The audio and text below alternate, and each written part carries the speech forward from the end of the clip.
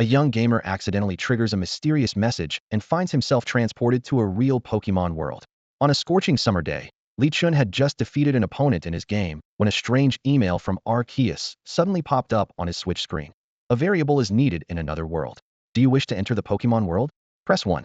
1. Orone. Still pulling this kind of trick? He scoffed, but almost instinctively he pressed OR. In an instant, a blinding light erupted from the console. Lee Chun covered his eyes, cursing, "What kind of virus is this?"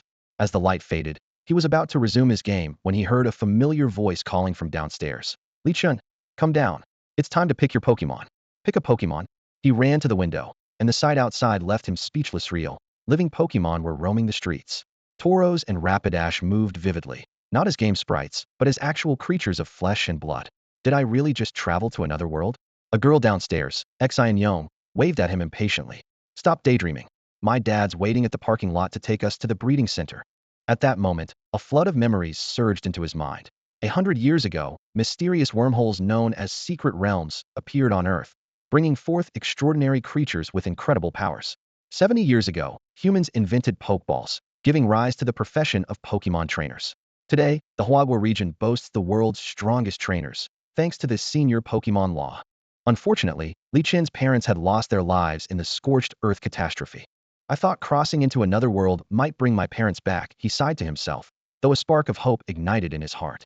If he could find Ho-Oh or Xerneas, perhaps the miracle of resurrection could be within reach. But for now, the priority was choosing his very first Pokemon.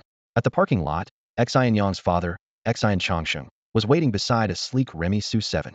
The atmosphere in the car was quiet until Xian Changsheng spoke up.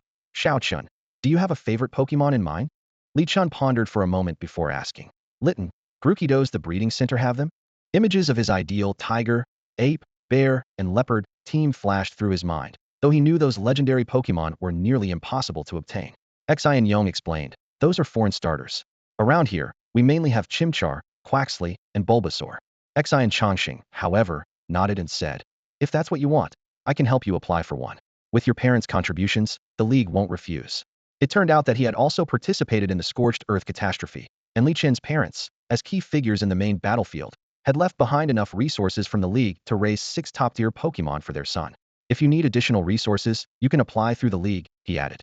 Ultimately, the decision was entirely up to Lee Chun. After parking the car, Xian Changxing took 2 cards with a Pokeball design out of his pocket and handed them to Lee Chun and Xian Yong. The cards shimmered faintly in the sunlight. "Lee Chun, Yong, these are your identity cards. You'll need them to verify your identity in the future. They function not only as ID cards, but also as bank cards and more. Make sure to keep them safe." "Thank you, Uncle Xian," Lee Chun replied, carefully placing the card into his backpack. Together with Xian Yong, he pushed open the glass door of the breeding center. Inside the Rongqing Pokemon Breeding Center, the place was bustling with visitors. Groups of 2 or 3 were accompanied by uniformed guides who patiently introduced the characteristics of various Pokemon. This arrangement helped new trainers avoid feeling overwhelmed when making their choices. As an officially certified Pokemon distribution center, it was the go-to place for many high school seniors to receive their first Pokemon. Not only was it reliable and ensured the authenticity of the Pokemon, but it was also completely free. No deposit was required to capture a Pokemon. Even for those who didn't plan to become trainers, this was a place where everyone could find their perfect companion. After completing the identity verification process, a smiling receptionist approached them. "Hello, you two. I'm Lin Miao, the guide responsible for Pokemon selection today. Would you like me to introduce the different types of Pokemon we have here?" Lee Chun nodded. "Thank you. That would be great." "Of course, it's my pleasure," Lin Miao replied with a wave of her hand. She led them into the elevator and pressed the button for the second floor. Our breeding center has 8 floors. Floors 2 through 7 are Pokemon habitats, with each floor dedicated to 3 different Pokemon types. Right now, we're heading to the habitat for water, fire, and grass types. Hearing water, fire, and grass, Lee Chin's eyes lit up. These were the classic trio of starter Pokemon types, always the best choice for beginner trainers. From their initial stages to their final evolutions, these Pokemon could demonstrate impressive combat potential. He thought of Champion Leon from the games and Animwasant, his signature Pokemon, one of the starters, Charizard. Even if he couldn't reach that level, a starter Pokemon could still become a core member of his team. As the elevator doors slowly opened, a vibrant, lush green field unfolded before their eyes.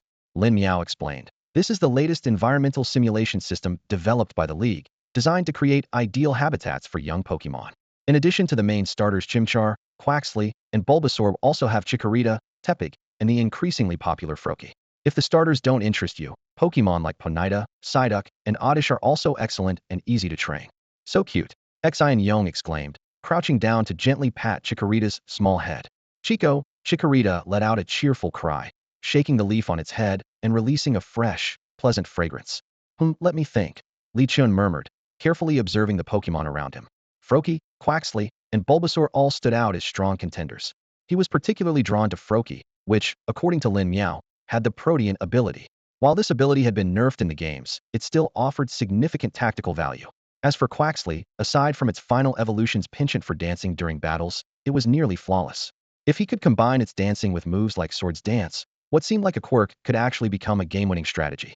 Bulbasaur needs no introduction. As one of the original starter Pokemon, its evolved form, Venusaur, has proven its strength time and again. As the original Sun Team master, Venusaur has claimed multiple championships in world tournaments. Li Chun couldn't help but feel a twinge of regret if only Litten and Grookey were available here. He wouldn't have to hesitate so much. Scanning his surroundings and finding no Pokemon that particularly caught his eye, Li Chun decided to explore other floors. Watch your step, Lin Miao cautioned. This floor belongs to poison, ground, and rock-type Pokemon. They love setting up traps like spikes. Watching the lively Pokemon scuttling around, Li Chun quickly moved on to the next floor. The fourth floor was home to bug, ghost, and steel-type Pokemon. Ghost types, elusive as ever, preferred to appear under the cover of night. Not finding the Pharaoh Seed he had hoped for, Li Chun continued upward. The fifth floor housed electric, psychic, and ice-type Pokemon. Neither Hypno nor Jinx was in sight. Shaking his head, Li Chun headed straight for the next floor. The elevator chimed as it reached the sixth floor, and the scene before Li Chun made his eyes light up. Axew and Applin resting under a tree, Murkrow napping on the branches, a peaceful, harmonious tableau. This is the domain of dragon, dark, and fairy-type Pokemon, Lin Miao explained. If you're lucky, you might even spot a Dratini. But these Pokemon are quite picky and rarely accept novice trainers. Plus, they take a very long time to raise, which makes them less beginner-friendly. None of these pseudo-legendary Pokemon are easy to handle. Xian Yong's attention was drawn to Cleffa and Togepi. Fairy types are so adorable, she exclaimed, smiling as she watched an Impidimp playfully causing mischief. Li Chun greeted the Impidimp. They really are pretty cute. Xian Yong blinked in surprise. Your tastes. Could it be you've been living alone for too long? Muscle-bound powerhouses are the real deal, Li Chun declared seriously. He began to consider the possibility of capturing a Grimmsnarl. This Pokemon excelled in both singles and doubles battles as a reliable screen setter. With its prankster ability, it could almost always set up a screen in the first turn. Combined with moves like Thunder Wave, Fake Out, and Parting Shot, it was versatile both offensively and defensively. Unfortunately, its long training period made it a better option for the future. Let's check out the top floor, Li Chun said, hands behind his head as he stepped back into the elevator. That's where the normal, fighting, and flying types are, right? Lin Miao hesitated. To be honest, the Pokemon up there are even harder to get along with than the ones on the sixth floor. If you're considering them, you should think it through. While these types are generally easy to train and versatile, they're also very common. Our breeding center doesn't offer Pokemon like Rattata or Spearow, which you can find anywhere. Once you exclude those common choices, the pool of potential starter companions becomes very limited. That's why they're on the last floor.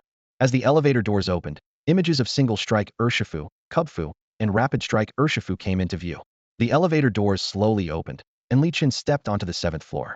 What greeted him was a simple and unadorned training room, devoid of intricate decorations, greenery, or the sound of flowing water, just an ordinary space for practice.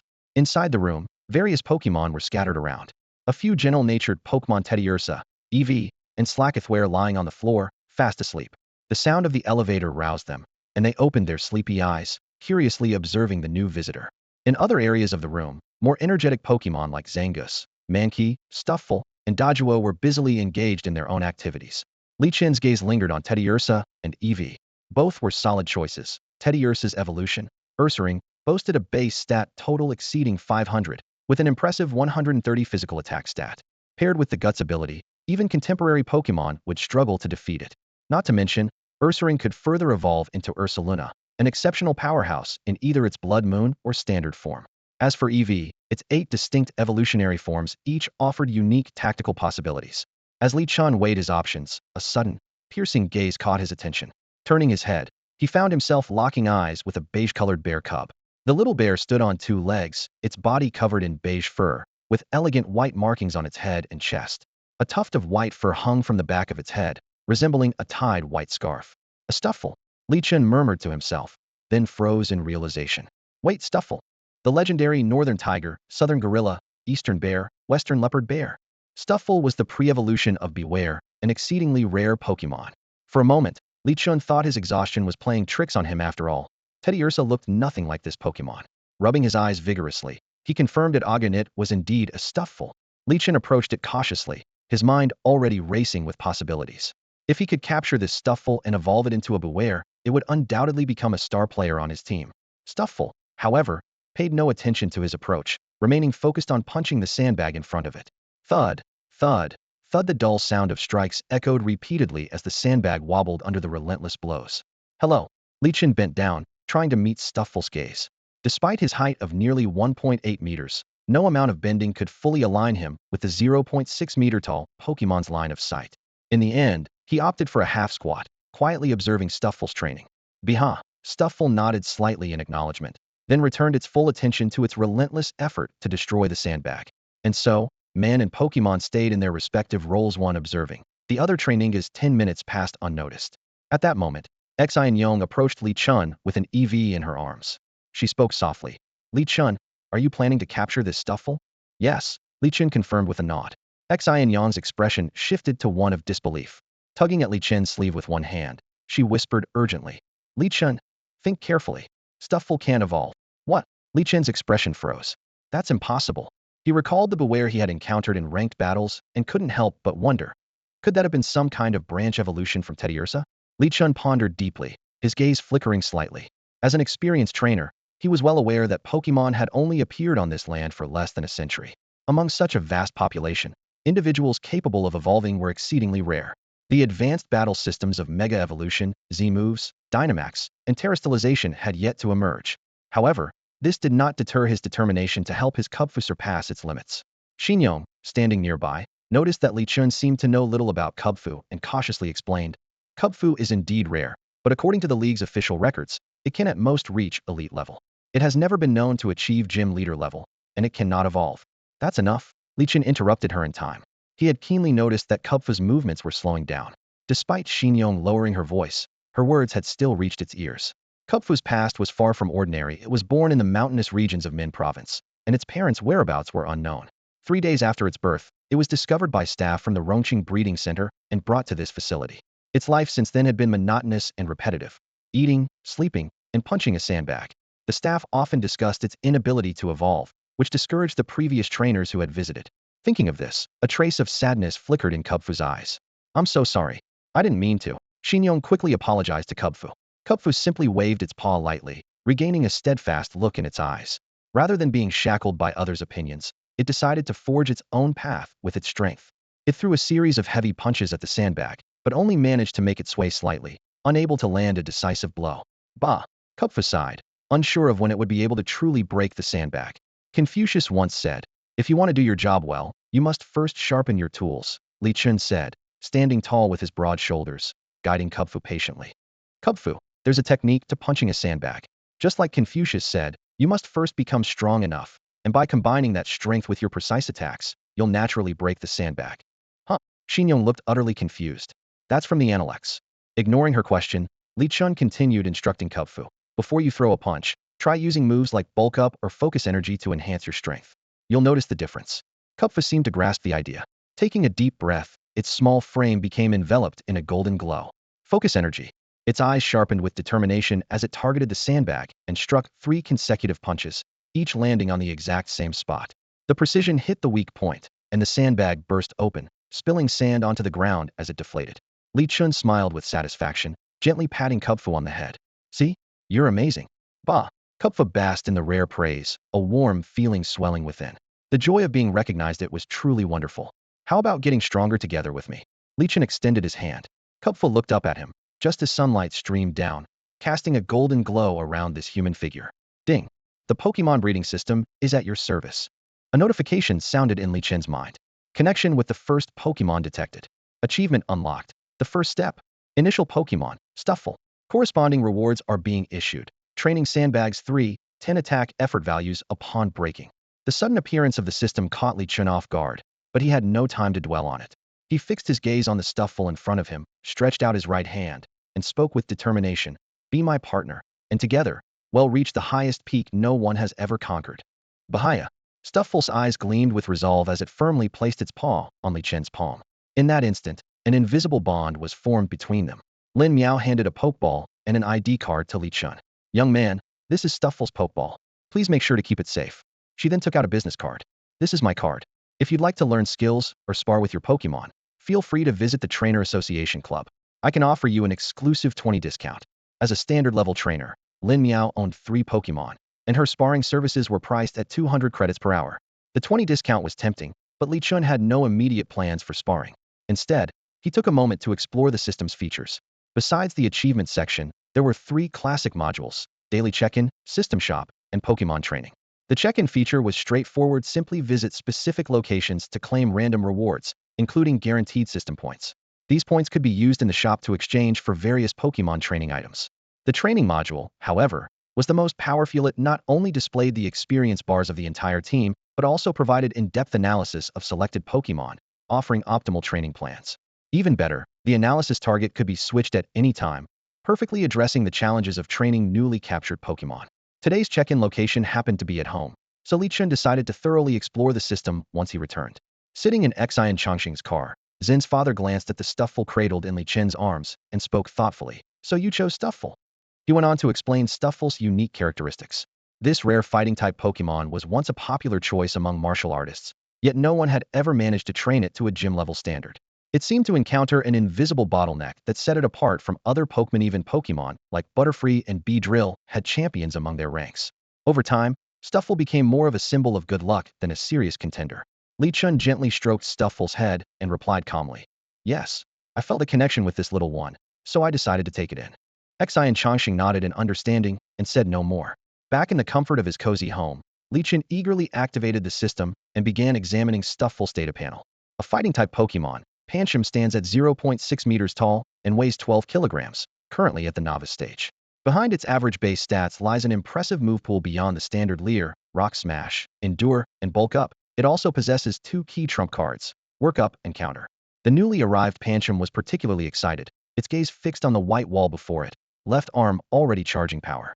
Just as it was about to throw a heavy punch, Li Chun quickly pulled out a punching bag from his system inventory, perfectly intercepting Pancham's fist. Pan.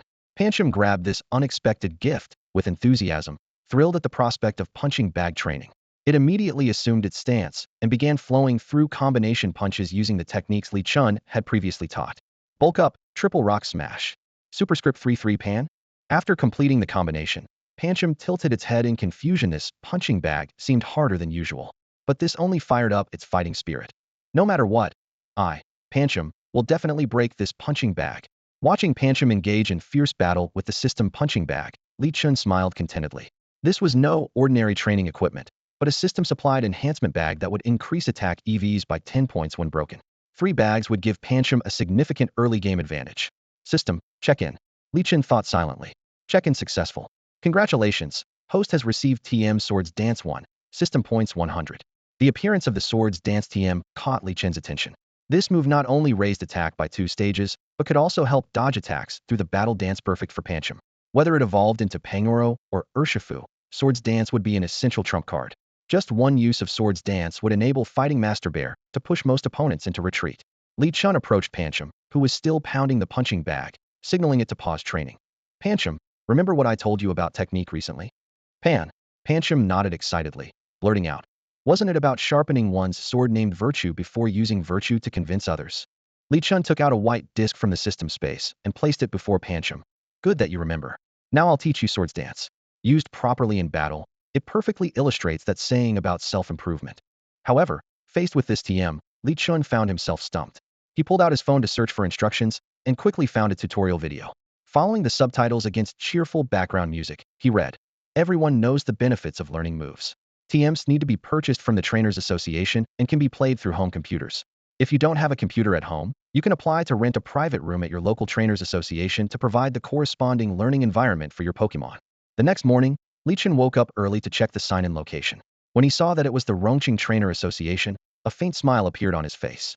The location, perfectly aligned with his plans for the day, had already intended to go there to rent a training room and conduct special training on sword dance for his Kubfu. Afterward, he planned to swing by the nearby Alliance branch to collect his subsidy. This system really gets me, Li Chen muttered to himself while stroking his chin. If only it could just give me the money directly. Thinking about financial matters, Li Chen frowned slightly. Although he received a monthly subsidy of 10,000 Alliance coins, it was far from enough for a professional trainer. The investment required to raise a Pokemon was astronomical. Taking out his phone, he quickly checked his bank balance and calculated. With my current savings, I can manage 1 or 2 months of intensive training. When I need items like TMs later on, he'll just apply for resources from the Alliance. For now, with only one Pokemon and the system store as a backup, he wasn't too worried about his livelihood in the short term. However, the lack of a proper training space was a persistent problem. His home was too small, with no dedicated training room, and the soundproofing in his apartment complex was poor. If he trained late into the night every day, he'd likely receive noise complaints from his neighbors. Looks like I need to find a suitable training venue soon, he thought. After getting off the Prolongum, Li Chen looked at the bustling crowd in front of the Trainer Association and felt a sense of relief. Good thing I booked in advance, or today would have been a wasted trip. With summer vacation in full swing, this offline gathering hub for trainers was packed to capacity. He headed straight to the front desk and inserted his ID card into the verification machine. Hi, I'm Li Chen. I have a reservation. Could you please prepare a room for me? The receptionist confirmed his information and handed him a magnetic card. Mr. Li, race the key card for standard training room 308. You have 10 hours of usage, and the timer will start 3 minutes after you enter. If you need anything, you can contact the front desk using the phone in the room. Additionally, complimentary meals are provided during lunch and dinner hours. We hope you and your partner have a great day. The service is definitely worth the price. It even includes food for Pokemon, Li Chen thought, nodding in satisfaction. Before long, he arrived at room 308. The sensor emitted a soft beep, and the door opened. The room revealed a spacious area resembling a school sports field, thanks to advanced environmental simulation technology. Li Chen quickly walked over to the control panel and skillfully pressed a few buttons. In an instant, the grassy field transformed into a martial arts dojo, perfect for training. A traditional wooden Japanese-style room materialized amidst the spatial distortion. Several sandbags were neatly tied to tree stumps, awaiting challengers. Li Chen's eyes lit up. These ordinary sandbags would soon be replaced by his effort value sandbags. Bia. The bear apprentice eagerly leapt out of its pokeball, its eyes sparkling as it stared at the row of sandbags. Its tiny paws twitched with anticipation. Hold on, Li Chen said, holding back the excited bear. Watch the tutorial video first. He pulled a skill learning machine out of his pocket and inserted it into a suddenly revealed black slot. The whiteboard lit up, projecting the video content from the machine. Swords Dance.avi, on the screen. A Smeargle wearing an artist's beret swished its tail, which resembled a paintbrush, demonstrating the essentials of Swords Dance, performing an intense battle dance to significantly boost its attack power. Watching the grainy 360p video, Li Chen couldn't help but be reminded of those Qing Dynasty documentaries played during his middle school chemistry classes. Despite the outdated resolution, the content was full of valuable insights. The bear apprentice stared intently at the screen, trying to grasp the essence of Swords Dance. When the first playback ended, it still seemed eager for more. Did you get it? Li Chen asked with a smile, amused by his apprentice's focused expression. Bia? No, the bear replied in an unusually loud voice. Why are you shouting so loud? Li Chen said, half laughing, half annoyed. He started the video for a second round of playback and activated the system's Pokemon training feature. The system automatically linked to his Soul Pokemonth Bear Apprentice. The first week's training plan appeared. Focus on increasing physical attack, which required feeding it lychee berries and consistent exercise. Li Chen frowned. Lychee berries were expensive in this world, as they only grew in secret realms. A single berry cost 5,000 Alliance coins on the market. The system store was slightly cheaper, offering them for 500 points each. But Li Chen had other plans. His eyes landed on 2 scrolls in the system's store: Dark Scroll and Water Scroll, each priced at 5,000 points. With a week left before school started, if he saved points and explored other ways to earn them, he might just manage to evolve the Bear Apprentice before National Day. Bringing an evolved Urshifu to the college entrance exams would be a game-changer. Speaking of points, Li Chen quickly called out, System, sign in. Sign in successful. Congratulations, host, you've obtained a Power Bracer 1 and 100 system points. A red bracer landed heavily on the ground. This item, which halved a Pokemon speed but granted an additional 8 attack EVs per battle, immediately caught Li Chen's attention. If it could be used in the Pokemon Help Out mode, breaking just 1 sandbag would yield 30 attack EVs. Absolutely perfect. Bia. The Bear Apprentice curiously poked the massive red bracer, which was larger than its own arm, then looked up at Li Chen, seemingly awaiting further instructions. Not quite there yet. The Bear Apprentice diligently practiced its battle dance, with movements that were structured and precise, but something still felt lacking. Li Chen observed carefully and finally pinpointed the issue: fighting spirit. Just like a sword needs to be tempered through grinding, A battle dance must be elevated through real combat. It's not enough to just have the form. You need a real battle to ignite your fighting spirit. Li Chen picked up the phone and dialed the front desk. Hello, I need a Pokemon suitable for a beginner to spar with. Do you have any trainers available? Yes, we do. Please hold on, the receptionist responded kindly. While waiting, Li Chen continued to help the bear apprentice practice punching the sandbag. As an observer, he keenly noticed the apprentice's shortcomings. Bear apprentice, your punches are too soft. If you want to win quickly, it's not just about increasing your attack power. Pinpointing your opponent's weak spots is equally important. Li Chen pointed to the sandbag in front of him and explained, this sandbag can be broken in two ways, by accumulating damage or by hitting a weak spot directly. With your current strength, the second method is more suitable. Bear. The bear apprentice responded eagerly, but this time it didn't strike hastily. Instead, it circled the sandbag, carefully observing. Suddenly, its eyes lit up. It launched a series of precise attacks, and with a final strike, the sandbag collapsed instantly, a perfect critical hit. Li Chen nodded in approval. In real battles, critical hits aren't about luck. They're about accurately targeting weak points or breaking through defenses. When the bear apprentice evolves into its martial artist form, Urshifu, whether using wicked blow or surging strikes, it will ensure a critical hit. That's what makes it so formidable. Just then, a distinctive doorbell rang. Ding dong, I'm your sparring partner, Rotom. When the door opened, it revealed a robot with twin antennae on its head, glowing with a soft sky blue light. To Li Chen's surprise, it was a Rotom. The Rotom robot stood with its hands on its hips, its electronic screen displaying a cheerful expression. That's right, it's me. I'm the new sparring robot, Rotom. May I ask what type of training you require, dear customer? After listening to Li Chen's request, the Rotom robot pondered for a moment before releasing a small puff of black smoke. I've matched you with a Primeape, known for its agility and ferocious attacks. Does that work for you? That'll do. Li Chen agreed, leading Rotom into the room. The bear apprentice immediately assumed a battle stance, brimming with anticipation. Li Chen chuckled at its eagerness. Look at you, so impatient. Primeape, it's over to you, Rotom, the Rotom robot declared. The robotic arm of Rotom reached out and produced a Pokeball. With a burst of light, a Mankey, its body covered in pale yellow fur and its snout resembling that of a pig, appeared on the battlefield. Kubfu, get ready for battle. Use Focus Energy. Mankey, use Focus Energy, Rotom. Both trainers coincidentally issued the same command. Kubfu crouched steadily, channeling its fighting energy from its core like a stream flowing through its body, ultimately concentrating into a sharp gleam in its eyes. In contrast, Mankey's focus energy seemed plain and straightforward, merely enhancing its focus silently. Charge in and use Rock Smash. Li Chen took the initiative to attack. In battles between fighting-type Pokemon, striking first often secured the upper hand. Kubfu, its fists wrapped in brownish fighting energy, charged forward with large strides. It targeted Mankey's round face and delivered a powerful punch. Unwilling to back down, Mankey assumed a nimble martial arts stance, seemingly ready for a technical showdown with Kubfu. Its three claws sharpened, coated with normal-type energy. Fury swipes. Kubfu remained unfazed, keenly spotting an opening in Mankey's defense. Bamrock Smash landed squarely, sending Mankey reeling as stars danced before its eyes. For a moment, it seemed to see Psyducks circling above its head. However, a red aura suddenly enveloped Mankey, reigniting its fighting spirit. Li Chen frowned, quickly deducing that Mankey's anger point ability had been triggered. Its attack power surged to its peak after receiving a critical hit. At this moment, Mankey's eyes glowed red, its body surrounded by a fierce aura. Baring its teeth, it raised its claws, ready to retaliate with full force. Dodge quickly. Keep your movements minimal. Li Chen warned in time. Kubfu, ever observant, saw Mankey's claws slicing through the air with such speed that afterimages were left behind. With a simple, agile bend of its waist, Kubfu perfectly evaded the ferocious strike. Bihaha! Sensing an unprecedented threat, Kubfu let out a thunderous roar, its fighting spirit erupting like a volcano. That's it. Use Swords Dance. Li Chen's own fighting spirit was ignited. Kubfu seized the momentary gap after Mankey's attack, compressing its intense fighting energy into its core, converting it into normal-type energy. In an instant, it radiated like an unsheathed sword, its sharpness unmistakable.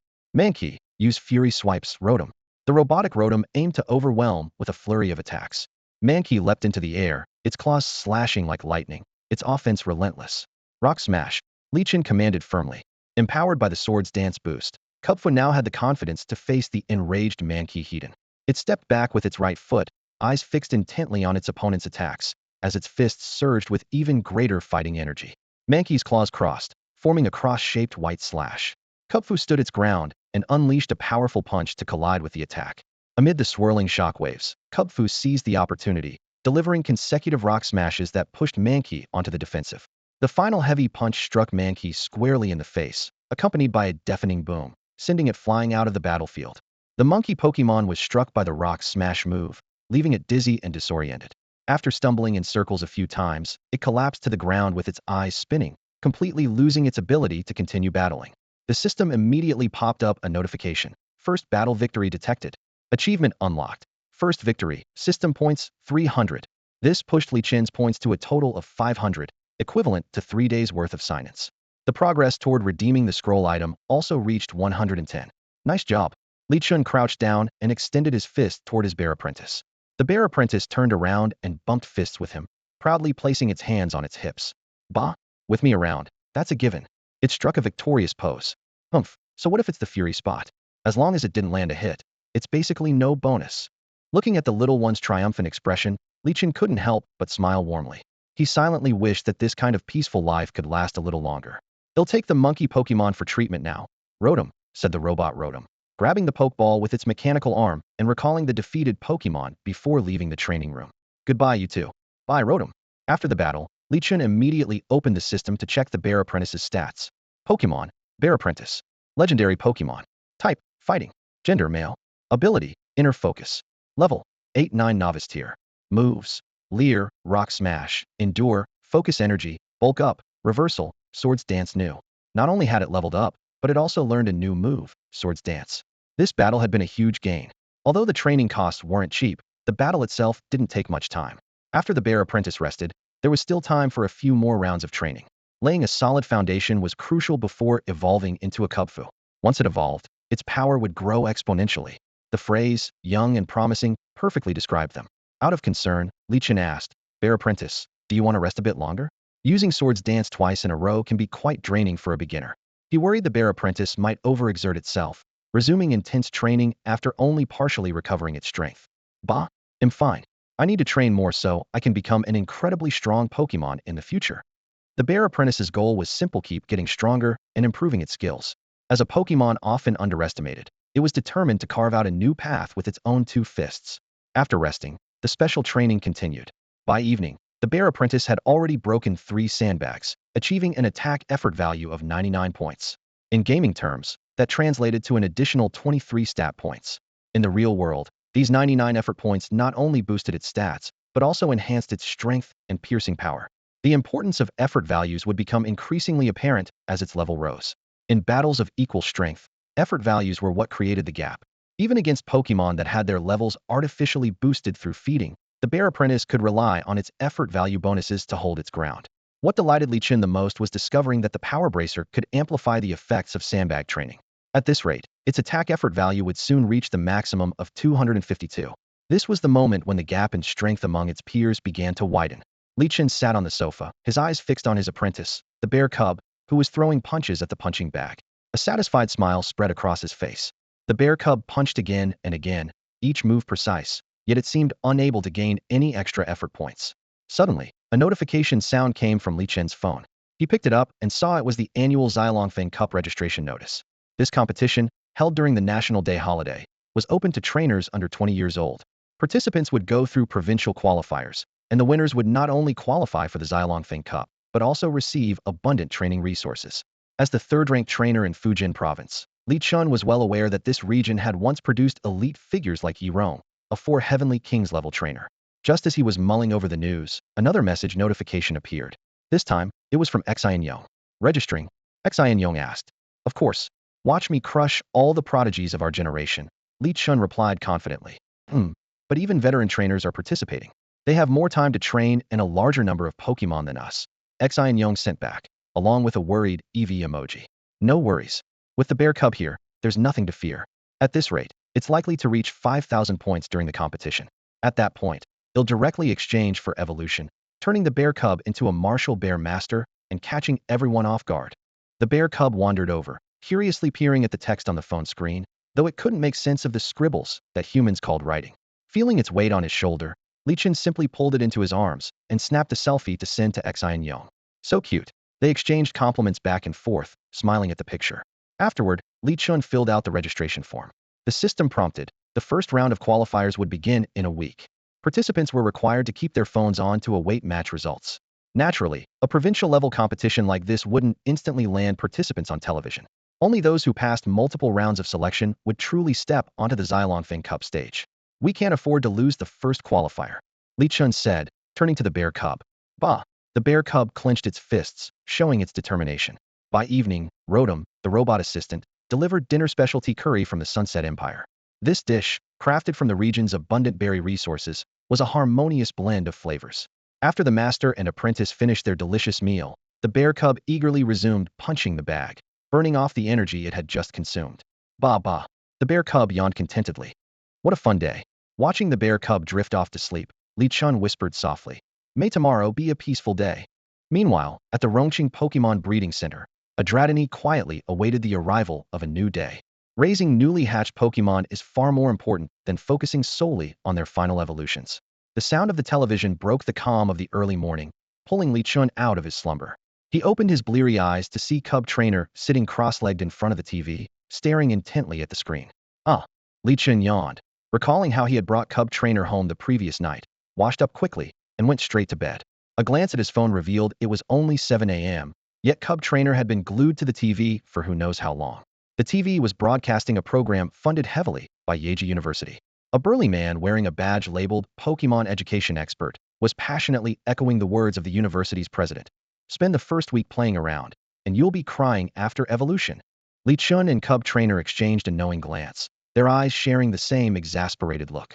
Yet, the experts on the TV continued their chatter. You've all been misled. The first evolution of a Pokemon is what truly matters. The second stage is merely transitional. The final form is far more significant than you realize. Your Pokemon can't reach gym-level strength. On the contrary, Pokemon breeding. They switch channels repeatedly, only to find every station filled with similar expert opinions, each more blatant in their pursuit of profit. When topics like Pokemon breeding were openly discussed on air, Li Chun finally turned off the TV with a dark expression. Come on, let's go out for a walk.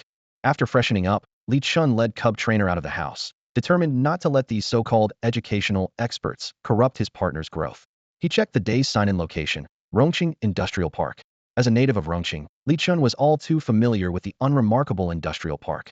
While the park itself was nothing special, its proximity to the forest of Minlong made it a popular spot for novice trainers to engage in battles and training. A 10-minute ride in a rumbling Prolongum taxi brought them to the outskirts of the industrial park. Gazing at the steel jungle before them, both Master and Pokemon felt a surge of excitement to explore. System, sign in. Sign in successful. Congratulations, host, you've received a beautiful scale 1 and 100 system points. Beautiful scale? Li Chun muttered to himself. This evolution item for Feeba showing up today seemed like mediocre luck at best. Just as he was about to leave, a deep voice called out from behind him. Hey there, young man. Here to stock up on potions or bulk buy berries? A sturdy hand clapped down on Li Chun's shoulder. Turning around, he saw a muscular man with sun-kissed skin wearing a white short-sleeved shirt. His appearance radiated the vibe of a friendly neighborhood uncle. A glance at the name tag on his chest revealed the words Sales Manager Yi Zihue. Just passing by, thought I'd check the prices on berries. As for bulk purchases, I haven't considered that yet, Li Chun replied casually.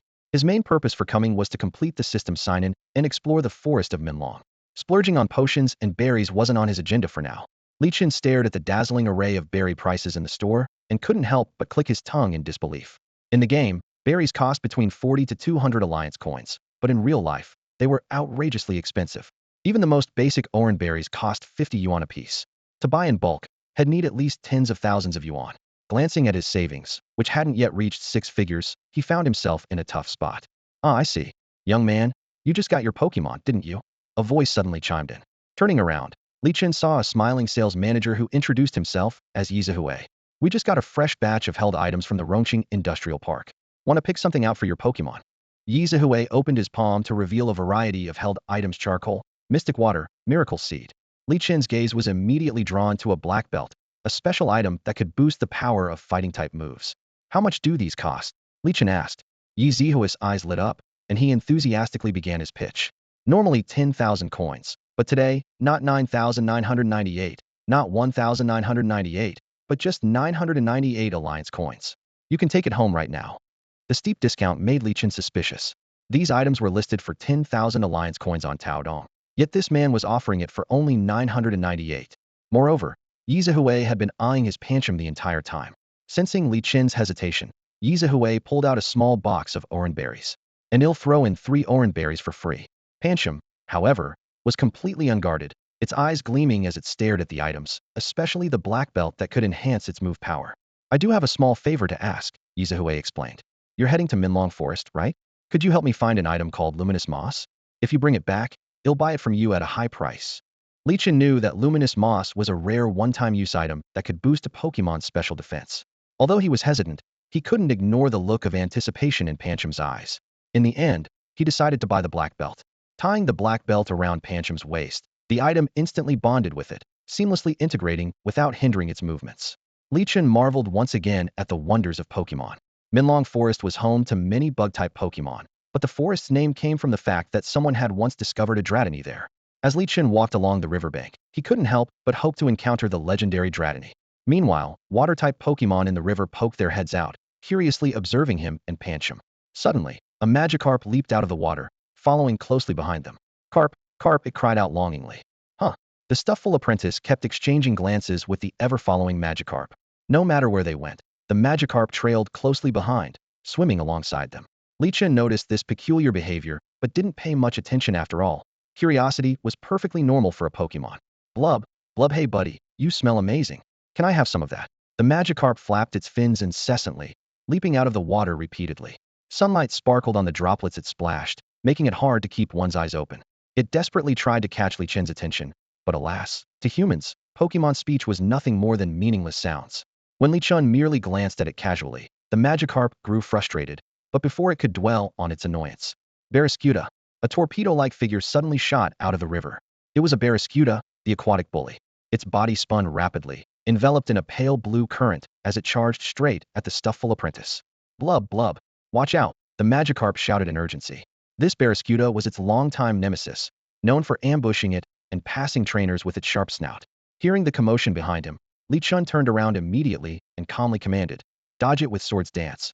Then go for Rock Smash. Stufful. The Stufful apprentice instantly entered battle mode, surrounded by multiple sword-like shadows. As the Barraskewda lunged forward, the Stufful twisted its body nimbly, the sword shadows spinning with it, dodging the attack with precision. Barraskewda? The Barraskewda was taken aback. It hadn't expected such a swift reaction from what appeared to be a rookie trainer. It tried to retreat into the water to regroup, but at the slowest point of its turn, the Stufful landed a powerful punch, slamming it into the ground. The surface caved in, and with a follow-up rock smash, the Barraskewda was left seeing stars. Stufful. Triumphant after the swift victory, the Stufful picked up the Barraskewda, ready to give it a series of slaps to teach it a lesson. However, Li Qin noticed that the Barraskewda had only been causing mischief and had no real intention to harm. He signaled the Stufful to let it go. Reluctantly, the Stufful tossed the Barraskewda back into the river.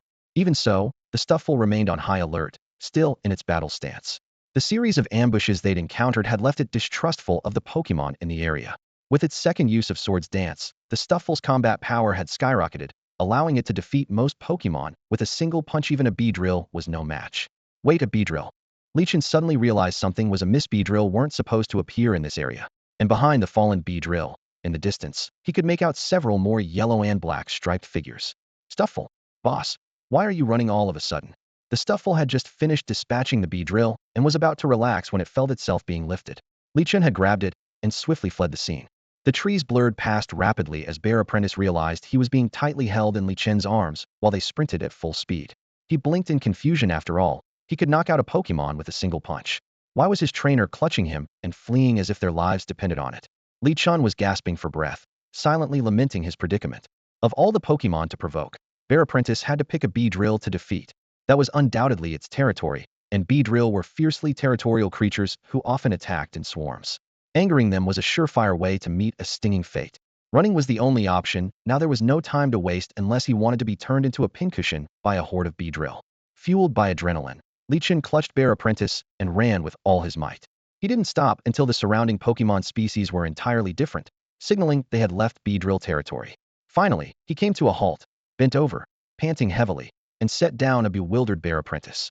The little Pokemon scratched its head, still at a loss over its trainer's frantic behavior. Hurlu, hurlu. A familiar sound suddenly came from the riverbank. It was the Magikarp they had encountered earlier, splashing about in the water with an admiring glint in its eyes. Amazing. You run faster than I can swim. You must be some kind of superhuman from Rongqing. Li Chun approached the river and saw that it was indeed the same Magikarp that had been following them. Unfortunately, all he could hear was its hurlu, hurlu cries, leaving him clueless about what it was trying to say. The Magikarp's eyes sparkled brightly, clearly interested in something Li Chun had. Bear Apprentice, what's it saying? Li Chun turned to his partner for help. Baya, Bear Apprentice replied, sitting cross-legged and starting a conversation with the Magikarp. What do you want from my boss? The Magikarp splashed excitedly, creating tiny rainbows in the air. Hurlu, hurlu. That shiny thing. It's so beautiful. Oh, it's the prism scale. Li Chun suddenly understood, though he quickly became puzzled again. Wait, but why would a Magikarp need a prism scale? Don't tell me you have a Phoeba wife. He took out the prism scale and waved it in front of the Magikarp. Is this what you want? Magikarp nodded fervently, its whole body glowing with a brilliant white light as it leaped high out of the river. Hurlu, hurlu. Yes, that's it. I love it so much. Li Chun examined the prism scale in his hand, still baffled. This really doesn't seem like something for you. With a loud splash, the Magikarp landed back in the water, sending ripples everywhere. It poked its head out again, its eyes filled with longing. Hurlu, hurlu. I just really want it. Please, give it to me. He'll do anything. Bush, what on earth? What nonsense are you spouting? Bear Apprentice stared at the Magikarp in utter disbelief. Just then, Rongqing's disaster detection system blared an urgent alarm. A secret realm is descending in Minlong Forest. Size, small. Energy level, catastrophic. All personnel, prepare for rescue operations. It had to be Palkia's doing. Li Chun twirled the heart-shaped scale in his hand, its surface shimmering with a rainbow glow, as he curiously observed the Magikarp in front of him. This precious item, capable of evolving a Phoeba into a stunning Milotic, was not something he would part with easily. Hello, hello. The Magikarp splashed excitedly, its voice full of determination. I want to wear it and become a Pokemon that's both cool and beautiful. You humans always say, a gentleman doesn't argue with a lady. But once I have the beauty scale, who could easily tell my gender? Its tone grew more impassioned as it recalled the time an arrogant Pidgeotto derisively called it a bottom-tier fish and even threatened to make it a meal. What gives you the right to assume my gender? Girl help girl. The Bear Apprentice, momentarily at a loss for words, hesitated to translate. Seeing this, Li Chun chuckled softly and said, it seems you really want this scale, but I can't give it to you just yet. Hello, hello. The Magikarp sighed deeply, listlessly splashing at the water's surface, lamenting the gap in understanding between humans and Pokemon. Just then, the Bear Apprentice sensed something unusual. Scanning the surroundings, it noticed that all the other Pokemon had mysteriously disappeared, leaving only the Magikarp. Even more unsettling was the oppressive feeling descending from above, as though countless unseen eyes were watching them. Beep beep boss. The Bear Apprentice's white ribbon-like fur fluttered in the wind as its black claws clenched into fists. Is there danger in the sky? Should we leave now? Li Chun also felt the unease. You're right, we should take another path. I wonder where all those Beedrill went. Returning to the Beedrill's territory was not an option. They needed to find a new way out. Hello, hello. Follow me. There's a small path over here. The Magikarp puffed out its chest with pride. As the fastest swimmer in these waters, it had memorized all the tributaries while escaping from Pidgeotto. Even a Slowking couldn't beat me at navigation. Li Chun picked up the Bear Apprentice and followed the Magikarp, genuinely impressed. Wow, not bad. Good thing you're here. It was the first time the Magikarp had been praised by a human, and its red face flushed even deeper. It silently vowed that once it evolved into a mighty Gyarados, it would teach that Pidgeotto who called it a bottom-tier fish, a lesson it would never forget. Then they'd see who was truly bottom-tier. With that thought, the Magikarp swam even faster. Li Chun followed closely behind, and the path indeed turned out to be much smoother than the uneven trail near the entrance. However, the closer they got to the exit, the more vigilant Li Chun and the Bear Apprentice grew, both eager to escape the forest. Magikarp, how much farther? Li Chun dashed forward, while his vigilant apprentice, a Cubchoo, scanned the surroundings for potential threats. They were nearing their target, with only one stretch of the path remaining. The Magikarp flapped its fins and tail with all its might, as if it could sense the impending danger. Suddenly, a piercing sound of shattering glass broke the silence. The space around them fractured like broken glass, with web-like cracks spreading out.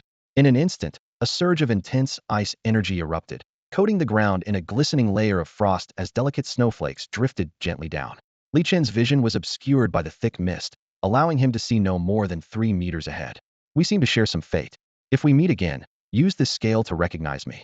Li Chun tightly held his Cubchoo while glancing at the panicked Magikarp. He tossed a beautiful scale toward it. Before he could finish speaking, darkness engulfed his vision. Luckily, the system panel remained visible, serving as his only source of light. The panel displayed Pokemon, Cubchoo. Legendary Pokemon attribute, fighting. Gender, male. Ability, inner focus. Level, 11 rookie level. Moves, no additions. The battle had propelled Cubchoo from level 9 to level 11, an impressive growth rate far surpassing that of typical Pokemon at the same stage. When Lichen opened his eyes again, the sight before him left him stunned. A vast expanse of white stretched as far as he could see, with snowflakes swirling in the biting wind. It was an icy forest. For someone from Rongqing, a southern city known as one of the four furnaces for its scorching summers, this extreme contrast in environment was almost impossible to fathom. Recalling the message on his phone, Li Chen's expression grew serious.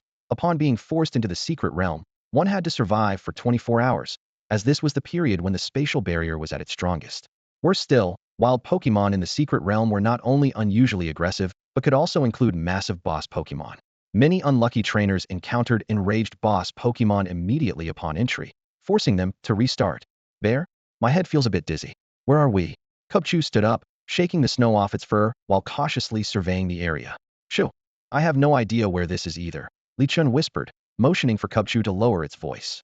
In an unknown secret realm, caution was the only option. Let's move. There could be Sneasel or other Pokemon around here. Don't get ambushed. Dressed in a thin short-sleeved shirt, Li Chun shivered in the freezing wind. Rongqing was in the peak of summer, not even close to autumn, and now being thrust into an icy wasteland made the temperature difference unbearable. Bear, got it. Leave the scouting to me. Cubchoo nodded solemnly, carefully taking each step while scanning the surroundings, wary of any Pokemon that might leap from the bushes to harm its trainer.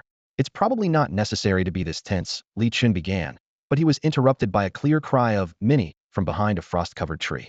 Cubchoo, get ready for battle. Li Chun called out immediately, his instincts kicking in. Bear, battle time awesome. Despite the biting cold, Cubchoo's fighting spirit burned brightly, eager for the first battle in the secret realm. With a soft Minnie sound, though the opposing Pokemon had yet to appear, a biting cold wind rushed forward. Silver-white snowflakes swirled in the air, swiftly forming countless sharp ice spikes that hurtled straight toward Cubchoo. Li Chun immediately recognized the move as Icy Wind, a powerful skill with 15 more base power than Powder Snow. Acting decisively, he opted for a quick resolution. Cubchoo, dodge and use Rock Smash. At this moment, Cubchoo was equipped with a Power Bracer, having foregone the Black Belt's boost. Facing the speed-reducing Icy Wind, its already halved speed left no room to get hit. Otherwise, it would become an easy target for the mysterious Pokemon lurking behind the trees. Cubchoo, take this punch. Cubchoo roared, dashing swiftly through the snow. Each step left clear imprints in the soft ground. The icy wind trailed closely, yet it remained just a fraction too slow, failing to inflict any damage. Circling around the tree, Cubchoo finally caught sight of its opponent, a Pokemon resembling an ice cream cone, Vanillite. Its lower half was a frosty cone, while its upper half resembled snow-white whipped cream, with a pair of lively eyes peeking out from the middle. Minnie. Vanillite's eyes narrowed sharply as it let out a piercing screech. Visible waves of energy transformed into a cacophony, attempting to invade Cubchoo's ears and throw it into disarray. Cubchoo, what are you yelling about? Cubchoo bellowed back defiantly, bending its elbows slightly as its black bare paw turned a shade of brown. Ignoring the disorienting effects, it delivered a powerful punch straight toward Vanillite's head. Vanillite clearly hadn't anticipated its signature combo failing so miserably. Before it could react, Cubchoo had already pinned it to the ground. A series of rock smashes rained down, scattering the whipped cream atop Vanillite's head, leaving behind only a smooth, shiny dome. Minnie. Trembling, Vanillite was left with one final thought before losing consciousness. If I'd known it was a fighting type, I would have run. Seeing this, Li Chun called Cubchoo off and quickly dug a snow pit to place Vanillite inside. It'll recover in a few hours. Let's move on and leave it be. He knew Vanillite had strong regenerative abilities, capable of reforming its whipped cream with snowflakes. To protect it from predators during its unconscious state, he chose to bury it safely. Cubchoo, got it. Cubchoo licked the remaining whipped cream off its mouth and followed closely behind Li Chun, eagerly anticipating the next rest stop. Li Chun glanced at the sky. The flurry of snowflakes dancing in the air obscured his vision, making it impossible to determine the exact time. He pulled out his phone, only to let out a bitter chuckle. Within this magnetic field-disrupted secret realm, this expensive device was little more than useless. Apart from serving as a last-ditch projectile to fend off Pokemon, it was nothing but a deadweight. As he was about to store the phone in his system space, his peripheral vision caught a glimmer of deep blue. Focusing his gaze, he saw a fruit tree laden with deep blue fruits speckled with sky blue. These were none other than rare Sapodilla fruits, which could only grow in frigid regions. Each one could fetch as much as 6,000 credits on the market. A quick scan revealed at least a dozen fruits hanging from the tree. If only I could be a fruit farmer, Li Chun sighed wistfully. In this world, being a fruit farmer was an incredibly lucrative profession. Unfortunately, the startup costs were astronomical, not to mention the strength required to survive in secret realms. With that thought, he quickly dismissed the idea. Cub partner, can you climb trees? Li Chun turned to ask his companion. After receiving an affirmative response, the cub partner sprang into action, its claws embedding into the tree trunk as it nimbly climbed upwards. Just like that. Keep going. Li Chun cheered from below. With practiced skill, the cub partner collected all 13 sapodilla fruits in just 3 rounds. Li Chun swiftly stored the fruits in his system space. Mentally calculating their worth, these fruits could sell for nearly 80,000 credits, enough to cover over a month of expenses. As a rookie trainer, his monthly expenditures ranged from 50,000 to 60,000 credits. If he raised 2 Pokemon, it would climb to around 90,000. This haul was indeed a windfall, assuming he could safely leave the secret realm with it. Suddenly, a sharp mew cut through his thoughts. A flash of cold light streaked by as a Sneasel leapt out from the bushes. Its claws glowed with a dark aura as it conjured several ice shards, launching them at Li Chun with deadly precision. Damn it! Li Chun dodged toward the tree, the ice shards whizzing past his face and leaving trails of white mist in the air. Cub partner, take it down, he commanded while evading. The Sneasel bared its fangs in a sinister grin, its claws emanating an eerie black glow. This wasn't an ordinary Sneasel. It was a far more dangerous Weevil.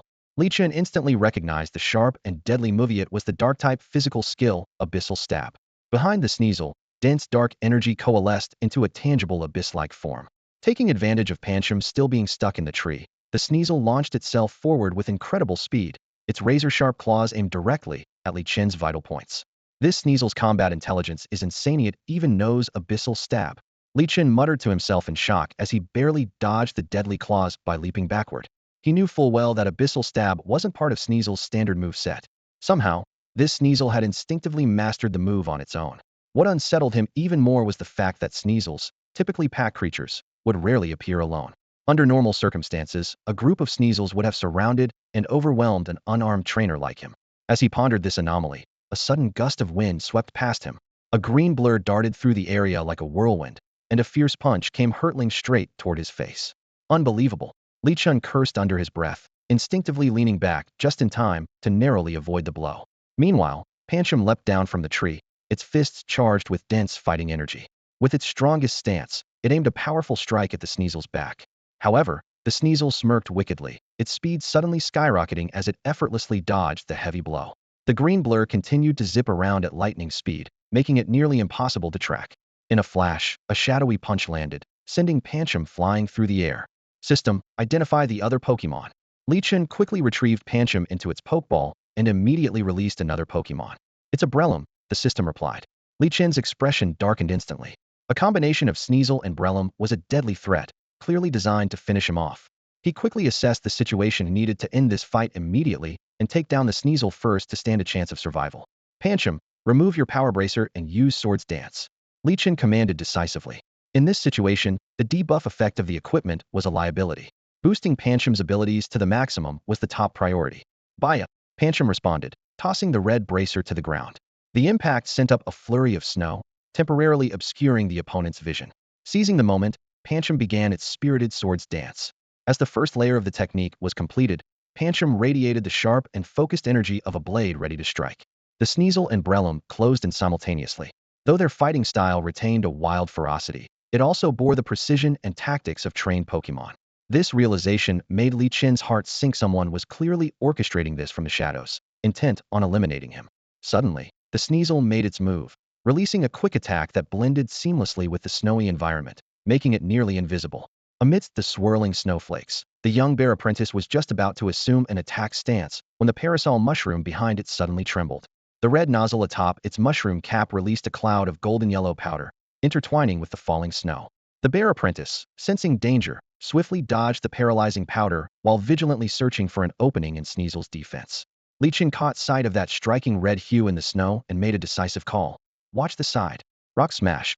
The bear apprentice understood immediately and delivered a powerful punch, imbued with the strength to shatter boulders, aimed directly at Sneasel. The moment the fist collided with its target, a sharp crack, like breaking bones, echoed through the snowy field. Sneasel staggered back several steps, but its steel-hardened claws dug into the snow, forcibly stabilizing its stance. As the bear apprentice prepared to withdraw its attack, the parasol mushroom launched a mock punch with lightning speed, catching it off guard. The two-known situation left the bear apprentice struggling to cope.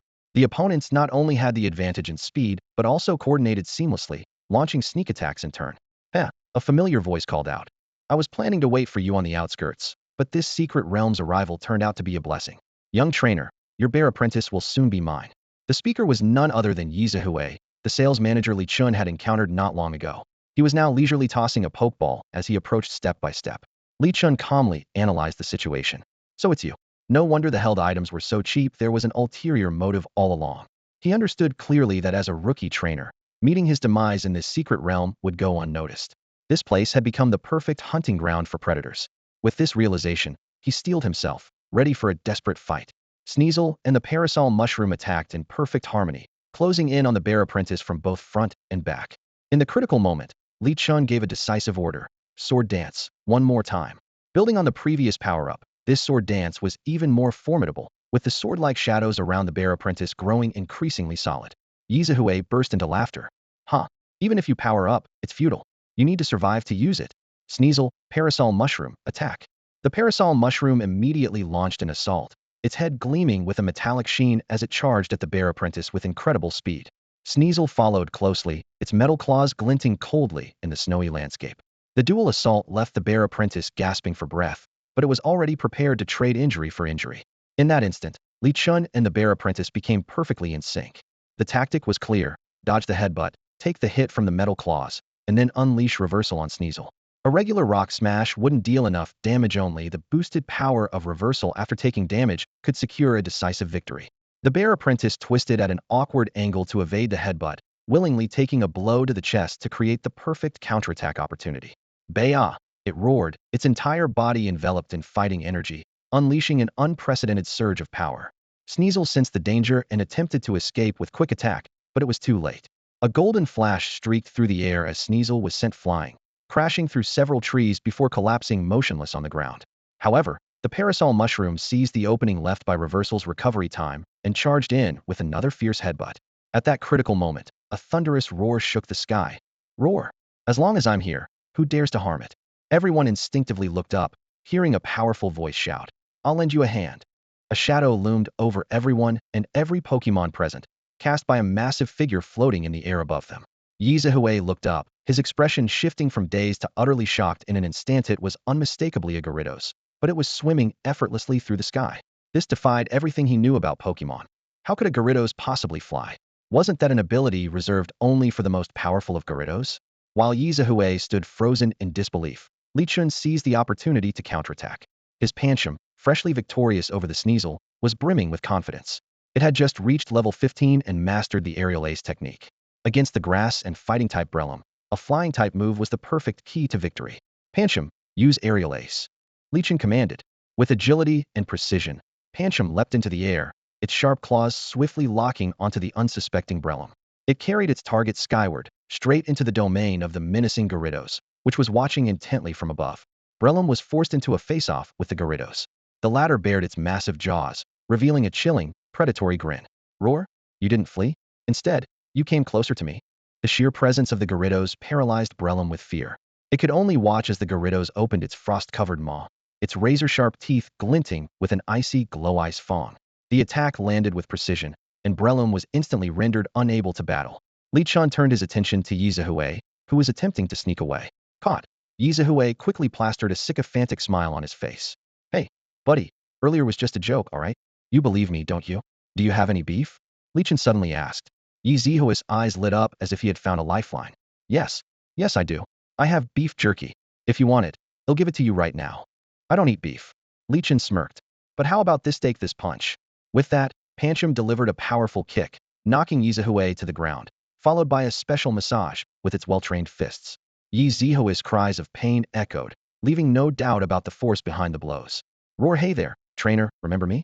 The Gyarados descended from the sky, its colossal form scattering snowflakes as it landed.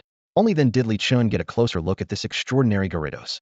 Its back and blue whiskers were ordinary enough, but the three horns atop its head stood out. They weren't the usual azure, but instead shimmered with dazzling, iridescent rainbow hues, like beautiful scales. Li Chun's mind momentarily froze. Was this some kind of bizarre mix-up? Did a Gyarados cross paths with a Milotic? Just as his confusion deepened, a crisp chirp rang out from the distance. Pidove! Hey, Gyarados down there, what's the rush?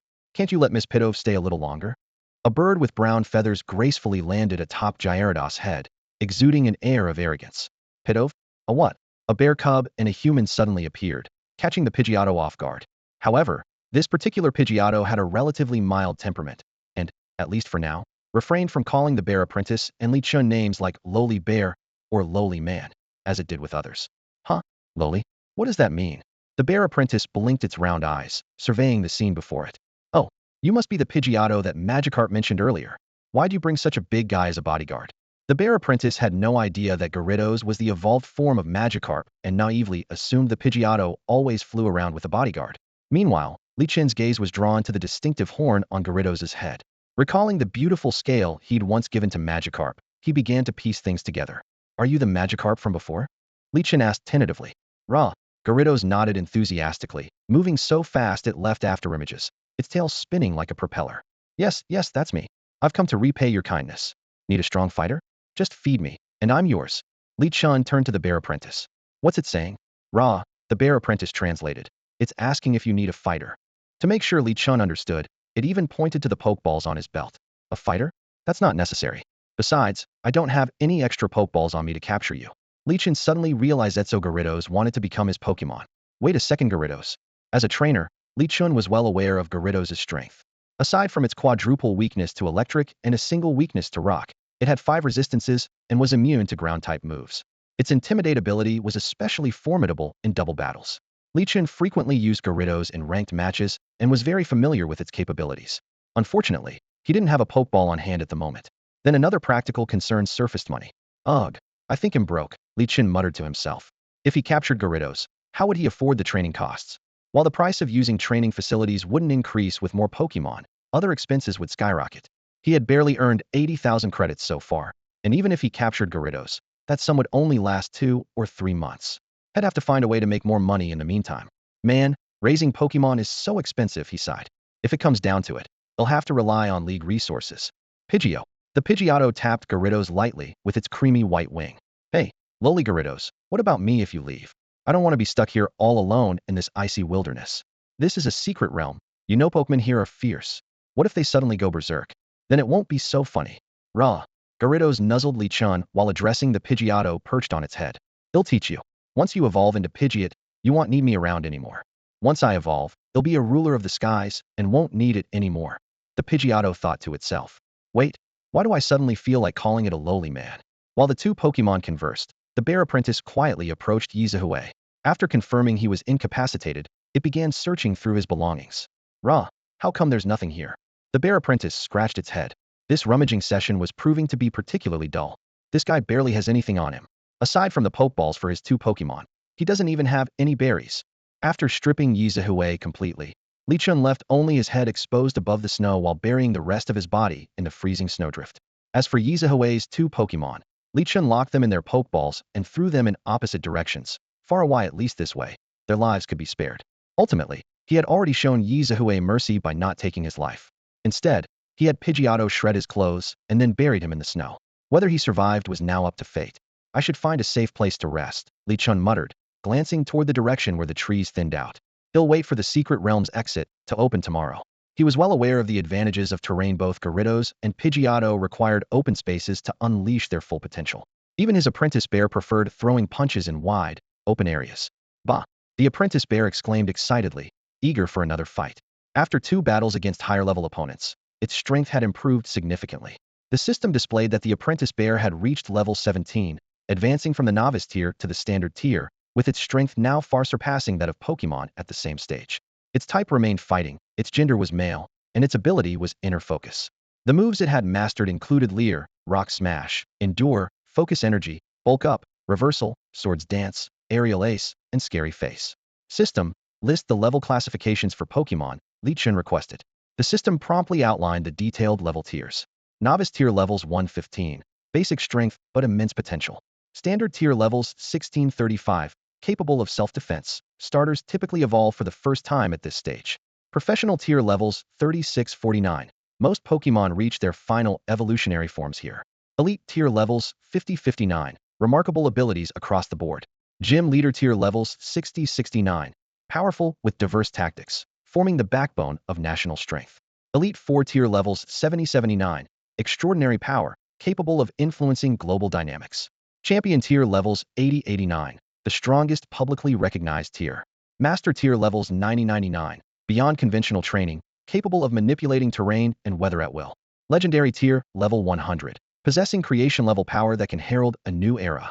Having a standard tier apprentice bear gave Li Chun a significant edge among his peers, though he still lagged behind the average first-year college student. However, he was confident he could match the level of third-year students within a year and advance to a professional tier trainer. In this world, a trainer's rank was directly tied to the strength of their Pokemon. To qualify for the novice tier, one needed a single Pokemon of the required level. For the standard tier, 3 Pokemon were necessary. Starting at the professional tier, 6 Pokemon of the corresponding strength were mandatory for promotion to the next rank. To outsiders, capturing 6 Pokemon in a year might seem like a pipe dream. But Li Chun was different. His training efficiency far exceeded that of ordinary trainers. In just 2 short days, his Pancham had already reached level 17, a growth rate that left others speechless. Thinking about the first selection competition in October, Li Chun couldn't help but curl his lips into a confident smile. By then, Pancham would undoubtedly have evolved into a Pangoro, possibly even reaching level 36. A gym-level opponent? So what? Li Chun suddenly burst into laughter. Pidgeotto flew over to Pancham's side, tilting its head as it curiously observed its trainer's sudden grin. Pancham puffed out its chest and placed its hands on its hips, convinced that Li Chun was celebrating its recent Uniantuo victory. After all, even though Gyarados had joined the fight midway, most of the damage had been dealt by Pancham itself. Roar! Gyarados nodded thoughtfully before flashing a menacing grin. With its innate intimidate-ability, that expression alone could rival the effects of the scary face move. While the 3 Pokemon enjoyed their camaraderie, Li Chun found himself worrying about where they would spend the night. Most Ice-type Pokemon in this area were nocturnal, and the plummeting nighttime temperatures would only heighten their predatory instincts. Without a safe place to stay, they risked becoming targets for these Pokemon. For over a century, most trainers who ventured into these secret realms met their end at the hands of frenzied Pokemon, a warning that was not to be taken lightly. The smartest move after entering such a place was to quickly find a secure shelter. Li Chun scanned his surroundings. The snowy landscape was densely packed with trees, making the area inhospitable for humans. His gaze finally settled on a towering tree in the distance, so massive that even the interwoven branches of ice crystals couldn't obscure its silhouette. Gyarados, can you fly? Li Chun asked. It was well known that if a Magikarp learned Bounce before evolving, it would find flying much easier as a Gyarados. However, he wasn't sure if this particular Gyarados possessed the ability. Roar! Gyarados let out a confident bellow. Flying is a piece of cake for me. Hop on, and I'll take you all up. Li Chun scooped up Pancham and climbed onto Gyarados' head. In an instant, the flying-type energy within Gyarados surged, propelling them skyward like a mythical dragon ascending to the heavens. From high above, Li Chun finally had a clearer view of the surrounding terrain. Aside from the central giant tree, the other trees appeared almost identical, as if they had been copied and pasted. Looks like that's our only option. What do you all think? Li Chun asked. The 3 Pokemon exchanged glances and nodded in agreement. While the Pokemon in this secret realm were undeniably strong, the coordination between the 4 of them should be enough to handle any challenges. Alright then, let's go. With Li Chun's command, Gyarados carried them toward the giant tree, with Pidgeotto following closely behind. In this secret realm, there weren't many flying Pokemon to begin with. Upon seeing the imposing presence of the Gyarados in the sky, those that could fly scattered in all directions. Li Chun moved forward unimpeded and soon arrived in front of a towering ancient tree. Thud! A muffled sound echoed as the Gyarados, flying too fast, collided head-on with an invisible air wall that had appeared near the tree. It shook its dizzy head and safely landed on the ground. The surroundings were eerily quiet, with not even a trace of another Pokemon in sight. Let's rest here for now, Li Chun said as he surveyed the area. This spot was flat and had a wide field of vision, making it ideal for both battles and rest. Right on cue, the system notification sounded. Host has reached the vicinity of the secret realm's core. Achievement unlocked. Peering into mysteries. Rewards. Lure Ball 1. Training Sandbags 6. Each broken grants 10 attack effort values. System points 300. This time, the rewards were particularly generous, not only a Pokeball, but also 6 sandbags and 300 system points, far surpassing the rewards from the previous 2 times. Li Chun quickly understood that the system had tailored the rewards to the current situation. Previously, when he had only the Bear Apprentice as his sole Pokemon, the system provided 3 sandbags. Now, with the addition of Gyarados, the number had doubled. As for the Lure Ball, it was clearly intended for capturing the Gyarados. Bear, boss, where are we sleeping tonight? The Bear Apprentice tugged at Li Chun's sleeve, curiously glancing around the area. Li Chun pointed to a nearby pile of fallen leaves. We'll make do here tonight. You guys help block the wind, and I'll start a fire. As he spoke, he pulled out a windproof lighter from his system backpack. The wind here was strong, and even a windproof lighter might go out, so the Pokemon needed to help shield the flame. Bear on it. I want to stay warm too. The bear apprentice, hearing about a fire, immediately ran to the pile of leaves and used its small body to block the wind as best as it could. Gyarados swept its tail in a circle, clearing the snow off the ground completely. Roar. Leave the wind blocking to me. Despite being a water-type Pokemon, it also craved warmth in weather like this. Pidgey. Then I'll take charge of sleeping. Pidgey shook its vibrant red feathers and, seeing everyone else busy, decided to relax. Gyarados simply smiled silently at this. Pidgey. Why is it suddenly dark? Hey, Gyarados down there, let me out. Pidgey's sudden wail broke the peace. Annoyed by the noise, Gyarados finally lifted its head, allowing Pidgey to see the light again. The firelight flickered weakly in the cold wind, yet it was the only source of illumination in this vast expanse. The warm glow gradually brought on a wave of drowsiness for Lee Chun, his eyelids growing heavier and heavier. Morning arrived. Last night was a peaceful one. The next designated check-in location displayed, Land of the Broken Sword. This unfamiliar name caused Lee Chun to fall into deep thought. What kind of mysterious place could the Land of the Broken Sword be? Lee Chun stood in the icy, snow-covered secret realm, deep in thought about Pokemon related to swords. His gaze sharpened as images of various Pokemon appeared in his mind. The skilled blade Master Bisharp, the resolute Aegislash, the enigmatic Kartana, the majestic Zacian, and the agile Urshifu. Among these Pokemon, 3 stood out in particular. Kartana, an Ultra Beast, was renowned for its incredible attack stat and its grass steel typing. Zacian, the Sword King, boasted a base stat total of 700, cementing its status as a legendary Pokemon.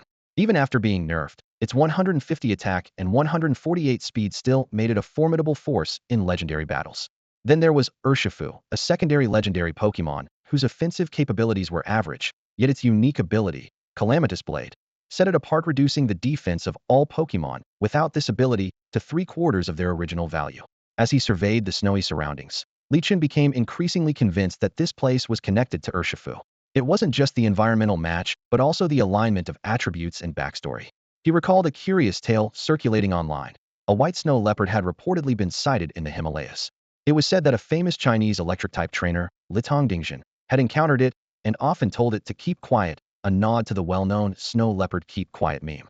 Standing before a massive tree, Lee Chun reached out to touch it, only to be stopped by an invisible barrier. Ripples shimmered in the air as he muttered to himself, another air wall. But then a thought struck him: such a barrier must mean there was a way to get through. Pacing around the giant tree, he contemplated how to break through. His partner, Kubfu, offered a suggestion that sparked a realization: perhaps a specific item or move was needed to enter. Considering the name of the place, the Broken Sword Haven, could using a sword-related move be the key? With a determined mindset, Lee Chun stepped back and gave an order to Kubfu. Kubfu, use Sword's Dance. Bah! Kubfu responded with enthusiasm, gracefully performing the move. Sword-like shadows spun through the air, stirring the barrier until a line of text gradually appeared. Vulpix, prepare for battle. Lee Chun read the sudden message aloud, gripping his Pokeball tightly. Even though the legends have long faded, please lead the new generation on their journey to seek what was once lost. Golden words slowly appeared in the sky as Lee Chun furrowed his brows, staring intently. These prophetic words carried an unsettling tone, hinting at unknown dangers ahead. Beside him, his companions Kubchu, Gyarados, and Pidgeotto exchanged nervous glances as a tense atmosphere filled the air. Suddenly, a crack emerged on the towering ice tree before them, gradually expanding into a passage large enough for an adult to pass through. Lee Chun gestured to Kubchu and stepped toward the fissure. Let's go in. Who knows what we might find? Bah! Kubchu responded excitedly, the cold doing nothing to dampen its eagerness for battle. But as Lee Chun moved closer to inspect the opening, a sudden forceful suction pulled them all in, Gyarados and Pidgeotto included, unable to escape the pull. Roar! Whoa, another dimension. Pidgeotto, you fisher, you want to escape me. After the abrupt transition, Lee Chun, as if by routine, spoke up. System, sign in. Sign in successful. Congratulations, host, you have received 4 defrosting potions and 100 system points. Having gone through 2-dimensional crossings before, Lee Chun quickly recognized the place they were at: the Broken Sword grounds. Steadying himself, his gaze fell upon a bronze broken sword embedded in the ground ahead. The sword radiated a faint bluish glow, but what stood out even more was the imposing armored beast beside it, Blade General. With a massive blade atop its head and black blade-like extensions resembling whiskers gleaming coldly on its face, it locked eyes with Lee Chun, its sharp gaze unwavering. Blade General slowly raised an arm resting on its knee and spoke in a deep, resonant voice. SHH. sh. Before the sound fully dissipated, the ground trembled, snow churned, and rows of soldier-like Pokemon began to awaken from beneath the snow. These poniard soldiers moved with synchronized precision, their blade-like arms gleaming as they exuded an intimidating military aura. Blade General, Poniard Soldiers. Draw the broken sword and complete the trial. 8 glowing words appeared in the air. Cubchoo and Gyarados instantly flanked Li Chun, ready for battle. A glimmer of confidence flashed in Li Chun's eyes with these two dependable allies. Drawing the broken sword seemed within reach. Blade General propped its chin with one hand and lazily waved the other. The Poniard soldiers' eyes glinted coldly as they surged toward Li Chun like a tide. Though individually not very strong, this disciplined and well-coordinated Pokemon army posed a significant threat. They advanced in a crescent formation, their metallic bodies reflecting the sunlight as they closed in. Li Chun made a swift decision to strike first. Cubchoo, use Rock Smash on the fastest one. Gyarados, go with Waterfall. The Poniard soldiers, with their dark and steel types, were especially vulnerable to fighting-type moves, falling almost instantly upon impact. Unfortunately, the fighting type lacked widespread attack capabilities. Otherwise, Cubchoo alone could have swept the battlefield. Bah! Cubchoo's battle cry echoed across the field. The bear apprentice made a motion as if tightening a belt, and the precursor of the shattering rock skill flashed in its hands, with energy swiftly enveloping its entire body. A raptor soldier charged first, its metallic claw-like arm stabbing forward like a sharp sword. Meanwhile, the other raptor soldiers surrounded it, watching intently, clearly waiting for an opening after the bear apprentice unleashed its skill. However, the experienced bear apprentice had already seen through their plan. It skillfully released the shattering rock, using the momentum to leap gracefully onto the back of the Gyarados. Roar! Gyarados, it's all yours. Got it, bear bro. Leave it to me. Despite their brief acquaintance, the two brothers-in-arms exhibited seamless coordination. Gyarados slammed its tail heavily onto the ground, causing the raptor soldiers to stagger and lose balance. Immediately after, a powerful surge of energy converged on the ground. Gyarados raised its tail high. This was the true mastery of the waterfall technique. A towering pillar of water suddenly erupted in the snowy landscape, launching several raptor soldiers who failed to dodge into the sky. Gyarados then plunged into the water column, swimming upward with an unstoppable force. The frigid currents relentlessly battered the raptor soldiers, and under Gyarados' repeated assaults, they could no longer withstand the pressure. As Gyarados emerged from the water column, the cold air instantly froze the pillar into solid ice. The bear apprentice seized the moment, leaping down and landing steadily atop the ice pillar. One by one, it unleashed its shattering rock skill upon the raptor soldiers, who were now immobilized, with only their heads able to move. Above, Gyarados whipped its tail, creating a fierce tornado that left the raptor soldiers trapped and helpless. The bear apprentice quickly returned to Gyarados' head, continuing to follow Li Chun forward. Well done, Li Chun praised as he advanced swiftly toward the broken sword. Throughout the journey, the bear apprentice and Gyarados worked in perfect harmony, fending off countless raptor soldiers. However, as they drew closer to the broken sword, the Blade General's movements grew more aggressive, and the raptor soldiers' coordination became increasingly precise. When they were about a third of the way from their destination, 5 raptor soldiers formed a tactical squad and simultaneously launched a rock barrage. Massive rocks rained down on Gyarados in the air, their sheer number and rapid pace making it nearly impossible for the bear apprentice, standing atop Gyarados, to shatter them all at once. In this critical moment, an idea struck Li Chun. Gyarados, use Whirlpool. Bear apprentice, jump above the rocks and use Shattering Rock. Years of experience in double battles made his tactical commands exceptionally sharp. The bear apprentice acted first, leaping above the rocks and smashing them with precise punches, reducing them to rubble and then to dust. Gyarados followed with a thunderous roar, condensing a droplet of water that rapidly transformed into a whirlpool, engulfing the remaining rocks in its swirling force. This sudden combination attack successfully thwarted a large wave of the raptor soldiers' offensive. Rise, sword. Li Chun seized the opportunity, striding boldly toward the broken sword. Grasping the hilt with both hands, he pulled with all his might. At that moment, the Blade General slowly lowered the hand that had been supporting its face, revealing a faint smile of approval. Li Chun gripped the broken sword tightly with both hands, feeling an icy chill surge from the hilt and spread through his entire body, almost freezing his palms. As he gradually moved the sword, the sound of metal scraping against the scabbard echoed starkly in the silence. Seeing this, Bear Disciple and Gyarados rushed forward to help, but were blocked by a sudden barrier of light. Bear Disciple anxiously turned to Gyarados and exclaimed, "What do we do now, Gyarados? If this keeps up, our trainer's hands might not make it." The cold grew even more intense, unbearable even for the sturdy Bear Disciple, let alone an ordinary human like Li Chun. Gyarados paused to think, then signaled toward the dozing Blade General, who was yawning and already lying down asleep, hoping to discuss a plan with Bear Disciple. Suddenly, Bear Disciple sneezed, shaking off the snowflakes that had accumulated on its fur.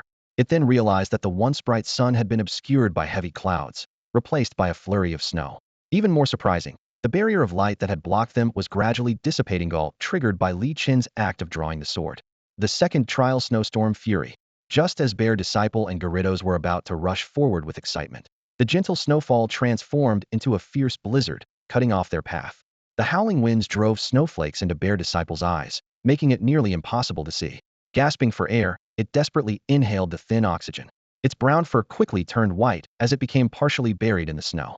Fortunately, Gyarados shielded Bear Disciple from much of the storm with its massive body, preventing it from being completely buried. "Climb onto my head, hurry!"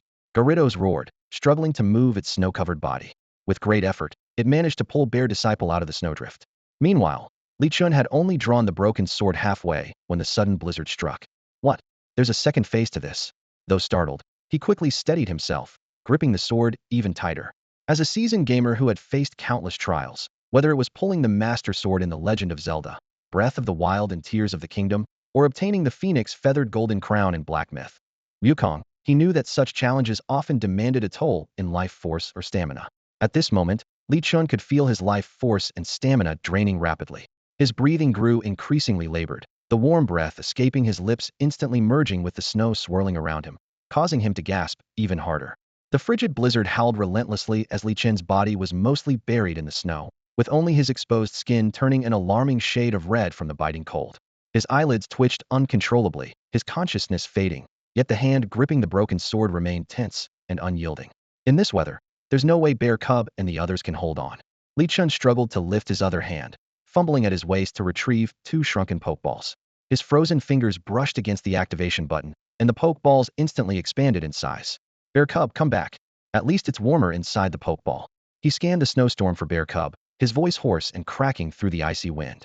"Gyarados, I'm sorry for dragging you into this. Even though you're not my Pokemon, this spare lure ball is empty. Please, take shelter inside for now. As for this trial, I can handle it alone." At that moment, Bear Cub was perched precariously on Gyarados' head, its limbs stiffened by the freezing winds. As it pondered how to assist Li Chun, the trainer's words reached its ears. For the first time, it felt such genuine care, and tears welled up in its eyes, only to freeze instantly in the extreme cold. Gyarados, too, was moved by this heartfelt warmth. Since meeting Li Chun, it had always felt incapable of truly helping him, and now, in this frozen wilderness, its sense of helplessness was even more pronounced. After taking his kindness, I can't even accomplish this much? How can I ever repay him? This thought caused a faint ripple of rainbow energy to stir deep within Gyarados. Roar! A thunderous dragon's cry erupted, echoing through the storm. Li Chun forced himself to turn, catching faint, blurred figures in the distance. "Finally, I've found you." He raised the pokeball, aiming a red beam of light toward Bear Cub. But Bear Cub stepped back, refusing to return to the ball. At that moment, a series of notifications echoed in his mind. Bear Cub's affection level has reached its maximum. Achievement unlocked. Kindred Spirits. Congratulations, host. Reward unlocked. Beginner Aura Power and 500 points. Due to acquiring a special ability, your original power, Overcoming Force, has been fully unlocked. 2 surges of energy coursed through Li Chun's body, converging in his heart. He felt instantly revitalized, as if reborn. Aura Power and Overcoming Force abilities that rival psychic powers. Closing his eyes, he was astonished to find his vision shifting to a high vantage point, with sharing Bear Cub's perspective. Reopening his eyes, Li Chun clipped the pokeball back to his waist, gripping the broken sword with both hands as he prepared to act. "Brothers, lend me your strength." Bear Cub immediately understood. It leapt from Gyarados' head, diving downward with determination. "Roar! I'm with you." Gyarados' powerful roar reverberated through the frozen air. The bear apprentice, Xiong, collapsed into the snow, but as its frozen arm touched the icy surface, it miraculously regained sensation. Without hesitation, it joined Li Chun in gripping the broken sword tightly. To avoid distracting Li Chun, Xiong discreetly dispelled the frozen state from its body. With this newfound support, Li Chun's motions to pull the sword quickened significantly. Just as only the last quarter of the blade remained buried, the blizzard above intensified, and in the blink of an eye, the snow piled up to Li Chun's neck. At this critical moment, Gyarados let out a thunderous roar, its crimson eyes ablaze with unyielding determination. Its massive body plunged into the snow like a dragon diving into the sea, thrashing powerfully to carve out a path of survival for Li Chun. Unable to directly assist in pulling the sword, Gyarados resolved to eliminate all obstacles in their way. As a water-type Pokemon, Gyarados possessed a natural resistance to ice and snow. After all, ice is partly water in essence. It swam effortlessly through the snow, leaving a trail of melted slush in its wake. Though the blizzard continued to produce fresh layers of snow, the brief respite it created was more than enough. 1-2 pull. With Li Chen's resounding shout, the final segment of the blade was completely freed from the snow's grip. As the broken sword emerged, the blizzard abruptly ceased. Li Chen gasped for air, relieved that the storm had stopped in time. Otherwise, they might not have made it out alive. He glanced at the broken sword in his hand, a faint smile playing across his lips. A notification appeared before him. Broken sword of the ancient sword leopard divine relic. A broken sword imbued with the resentment of a fierce blizzard. Placing it in a specific location will summon the ancient sword leopard. A fine sword, truly a fine sword. Li Chen thought to himself, grateful that this journey had not been in vain. With the broken sword in hand, the hope of capturing the ancient sword leopard was now within reach. He quietly anticipated the appearance of the ancient sword leopard, hoping the game engine wouldn't compromise its visual quality. Li Chen stretched his body and found no lingering injuries. Thanks to the unlocked power of aura and overcoming force, all traces of frostbite had vanished, strengthening his belief that he was progressing toward becoming a true Super Ronchingian. Xiong, Gyarados, are you both alright? Do you need some defrosting medicine?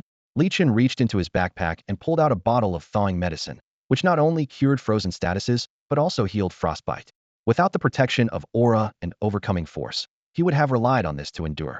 I'm fine, just a little sniffle, Xiong said, waving its paw dismissively. Roar! Gyarados swished its tail, signaling that it was completely unscathed. Seeing that his companions were unharmed, Li Chen nodded in satisfaction. But as he took his first step forward, a bait ball unexpectedly fell from his bag. Hearing the sound of the pokeball hitting the ground, Gyarados slowly lowered its massive head, gazing at the small blue ball lying there. It gently tapped the ground with its tail, letting out a deep roar, to remind Li Chen to pick up the fallen pokeball. Li Chen bent down, picked up the lure ball, and carefully wiped it clean with a cloth. Raising his palm, he looked at Gyarados with sincere eyes. Gyarados, would you like to become my partner?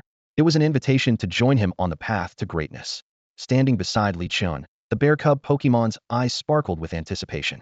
Bear, Gyarados buddy, from now on, let's eat together, train together, and conquer every challenge together. Gyarados let out a thunderous roar, as if to say, leave it to me. Looking forward to working with you. Without hesitation, it dove forward, gently touching the center button of the lure ball with its head, transforming into a red light and being captured inside. Thud! With the satisfying sound of a successful capture, Li Chen jumped up in excitement. I caught Gyarados. The lure ball opened in midair, and Gyarados reappeared in the sky. It gracefully used its tail to lift Li Chen and the bear cub Pokemon, placing them gently on its head. In the distance, Blade General maintained its usual stoic stance, silently watching the scene unfold. It simply muttered, farewell, comrade. Suddenly, the space around them began to distort, unstable ripples appearing once again. In the blink of an eye, Li Chen and his companions were transported out of the secret realm. Thud, thud, thud. After 3 heavy thumps, Li Chen stood up, brushing off the snow from his clothes. Looking around, he noticed they were still within the secret realm, but the snowstorm had ceased, and the sun now blazed brightly in the sky. Pidgey let out a pitiful cry. Pidge, can someone explain this? I was sleeping soundly when Gyarados fell from the sky and crushed me. Realizing what it had done, Gyarados quickly got up, noticing the nearly flattened Pidgey beneath it. With a puzzled expression, it said, Roar, so you're not dead? I was wondering why you weren't part of the trial. After wandering around the secret realm for a while, Li Chen and his group managed to gather an Ever-Ice and some Aspire berries. It was then that they encountered Xian Chongqing leading a rescue team. The team's lineup was formidable, featuring Pokemon like Amoonguss, Whimsicott, Ferrothorn, and Rillaboom, all standing imposingly. Uncle Xian. Li Chen called out to Xian Chongqing, who was leading the group. Li Chen. Xian Chongqing blinked in disbelief. You've only been a trainer for 4 days, right? What's with the Gyarados? I don't recall you catching a Magikarp. Li Chen replied nonchalantly. Oh, I ran into it along the way. We hit it off, so I caught it. This Pidgey is Gyarados' friend, and is now serving as our scout. Xian Chongqing and the rescue team were left utterly stunned. This young man is incredible catching a Gyarados just because they hit it off. They exchanged glances, unable to hide their amazement. Standing beside Xian Chongqing was a man wearing a black short-sleeved shirt. He had thick hair, wore black-framed glasses, and was carefully observing Li Chen and his 3 Pokemon with a Shroomish in his hands. The seemingly modest man nodded slightly and turned to Xian Chongqing, saying, Not bad, old Xian. The young man you know is quite lucky. Has he signed up for the Xylongfing Cup? Yes, he has. I was initially worried about whether he could pass the first round, but now I'm completely reassured. Exine Chongqing replied with a smile. Then, introducing the man to Li Chun, he said, Xiao Chun, this is Lin Guli, an honorary professor of the Battle Department at Rongqing University. A professor of the Battle Department? Li Chin's eyes lit up with excitement. In his mind, a university professor represented one of the highest levels of society he could encounter. And as a professor in the Battle Department, Lin Guli's skills must far surpass those of an average trainer. Seeing Li Chin's eager reaction and the performance of his stufful, Lin Guli smiled warmly and said, Ah, the energy of youth so full of potential. The Pokemon you've chosen all have great promise. Securing a good result in the Xylongfang Cup shouldn't be a problem for you. The group began chatting casually. As the conversation went on, Li Chin suddenly remembered that they were still in the secret realm. He quickly asked, Uncle Xian, when are we heading back? Are there still others waiting to be rescued? You're the last one, Xian Chongqing replied succinctly. Good to know. After leaving the secret realm, they arrived at the safe zone established by the Alliance. Li Chun took out all the items he had collected, except for an old broken sword, which he left in his system storage. He knew that showing it would likely only earn him 500 credits and a model citizen certificate. Thinking about the possibility of encountering the ancient sword leopard in the future, he couldn't help but feel a bit excited. The security inspector carefully examined his items, which consisted mainly of a few berries and a never-melt ice. Do you want to sell these? The Alliance offers official prices with no taxes, and payment is settled on the spot, the inspector explained. This was a special benefit provided by the Alliance to trainers exploring secret realms. Most items could be freely handled by trainers, though selling to the Alliance ensured safe transactions. Certain rare items, however, had to be handed over, with trainers receiving Alliance points as compensation. Mid-tier items like Mago berries and Never-Melt ice were left to the trainer's discretion. After a brief moment of thought, Li Chun decided to keep the Never-Melt ice and sell all the berries. His Pokemon currently didn't need Mago berries, so it was better to exchange them for Alliance credits to invest in their foundational training. With the addition of his newly acquired Gyarados, he anticipated higher expenses. After tallying everything, the inspector said, that's a total of 100,000 Alliance credits, plus 1,000 Alliance contribution points. The amount will be transferred to your account shortly. Please wait for confirmation. Once Li Chun confirmed the funds had arrived, he got into Xian Chengsheng's car to head home. Bigiagio chirped his tranquil, sitting quietly in the back seat while curiously watching the scenery whiz by outside. So this is a human car? It's pretty fast. Hearing the sound, Li Chun turned his head in surprise and exclaimed, Huh? How did you sneak in? You little cutie. By Jiao Jiao. The Pidgeotto casually explained while skillfully grooming its feathers with its beak. Considering that Gyarados just evolved and still isn't fully accustomed to its new body, let me take care of it for the next few days. Sitting nearby, the Stufful nodded in agreement. The drastic transformation from Magikarp to Gyarados indeed required the guidance of an experienced Pokemon to help it adapt. Li Chun smiled and said, In that case, I'll leave it to you. The exhaustion from the long journey finally caught up with him, and he leaned back in his chair, drifting off into sleep. 5 days passed in the blink of an eye. Today marked both the start of the school term and the first round of the Little Dragon Phoenix Cup qualifiers. The schedule was well-arranged: school registration in the morning and the competition in the afternoon. Li Chun, who are you planning to send out this afternoon? Xian Yong asked curiously on the way to school, holding her EV in her arms. She suspected that Gyarados would likely make an appearance after all. Among the baby Pokemon, Gyarados' strength could easily dominate the competition and secure a spot in the finals. Stufful, Li Chun replied, catching her off guard. He explained that Gyarados was his trump card, and since the final round was a 2v2 format, it wasn't the right time to reveal it just yet. Sending out Stufful during the baby Pokemon matches would attract less attention, saving Gyarados' powerful presence to intimidate opponents in the finals. The intense training over the past 5 days had significantly boosted the strength of both Pokemon. Xian Yong opened her mouth to speak, but ultimately just said, Good luck. Before arriving at school, Li Chun opened the system to check Stufful's stats. Pokemon, Stufful. Type, Fighting. Gender, male. Ability, Inner Focus. Level, 23 normal. Held item, Black Belt. Moves, Leer, Rock Smash. Endure, Focus Energy. Bulk Up, Reversal, Swords Dance. Aerial Ace, Scary Face. Work Up, Headbutt, U-Turn. After battling numerous Pawniard and undergoing rigorous training, Stufful had reached level 23. Li Chun had devised 2 strategies for it. A swift defensive approach centered around Swords Dance, and a more enduring tactic based on Bulk Up. Although he rarely used the latter, it often delivered surprising results when employed. Notably, Stufful had learned U-Turn from Pidgeotto unique Meal Fee for its training efforts. The training progress of Gyarados differs slightly from that of Cubchoo. Since it failed to join the team during the previous trial, the system does not recognize it as Li Chun's Pokemon. Additionally, being in its final evolution stage, it gains experience at a relatively slower rate. Over the past few days, its training has focused primarily on physical attacks. Gyarados' massive body rampages across the training field, repeatedly knocking down opponents and showcasing its astonishing strength. This Gyarados radiates a dazzling, shimmering color, with its horns gleaming especially brightly. As a male water and flying-type Pokemon with the Intimidate ability, it has reached level 24. The moves it has mastered include Bounce, Tackle, Leer, Twister, Splash, Thrash, Whirlpool, Ice Fang, Brine, Scary Face, Waterfall, Outrage, Bite, and its newly learned moves, Crunch and Dragon Dance. Recently, Gyarados has been focusing on training Dragon Dance. Not only can it soar through the skies now, but it can also perform an elegant Dragon Dance Madeira skill that is sure to surprise opponents in the finals. A proud smile unconsciously appeared on Li Chen's face. His path as a Pokemon trainer was unique, unlike others who captured late-blooming Pokemon. His team consisted entirely of naturally gifted young Pokemon, capable of demonstrating impressive combat power in the early, middle, and late stages alike. What are you daydreaming about now? Xianyong teased while carefully grooming Eevee's fur, glancing at the grinning Li Chen beside her. I was just thinking, young and capable is practically my middle name. Li Chen replied with a hearty laugh. Xianyong raised an eyebrow at his words, her expression a mix of amusement and disbelief. At that moment, they arrived at the school gate.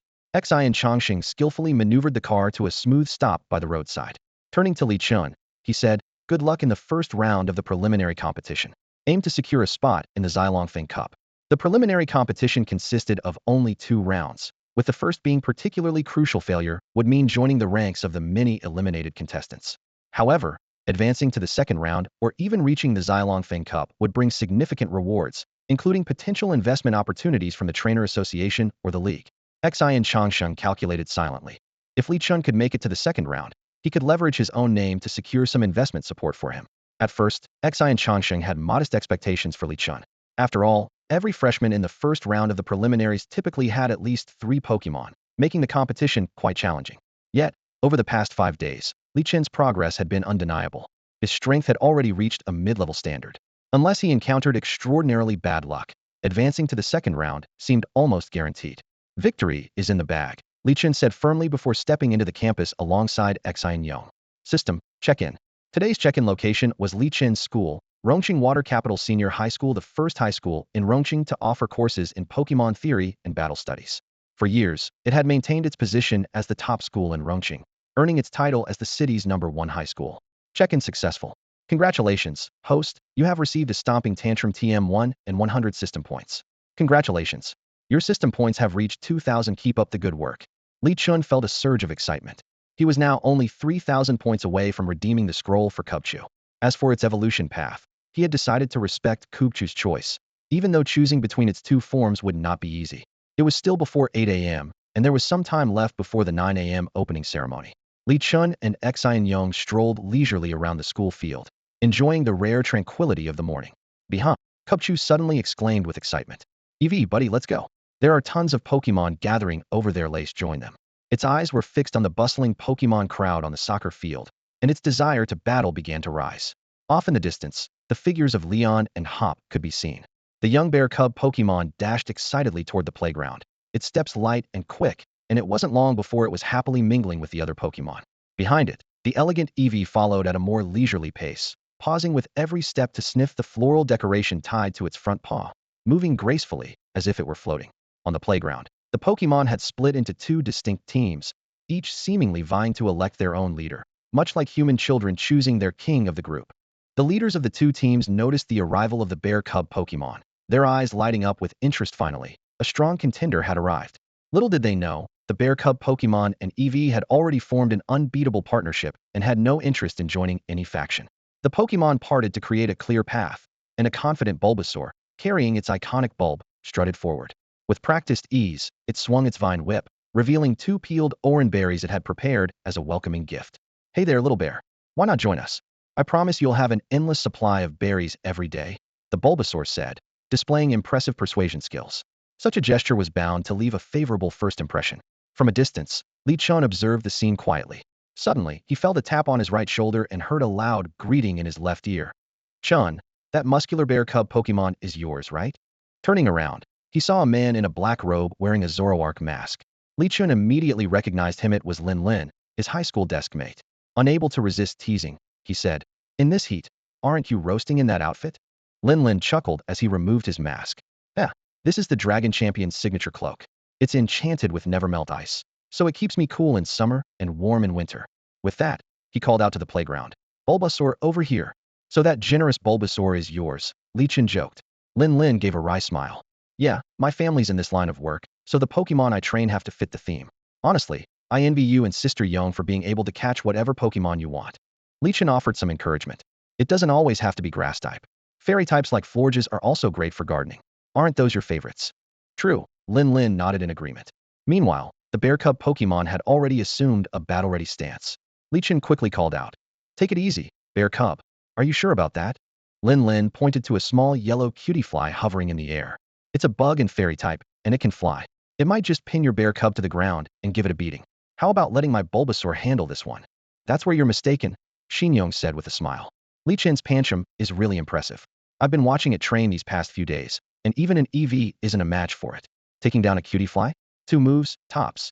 Pancham was just about to finish things quickly with an aerial ace, but upon hearing Li Chen's command, it reluctantly switched strategies, opting for a move without any type advantage against Cutie Fly. Endure. Cutie Fly wasn't about to back down. Its wings buzzed furiously, stirring up a pinkish breeze that rippled across the grass on the field. But despite its seemingly powerful effort, the level gap was too vast. The attack barely scratched Pancham. As Pancham steadily closed the distance, Cutie Fly flapped its wings even harder, desperately trying to hold its ground. But it was no use. With a restrained yet decisive punch glowing with white light, Pancham sent Cutie Fly flying. The sight left all the Pokemon on the field stunned, and their trainers deeply impressed. Is that really a high schooler's Pokemon? Must be some rich kid from the capital showing off. Maybe it's a senior who failed a year and is just here to crush the competition. Whispers of doubt spread through the crowd. After securing its easy victory, Pancham looked rather disinterested. Such battles hardly excited it anymore, not even coming close to the pressure it had felt when battling Sneasel before. Li Chen noticed Pancham's lack of enthusiasm and chuckled. It was true most opponents in its league were no challenge, usually going down in a single hit. Now, all they could do was hope that tougher opponents would show up in the upcoming qualifiers. Li Chun hoisted Pancham onto his shoulder and headed to the classroom with Xinyo. Upon entering, he spotted the dusty desk near the podium, and his mood instantly brightened. "My seat as the left protector is finally mine again," he declared. Pulling out a wet wipe, he cleaned the surface thoroughly before sitting down, grateful that his spot had been left untouched. Naturally, the seat to his right belonged to Lin Lin. Aside from the teacher's desk, they were practically desk mates. "Don't you dare fall asleep in class," Xingyong teased, rolling her eyes at him, "or you'll be stuck here forever." "It's our final year. Of course I'm going to sleep as much as I want," Li Chun replied with a grin. "Besides, if I sit upright and pay attention, how are you going to see the board?" Xingyong sat directly behind him, and if he didn't slouch, her view of the blackboard would be completely blocked. The bell rang just in time to cut off Xingyong's retort. Suddenly, a thunderous shout echoed through the room. "Our class is the noisiest in the entire grade. 1 more minute of noise, and it'll keep you 5 minutes late after school." Luckily, Li Chun had come prepared, handing earplugs to both himself and Xinyo. "If my future Pokemon wants to learn Hyper Voice," Lin Lin muttered under his breath, "he'll have it trained by the Extinction Master herself." The entire class burst into laughter, but it only lasted 3 seconds before abruptly stopping. Lin Lin turned around, confused, only to realize, "Oh, haha. Good afternoon, ma'am." Master He, also known as the class teacher He Yi-1, was considered a legendary figure at Shuicheng High School. Her signature booming voice, habitual overtime lessons, and strict classroom demeanor had long instilled fear in countless students. As the guardians of the class, Li Chun and Lin Lin were no strangers to being punished to stand during her lessons. On this particular day, Lin Lin was teasing about Director He's big hands when, as if on cue, He Yi-1, who was preparing for a meeting, happened to walk by. Her expression darkened instantly, resembling someone who had just bitten into ginger disguised as shredded potatoes. She coldly remarked, "You'd better make it to the top 8 in the first round of the selection tournament, or don't even think about leaving early after school." He Yiwen didn't dwell on the minor incident and headed straight to the podium. Adjusting her half-rim glasses, she began her routine speech. "For those interested in applying for Pokemon battles, take note. Besides this afternoon's Xylongfeng Cup qualifying round, the ranking matches are also important for extra credit. Instead of competing tooth and nail for the Xylongfeng Cup spot with senior students, consider trying different competition routes." She paused briefly before continuing. "The school will also be organizing inter-school leagues with other high schools later. From district matches to city matches, provincial matches, and even a shot at the national championship." Her words immediately stirred excitement in the class. The once drowsy students suddenly perked up. After all, the high school cup was a battle among peers. No matter how strong the opponents might be, they felt they stood a fighting chance. Moreover, with the elite-level guidance of Shueqing High's Pokemon battle instructors, their strength was unlikely to be underestimated. At that moment, something unusual caught He Yiwen's attention. A Cupfu excitedly leaped onto Li Chen's desk, striking a combat pose as if already envisioning its fierce battles with other Pokemon. He Yiwen's gaze landed on the two Pokeballs at Li Chen's waist, and she asked thoughtfully, Cupfu, Li Chen, is this your Pokemon? Knowing Li Chen's family background, He Yiwen had always kept a close eye on this descendant of a hero. While she couldn't treat him to lavish meals every day, occasionally inviting him for a meal in the teacher's cafeteria was certainly within her means. Leaning back in his chair with his legs crossed, Li Chen casually lifted the Cubfu off the desk and placed it on a small stool beside him. He replied proudly, That's right, Cubfu is my best partner. Seeing Li Chen's nonchalant demeanor, He Yiwen, surprisingly, didn't reprimand him. Instead, she let out a rare sigh and said, If you have any questions about fighting-type Pokemon, feel free to ask me. When it came to helping her students, this strict teacher truly lived up to the phrase, tireless in teaching. Got it, Li Chen responded cheerfully with a nod. In class, Deputy Guardian Lin Lin was already nodding off, yawning repeatedly. His partner, Bulbasaur, lay sprawled on the desk, snoring softly, perfectly embodying the saying, a Pokemon mirrors its trainer. Director He wrapped up his lecture succinctly and allowed the students to discuss freely. The classroom quickly filled with lively chatter, with topics mostly revolving around battles and secret realm explorations. In particular, the secret realm that appeared in Rongqing 6 days ago remained a hot topic among the city's residents. Have you heard? The secret realm in Forest of Minlong is full of ice-type Pokemon. The craziest part is that a newbie actually caught a Gyarados. Are you kidding me? Catching a Gyarados right after entering the secret realm? That's basically cheating. I'd accept it if they caught a Magikarp first and then evolved it later. An ice-type secret realm having a Gyarados is bizarre in itself, isn't it? It is, but it happened. All we can do is envy them. These conversations reached Li Chen's ears, making him secretly pleased. If it weren't for wanting to keep his ace hidden, he would have summoned his Gyarados right then and there to see the astonished looks on his classmates' faces. After leaving the secret realm that day, reporters had tried to interview him, but he politely declined. The seasoned reporters respected his wishes and only reported the capture of the Gyarados as a key highlight. Now, the only people who knew about this secret, apart from the rescue team, registration staff, and reporters present that day, were Xian Yong and himself. Li Chen thought to himself that even without Gyarados, his Cupfu alone would be enough for him to shine in the preliminary rounds. To him, the Xylongfang Cup was merely a starting point. Just as he was getting fired up, Xian Yong's Eevee noticed his unusual expression. It reached out a tiny paw and gently poked his face, seemingly curious about what he was thinking. Eevee, don't be rude, Xian Yong said, scooping up Eevee and lightly pinching its cheeks with her fingers.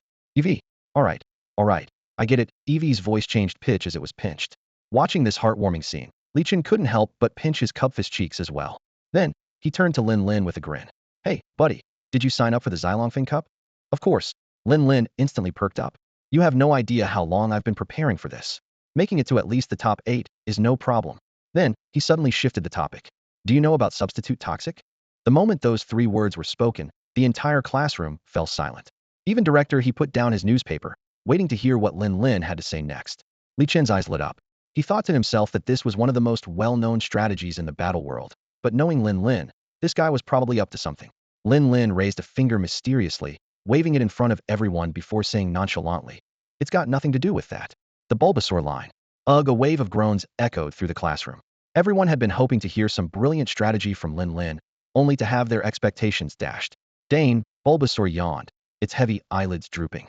The intense morning training sessions had left it utterly drained, and with no blinding sunlight streaming in, this was the perfect time for a nap.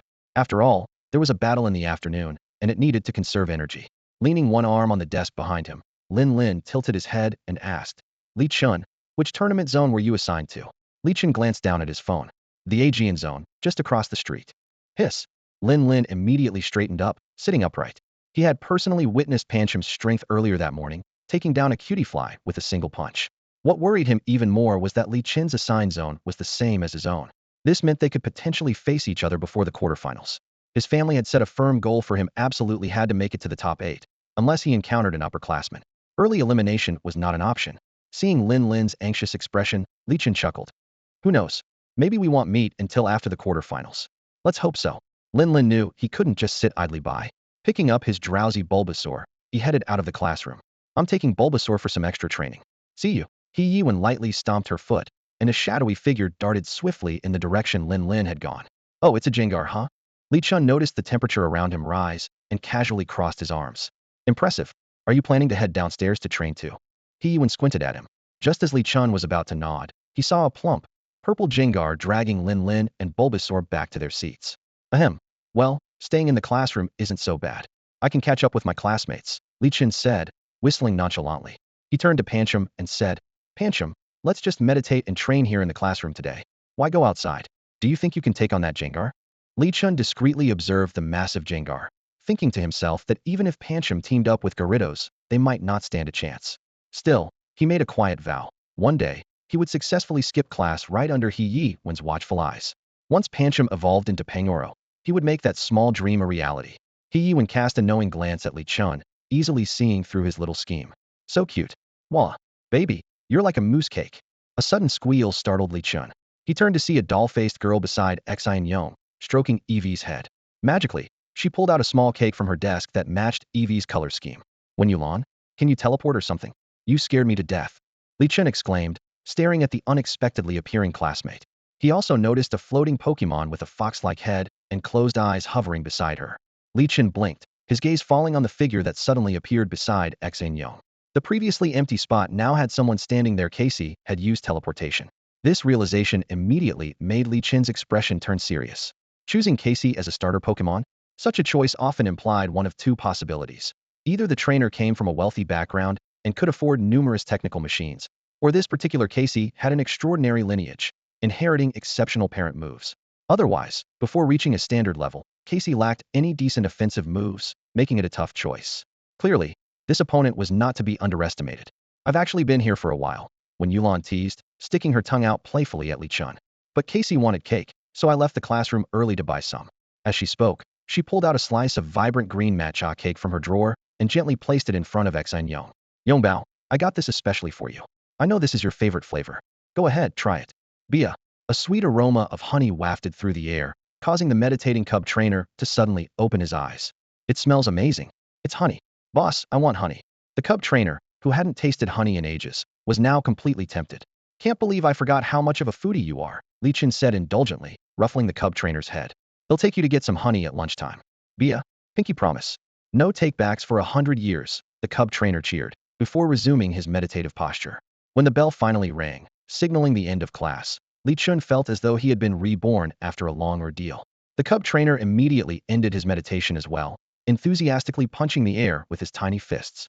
Honey. The thought of soon indulging in sweet honey made the cub trainer impatient, and this time, he was the one tugging Li Chun out the door. Such an impatient little bear. Li Chun chuckled helplessly, picking up the cub trainer as they headed to the school gate to hail a cab to the AGNC area. After lunch, the cub trainer, now clutching a jar of honey, followed Li Chun to the venue for the first round of the preliminary matches. This was the AGNC division, where 128 participants were preparing to compete. Rome City was vast, with a large number of student competitors, so the first round was divided into multiple divisions. Only the top 8 from each division would advance to the second round. This stage was neither too difficult nor too easy. It required both skill and luck. From the quarterfinals onward, the matches would shift to Tuntuo battles. Statistics from previous years showed that very few third-year students made it past the second round, with most being eliminated in the top 16. As a result, many participants set their sights on simply making it to the quarterfinals, content with showing their faces in the second round. But Li Chun was different, had only one goal: to claim the championship in the most dominant fashion. The first round spanned 3 days, with the top 8 being determined in the first 2 days. The final day featured 3 stages: the semifinals, the finals, and the championship match. The competition began. The 128-64 matchups were split into upper and lower brackets, with Li Chun placed in the upper bracket, leading the charge. His opponent was a third-year student from the neighboring class, who was using a Machop, another fighting-type Pokemon. Cub trainer, finish it quickly, Li Chun instructed succinctly. Seeing Li Chun's straightforward demeanor, the opponent seemed a bit annoyed. Machop, endure the first hit and use revenge. The revenge move was designed to double its power when retaliating after taking an opponent's attack. It was a solid strategy, but, Bia, sorry about this. The cub trainer's left arm suddenly glowed with a dazzling white light. Using less than half of his strength, he swung fiercely at the Machop. The intense light forced the Machop to shield its eyes while bracing itself. Boom! Under the watchful eyes of the crowd, the Machop was sent flying, crashing into the wall and leaving a deep crater. As the dust cleared, the Maghop lay motionless on the ground. Maghop is unable to battle. Li Chun is the winner, the referee declared. Apologies, I'm in a hurry, Li Chun said, leaving those words behind as he quickly headed to Xian Yong's match with the cub trainer in tow. After Li Chun left, the audience erupted in astonished chatter. Whoa, the fight ended in one punch. Is this really the strength of a third-year student? This guy is incredible. He's got champion potential. Rico witnessed it all. It was hard to believe that a peer's Pokemon could knock out its opponent in just one blow. The audience couldn't help but murmur among themselves, unaware that Li Chun's Ursaring apprentice was already a full 10 levels ahead of the Pokemon belonging to other trainers of the same age. In just a week, while other trainers were still building basic rapport with their Pokemon, Li Chun had trained his Pokemon to an astonishing level. At that moment, Li Chun's attention was drawn to the neighboring battlefield. Xian Yong's EV was locked in an intense match against a Fire-type Vulpix. With its exceptional speed, EV moved effortlessly across the field, occasionally using Sand Attack to disrupt Vulpix's vision. Despite Vulpix launching scorching fireballs and charring the ground, it couldn't land a hit on the nimble EV. The cheers of the audience began to favor Xian Yong, with the scales of victory tipping in her direction. At her command, EV seized a moment of Vulpix's carelessness and used Quick Attack, knocking its opponent to the ground in a single strike. The referee raised the flag to declare the result, and Vulpix's icon dimmed on the electronic scoreboard. Great job out there. Xian Yong stepped onto the field, picking up EV and gently grooming its fur while encouraging it. Keep it up, and let's aim for the top 8. EV. The little Pokemon proudly flicked its head, its neck first swaying lightly as if to say, with me here, victory is guaranteed. After the round of 128 concluded, narrowing the competitors to 64, Li Chun scanned the list and noticed that 40 of the remaining trainers were first-year students, each with at least 2 Pokemon. His next opponent was from Class 1 of Jinzhong High and used a Dark Flying-type Murkrow. Almost got knocked out in the first round, huh? What's your next matchup looking like, Li Chun? Lin Lin, who had just finished his own battle, joined him in the resting area and peered over his shoulder to check the battle arrangement. Seeing that the opponent was a Flying-type Murkrow, Lin Lin frowned. Although Li Chun's strength was impressive, dominating his peers with single decisive blows, earning himself the nickname One-Punch Ursaring, Pokemon like Murkrow often carried an Eviolite, making their defenses exceptionally tough. Even more troubling was that Murkrow could learn Haze early on, a move capable of nullifying Li Chun's Swords Dance strategy with ease. That trainer's Murkrow has the prankster ability. Xian Yong chimed in at the right moment. I watched one of his previous matches, but unfortunately, I only saw him use Haze, so it's hard to gauge his full capabilities. Not a big deal, Li Chun said confidently. Even if the Murkrow is equipped with an Eviolite, as long as my Ursaring apprentice lands 2 punches, that'll be enough. That cutie fly earlier couldn't even scratch him, so I doubt Murkrow will pose much of a problem. His 10-level advantage gave him all the confidence he needed. If something like this could still lead to a counterattack, he might as well restart sooner rather than Laterno need to embarrass himself as a transmigrator. Lin Lin muttered to himself, his fingers sliding swiftly across the screen, a glint of slyness flashing in his eyes. Hey, let's not talk about that for now. I've got some insider info on the contestants. Want to hear it? Intel? Of course, we want to hear it. Their eyes lit up with interest. Without saying much, Lin Lin directly forwarded the information to their chat accounts. Li Chun glanced at the notification popping up on his screen and gave it a thumbs up. Having someone like you for intel is a real blessing. Aegean Region Seed Players Quarterfinals Dark Horse Championship Favorites. The bold headline immediately caught his attention. Clicking on it, he was presented with detailed profiles of 8 players. Among them, 2 names stood out, not only bolded but also accompanied by 3 sparkling stars. Li Chun instantly understood A must be the strongest contenders for the championship in this preliminary tournament. The profile of the first championship favorite, Chen Yuxuan, appeared on the screen. Name, Chen Yuxuan. Affiliation, reserve member of Rongqing University's varsity team. Pokemon team, Feraligatr Normal Tier, Crocodile Normal Tier, Pyroar Normal Tier. Li Chun quickly analyzed her Team 3 crocodilian Pokemon, with Feraligatr being particularly tricky as it's one of the fastest evolving starters. However, he soon devised a counter-strategy. Use Kubfu to take down Crocodile and Pyroar first, then have Gyarados team up with Kubfu to tackle Feraligatr. By repeatedly triggering Intimidate, they could weaken Feraligator's physical attack. While a bit of a loophole, it was within the rules. He scrolled further to the second championship favorites profile. Name, Zhang Xian. Affiliation, reserve member of Rongqing Normal University's varsity team. Pokemon team, Magnezone Normal Tier, Vikavolt Normal Tier, Manectric Normal Tier. Seeing this all-electric team, Li Chun frowned. This lineup was practically a hard counter to his Gyarados, with each Pokemon capable of giving him a hard time. Worse still, according to the schedule, if he advanced smoothly, had inevitably faced Zhang Xian in the semifinals. Though the odds seemed slim, it wasn't hopeless. Li Chun quickly formulated a plan to turn the tide. Teach both Kubfu and Gyarados ground-type moves, significantly boosting their chances. Initially, he thought of having the two practice the same move for better synergy, but reality hit hard. Kubfu and Gyarados couldn't learn the same ground-type moves at all.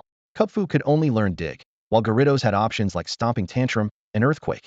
Thankfully, today's sign-in reward happened to be a Stomping Tantrum TM, giving Li Chun a glimmer of hope.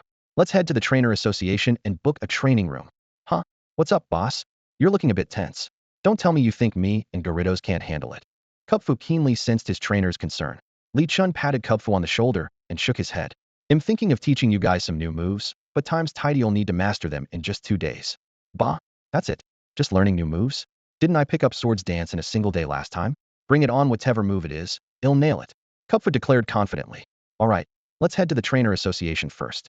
The berries should have arrived too. I'm coming along. Charmander chimed in excitedly, eagerly tagging along.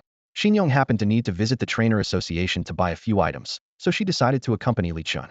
After picking up the Pidgey that had just returned from a treasure hunting trip, the two of them took a ride to the association.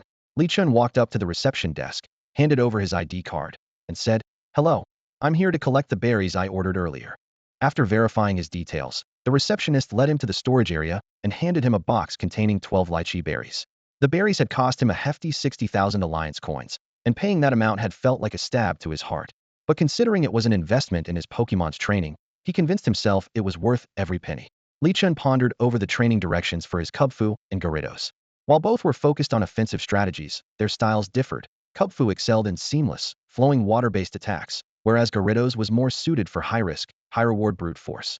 Although lychee berries couldn't directly boost effort values, when paired with training sandbags, they could significantly enhance their physical attack stats. Do you happen to sell the Dig TM? Li Chun asked the receptionist while she was still there. We don't have it in stock. Alright, then I'll book a training room for 4 hours, he decided, planning to lay a solid foundation for Gyarados. Inside the room, Li Chun released his 2 Pokemon and plugged a heavy slam TM into the whiteboard screen. Kubfu eagerly grabbed 2 training sandbags and headed to the side for some intensive practice. Roar. Boss, what move are we learning? Gyarados thumped its tail on the floor, brimming with excitement. Pippa Pidgey. Gyarados, can you stop roaring all the time? Pidgey complained. Ever since you evolved, you've been yelling nonstop. Can you be a bit more composed? Roar, roar, roar.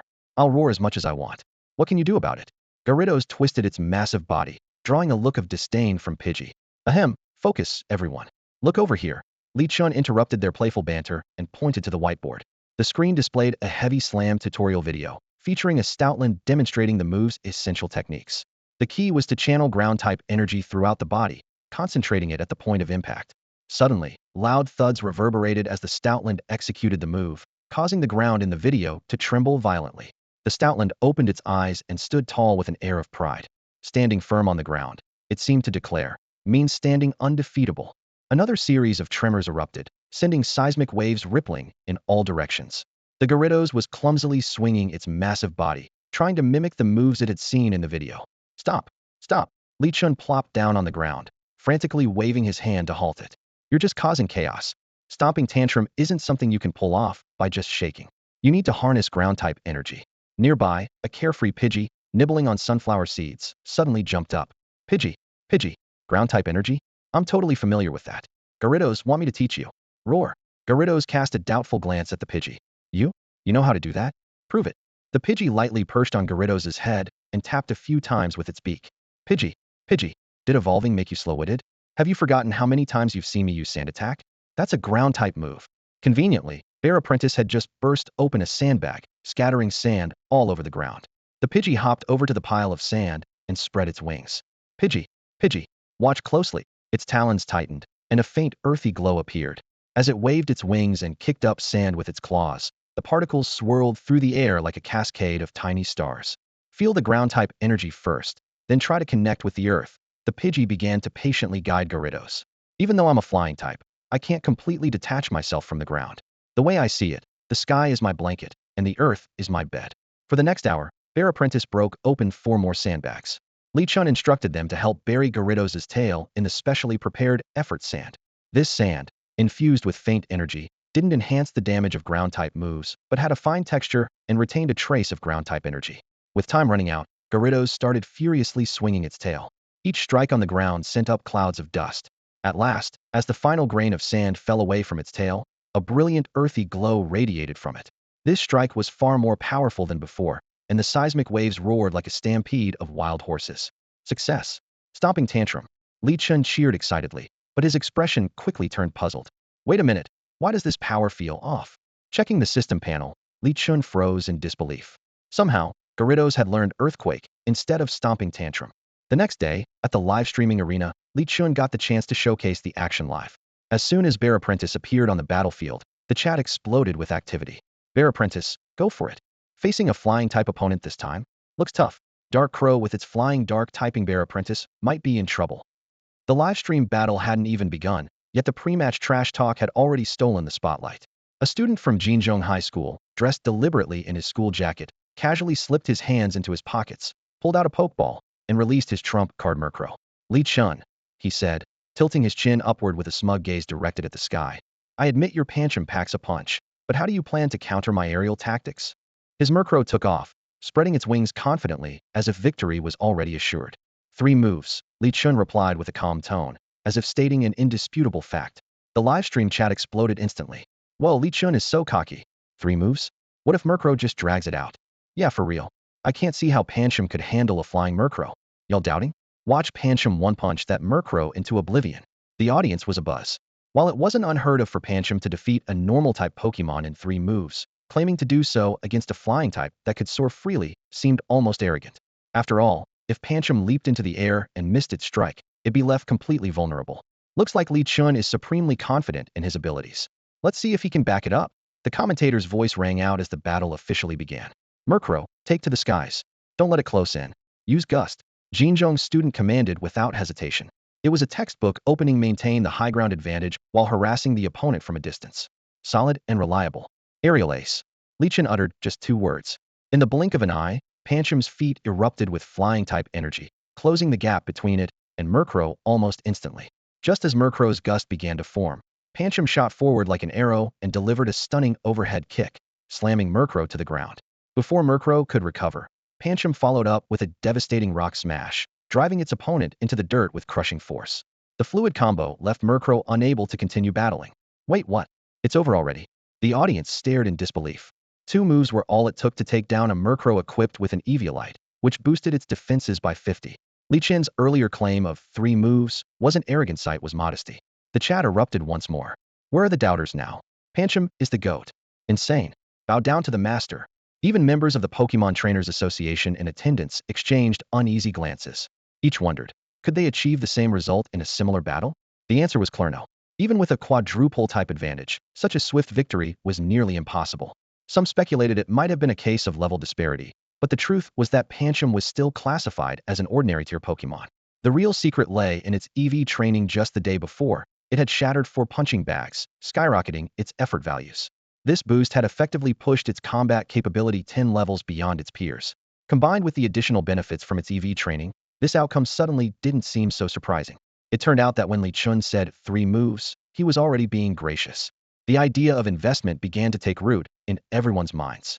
As Li Chun left the venue, representatives from various corporations and the Trainers Association stood up one after another, eager to seek investment opportunities. However, the representative from the Rongqing Inspection Bureau noticed that one of the guests, Xian Chongqing, remained seated, showing no intention of chasing after investments. Brother Xian, that young man is exceptionally talented. Aren't you going to invest in him? The representative asked in confusion. I've already been investing in him for nearly 18 years, Xian Chongqing replied calmly. At that moment, just as Li Chun was about to enter the contestants' tunnel, he suddenly stopped and turned to look at Xian Chongqing. Their gazes met, and they exchanged a knowing nod. A trace of nostalgia flickered in Xian Chongqing's eyes as Li Chun's figure overlapped with the image of his old friend, Zhuan Wu, from years past. Using his aura abilities, Li Chun sensed the strong emotional waves coming from afar, which allowed him to pinpoint Xian Chongqing's location amidst the crowd. At this stage, he was still in the early phases of exploring the powers of aura and overcoming force. Based on the limited depictions from the animation, he had learned basic applications such as communicating with Pokemon, predicting danger, sensing emotions, and sharing vision. However, the advanced technique of forming aura spheres, as described in Legends, remained beyond his reach. Looking at the tournament schedule, there were 2 important matches ahead, the round of 32 to 16 in the afternoon and the round of 16 to 8 in the evening, both following an unknown format.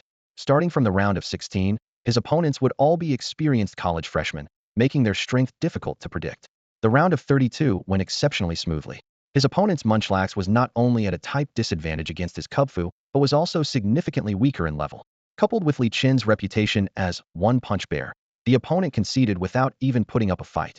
With some free time, Li Chen headed to Lin Lin's match. He arrived to see Lin Lin's Bulbasaur battling a Wartortle. The opponent attempted a quick victory by opening with Ice Beam, but Lin Lin was well prepared.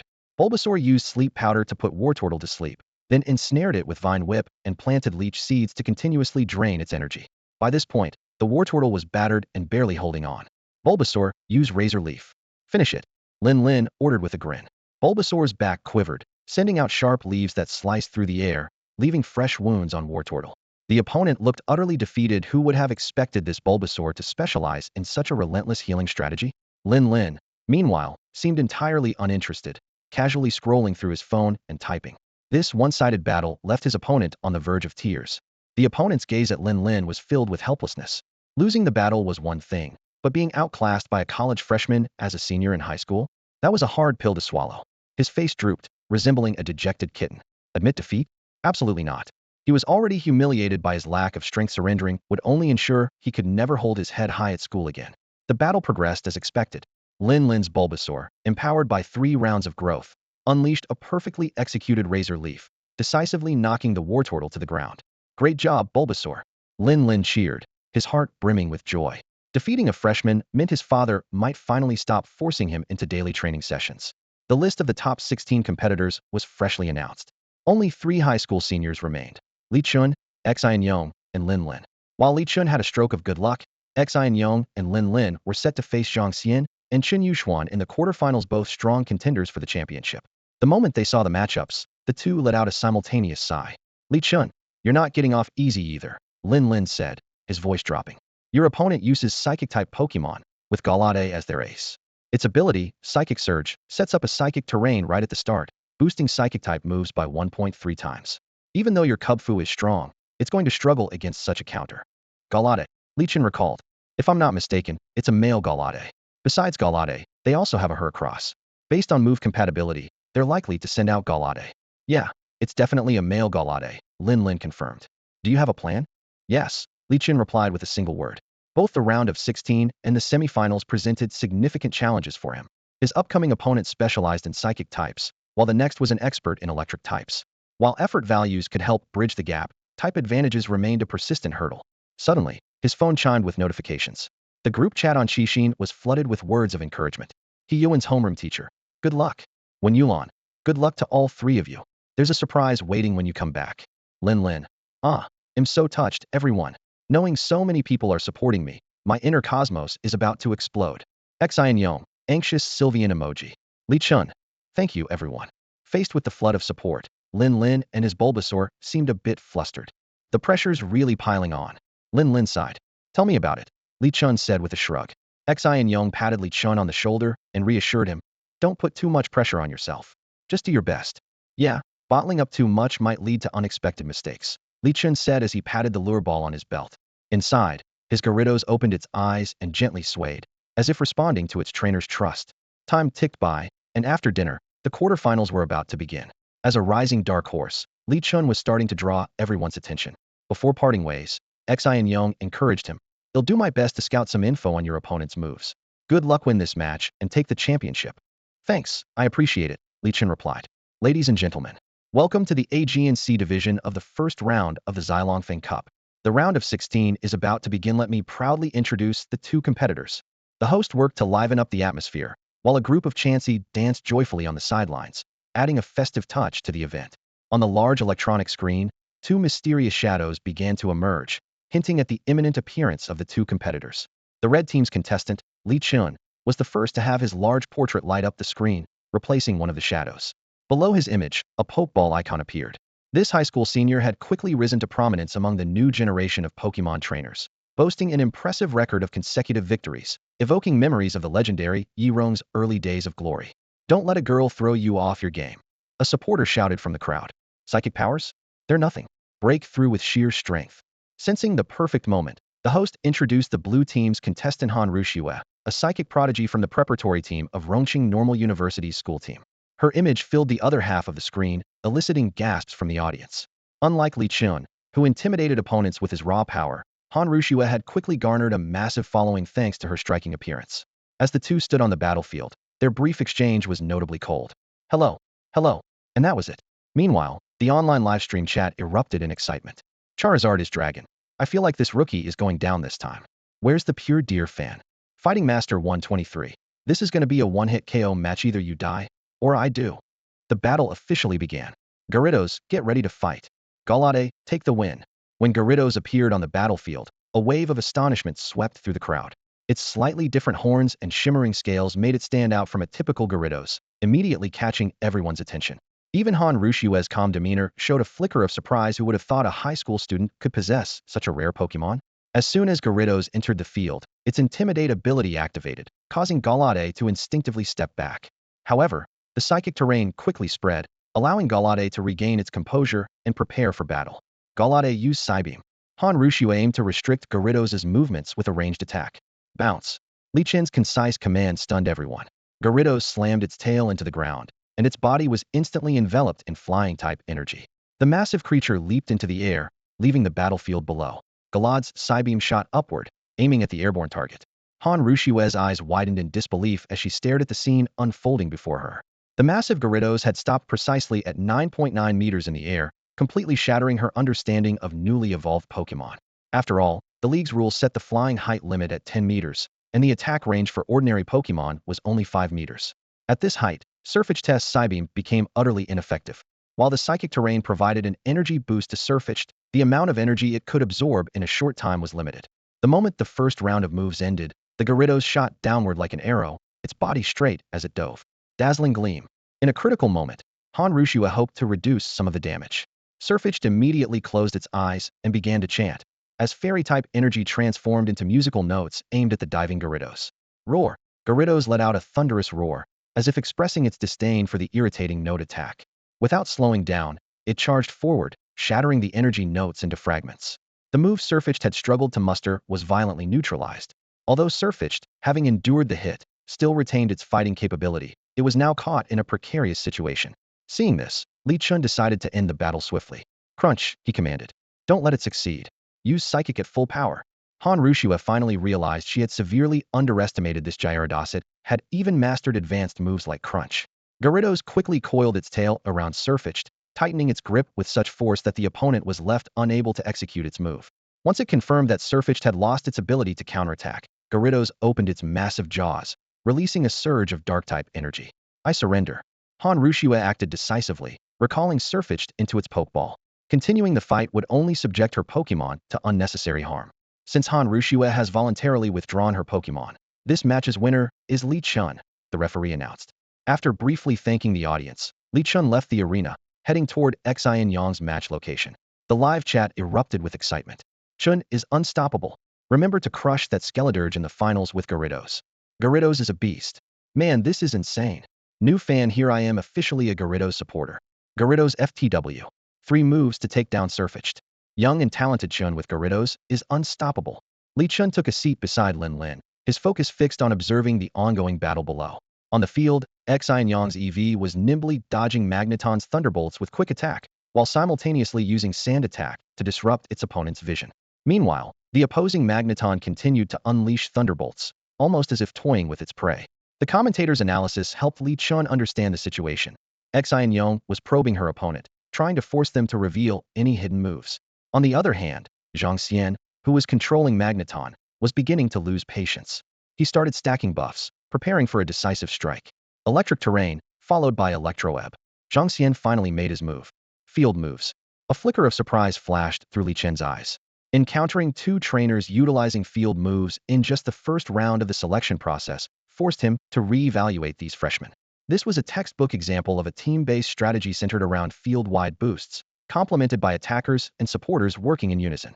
The Magneton clearly played a dual role, setting up an electric terrain while also serving as the main attacker. Its 3 eyes began to tremble violently, and 6 pairs of magnets pointed downward simultaneously, rapidly forming 6 orbs of golden, volatile energy. The moment the energy orbs struck the ground, currents snaked across the battlefield, quickly enveloping it entirely. ZZE. The electric currents surged toward Magneton's head, intertwining and weaving together to form a dense, golden electric grid in an instant. Kids who don't even have all their feathers, yet shouldn't be competing. Just be a stepping stone quietly. Wouldn't that be better? But no, they just have to mess around with these interference tactics. Zhang Xian exaggerated his movements, covering his eyes with one hand while dramatically raising the other above his head. As Magneton unleashed its electric grid, Xian Yong spoke calmly. Protect. Zhang Xian's face was filled with disbelief. A unknown battle, and you're using Protect? Little girl, are you here to battle or just to mess around? Eevee, the disgusting one here is you. Eevee roared, as a green barrier enveloped it just in time. Despite the significant level gap between the two, tactics like these that disregarded conventional logic could instantly level the playing field. Of course, if Magneton had reached the elite level, it would have been a different story. Damn it. Magneton, use Thunderbolt. Zhang Xian ordered furiously. As Magneton's body erupted with surging electric energy, Xian Yong's eyes lit up. Without hesitation, she retrieved Eevee into its pokeball. Electric terrain, electric grid, Thunderbolt. Their opponent had exposed 3 key strategies in one fell swoop, just to deal with Eevee. Everything's going according to plan. Hee. What the heck? Yongjia is so amazing. Not only is Eevee unharmed, but she even forced the other side to reveal so many moves. Lin Lin cheered, pumping his fist excitedly. Li Chen finally noticed something off. Wait, what's going on with you? How are you done before me? Their quarterfinal matches were supposed to be happening simultaneously. Ah, it's a long story, but I'll keep it short, Lin Lin said with a pained expression. I specifically had Bulbasaur hold a citrus berry, hoping to draw out the battle with a healing strategy. Guess what happened? What happened? Unbelievable. Their Crocoler came out and used Incinerate right away, burning my citrus berry. Bulbasaur couldn't escape, and Leech Seed, Sleep Powder, none of it worked. One Ember, and it was down. Didn't even get a chance to use Ingrain. By the end, Lin Lin slumped down, completely dejected. Li Chun, you've got to avenge me. Take that Crocoler down. You've got my word. He'll make sure to take it out. Li Chun said firmly as he and Lin Lin bumped fists. The guest seats were abuzz with excitement as a group of trainers passionately discussed the just concluded quarterfinals. Initially, everyone thought the biggest dark horse would be either Zhang Xian or Chen Yuxuan, but out of nowhere came a surprise contender Li Chun. This young trainer not only managed to dominate his opponents before the quarterfinals with just a Kubfu, but also unveiled a dazzling Gyarados with shimmering colors during the quarterfinals, instantly sparking heated discussions. Gyarados has a base stat total of 540, with both attack and special defense exceeding 100. In a tournament like the Baby Cup, it's practically a mini tyrant, remarked a messy-haired man, shaking his head. But it's a shame. This kid will probably stop at the semifinals. Xian Chongqing frowned slightly. Because his semifinal opponent is Zhang Xian, right? His all-electric team, combined with electric terrain, makes it tough for Gyarados to stand a chance. The man popped a bland, fleshy grape into his mouth, his face flushing slightly. Tough. That's putting it lightly. It's a 4 times weakness to electric. One Thunder Shock might be enough to take it down. Smacking his lips, he continued. From the looks of it, Kubfu is probably his starter Pokemon. If Kubfu's strength can match that of Magneton, he might stand a chance. But honestly, for a high school senior to make it to the quarterfinals on his first try, he's already way ahead of his peers. Hearing this, the other guests nodded in agreement. Everyone was well aware of Gyarados' glaring weakness, a 4 times vulnerability to electric-type moves. No matter how high its special defense was, a single stab electric attack could likely spell its end. Many couldn't help but feel sorry for Li Chun. If it weren't for facing Zhang Xian, the champion of the Aegean division might very well have been him. In the audience, Lin Lin watched as the 2 competitors left the stage. Nudging Li Chun with his elbow, he said, "This is trouble. That guy's Magneton with electric terrain. If he sets it up, Gyarados won't stand a chance." "Then I just won't let him set it up," Li Chun replied calmly. Lin Lin didn't press further. Given Li Chun's track record of pulling off surprises in every battle, he was confident his friend had another ace up his sleeve. Meanwhile, the Xialongfeng Cup forums were already in an uproar. Rongqing's on the map again, an anonymous user from Min Province posted. Have you ever seen a rookie command a Gyarados so skillfully? Or a Kubfu that can KO opponents with one punch? The post included a video of the match. Unbelievable. Is this really a domestic tournament? Since when were high school seniors this strong? A user from Sichuan marveled. Doesn't seem as impressive as Shangguan Yunyan, a user from Beijing dismissed. So what if Gyarados is strong? Can it beat Ampharos? One Thunderbolt, and it's game over. Beijing fanboy triggered, a user from Shanghai teased. So, why does this Gyarados listen to a rookie? Doesn't seem like it was raised from the start. A user from Ryukyu, China, questioned. Picked it up. Don't try this at home, folks, replied the Min Province user, attaching a meme of Gyarados using Intimidate. As an avid internet user, Li Chen often searched for posts about himself. With such a buzzworthy match, there was at least a 90% chance it would end up on the forums. Sure enough, Shortly after the match ended, discussions began to heat up online. However, as the conversation deepened, the topic gradually shifted away from his Gyarados and onto debates about the identities of other rising stars. Lee Chun was browsing the forum, only to find that the discussion section was dominated by topics from freshmen. There wasn't a single post from a fellow senior high school student. Being unbeatable among my peers is a lonely feat, he sighed softly, replying to a comment from an online friend across the forum. Soon after, the internet erupted into chaos once again, with waves of comments flooding in like a tidal wave. Watching the spectacle unfold, Lee Chun smiled with satisfaction, rubbed his slightly tired eyes, and turned off his phone. Tomorrow was the quarterfinals, and his Pokemon's performance today had already captured the attention of the entire Rong City. If he could make it to the semifinals, the audience numbers would surely surpass today's turnout. No turning back now, might as well book another room. The next day, the quarterfinals arrived as scheduled. Congratulations, host. You've successfully checked in and received a dozen Moo Moo Milks and 1,003 system points. After a night of intense training, Bear Cub's effort values were nearing their limit. Without the Power Bracer's assistance, maxing out those stats would have required even more grueling work. This round's opponent was a member of the preparatory team from a second-tier university, posing less of a threat compared to previous matches. However, Lee Chun didn't dare let his guard down. What if the opponent had some hidden electric-type moves? Ladies and gentlemen, good morning. The voice of the host, Nirvana, echoed across the arena. I'll be your host for today's match once again. Nirvana had been specially assigned to Lee Chun's live-streamed match, as most of the audience's attention would now be focused on this battle. A clash between a high school senior and a college freshman in the quarterfinals was bound to spark heated discussions, regardless of their respective skill levels. Moreover, with Lee Chun holding Gyarados as his trump card, the match promised to be a spectacle. On the red side, the shining rising star Lee Chun. On the blue side, the steadfast Rock Lu Yen. Rock-type Pokemon were known for their formidable defenses. While their special defense might be somewhat lacking, most of them boasted exceptionally high physical defense. Lee Chun had briefly reviewed Lu Yan's profile and knew that his opponent used Rhyperior and Midday Lycanroc. Judging by their types, Lee Chun seemed to have the advantage, making this match appear less daunting. Both competitors simultaneously threw their Pokeballs, and their choices were as expected. Bear Cub, get ready for battle. Lycanroc, let's end this quickly. Seeing Lee Chun send out Bear Cub, Lu Yan immediately opted for his signature speed attack strategy. Use Accelerock. Lycanroc's claws carved deep marks into the ground as its limbs became coated with faint rock fragments.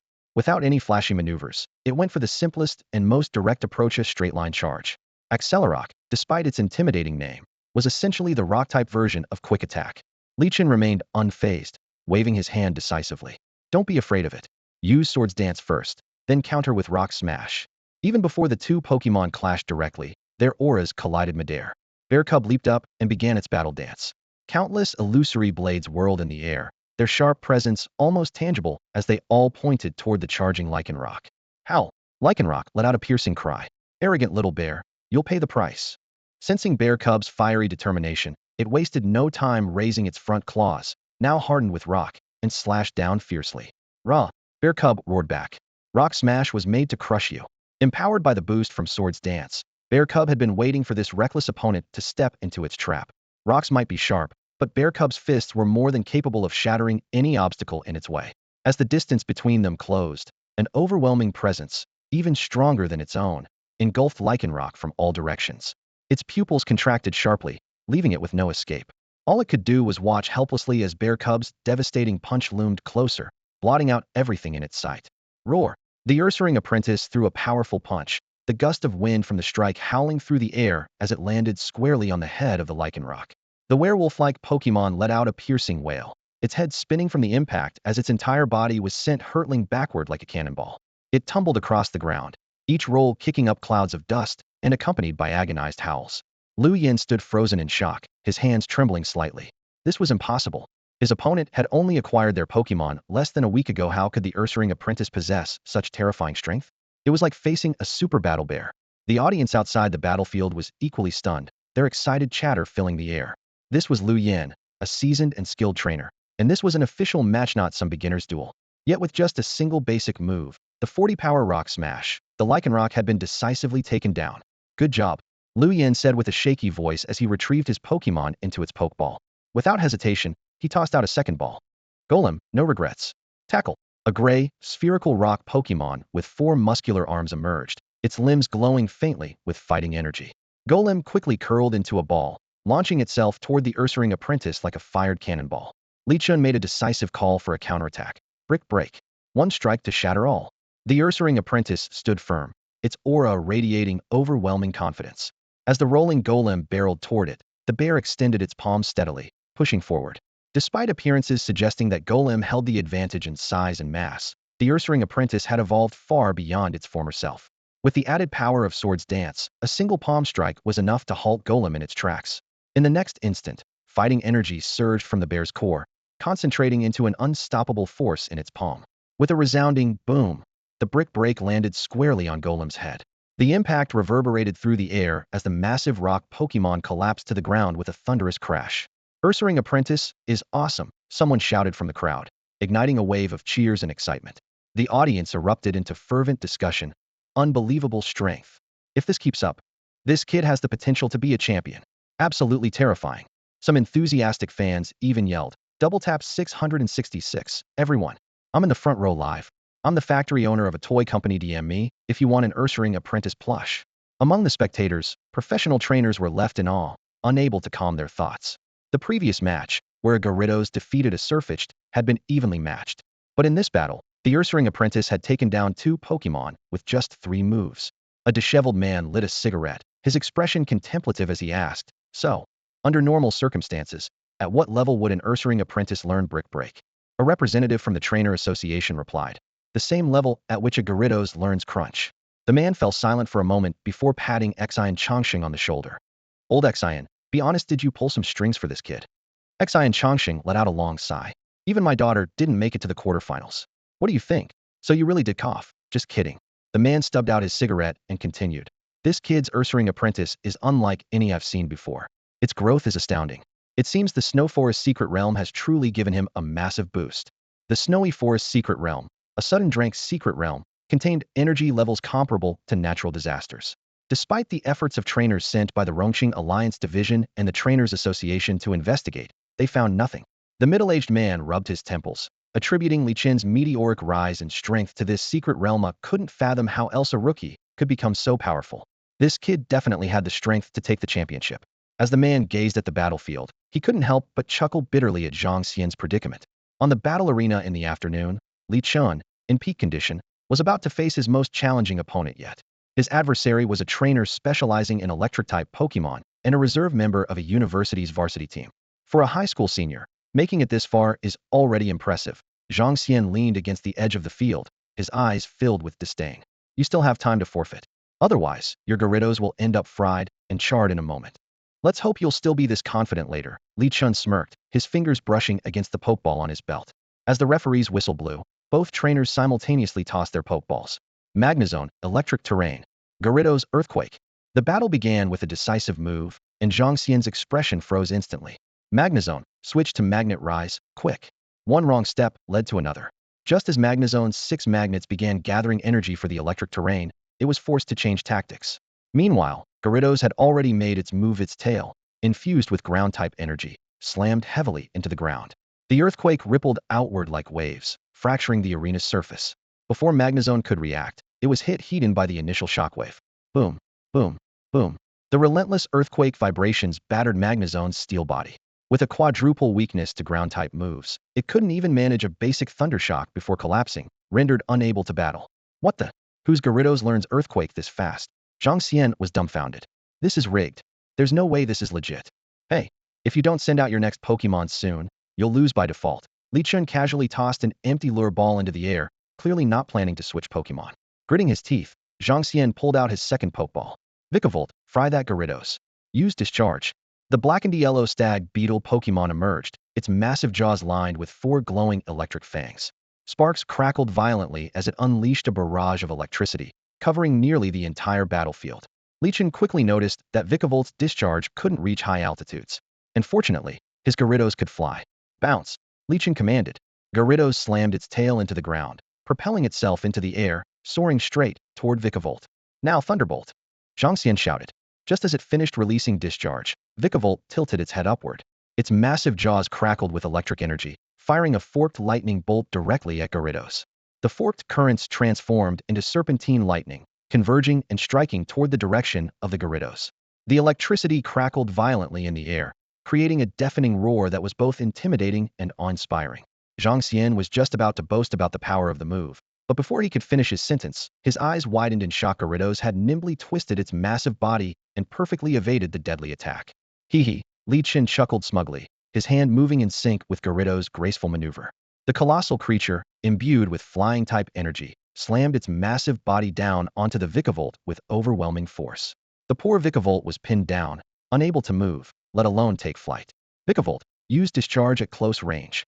Zhang Xian shouted desperately, convinced that at such a short distance, the attack would surely land. Meanwhile, the spectators had already seen through the outcome of the battle and shook their heads in unison. Xian Changsheng propped her face on one hand and remarked calmly, if it were a Manectric, there might still be a sliver of hope. But Zhang Xian not only lost one of his key Pokemon at the start, he also chose a slow-moving Vikavolt, practically a sitting duck. She elaborated further, speed stats don't just determine movement. They also influence attack execution and reaction time. Vikavolt is a classic artillery-type Pokemon. If it can't hit, it's as good as useless. Li Chun snapped his fingers casually, issuing a command. Bind it, then use Waterfall. Gyarados immediately executed a constriction strategy, its muscular tail coiling tightly around Vikavolt with calculated precision. Alternating between tightening and loosening its grip, it maintained complete control. Then, with relentless power, Gyarados slammed its opponent into the ground repeatedly with its tail.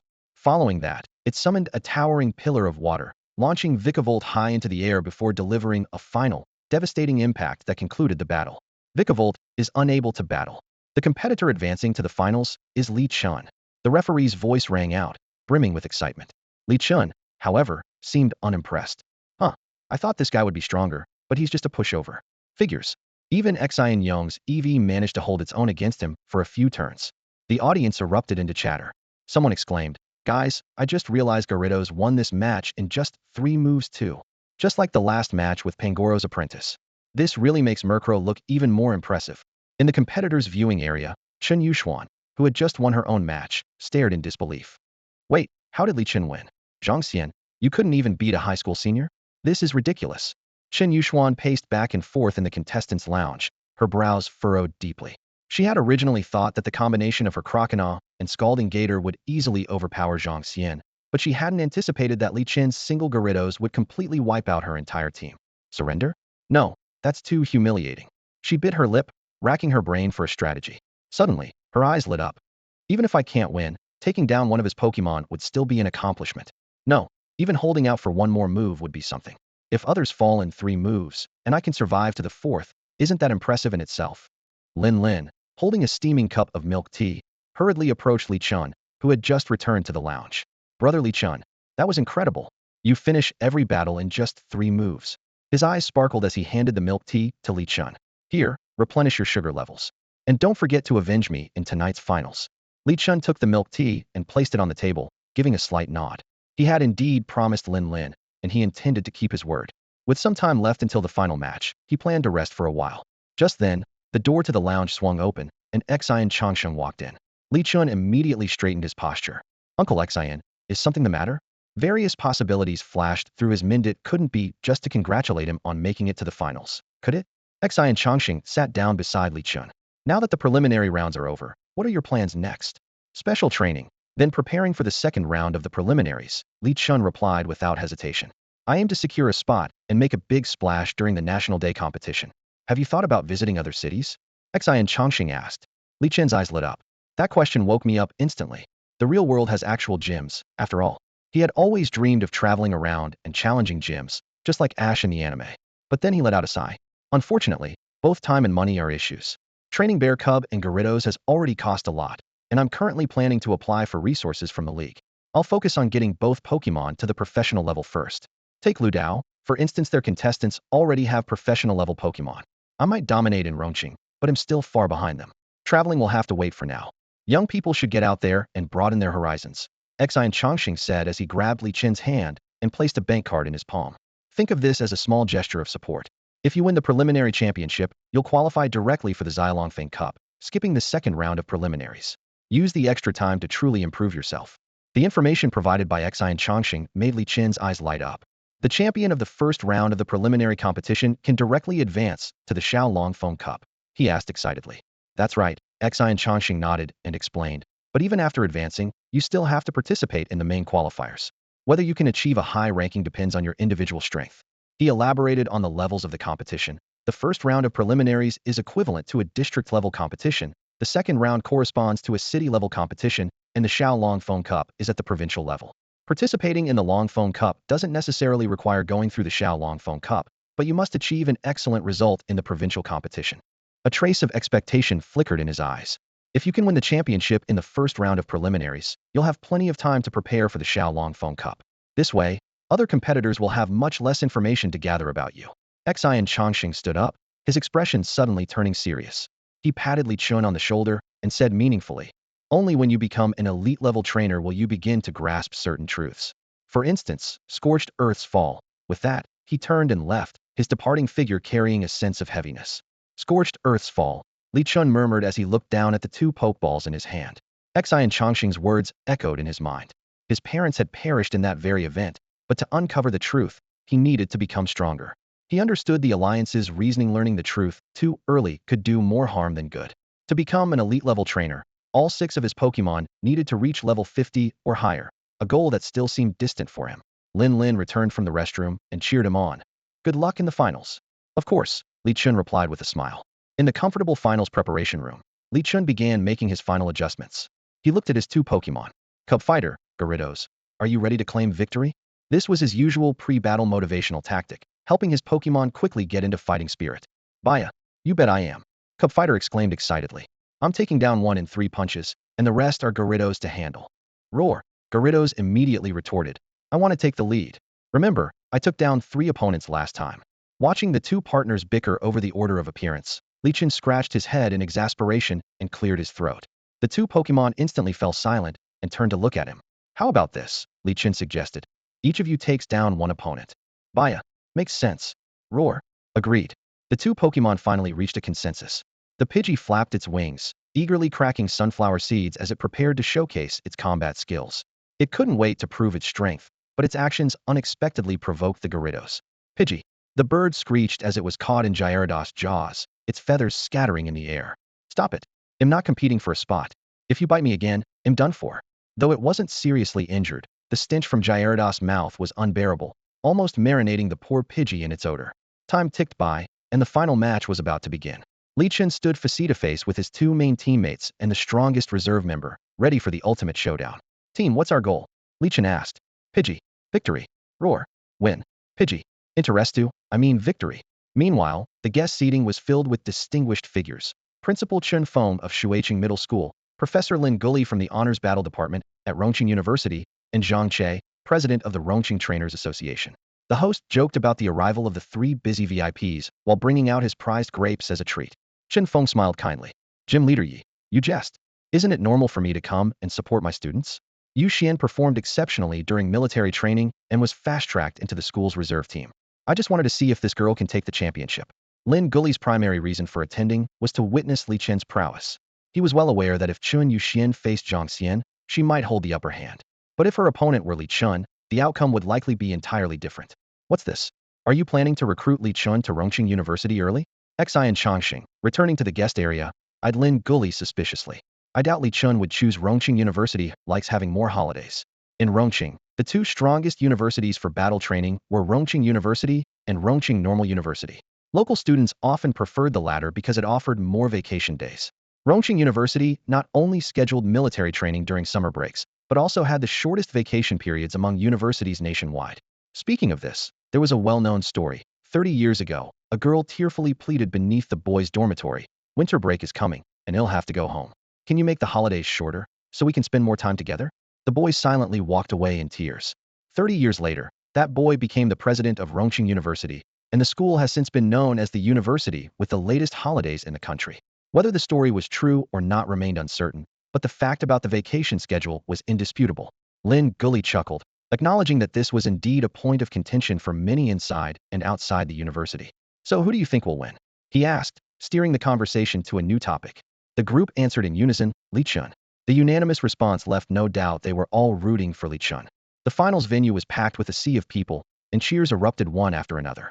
Countless fans rode their flying Pokemon, arriving from all directions just to witness the performance of this high school senior who had made it to the finals. Ladies and gentlemen, the voice of the host, Nirvana, echoed across the arena.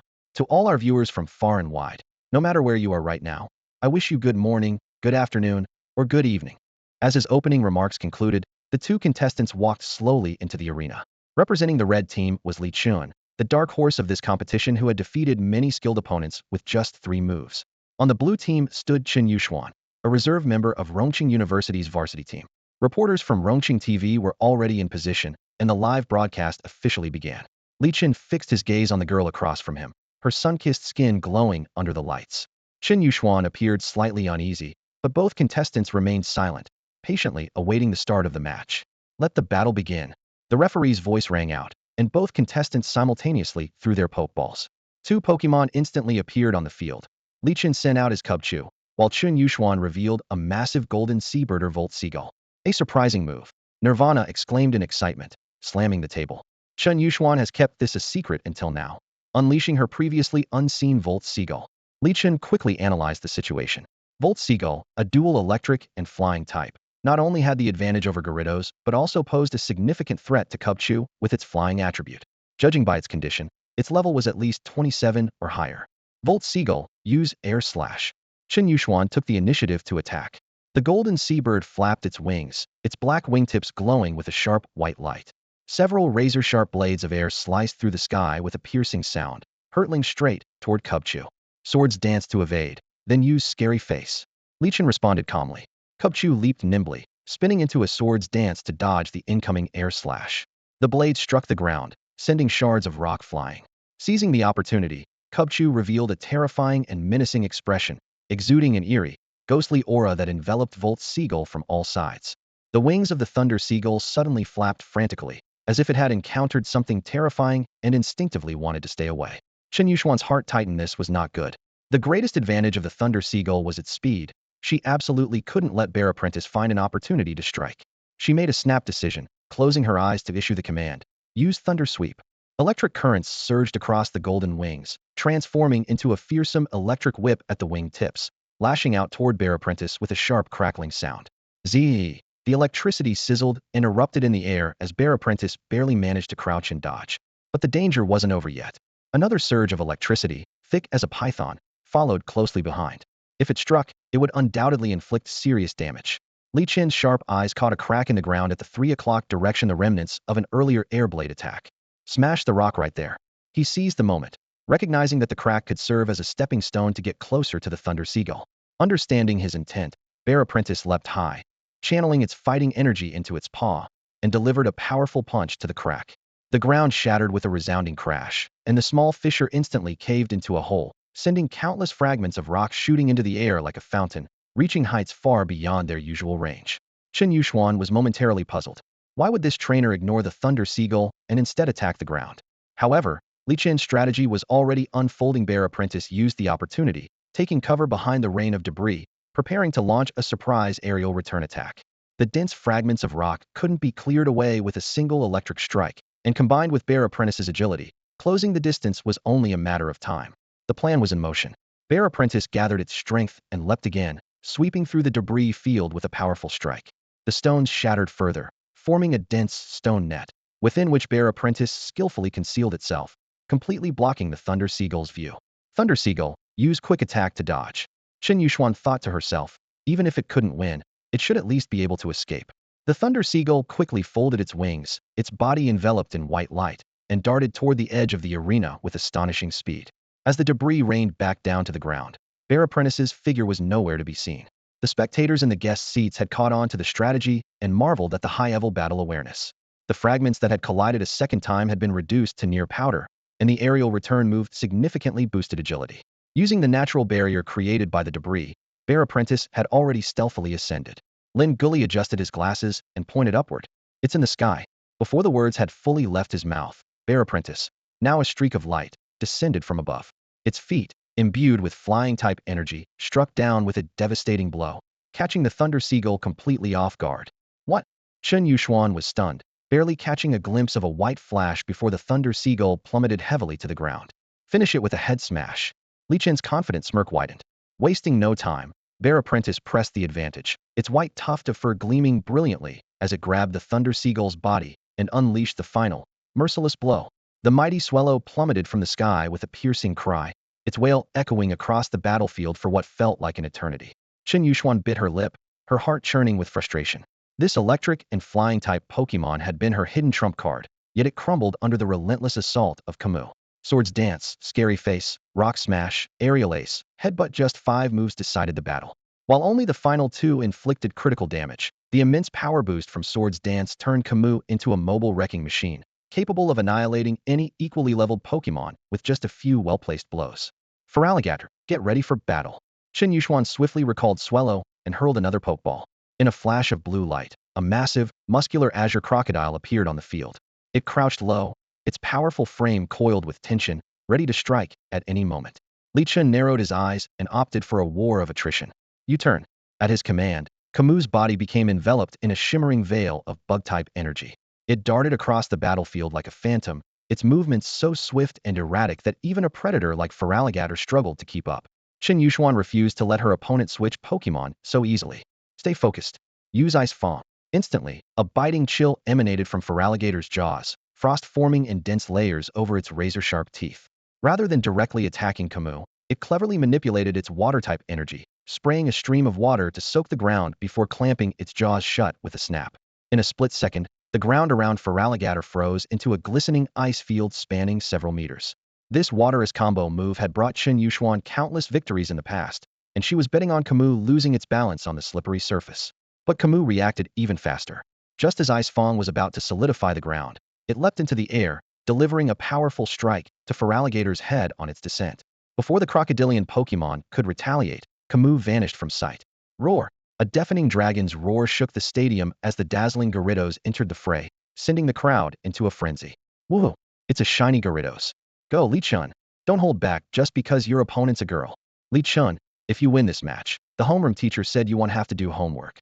The last remark, transmitted to Li Chen's mind through aura, ignited a surge of determination within him. Gyarados' Intimidate ability activated, its overwhelming dragon-type presence bearing down on Feraligatr. Outrage. This time, Li Chen skipped any prelude and commanded Gyarados to unleash its most powerful move, Outrage. Scarlet energy surged across Gyarados' body in an instant. Its azure blue eyes turned crimson, and its scales shimmered in reverse. The sudden transformation left the audience and Chen Yuxuan stunned, unable to react. In a blink, Gyarados shot forward like an arrow toward Feraligatr. Standing at an imposing 6.5 meters tall, Gyarados towered over the 2.3-meter Feraligatr, the size difference painfully clear. Clenching her teeth, Chen Yuxuan gave the order. We'll counter with Outrage too. Though she knew Feraligatr wasn't adept at using the move, it was a door-die moment. But before Feraligatr could gather strength, Gyarados had already launched a relentless barrage of attacks. Its tail whipped, its body slammed, and its fangs tore with ferocious dragon energy. Feraligatr barely managed to summon its Outrage, yet the resounding clash of their energies already hinted at the outcome. With its crimson eyes growing wilder, Gyarados unleashed an even more ferocious second wave of attacks. Despite being in the outraged state itself, Feraligatr struggled to hold its ground, overpowered by the sheer gap in strength. Is she trying to trigger Torrent by exhausting its stamina? Nirvana, a gym leader, quickly caught on to Chen Yuxuan's strategy. The audience, meanwhile, was awestruck by Gyarados' display of power. From Earthquake to Outrage, its mastery of moves hinted at a future as a champion-level Pokemon. A faint blue glow began to radiate from Feraligatr, signaling that its Torrent ability had been activated. However, its labored breathing revealed it was already at its limit. Watching this, Lin Gully sighed. Yuxuan's in trouble. Finish it, Li Chen commanded. With overwhelming force, Gyarados launched a decisive blow at the Feraligatr, now in a dual state of Outrage and Torrent. A deafening crash echoed as Feraligatr fell heavily to the ground. The referee raised a flag, and the electronic screen dimmed Feraligatr's icon. Feraligatr is unable to battle. Since Chen Yuxuan has no remaining Pokemon, the winner is Li Chun. Li Chun withdrew his Gyarados and headed to the medical room with steady steps. Although neither Pokemon suffered any substantial injuries during the battle, having only expended energy through their moves, a routine checkup was still essential. The medical staff meticulously examined them from head to toe, both externally and internally, ensuring everything was in perfect condition. At the award ceremony, Li Chen stood on the highest podium with his Pancham and Gyarados by his side. From a treetop not far away, a Pidgeotto silently observed the scene. As a wild Pokemon, it felt out of place in such a formal setting.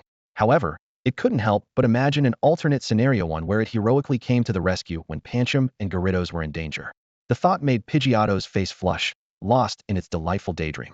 Just then, Pancham and Garridos suddenly felt an inexplicable chill. They glanced around warily but couldn't pinpoint the source of the strange sensation. If they were to discover the origin of this malicious intent, they surely wouldn't let it slide. Noticing their reaction, Pidgeotto quickly shrank deeper into the leaves of the tree, trying to remain unnoticed. After the ceremony concluded, a swarm of reporters rushed forward, vying to interview the history-making young trainer. Li Chun responded to questions about his thoughts on the competition and his outlook for the Xilongfang Cup with concise and official statements. However, in his heart, his primary concern was still funding. As a trainer, financial constraints could severely hinder progress. Although the Huagua government provided generous subsidies, Li Chun had still been running at a deficit this past week. The monthly expenses for raising 2 ordinary-level Pokemon had skyrocketed to 100,000 yuan, far exceeding the initial estimate of 80,000 yuan for beginner-level training. Even without factoring in the cost of move learning machines, his current funds were insufficient to maintain top-tier training. Fortunately, Uncle Xian had been helping him connect with potential investors, offering a glimmer of hope for alleviating this urgent issue. Beep, beep.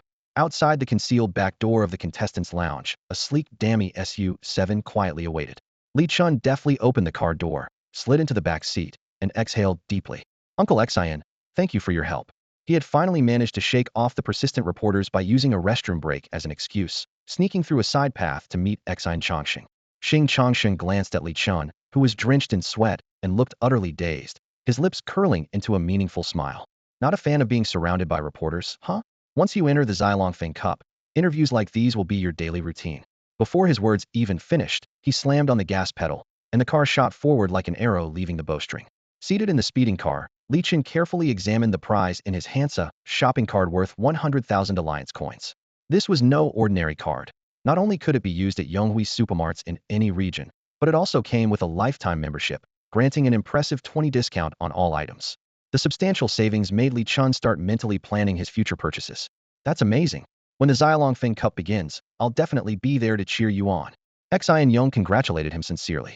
To her, Li Chun's accomplishments were far beyond what the word genius could describe. Just the phrase accidentally entering a secret realm was enough to terrify most people. Yet Li Chun not only came out alive, but also managed to tame a rare and dazzling Gyarados. Such feats were far from being mere luck. Imagining the hardships he must have faced in the secret realm, Xian Yong couldn't help but feel a deep sense of admiration. Li Chun, sitting nearby, simply offered a bashful smile. By the time he got home, it was already close to 10. After a quick wash, Li Chun turned on his computer and began researching the gyms of this world. The data showed that within the Hua Nation, there were a total of 60 gyms, covering all 18 elemental types, and even subdivided into various tactical schools. For example, among the fire-type gyms, the Rongqing Leaf Flame Gym specialized in close combat explosive tactics, while the Chengdu Rising Sun Gym excelled at using weather conditions to enhance their power. When Li Chun saw the term explosive tactics, he suddenly understood it was a strategy he was all too familiar with from his previous life. White Herb, Weakness Policy, and Blazing Blade Spirit were the signature combo of the Leaf Flame Gym. Thinking about his own 2 Pokemon, his Stufful followed a self-enhancement strategy, while his Gyarados was a straightforward powerhouse brute force that could break through anything. As he continued browsing, something caught Li Chun's attention. Among the 8 major gyms of Hua Nation, the 7th-ranked Haitao Gym was located in the neighboring city of Ludao and specialized in water-type battles. A high-speed train from Rongqing South Station to Ludao North Station took only an hour. A plan began to form in Li Chun's mind. First, challenge the local Leaf Flame Gym, then head to Haitao Gym to learn from their expertise. If he could master new moves along the way, all the better. As the clock struck bedtime, Li Chun crawled into his blanket, tucking his hands and feet securely inside, as if wary of the mythical Jengar suddenly grabbing his ankle. While scrolling through his phone as part of his nightly routine, he decided to look up supernatural events in Ludao. The trending topics on the Fujian Province Trainers Forum caught his eye. 1. Dominating the competition. Rongqing High School Senior wins regional championship. 2. Shocking. Rongqing High School Senior tames a Gyarados capable of using outrage. 3. Today's battle proves Itwosa's Stufful is useless. Seeing that the top 3 trending topics were all about him, Li Chun couldn't help but chuckle. But the 4th trending topic quickly sobered him up. 4. Experts predict a secret realm will descend upon Ludio, classified as a catastrophic level event. A natural disaster level secret realm? Li Chun frowned in thought. In his understanding, the energy levels of secret realms are divided into 4 tiers: annihilation, natural disaster, hazard, and ordinary. Among them, The most perilous annihilation-level secret realms are extremely rare, and their appearance always brings chaos and bloodshed, much like the infamous Scorched Earth incident. Although the current natural disaster-level secret realm is one tier lower, it often comes with terrifying natural catastrophes and is guarded by powerful Heavenly King-level Pokemon. Its arrival is bound to cause significant casualties. The next morning, Li Chun checked his sign-in system and discovered that today's sign-in location was the Yi Yin Gym, which he had planned to visit. According to the map, the gym is located behind the Minlong Forest.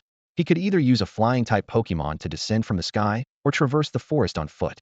Although his Gyarados possesses the ability to fly, Li Chun decided to hike through the forest to better prepare himself for the gym challenge. On his way to Minlong Forest, Li Chun checked the status of his two Pokemon. His Stufful still maintained its dominance as a fighting type, now at level 26 and equipped with a black belt to boost its fighting moves. Meanwhile, his Gyarados, a dual water-flying type Pokemon, had also reached level 26, with its Intimidate ability striking fear into opponents. After a series of battles, both Pokemon had shown significant improvement, filling Li Chun with confidence for the upcoming National Day Xiaolongbong Cup. He was acutely aware that the professional tier was a crucial milestone. Compared to the tenfold difficulty of the beginner tier, attempting to challenge the professional tier from the ordinary tier posed a 50-fold increase in difficulty. However, as long as his two Pokemon could break through to the professional tier, Li Chun was confident he could dominate the competition. 10 minutes later, Li Chun swiftly passed through Rongqing Industrial Park and entered Minlong Forest. Unlike his initial cautious visit, this time he appeared much more composed. With the overwhelming strength of Stufful and Gyarados, the wild Pokemon on the outskirts posed no threat at all.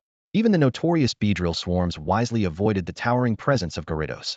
Following the official trail deeper into the forest, Li Chun encountered more Pokemon, most of which were easily taken down by Stufful's powerful punches. The deeper he ventured into the central area, the stronger the Pokemon became. However, they seemed to harbor goodwill toward trainers, acting more like sparring partners. As long as Li Chun rewarded them with some food after the battles, they would leave contentedly. Over time, this unspoken understanding had become ingrained in both their subconscious minds. Approaching midday, Li Chun arrived near Yian's dojo and decided to take a short break. With practiced ease, he set up a portable stove, planning to cook some English-style curry. Bear Apprentice, go chop some firewood. Gyarados, fetch some water. Pidgeotto, keep watch. Li Chun assigned tasks before idly fiddling with his lighter. He flicked it on and off repeatedly, humming a tune about setting fire to the mountains and ending up in jail, mimicking the voices of characters like Lu Ying, Rico, and Serena. Suddenly, a light breeze extinguished his flame.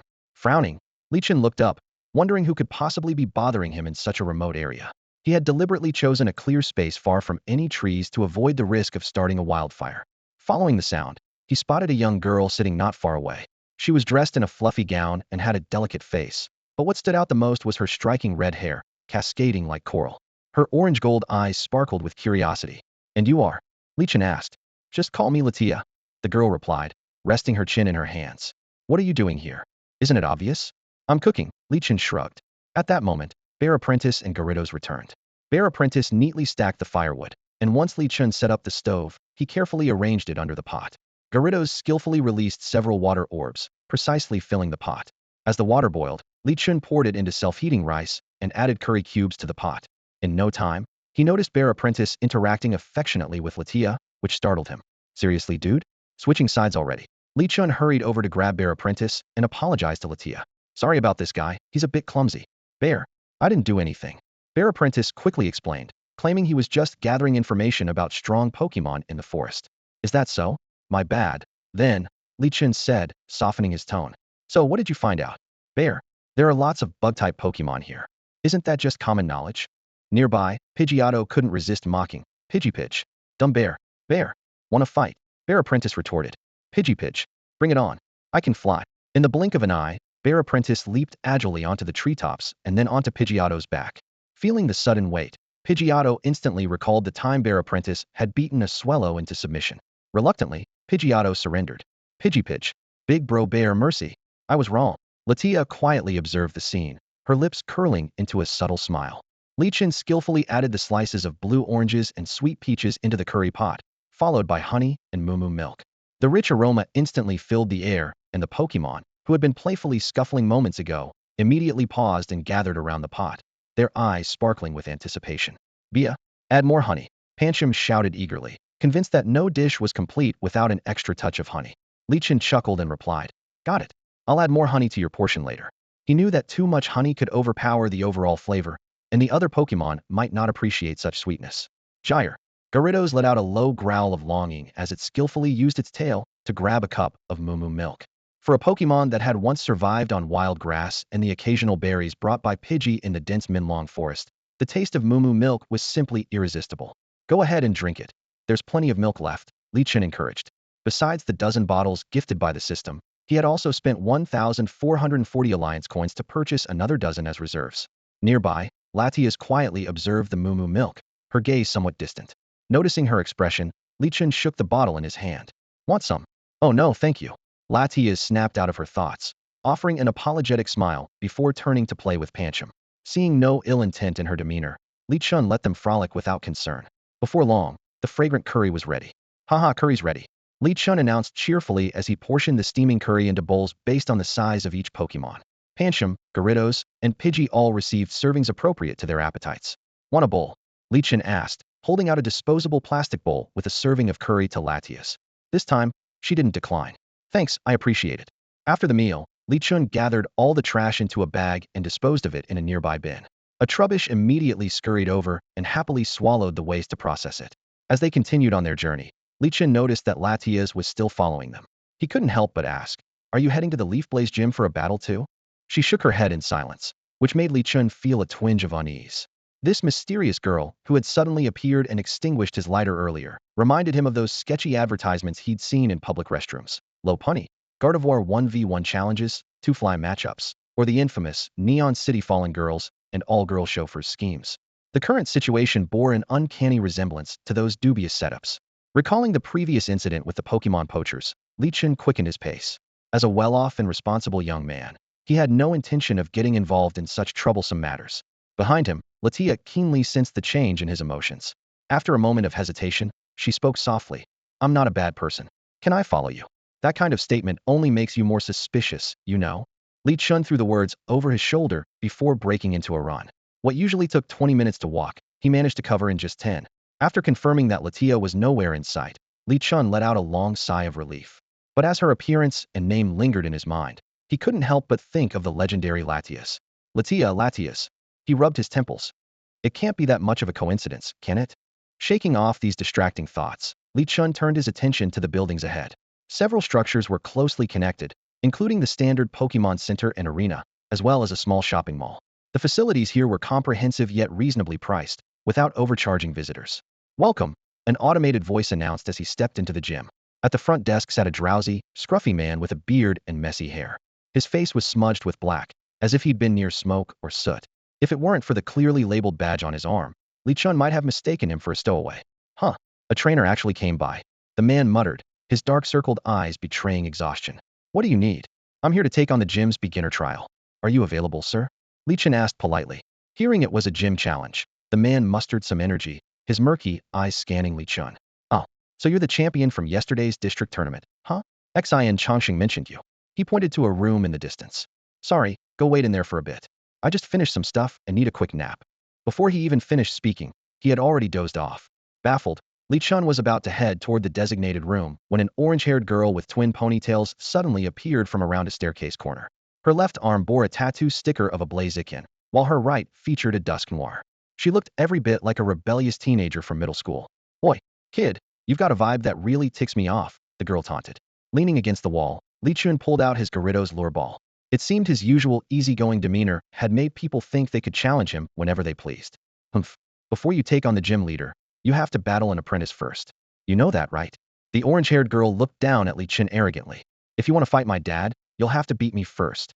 She brandished 2 oversized pokeballs and puffed out her chest, which had yet to fully develop. Yi Yaolin, champion of the University City District and the junior leader of Yi Rong Gym. Li Chen chuckled. "Champion of the AG&C District, Li Chen. What? You're that high school senior." In the shadows, a girl with fiery red, coral-like hair quietly observed the scene, a faint smile playing on her lips. Mega Charizard. Yi Yaolin stood at the edge of the arena, her brows slightly furrowed. She recalled recent whispers about a prodigy from another competition Zonia trainer who, despite still being a high school senior, could dominate the field. That person had participated in fewer than 3 battles prior to the finals, yet managed to perform miracles even in type-disadvantaged matchups. Thinking of her close friend, Chen Yuxuan, losing to Li Chun in the Aegean competition zone. A nameless fire ignited in Yi Yalin's heart. With Chun Yuxuan's gentle nature, she likely hesitated during the battle, giving Li Chun an opening to exploit. A faint, purplish glow, incongruous with her hair color, flickered above her head, swaying with her emotions. Li Chun, however, paid no attention to her thoughts and proceeded with his system check-in. Check-in successful. Congratulations, host, for obtaining 1 usage of the random attribute item cluster guide and 100 system points. Li Chun's eyes lit up. The attribute item cluster, as the name suggested, was a treasure trove of various attribute-enhancing items. Whether it was charcoal or fire stones, their abundance was remarkable. These items could either strengthen Pokemon or be sold for significant profit. Hey, Yi Yaolin said with a faint, teasing smile as her gaze swept over the Pokeballs on Li Chun's belt. If you're ready, how about battling me first? If you can't even beat me, don't bother dreaming about challenging my dad. She silently calculated her odds. Stufful paired with Gyarados combination would be tough even for her in a competition. But now, things were different. She had already studied his previous battles, and with the strategies her father had taught her, how could she possibly lose to a high school senior? After all, his Pokemon had only been trained for about half a month. No matter how talented he was, it couldn't be that outrageous, right? Let's do it.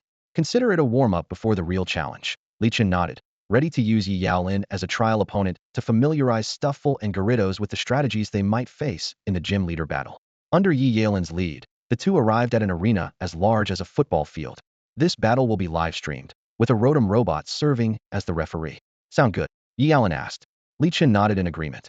The Rotom robot quickly got into position, and after a brief setup for the livestream, the battle officially began.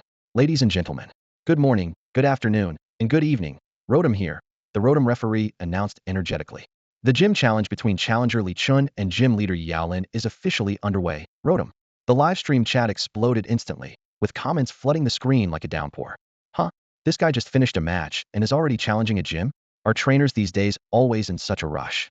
Whoa, Brother Chun, that's insane. Why didn't you tell me you were taking on a gym? I could have brought a cheer squad. Watching the birth of a new legend. But wait, isn't this gym leader a bit too young?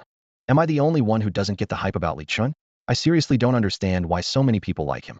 Gifts poured into the stream, and Li Chun's earnings quickly surpassed 1,000 yuan. But he had no time to focus on the comments, as he had already grabbed a Pokeball and sent out his main Pokemon, Stufful. Stufful, secure the win. Blaziken, let's heat things up. Yi Yaolin called out, summoning one of the fire-type starters, Blaziken. This Blaziken was exceptionally lively, executing nearly 10 subtle movements as soon as it appeared, clearly showcasing its speed boost ability. Li Chun noticed her strategy and smirked slightly. Planning to sweep with a boosted ability? He couldn't help but think of the classic tactic speed boost Blaziken. Under normal circumstances, this strategy worked by setting up with Swords Dance, Protect, and Baton Pass. Li Chun's eyes turned cold as he decisively ordered his bear apprentice to launch an attack. The massive bear-like apprentice lunged at its opponent, twisting its face into a sinister and menacing expression. Yi Yaolin immediately noticed that this tactic was far from the usual strategies seen in standard competitions. Frowning deeply, she commanded, Blaziken, use Flame Charge. As Blaziken ignited its body with flames, preparing to strike, an eerie phenomenon occurred. Ghostly shadows began to materialize around the bear apprentice, creating a chilling atmosphere. This sudden, terrifying sight caused Blaziken to falter, its movements noticeably slowing. Now use Swords Dance. Li Chun seized the opportunity and gave his command. The bear apprentice elegantly executed a series of sharp and precise movements, exuding an aura so intense it seemed capable of slicing through feathers. Realizing the dire situation, Yi Yaolin found herself forced into Li Chun's rhythm. Blaziken, switch to Flamethrower, she instructed. Although Blaziken regained some speed thanks to its speed boost ability, the odds were still stacked against it. Flames coiled like serpents around its beak before roaring outward in a fierce attack. Brick break. Li Chun responded calmly. The bear apprentice's arms glowed with a deep brown light as it delivered a powerful strike, splitting the flames in two. The ground beneath them was scorched, but the bear apprentice remained completely unscathed. The spectators in the live stream were awestruck by the intense battle, flooding the chat with messages like 666 to express their amazement. Left with no other options, Yi Yaolin resorted to close combat. Blaziken, use Fire Punch, she ordered. Blaziken's claws ignited with blazing flames as it unleashed a series of scorching punches, each accompanied by waves of heat. However, against the overwhelming power of its opponent, Blaziken's attacks were entirely ineffective. The bear apprentice countered with a clean and decisive over-thresholder throw, followed by a precise karate chop to Blaziken's head, leaving it unconscious on the spot. The livestream chat erupted. Is that bear cheating, or what? Questioned Yifeng. Stop hating. Brick break is meant to shatter walls, countered Pure Deer Captain. Suddenly, I think the bear apprentice is pretty amazing, remarked Xiaobai. Blaziken, do something useful. By the way, where can I catch a bear apprentice? Definitely not from a temple gotcha, someone joked. The live stream continued to gain traction online, and Uncle Yi, who had been napping, was jolted awake by a phone call. Hearing the news, he felt as if the sky had fallen. Your Ursaring is quite impressive. I was careless earlier, Yi Yaolin admitted reluctantly, biting her lip as she withdrew her powerful combustion. Her fingers instinctively reached for another pokeball at her waist. However, before she could act, a dazzling orange flame descended from the sky, halting her movement. Yaolin, the match is over. Talonflame landed gracefully on the ground, and Uncle Yi dismounted with a gentle sigh. He reached out and ruffled Yi Yaolin's hair. Your command, tactical control, and overall strategic awareness were far below your usual standard. This battle ends here. Internally, Uncle Yi fumed. Losing due to inferior skills is one thing, but starting a live stream? You're practically dragging the reputation of Yi Yan Gym through the mud. And don't even think about sending out a second Pokemon Ursaring, still has Swords Dance stacked, and you didn't even touch a single hair on it. You were just asking to be taken down 2 in a row. If you were a boy, I'd have kicked you out of here already. After sending off the dejected Yi Yaolin, Uncle Yi wiped the sweat from his brow and turned to Li Chun, offering a kind smile. Young trainer, take your Ursaring for treatment first. Once it's recovered, we'll proceed with the official gym challenge. Li Chun nodded in agreement and led Ursaring to the healing station. Accompanied by the rhythmic beeping of the machine, da-da-da-do-do. The treatment was completed swiftly. Meanwhile, the livestream chat was buzzing with comments. So now we're about to face the real gym leader? What was that earlier, a warm-up? Ah, I see. Pre-challenge battles against apprentices are normal, but they usually don't stream them. Got it. That was just the little sister earlier. No wonder the opponent looked so young. At this moment, the official Yi Yin Gym livestream resumed, drawing in a flood of trainers. Far away in the capital, Elite Four member Yi Rong happened to tune in. Amused, he left a single comment. Good. This immediately caused an uproar in the chat. Whoa, Elite Four Yi. I'm your biggest fan. Grandpa reacts with a flip phone. JPG. Before the official battle began, Uncle Yi stepped into the center of the field, holding 2 minimized pokeballs between his fingers. He delivered his customary opening line. I'm Yi Yin, a specialist in fire types, and I favor explosive tactics. Now, let me show you the kind of battle that only fire can bring. The Rotom referee announced the rules at the perfect moment. Each side may use 2 Pokemon. A loss is declared when either side's Pokemon can no longer battle. Beginner-level gym challenge officially starting now. Both trainers threw their Pokeballs simultaneously. On Yi Yan's side, a Tauros with dark, upright fur around its neck and 3 tails twisted together Emergita fire-charged Tauros variant. On Li Chen's side, he sent out Gyarados, fully aware that he needed to give it his all against a gym leader. A fierce glint flashed across Gyarados' menacing face as its unique prismatic horn emitted an eerie rainbow glow. The sudden display of intimidation made Tauros instinctively take a step back, clearly shaken. Flame charge. Yi Yan crossed his arms in front of his chest, opting to start strong. With a thunderous moo, Tauros' dark body was instantly engulfed in blazing fire. The ground trembled violently with each charging step, and plumes of smoke billowed into the air. Dragon Dance.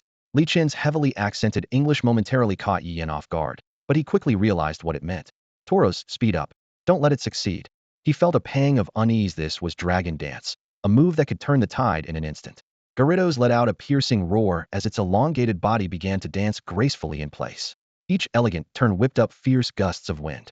This was an ultimate technique Li Chun had learned from watching Ash's Dragonite and Dragonair's Dragon Dance to ascend rapidly, boosting its own power while gaining an advantage in battle.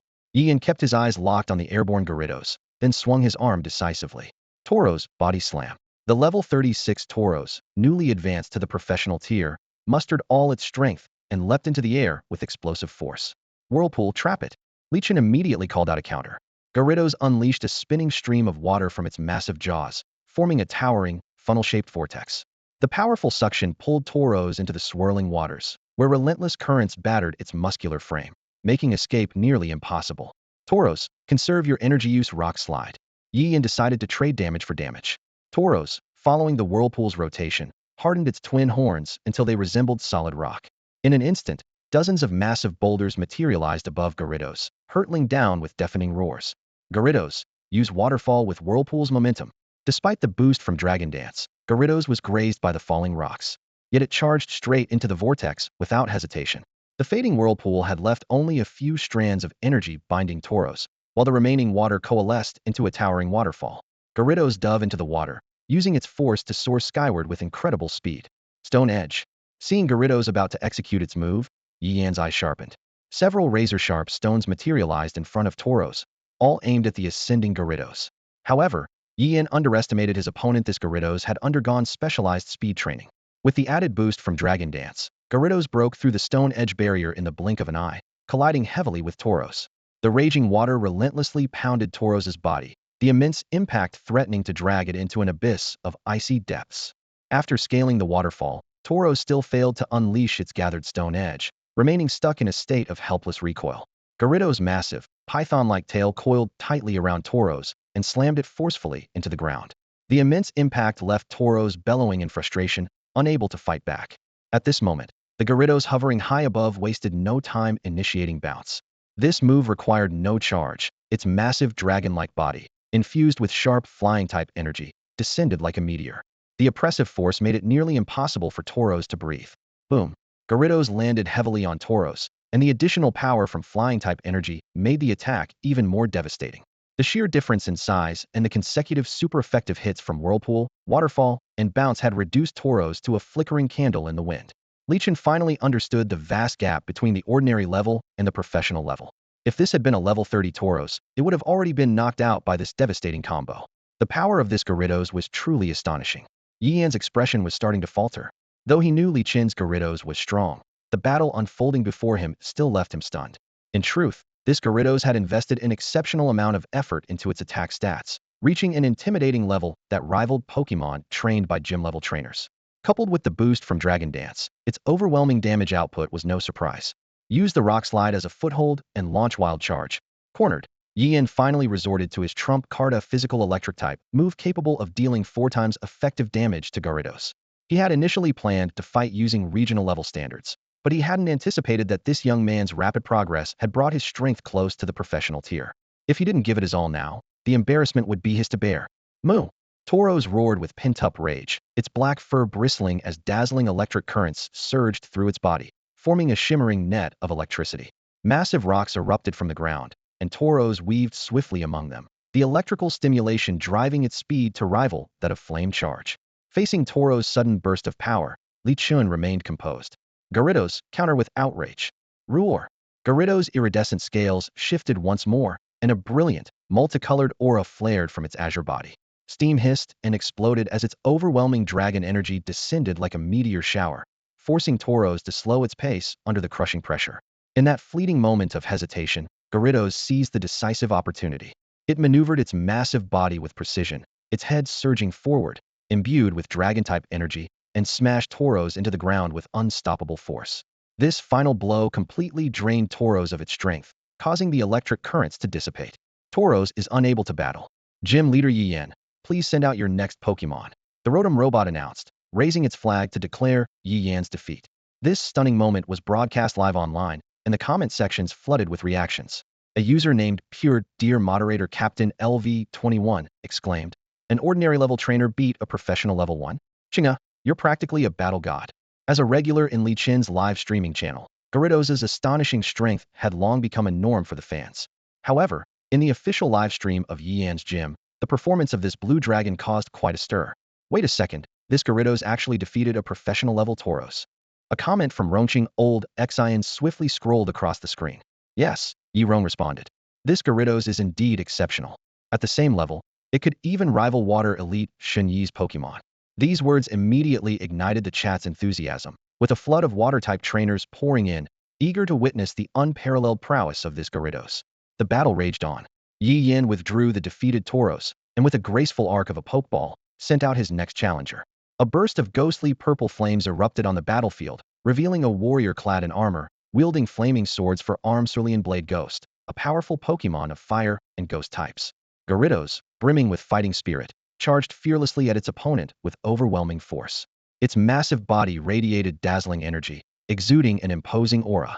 Yi Yan remained composed, showcasing his gym leader demeanor. Cerulean Blade Ghost, clear the battlefield with clear smog. The flames on Cerulean Blade Ghost's head flared up dramatically, and a lump of mud shot into the air, exploding into a cloud of smoke. The pale white mist enveloped the arena, instantly nullifying all of Gyarados' stat boosts. Undeterred, Gyarados continued its relentless assault. Cerulean Blade Ghost raised its sword to block, and the clash of the purplured flaming blade against the massive dragon resounded loudly. With a sharp clang, Cerulean Blade Ghost's armor shattered. Although its defense was reduced, its speed increased significantly. Gyarados paused its offensive, preparing to unleash a third round of outrage. Cleverly, it slammed its head into the ground, channeling the chaotic energy of outrage into seismic waves. Without hesitation, Yi Yin commanded, Cerulean Blade Ghost, use Shadow Claw. Cerulean Blade Ghost's sword-like arms emanated ghostly energy, transforming into razor-sharp claws that struck directly at Gyarados' weak point. With its speed diminished from the lack of Dragon Dance's boost, Gyarados couldn't release the earthquake in time and was struck on the head by the Shadow Claw. The intense pain disrupted its outrage, but it remained defiant, thrashing its tail while slamming its head into the ground. A thunderous boom echoed as seismic waves rippled across the battlefield.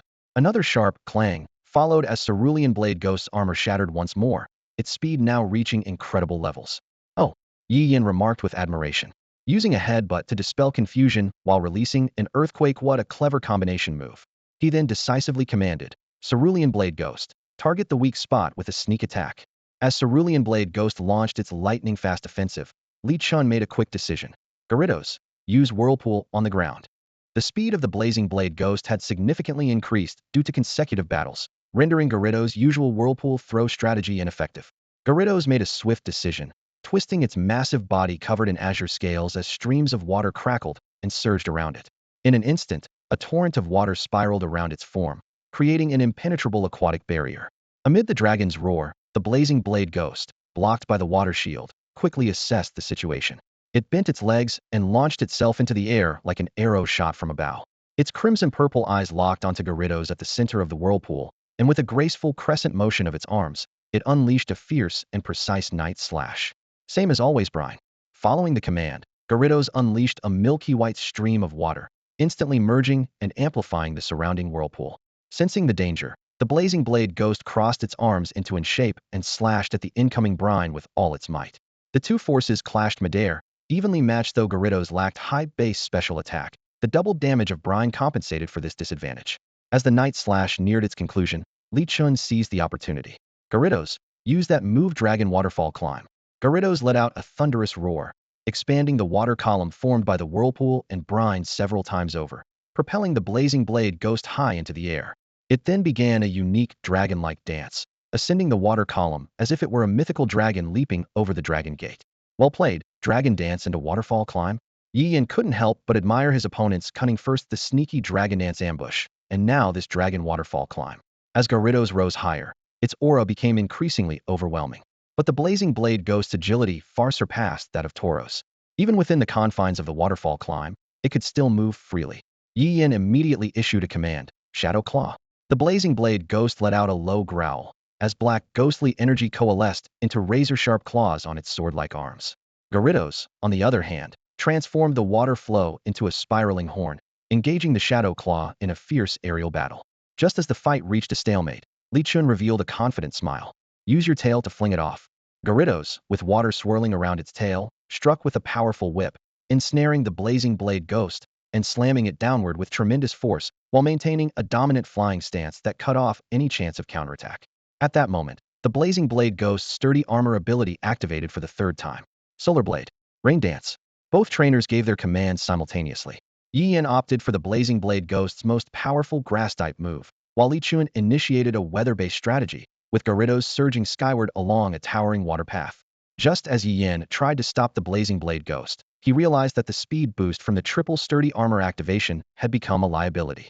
A crimson leaf exploded in midair, its powder instantly infusing into the Blazing Blade Ghost. It was the effect of a power herb, allowing the user to unleash a charging move immediately in the first turn.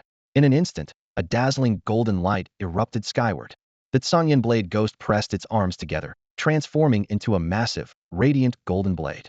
At this critical moment, the sky suddenly darkened, storm clouds churned, and a torrential downpour erupted. The onslaught of rain drastically reduced the power of the sunbeam, and the once blinding brilliance, akin to the scorching sun, quickly faded to a dim glow, like the faint light of a fluorescent bulb. Fun fact, sunbeam's power is halved in rainy weather. A glint of determination flashed in Li Chun's eyes. Gyarados, seize this opportunity and unleash your most powerful waterfall attack. With the rain amplifying its strength, Waterfall reached its peak potential, while the power of the Sunblade diminished significantly. Garridos gathered the rainwater beneath it, as if gliding down a water slide, and launched itself downward with unparalleled speed. The waterfall attack, executed with flawless precision, collided head-on with the Sunblade, utterly shattering it with overwhelming force. Having just unleashed its ultimate move, the Tsangyan Blade Ghost was left in a weakened state, the relentless rain pelting its body like an invisible pressure. At that moment, Garridos capitalized on the opening and launched another fierce assault. With a thunderous crash, its massive, water-cloaked body slammed into the Tsangyan Blade Ghost. When Garridos retreated, the Tsangyan Blade Ghost was left kneeling on one knee, its longsword supporting it against the ground. Though it hadn't completely fallen, its tightly shut eyes said it all. The Tsangyan Blade Ghost is unable to battle, the Rotom robot announced excitedly. As gym leader Yi Yan has no remaining Pokemon, the winner of this novice gym challenge is Challenger Li Chun. Yi Yan found Rotom's exuberant announcement somewhat grating, but with the live broadcast still ongoing, he chose to endure it. Taking out a badge resembling a flaming leaf, he solemnly handed it to Li Chun. This is the badge of Yi Yan Gym, a symbol of your victory today. Thank you, Gym Leader Yi Yan, Li Chun said as he accepted the badge with heartfelt gratitude. This battle taught me a lot. Some of your tactics are truly worth studying, like using Toro's Rock Slide in combination with Wild Charge to cleverly limit Garridos' use of Earthquake. The comment section erupted instantly. Talented. Yi Rong. Flawless. Elder Xin of Rong City. This thrilling battle was soon uploaded to the league's official website, and Li Chun's name began to make waves in the public eye. After ensuring Garridos received proper treatment, Yi Yan offered, Li Chun, shall I give you a ride home? Well, I humbly accept. Thank you, Gym Leader Yi. Li Chun replied with a smile, holding his young bear apprentice as he climbed onto the back of Yi Yan's Talonflame, while Yi Yan mounted his signature Charizard. The two flew in silence until they reached Li Chun's apartment building, where Yi Yan waved him goodbye. Chirp. Pidgeotto panted as it caught up, exclaiming, you were flying way too fast. If I didn't remember the way, I would have completely lost you. It perched on Li Chun's shoulder, grumbling in frustration. Li Chun gently stroked Pidgeotto's head and chuckled. Once you evolve into Pidgeot, you'll be able to fly even faster. Chirp. Pidgeotto puffed out its chest proudly. Well, it'll take a while, but when I do evolve, I'll be the fastest flyer ever. As Li Chun pushed open the door to his home, a lively voice called out from behind him. Huh, so this is where you live. Li Chun strode into his home, swiftly grabbing the BB bird perched on his shoulder, aiming it like a weapon towards the source of the sound, the mysterious young girl, Latia. The BB bird instantly fluffed up, letting out a dissatisfied chirp. BB chirp. Its sharp claws instinctively extended, and its wings glimmered with an intimidating white light, clearly displeased with its sudden demotion. Latia, unfazed by the tense standoff, merely blinked her bright eyes. She turned gracefully, revealing her delicate profile, and walked lightly towards the opposite door. I live right here, she said with a playful tongue-out gesture. If you need help, feel free to ask. Before her words fully settled, the door closed softly behind her, leaving a faint trace of a sea breeze lingering in the air. Time flew by, and half a month passed in the blink of an eye. During this time, Latia became a frequent visitor to Li Chun's home. Most of the time, she came to tease his bear apprentice or mooch a meal.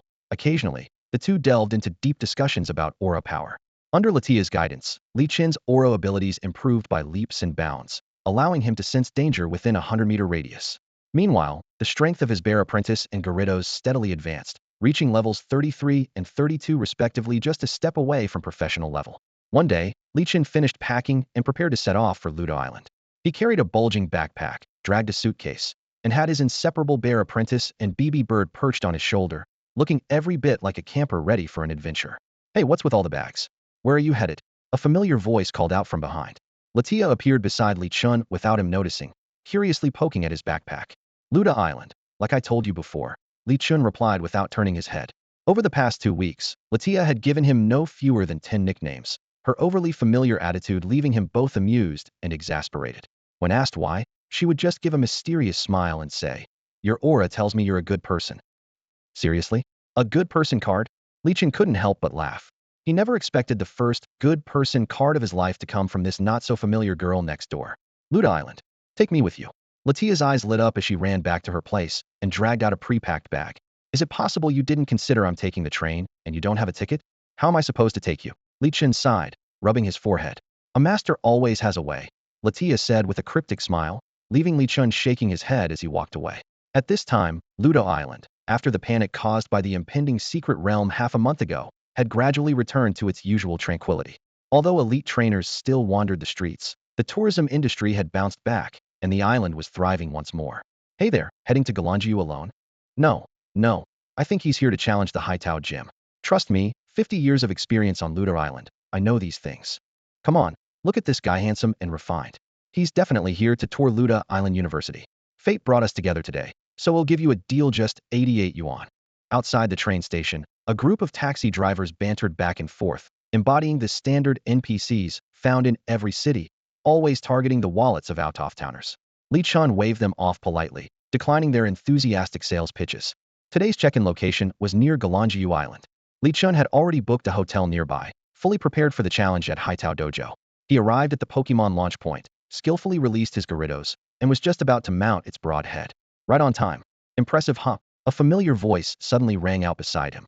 Li Chun turned around in disbelief and saw Latia standing right behind him. How are you here so fast? He asked, astonished.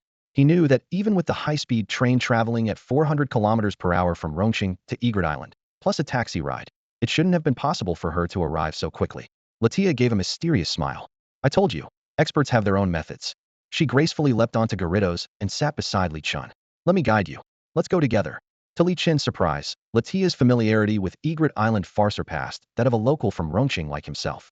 Before long, they arrived at the hotel he had booked.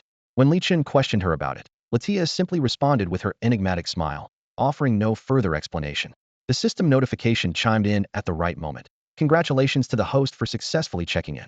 Reward: 1 crate of Moo Moo milk, system points 100. Li Chun calculated silently. With 4,900 system points, he was just 100 points shy of exchanging for the evolution item for his Cubchoo. Li Chun, today I'll teach you another use for the power of aura, Latia said suddenly as they prepared to land. Feel this moment and listen to the sound of space shattering. No sooner had she spoken than a deafening crash, like the sound of glass breaking, reverberated around Themklang. The once stable space began to tremble. A brilliant blue aura force and a golden overpowering force erupted simultaneously, creating 2 magnificent energy shields that enveloped them. The space before them cracked like a shattered phone screen, covered in spiderweb-like fractures. Lavender light particles swirled around Li Chun, making him feel as if he were standing in the middle of a vast galaxy. Suddenly, a colossal dragon appeared in his field of vision. It cast a fleeting glance at them before vanishing without a trace. The pink starlight then burst apart, dissipating like snowflakes. Darkness descended, swallowing the entire starry expanse. In the pitch-black void, familiar scenes replayed themselves. Latia's voice whispered softly. I apologize for suddenly intruding on your journey. Once this journey ends, I will show you everything. Meanwhile, in a modest office at the Egret Island League branch, a man in a suit and gold-rimmed glasses was reporting to Yi Rong. Holding a report, his voice trembled slightly. King Yi, a secret realm has appeared, but none of the elite-level trainers stationed at Egret Island have entered. Recently, Pokemon poachers have been spotted in the area, and some trainers with professional-level Pokemon have already entered the secret realm. Yi Rong tapped his fingers lightly on the desk, his gaze fixed on the black energy curtain visible through the window. Spatial disturbances, a secret realm appearing, and it happens to coincide perfectly with the absence of league trainers. He exhaled deeply, clasping his hands behind his back. Have any rookie trainers, local residents, or tourists accidentally entered? Yes. According to eyewitnesses, a young man riding a Gyarados accidentally entered. The man with gold-rimmed glasses quickly replied, pulling up a photo from the workgroup. Confirm it is the descendant of the hero from Rongqing. He handed the photo to Yi Rong. Here. The photo clearly showed Li Chun alongside his Gyarados, Cubchoo, and Pidgeotto. The young man had one hand raised skyward, seemingly resisting some unseen force.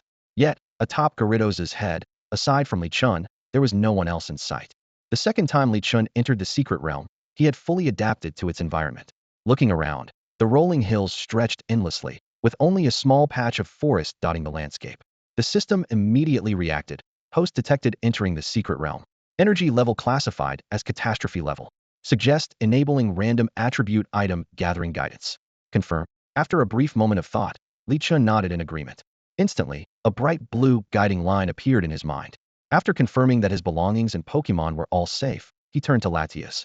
I think we should find a safe spot first. What do you think? I'll follow you. Thanks for the help, Latias replied. She was well aware of the dangers in the secret realm and had already sensed waves of malicious intent emanating from afar. In such a situation, finding a secure location to wait for the Alliance's rescue was the wisest choice. The system's suggested route led through the forest to a cave, requiring about half an hour on foot. The distant sound of explosions and the sight of at least 10 professional-level Pokemon battling fiercely in the sky made Li Chun abandon the idea of flying on Gyarados. Besides, Trekking through the forest might offer a chance to encounter rare Pokemon in the Dragonwood Forest. Via sweet apples. Suddenly, the little Cubfoot dashed excitedly toward an apple tree. The tree was laden with various apples, applin fruit, premium apples, sweet apples, tart apples, and honey apples. Except for the premium apples, all other varieties were worth over 10,000 Alliance coins in Alliance markets. The last three, in particular, were precious items capable of evolving applin. For the honey-loving Cubfu, the honey apples, slightly crystallized due to their abundant energy, were an irresistible temptation. It eagerly climbed up the tree trunk, its claws digging deep into the bark, and lunged toward the honey apples. Just as it was about to succeed, an apple-shaped Pokemon with eyes suddenly slammed into Cubfu's head. Bia, sneaky. If you've got the guts, come out and fight me fair and square. Cubfu yelled angrily, feeling that such a sneak attack was utterly dishonorable. A thick, sickly sweet honey aroma began to fill the air. Li Chun, sensing danger, quickly recalled Cubfu and sent out two of his main Pokemon along with a backup, preparing for battle. With a hearty cry of Flapple, a turtle-like Pokemon appeared before them.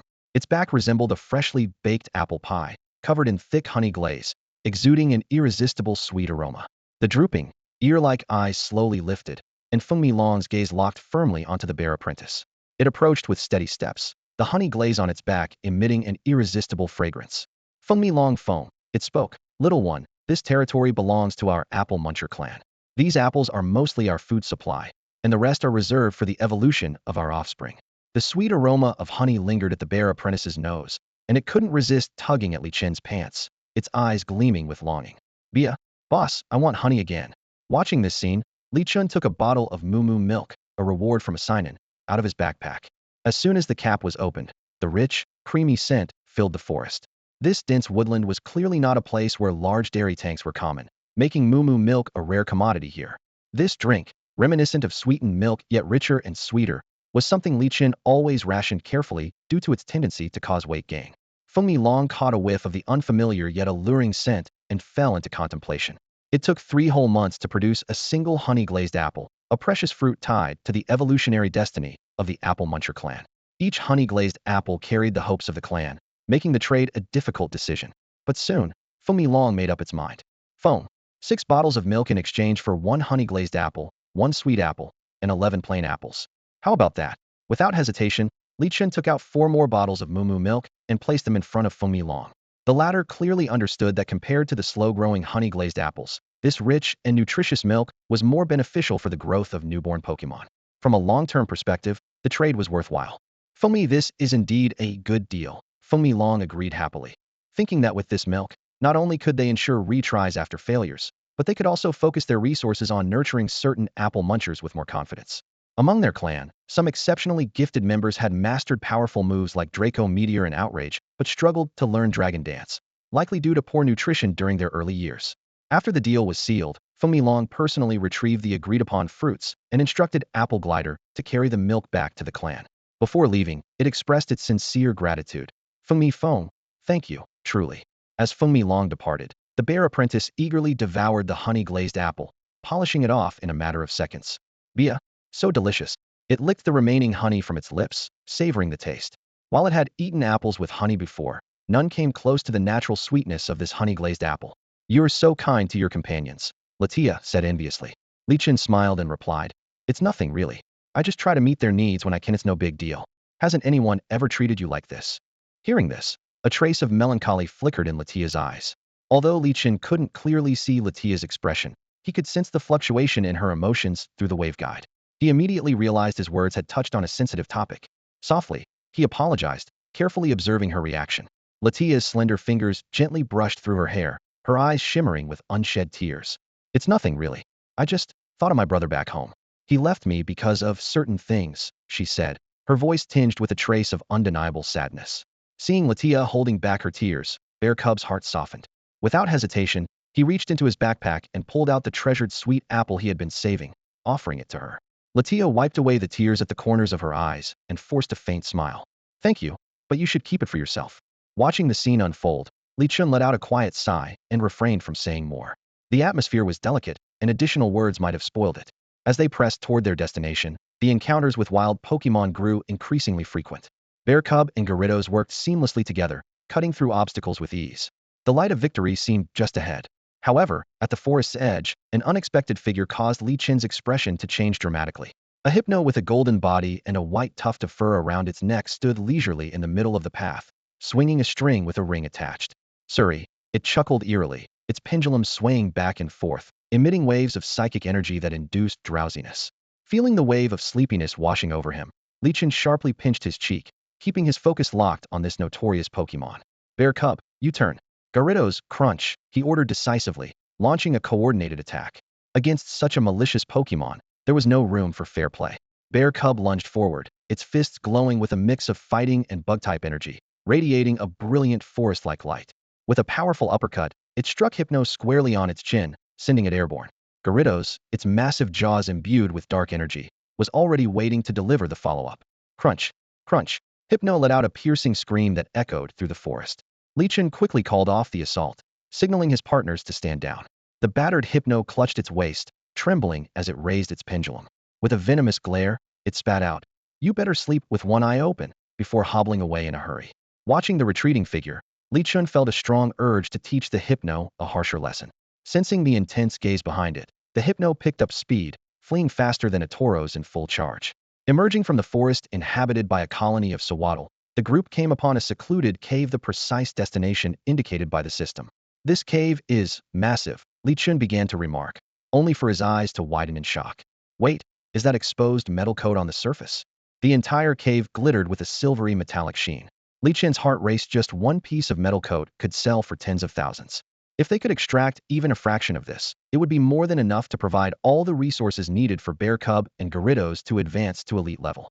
But just as they stepped into the cave, a sudden and violent tremor erupted from deep below.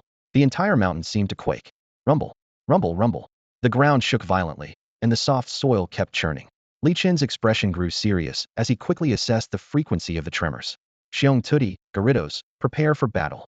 Judging by the frequency, the Pokemon ahead were likely mid-tier professional level, around levels 40-45. While the exact number was unknown, their strength range was clear. Metong, Metong, Metagross. Deep, resonating roars echoed, sending shivers through the ground beneath their feet. Soon, several figures emerged from the cave. Disc-shaped Pokemon with bluish skin. Leading the group was one with a distinctive silver X pattern on its chest. Late-blooming pseudo-legendary Pokemon Metang and Metagross. Li Qin's heart skipped a beat. The odds of encountering late-blooming Pokemon in a secret realm were already slim, let alone a rare species like the Metagross line. Most late-blooming Pokemon had a capture rate of around 45.4, but for Metagross, regardless of its form, the rate was only 30.4, even lower than some legendary Pokemon. At the moment, 4 standard-level Metong and 1 mid-tier professional-level Metagross stood guarding the cave entrance. Fortunately, they showed no signs of hostility. "Hello there." Li Qin offered a friendly smile, releasing a wave of aura to convey goodwill. He then reached into his backpack and pulled out 5 bottles of Moo Moo milk, distributing them among the Pokemon present. Metagross squinted its eyes, carefully sensing the gesture. Metagross. Emotional analysis complete. Target is friendly, no hostile intent detected. Initial interaction permissible. It extended one massive metallic claw and gently tapped Li Qin's palm. Metagross. Traveler from afar. What brings you to our dwelling? It then downed the bottle of Moo Moo milk in one gulp, its gaze noticeably softening. This was its first encounter with a human, and it was unexpectedly met with such a considerate visitor. Sensing the opportunity, Li Qin took a step closer and cautiously pulled out a few orange berries from his pocket, offering them to the Metagross. "I'd like to collect some metal coatings. I promise not to take too much, just a small amount." He was well versed in the art of dealing with Pokemon in this world. It wasn't just about strength, but also about building trust and relationships. As the rare berries slid down its throat, the Metagross seemed a bit flustered. It had initially assumed that an enemy, perhaps a Steelix, had come to claim the metal coatings. To its surprise, it was instead greeted by a polite and thoughtful human. It stepped aside, clearing a path and granting Li Qin access to the cave. The Metong, seeing this, refrained from objecting.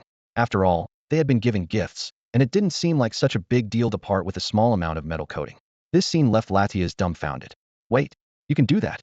"Yeah, watch and learn," Li Qin replied with a smug grin as he strode into the cave. What greeted him was a sight that left him wide-eyed. Piles of metal coatings scattered carelessly across the floor. Any single piece of this was worth tens of thousands. If he managed to bring back enough, he wouldn't have to worry about funding his Pokemon training for the next 2 or 3 years. Metagross. The Metagross suddenly spoke up. "By the way, I have a special piece of metal coating here. Even Steelix and Sizer couldn't manage to bite through it when they tried to trade for it. If you don't mind, you can take it as well." With that, it rummaged through the mountain of metal coatings for a moment before using its psychic powers to present a massive piece, shaped like a slab of marbled meat and covered in bite marks, to Li Chun. Li Chun carefully examined the metallic film in his hand, a glimmer of excitement flashing in his eyes. This unique piece of metal was at a critical stage of transforming into a composite metal, with progress already reaching 90. Due to tectonic shifts reducing its internal density, it only needed to undergo relentless refinement to complete its final metamorphosis. No wonder even Scyther and Onyx aren't interested in it, Li Chun mused. This metallic film has lost its evolutionary activity and is in some sort of special Schrödinger state. Only through continuous tempering can it truly transform into a composite metal. Metagross cast an expectant glance at him, and Li Chun nodded knowingly. Since you've spoken, big guy, how can I refuse? His excitement was palpable. Composite metals were rare treasures, and the world had yet to witness the emergence of Pokemon like a Lusteel Bridge Dragon. Even a Lusteel itself was deemed incapable of evolving. If he encountered a compatible Lusteel, wouldn't it create a major sensation? Being a late bloomer is out of style. It's all about achieving greatness while young. A satisfied smile spread across Li Chun's face. Seeing this, Metagross also felt reassured about its decision. It could finally get rid of this useless metallic film that it couldn't bite into or evolve with. Handing over the metallic film, Metagross spoke warmly, as if greeting an old friend. Human, where are you heading next? While storing the metallic film, Li Chun gave the question some thought. I haven't decided on a specific destination yet, but I need to find a safe place to spend the night, he replied, stroking his chin. Preferably somewhere spacious, especially since. Before he could finish, Latias let out a displeased huff. The reflective surface of the metallic film caught the glint of her small, sharp teeth as she leaned forward with hands on her hips, pouting and glaring up at Li Chun. Hey, I haven't complained about you, and now you're starting to complain about me? Your aura has already exposed your thoughts. Ahem, don't sweat the details. Li Chun quickly deflected, changing the subject and calling over several Beldum to serve as sparring partners for Ursaring and Gyarados. Just then, a piercing cry shattered the night sky. Pidgey, help! Scyther is trying to kill me. A frantic Pidgey came flying toward them, clutching an amber crystal in its beak and gripping light green gemstones in its claws. Behind it, 3 Scythers with crimson eyes pursued relentlessly. Even with quick attack to boost its speed, it couldn't shake off the predators wielding sharp, menacing scythes. Pidgey, Gyarados, Ursaring, protect me. Pidgey's tear-streaked face glistened in the wind as it desperately called out to the 2 strongest members of the team. Roar, I'm on it. Ursaring confidently stacked 3 sword dances before charging forward to confront the attackers. The Pidgeotto witnessed an intense and thrilling scene. The bear apprentice shot out like an arrow from a bow, his body enveloped in dazzling white light. His sharp claws aimed directly at the head of the leader of the Scyther swarm. The air seemed to shatter under the force of this strike, and with a deafening boom, the Scyther leader was slammed into the ground, leaving a deep crater. Cha? Boss? Cha? Big brother, cried the other 2 smaller Scythers, their eyes blazing with fury as they closed in, glaring intently at the bear apprentice. Cha? Don't be afraid, third brother, said the second Scyther, raising his arm, the sharp edge of his blade glowing with enough power to split stone. We insects are strong in numbers. Many ants can take down an elephant, and enough Scythers can even slay a dragon. A little bear like you is nothing. With that, he swung fiercely at the bear apprentice's eyes. But for the bear apprentice, who had fully mastered his sword dance technique, this attack was nothing more than a tickle. His head shone with white light once again, and with sheer toughness, he nearly snapped the Scyther's arm. The impact sent the Scyther flying, crashing through several large trees like a rocket before finally coming to a stop. The smallest Scyther, witnessing this, immediately lost the will to fight. Trembling, it produced an amber crystal and cautiously offered, Cha, big bear brother, this is a token of our respect. Could you please spare the 3 of us? We promise never to bother you again. The bear apprentice caught a whiff of the enticing aroma, barely resisting the urge to lick his lips. Waving a paw, he said, all right, leave it here. Hurry up and go before I change my mind. With that, he made an elegant leap backward, landing smoothly on his companion Gyarados, who caught him effortlessly, exuding the demeanor of a true martial arts master. The Scythers hastily picked up their unconscious leader and second brother, flapping their rarely used wings in a panicked retreat. The bear apprentice, unable to wait any longer, indulged in the honey, taking 20 hearty bites before finishing it off. Returning to the cave, he noticed Li Chun holding some honey as well, his eyes betraying an unhidden desire. Gyarados scratched its head with its tail, puzzled by the bear apprentice's obsession with honey, worried that one day it might lose its soul to the sweet treat. Crystal honey, huh? Another modern delicacy yet to be discovered, Li Chun remarked as he stored the honey in his system space, intending to save it as a snack for tomorrow. The bear apprentice had eaten quite enough for one day. and any more might lead to weight issues she couldn't afford to develop bad eating habits. Pidgeotto, how did you end up getting chased by 3 scythers? Li Chen asked while lightly knocking the bird's head with his knuckle as it perched on his shoulder. If this keeps up, you'll need to train harder to build your strength. Pidgeotto flew in front of Li Chen, angrily gesturing toward the direction the scythers fled, and began to mimic the scene indignantly. Pidgey, I have no idea. Those scythers had no grudge against me. Yet when they saw me picking crystal honey and these 2 gemstones, they attacked me without a word, shouting, "For the clan, attack." Can you believe it? Pidgeotto flapped its wings in frustration, hopping mad. Those scythers were completely bloodthirsty, showing no respect to outsiders. If I hadn't flown fast enough, I might not have made it out alive. Steelix, a deep voice rumbled from the side.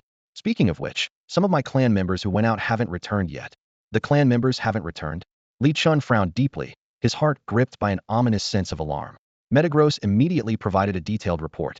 My clan members ventured out in search of the steel gem. Under normal circumstances, they would have returned within 3 hours. It has now been 6 hours.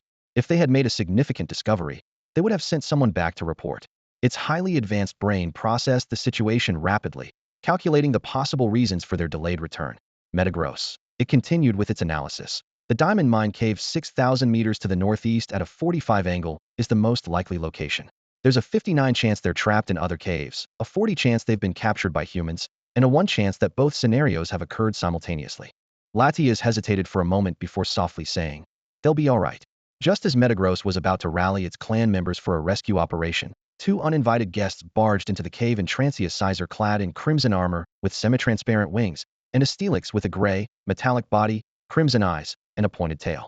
The system indicated that both were level 49 Pokemon at the peak of their professional tier. The moment they spotted Li Chen, their expressions darkened, and they unleashed a sharp surge of Steel-type energy. Sizer's massive red pincers instantly became unbreakable, gleaming with a silver light as it shot toward Li Chen's face like a bullet. "Roar! Don't you dare harm my master!"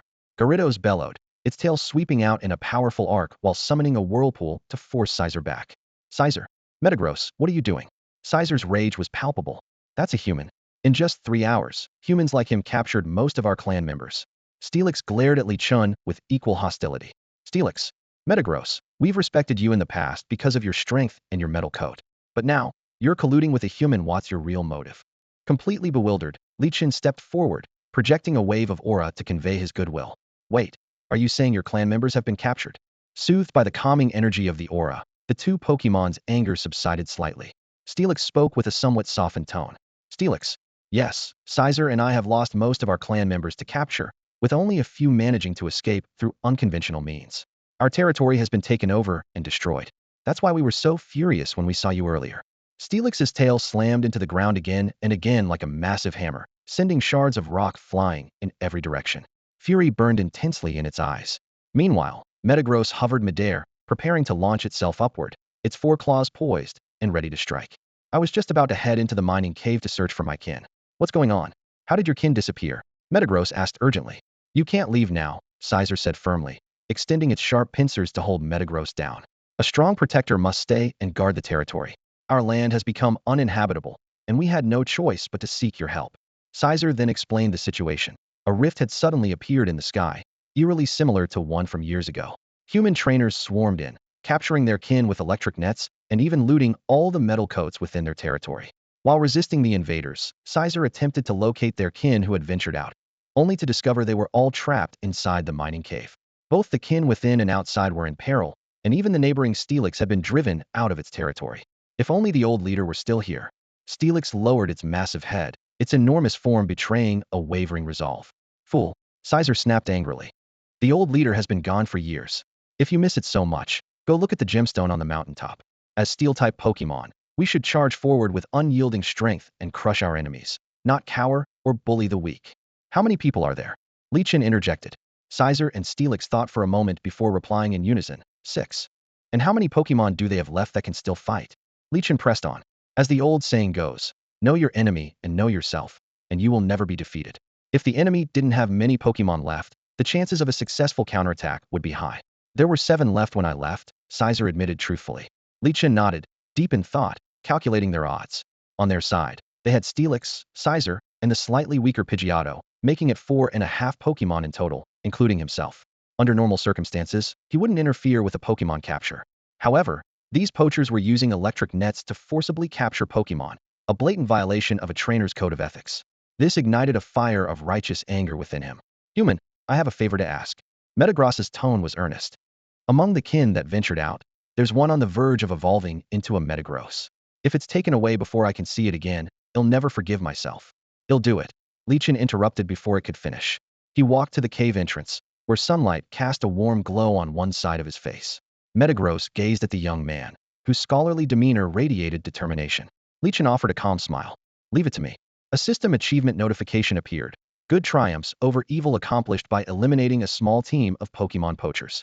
A long-lost achievement notification suddenly popped up, coinciding perfectly with the current crisis. Lichen couldn't help but recall his first venture into the secret realm and his encounter with the Pokemon poachers. Back then, though he was in grave danger, he managed to turn the tables and defeat his opponent. By now, the grass on that guy's grave must be a meter tall, he thought to himself with a hint of dark humor. Sizer anxiously rubbed its crimson pincers together, the metallic clinking echoing through the cavern. Its kin were still trapped, and every passing second was pure torment. Seeing the equally agitated Metagross nearby, Li Chun understood that external help was out of the question. It was up to him, a lone human, to deal with these foes. Taking a deep breath, Li Chun began devising his lure the snake out of its hole strategy.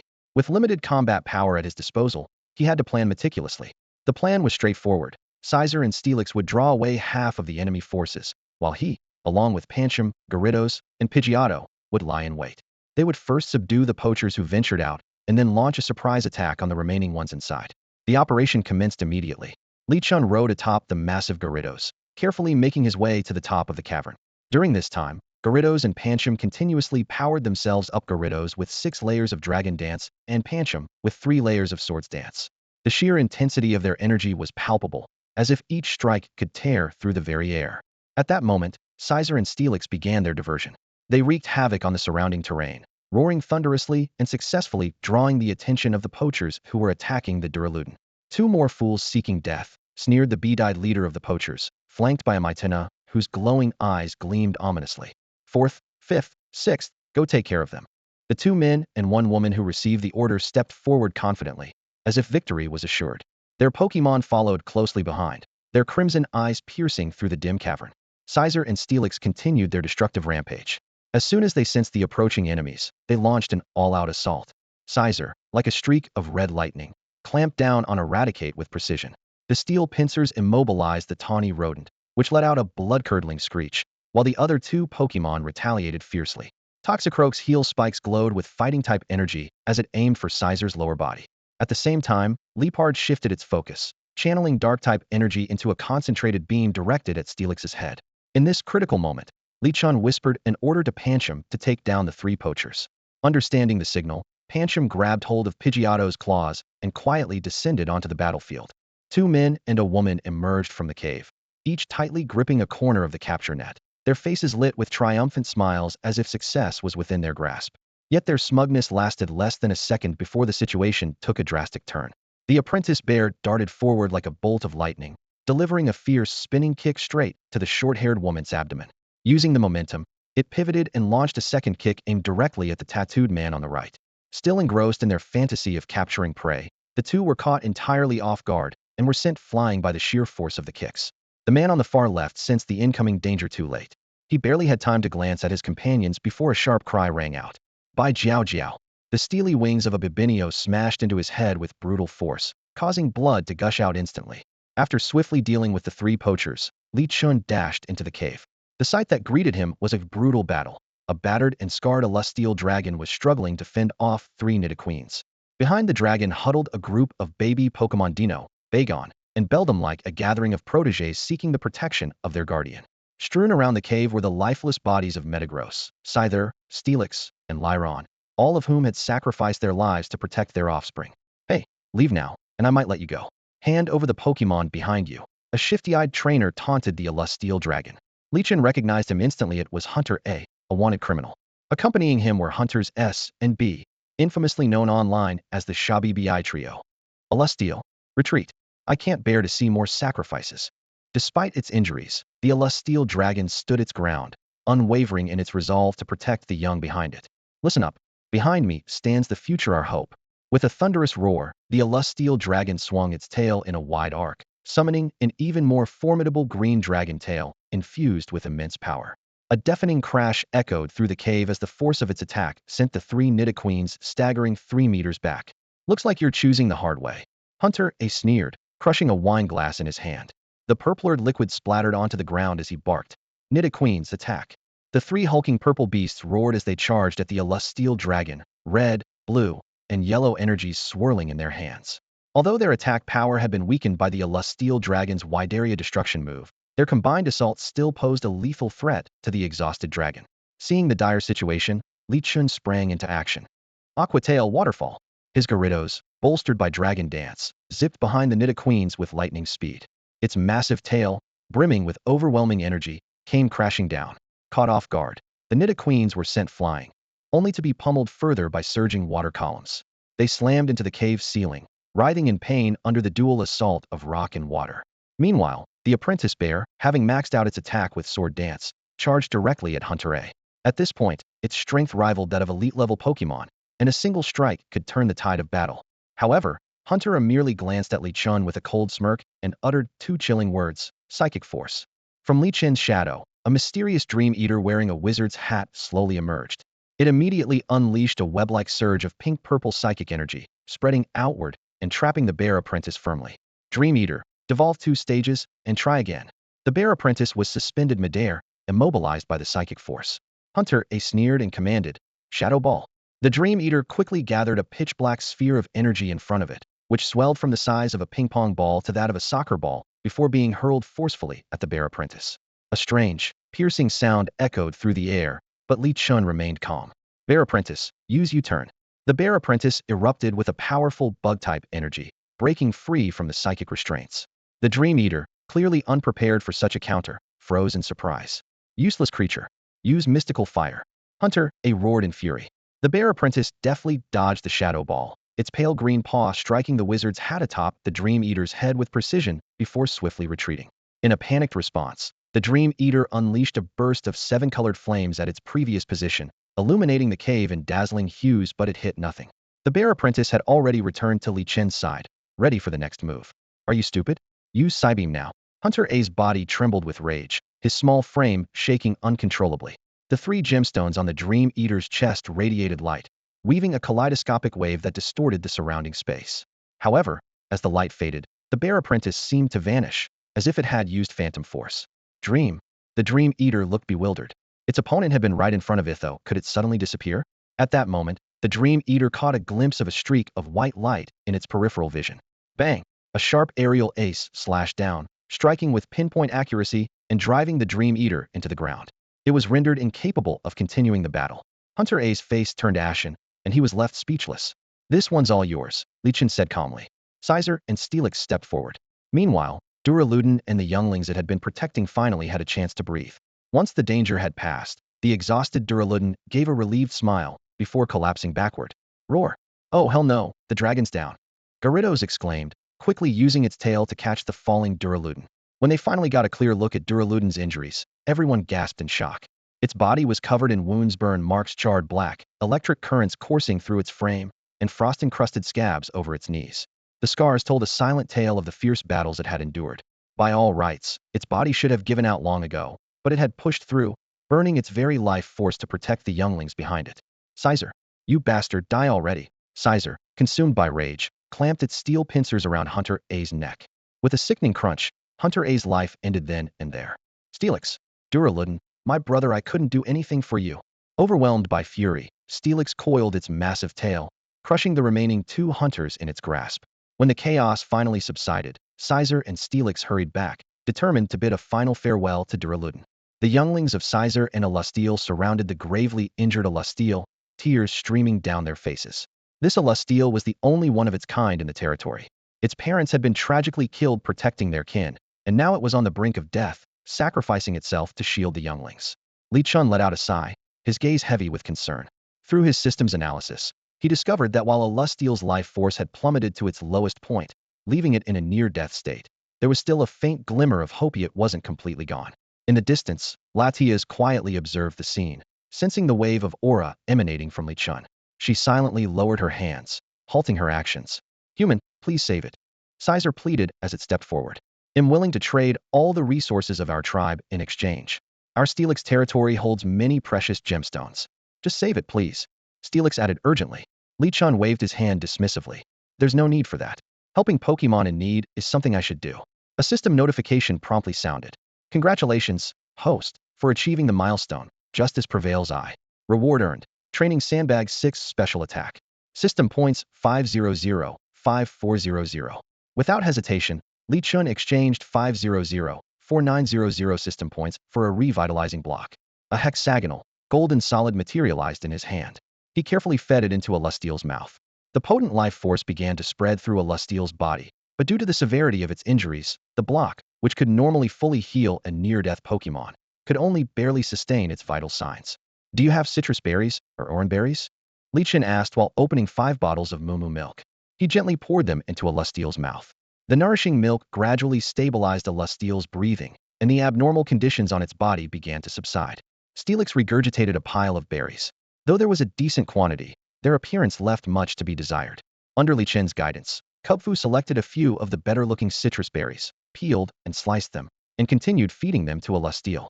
An hour later, a Lusteel finally opened its eyes. Seeing the tearful companions around it, it appeared dazed. A Lusteel? Is this heaven? I guess I couldn't accomplish anything after all. It raised an arm that now gleamed with silver light, starkly contrasting its previously charred and oxidized state. Heaven, my tail. This is a caviar not dead. Gyarados smacked a Lusteel lightly on the head with its tail. The jolt of pain finally convinced a Lusteel it was still alive. I'm alive. A Lusteel exclaimed in delight before suddenly growing alert. What about the 3 Nidoking that ambushed me? It scanned its surroundings, its gaze landing on Li Chun and Latias leaning against the rocky wall. Despite them being humans, a Lusteel felt an inexplicable sense of warmth and familiarity. Awake now? Li Chun asked with a smile. Good thing my aura power didn't go to waste. Aura power? A Lusteel didn't quite understand the term, but grasped the meaning behind it. Thank you for saving me, it said sincerely.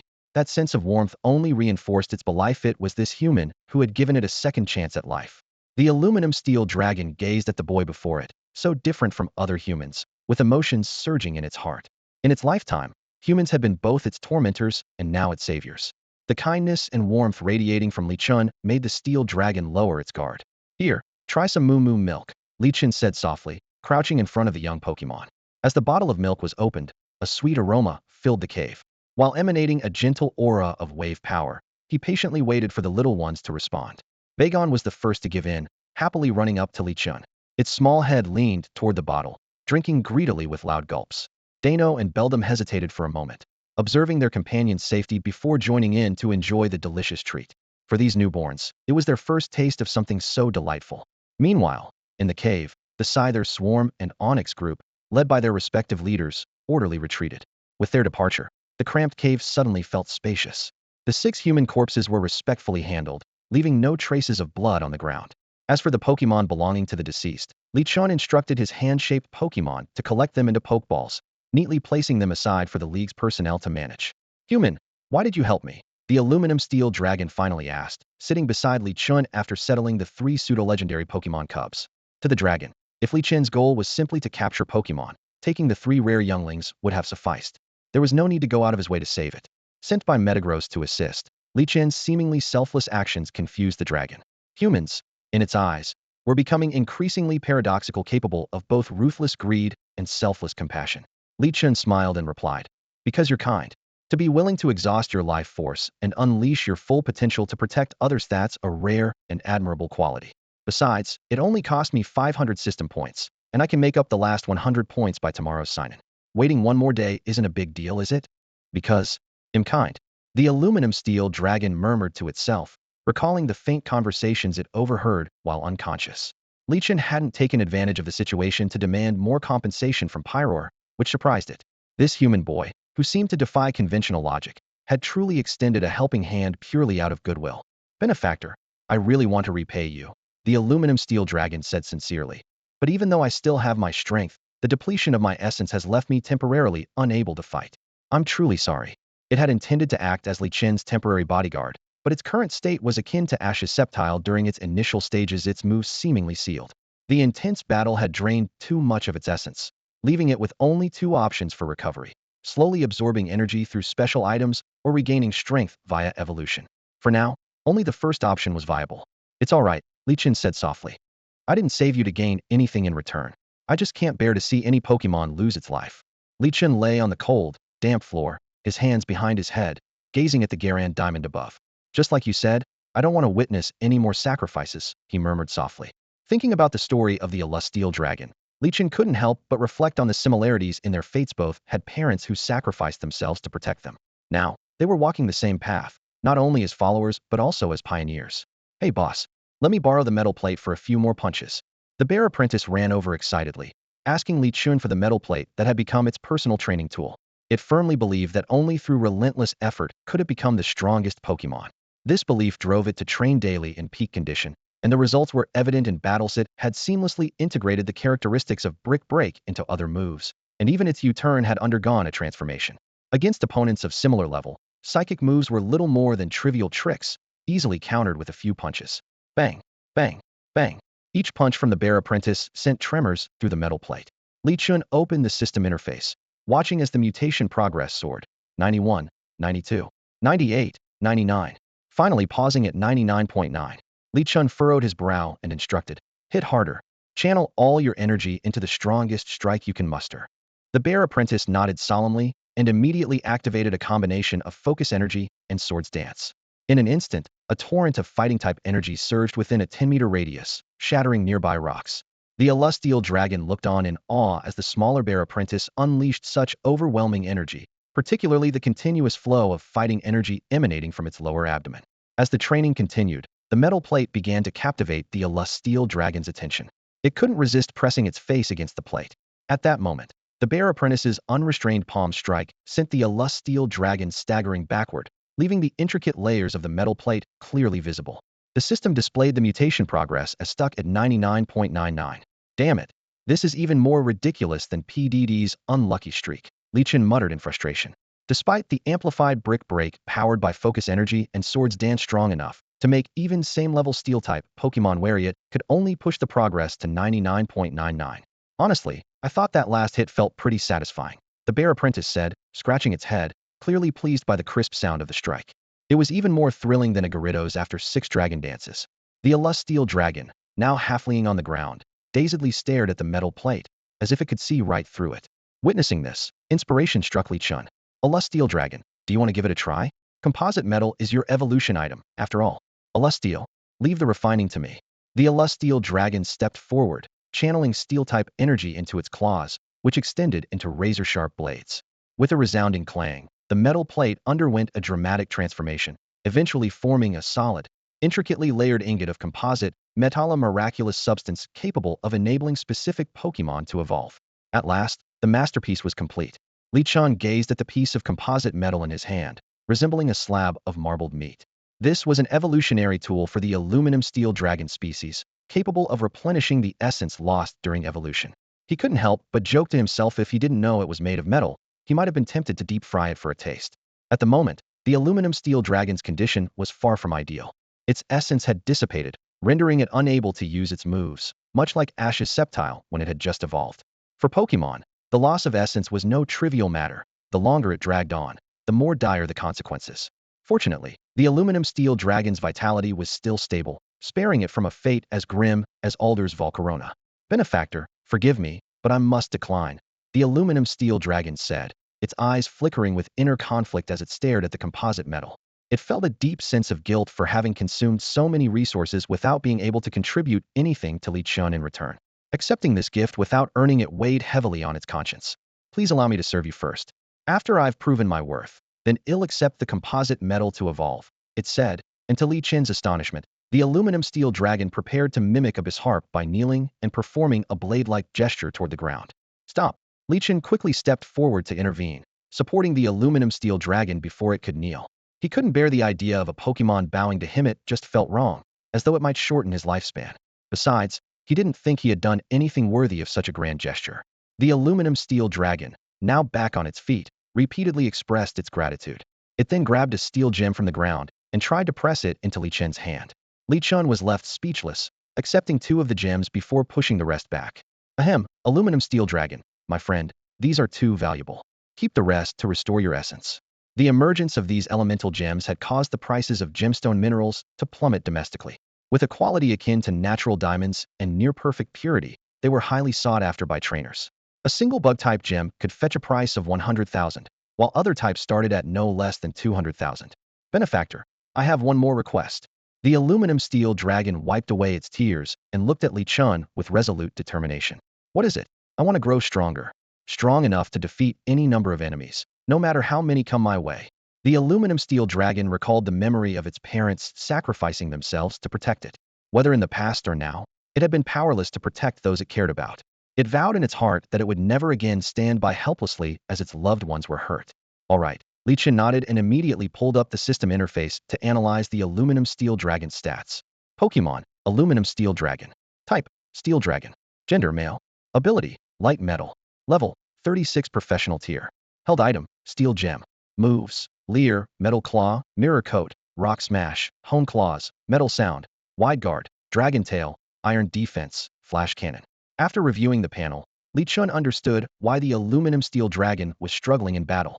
As a Pokemon specializing in special attacks, most of the moves it had learned through leveling up were physical attacks. Furthermore, it only had one area effect move, wide guard, making it nearly impossible to handle multiple opponents at once. Benefactor, what do you suggest? The aluminum steel dragon asked, its eyes filled with anticipation. Go ahead and evolve, Li Chun said, pausing for a moment as the aluminum steel dragon froze in surprise. Then, with a smile, he added, just kidding. How about I teach you Aura Sphere? Li Chun cleared his throat and deliberately assumed the demeanor of a sage. With his back to the Lucario, he explained in a steady voice, Aura Sphere, as the name suggests, is a technique where the power of aura within one's body is compressed into a sphere and then released with precision. As he spoke, he raised his palm, and an irregular surge of energy appeared. He skillfully compressed it into the size of a ping-pong ball. Every living being possesses aura within them, but the ability to wield it depends on individual talent. Li Chun continued, his gaze filled with appreciation. You've already been nurtured by my aura power, and considering the fact that Lucario's final evolutionary form inherently masters Aura Sphere, I believe you have a good chance of learning this move.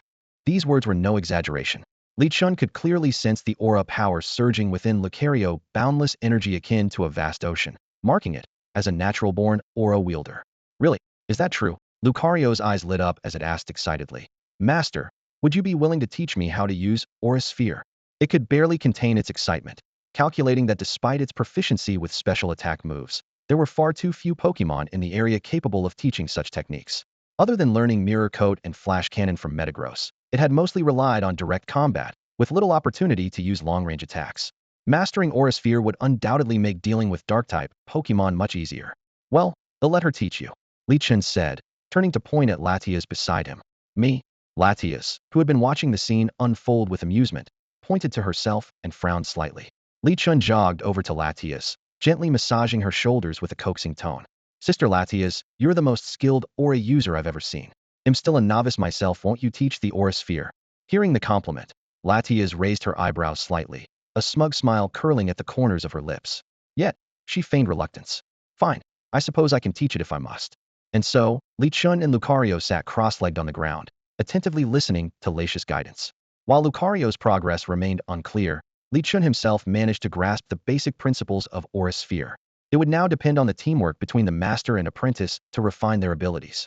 As night fell, the cave of Metagross was filled with laughter and cheer.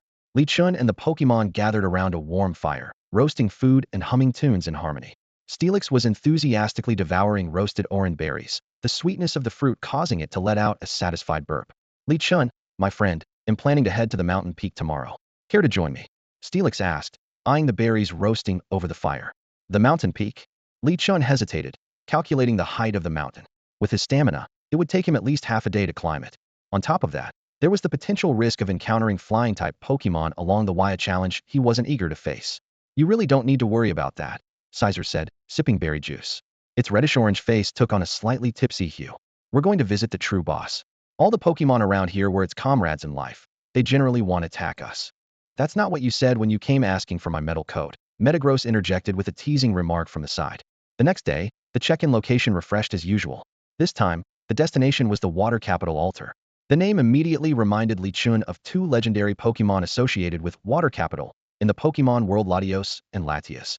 As he packed his belongings to set off, a question lingered in Li Chen's mind. Who was the true boss? Among this group of Pokemon, boss seemed to be a universal title. There was a true boss, a big boss, a middle boss, and even a little boss. He already knew that the little boss was Metagross and the middle boss was Dragonite, but the identities of the true boss and the big boss remained a mystery. Since they were heading to the water capital altar to pay respects, it was time to figure out who they were honoring. Dialga. Li Chun nudged his companion with his elbow. Do you know what the true boss they talk about looks like? Dialga thought for a moment. Blue and can fly, it said, explaining that the true boss had passed away long ago. Its memory of that time was vague, pieced together from the conversations of other Pokemon. Nearby, Latias's expression darkened upon hearing this. She lowered her head, absent-mindedly rubbing one arm with her other hand, her lips pressed together. In the end, she let out a soft sigh. Blue and can fly. Li Chun quickly searched his mind for Pokemon matching this description. Articuno, Altaria, Salamence, Latios. Considering the location of the water capital altar, all clues pointed to one answer: Latios. Li Chun, little brother, time to go. Onyx's gruff voice called from the cave entrance. Coming, coming. Li Chun responded, leaping onto Onyx's back. Dialga, however, chose to climb on its own. Halfway up the mountain, Onyx spoke. Every year, we pick an auspicious day to visit the true boss and pay our respects. But this year, we're a few days early. A few days early? Li Chun caught onto the key detail. Is there a reason? Just as humans have traditions like visiting graves during Qingming Festival, Pokemon must have a reason for changing the schedule. Onyx's tone turned angry. Last night, the spatial disturbance was unusually intense and lasted for a long time.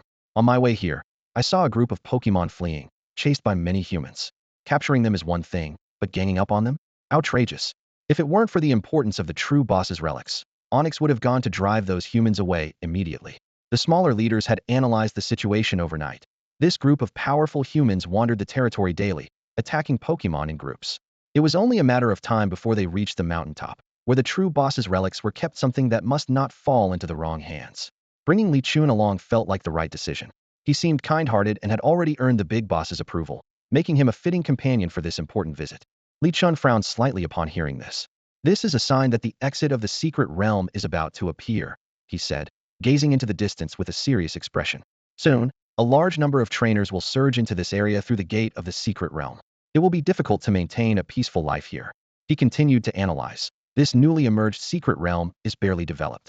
The resources inside, if exchanged for alliance coins, could be enough to train an entire football team's Pokemon to gym leader level, and there would still be plenty left over. More importantly, pseudo-legendary Pokemon are everywhere here: Dratini, Bagon, Beldum, Dano. With a bit of luck, catching a few with excellent individual values could secure a future ace lineup. Li Chun made sure to warn Metagross about this potential threat before leaving. Metagross spent an entire night pondering and finally devised a countermeasure. Boom. As Li Chun's figure disappeared into the distance, Metagross gave a command, and several of its companions immediately sprang into action. Working seamlessly together, they sealed the entrance to the cave completely. Then, the leader of the Metagross used its psychic powers to meticulously repair every crack on the exterior, ensuring the mountainside appeared natural and unblemished, with no trace of the cave's existence. The group ascended the trail, encountering many powerful Pokemon along the way, including several of elite rank. Suddenly, a towering Dragonite flew into their path, extending a claw to block Steelix. Dragonite let out a low rumble, signaling a routine inspection. Its attention focused primarily on the unfamiliar face, Li Chun, as it sniffed him from head to toe, occasionally poking him gently with its claws, causing Li Chun to squirm from the ticklish sensation. Baya, Kubfu's eyes lit up.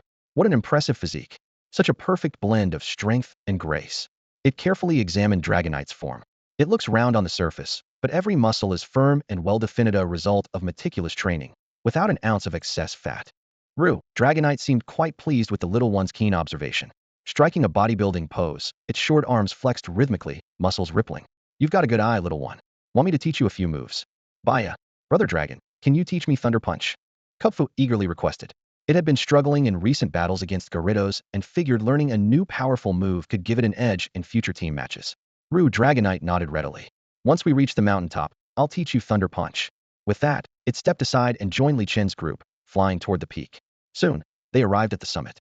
White clouds drifted lazily in the sky, and the ground was engraved with an enormous formation resembling a yin-yang symbol in red and blue. At the center stood an infinity-shaped altar, with the left side glowing red, the right side blue, and the center radiating a mysterious purple hue. A smooth, round orb hovered in midair, emitting waves of intense energy. Li Chun extended his hand, channeling his aura and overcoming power into two threads of energy that gently wrapped around the orb. The moment they touched, the orb quivered violently, unleashing a surge of dragon-type and psychic-type energy. After retracting his power, Li Chun stepped forward and respectfully placed a bottle of Moo Moo milk before the altar. The brief interaction confirmed his suspicions about the orb's identity. It was the soul Dew, left behind after Ladio's passing. Steelix carefully deposited a few gemstones into the altar with its tail. Boss, we're back to visit you. Though we now need to find a new resting place for your remains. Every day since you left, I've missed you. Latias slowly approached, her face clouded with sorrow. She gently placed a blue scale into the altar. Li Chun, I know you have many questions, Latias said, turning to face him. Her crimson hair danced lightly in the breeze, and the radiant sunlight cast an otherworldly beauty upon her. She placed a hand on her chest and began, let me explain. Before she could finish, an unfamiliar aura suddenly emanated from the edge of the cliff. Both Li Chun and Latias turned to see a blonde-haired young man standing at the cliff's edge, accompanied by a Pokemon wearing a heavy mask. Noticing their gaze, the blonde man toyed with an Ultra Ball in his hand and raised an eyebrow with a smirk. As you would say in Huagua, I seem to have come uninvited. So, would you mind if I joined your memorial? Li Chen's gaze fell on the imposing armored Pokemon beside the blonde-haired boy. He immediately recognized it as a Tribute Void, an artificial Pokemon. What made him even more wary was that this Pokemon, like his apprentice bear, had the legendary ability to evolve. The blonde-haired boy, noticing Li Chen's hand reaching for the lure ball containing his Gyarados, spread his hands with a helpless smile. Why the hostility between us, fellow representatives of legends? Li Chen's aura-sensing ability detected something unusual. A blonde-haired boy was surrounded by a vibrant green energy, teeming with endless life. Under the influence of this power, the cracked ground on the mountaintop miraculously sprouted fresh grass, which quickly blossomed into flowers. Li Chun recognized the power instantly. It was the famous Viridian power from the Pokemon Special Series. Allow me to introduce myself. The blonde-haired boy's bangs concealed his left eye, while his visible right eye gleamed with a cunning light. I am Longkong, the Saint of Chaos Void, a wielder of the Viridian power and a representative of legends. He pointed to the crystalline heart-dropped gemstone at the center of the altar, his gloved finger lightly tapping in its direction. I need that gem. Will you hand it over, or shall I take it myself? Before his words had even fully landed, a Tribute Void beside him had already assumed a battle-ready stance. Its aura was no less intimidating than that of Li Chen's bear apprentice. Although no actual harm was inflicted, the demonstration of its presence made it clear that the visitor had no peaceful intentions. Chaos Void. The term made Li Chen clench his fists, his brows furrowing deeply. He had come across reports online about the Scorched Earth incident, with many sources pointing to the involvement of this mysterious organization. He had planned to investigate further after advancing to the rank of an elite trainer, but to his surprise, the so-called saint of this organization had come straight to him, demanding the heart drop. Both Li Chun and Latias felt a surge of anger at Longkong's words. However, the blonde-haired boy showed only displeasure. As expected, you outsiders have always misunderstood Chaos Void. He tossed out an Ultra Ball. I'll subdue you first, then explain everything properly. A Tribute Void, Honey Gather Serpent, go. The Ultra Ball released a black and gold light, revealing a sweet-smelling honey apple. From its center, a green serpent emerged, flicking its tongue. The sweet aroma nearly distracted the bear apprentice. Suddenly, two heads extended from the sides of the apple, with two long tails slamming the ground, sending tremors far and wide. This Pokemon resembled a creature straight out of a fairy tale like Snow White and the Seven Dwarfs. 7 serpents resided within the apple, forming the Honey Gather Serpent. Faced with the combination of a Tribute Void and the Honey Gather Serpent, Li Chun knew the opponent's strength was indeed superior. Without hesitation, he released his Gyarados. Its brilliant, serpentine body coiled through the air, letting out a soul-shaking roar. As a man-made legendary Pokemon, a Tribute Void would not tolerate being intimidated by Gyarados. It raised its helmeted head, slashed the air with its claws, and unleashed an even more thunderous roar in response. Li Chun wasted no time with words. With a single hand gesture, he issued a command. The bear apprentice immediately began gathering energy with a sword dance, its fighting power coursing through its small frame as it focused intently on its opponent, a Tribute Void. The battle scene was ever-changing.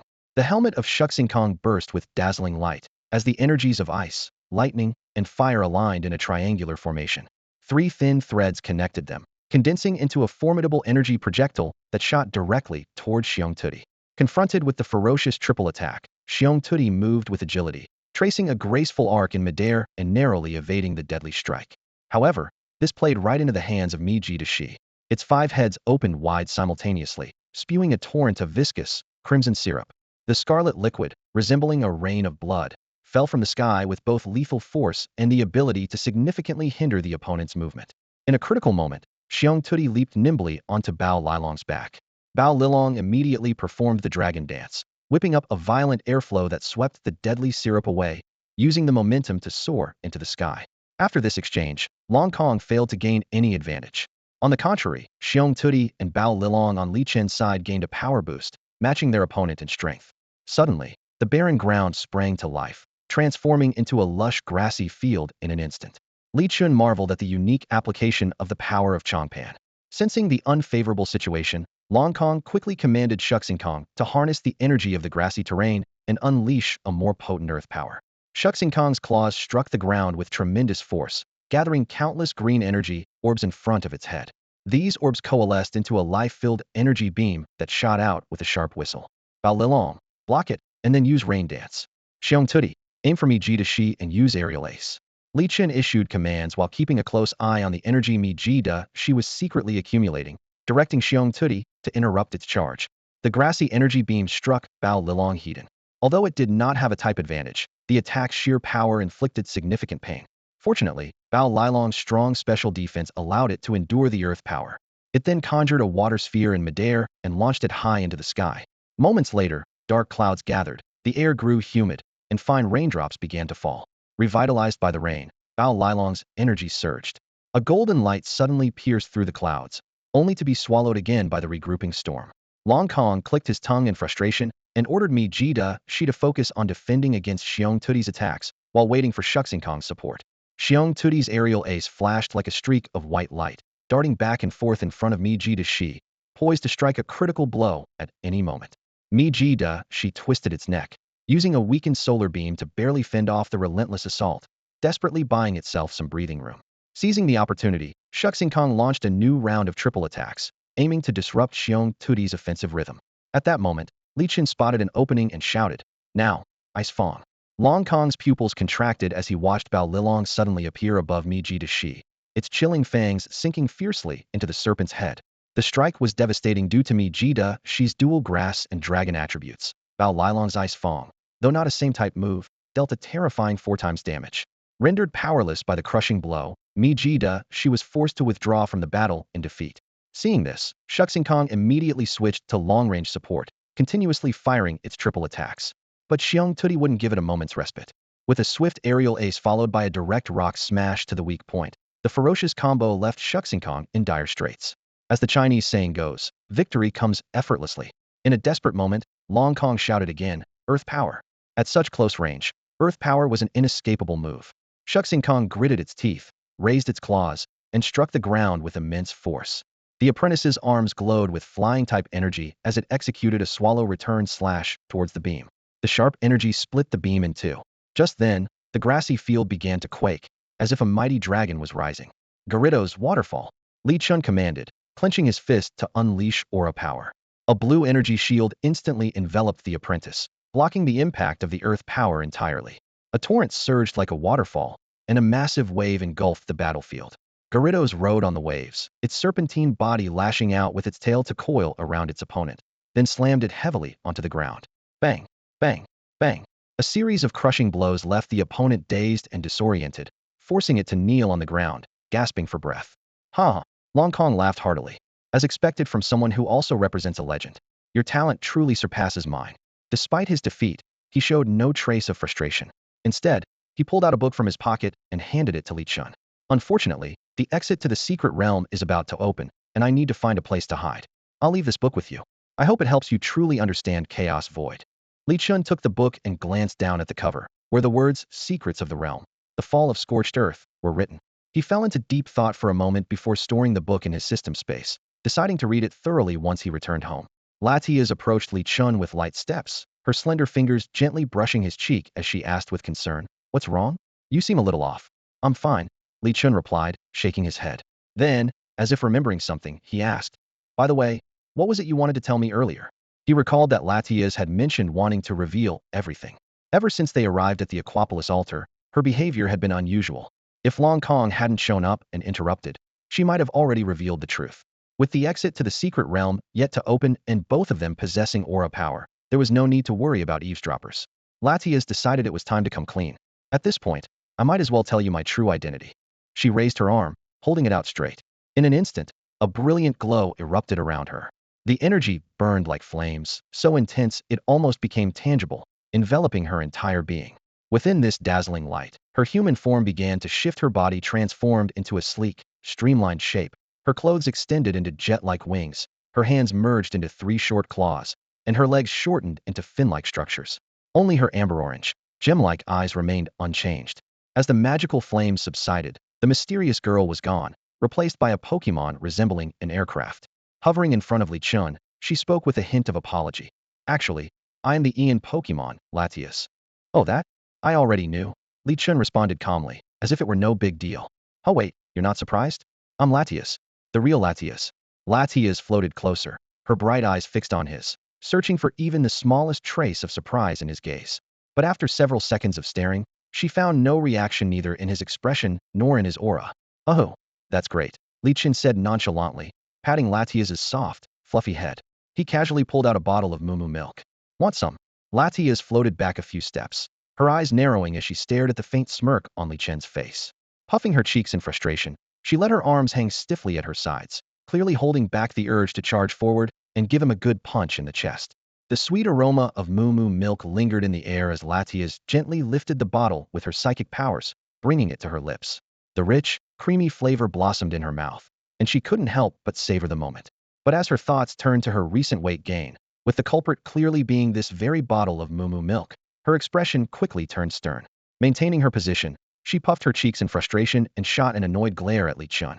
In the distance, Gyarados lightly tapped the ground with its tail and glanced at its companion, Pancham. Hey, little bro, do you think we should go over and help? The gentle breeze swept through the area, causing the wild grass to sway. The surroundings were eerily quiet. When Pancham didn't respond, Gyarados turned its head and saw that its companion was fully engrossed in practicing punches alongside Dragonite.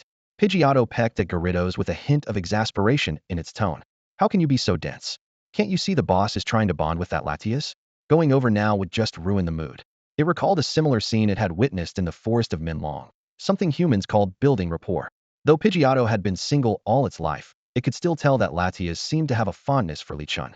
If the boss played his cards right and strengthened their bond, he might just gain a powerful ally.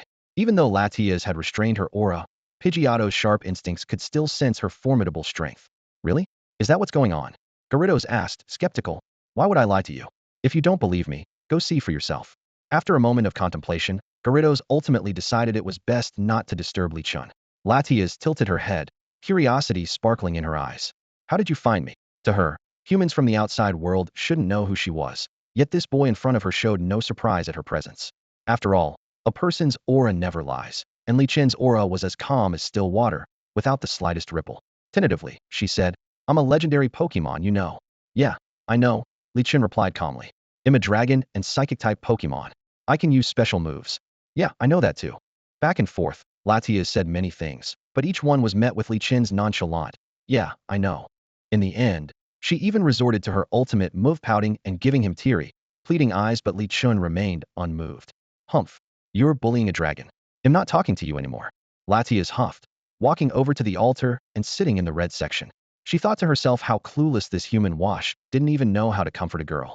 Not even 10 bottles of Moo Moo milk would make her forgive him. Li Chun sat down in the blue section of the altar, tilting his head slightly as he spoke in a soft voice. All right, I know you're amazing. You don't need to keep telling me. As long as you know you're the most special one, that's enough. Lacia's cheeks instantly flushed a deep crimson. The most special one? This human sure knew how to talk. She was just about to respond when she saw Li Chun stand up and walk toward Duraludin, who had just climbed up. Benefactor, look what I've brought back. Duraludin called excitedly, waving its arms to reveal 2 glass orbs. One contained a silver-blue DNA spiral encased in a yellow shell, while the other gleamed with a dazzling array of colors, shimmering enchantingly under the sunlight. Aligang, Benefactor, I found these 2 beads while climbing the mountain. They look quite Nikito, you want them? Aliganglong excitedly held out 2 glass-like beads that shimmered with an unusual light, presenting them to Li Chun. Li Chun leaned in for a closer look, his pupils contracting slightly. These weren't ordinary glass beads. They were clearly a steelixite and a keystone. As essential tools for enabling certain Pokemon to achieve Mega Evolution, their value was beyond measure. A trainer would need both the corresponding Pokemon's Megastone and a keystone to trigger the transformation. Although this megastone was specifically for Steelix, with the system in hand, Li Chun could exchange it for the type he desired for just 200 points. Yes, of course I want them. Alia Ganglong, you've been a huge help. Li Chun exclaimed, overjoyed as he eagerly accepted the 2 beads. These were rare items worth 10,000 system points if he relied on daily sign-ins to acquire them. Who knew how long it would take? Alia Ganglong, shy from the praise, explained that it had noticed a Steelix lingering in the area a few days ago, seemingly sensing something before leaving. Thinking it might be something valuable, Alia Ganglong had tirelessly dug it up. Boom! A thunderous sound echoed from the small island in the distant lake. The spatial barrier began to crack, and purple energy started seeping into the water as a deafening draconic roar shook the skies. Li Chun recognized the sign sit was the precursor to the opening of the secret realm's exit. In an hour, he would have to leave through that very spot. Aligang, benefactor, are you leaving? Alia Ganglong's voice was low and filled with sadness. To it, these 2 beads were insignificant compared to Li Chen's life-saving grace. I'm sorry, I haven't fully recovered my essence yet, and can't do more for you. Actually, you already have. Li Chun knelt down and lightly tapped Alia Ganglong's metallic body, the crisp sound of steel ringing out. He held the keystone to his forehead, sensing the lingering steel-type energy within. You're overthinking it. Just relax, focus on yourself, and your moves will come naturally. See, the steel-type energy left on the keystone proves that you were already able to use Metal Claw while digging. Aligang, I have already recovered. Alia Ganglong murmured in disbelief.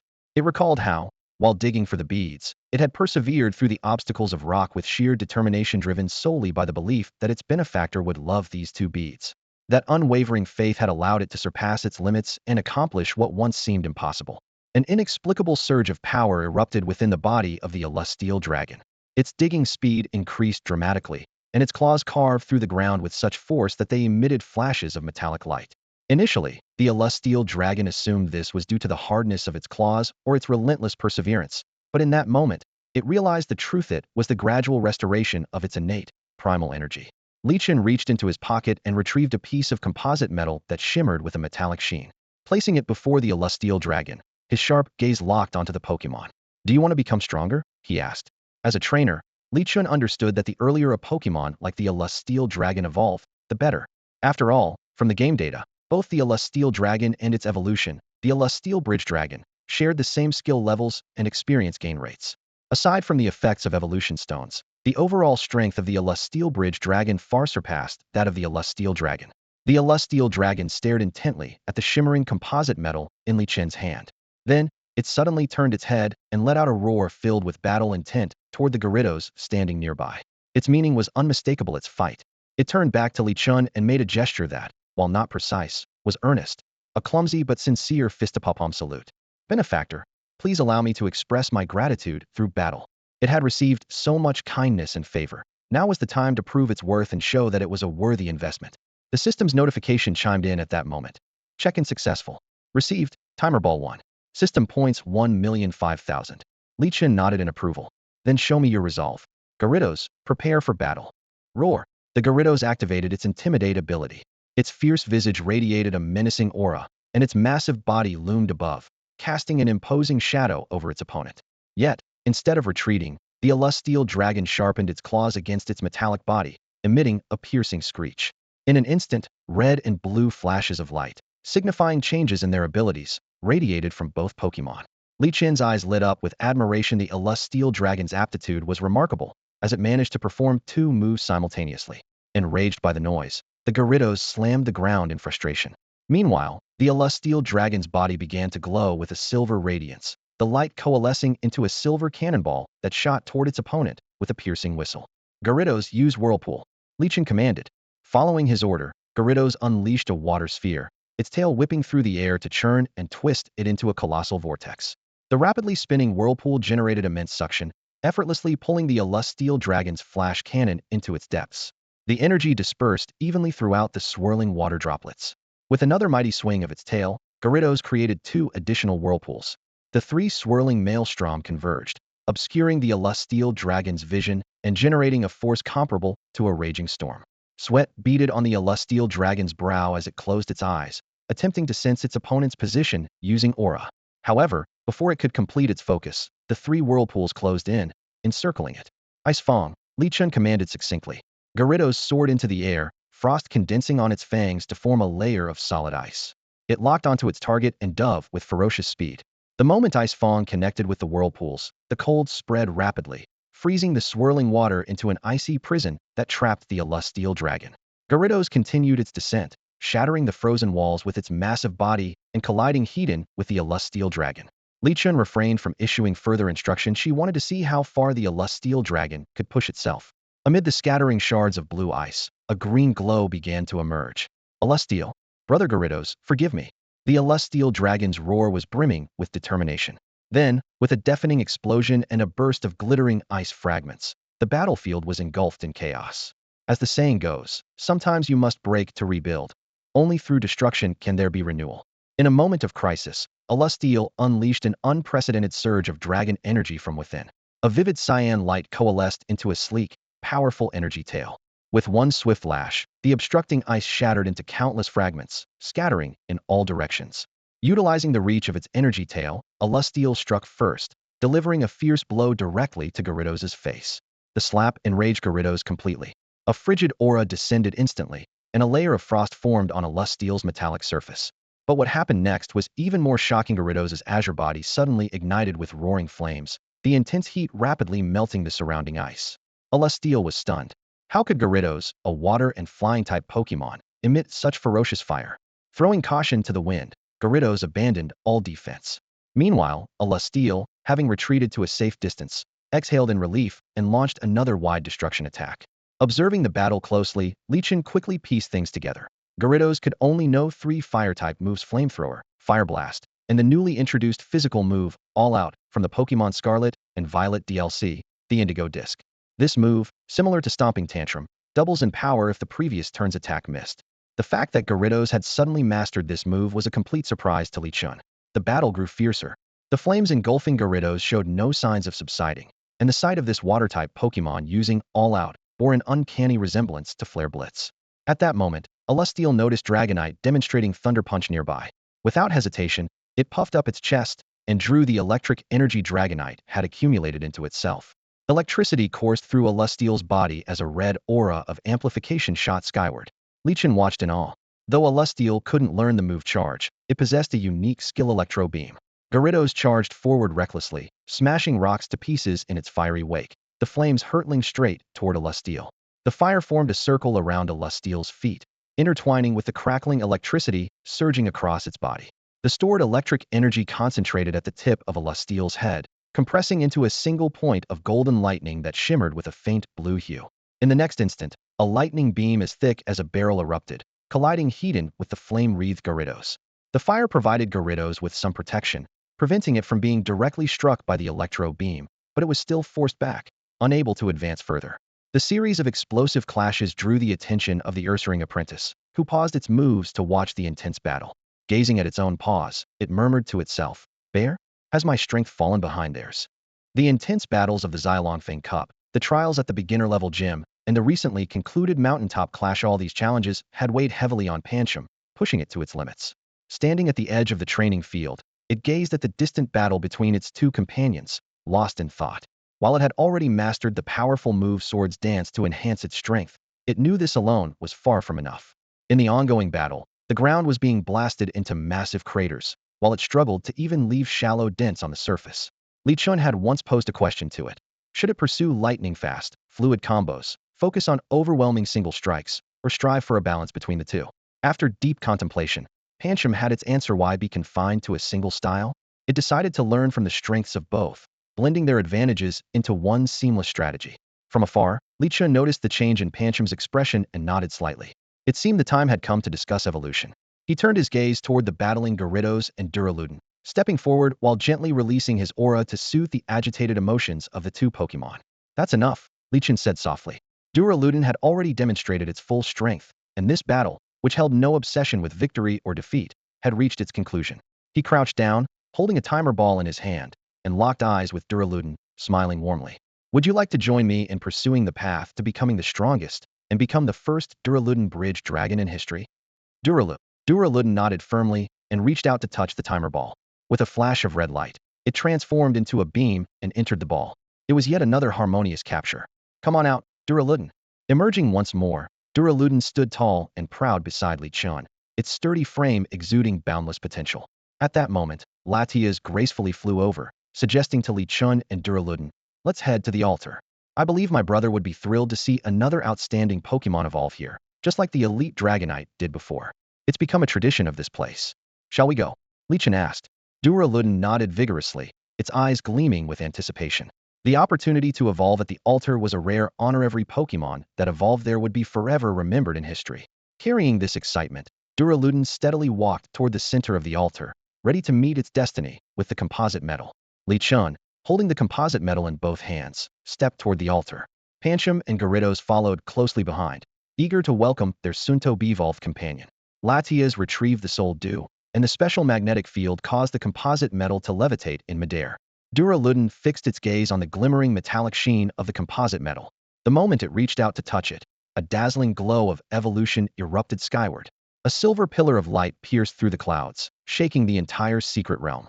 As a realm of catastrophic-level power, it now displayed extraordinary phenomena. All Steel-type and Dragon-type Pokemon instinctively turned their eyes toward the mountaintop, watching the sanctuary bathed in pure white light.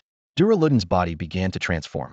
Its triangular, prism-like form gradually reshaped into a bridge-like structure, its arms resembling sturdy bridge piers. Yet its determined eyes remained unchanged throughout the process. As it completed its evolution into the Duraludin Bridge Dragon, with a base stat total of 600, the already unstable space experienced further fractures. A Redan blue door emerged, standing tall in the center of the lake. Latias, upon seeing this, immediately took on her human form. She gently took Li Chun's hand and placed a gemstone into his palm. "Thank you," she whispered, leaning into his embrace. "It took some time to prepare this. Take a look."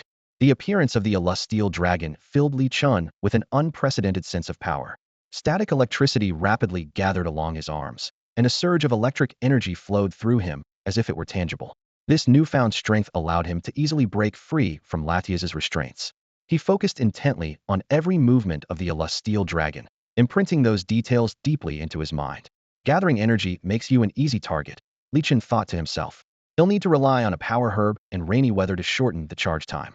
He mentally reviewed his Pokemon team, Kubfu, Gyarados, and Celestial Dragon without realizing it. He had assembled half of a rain team.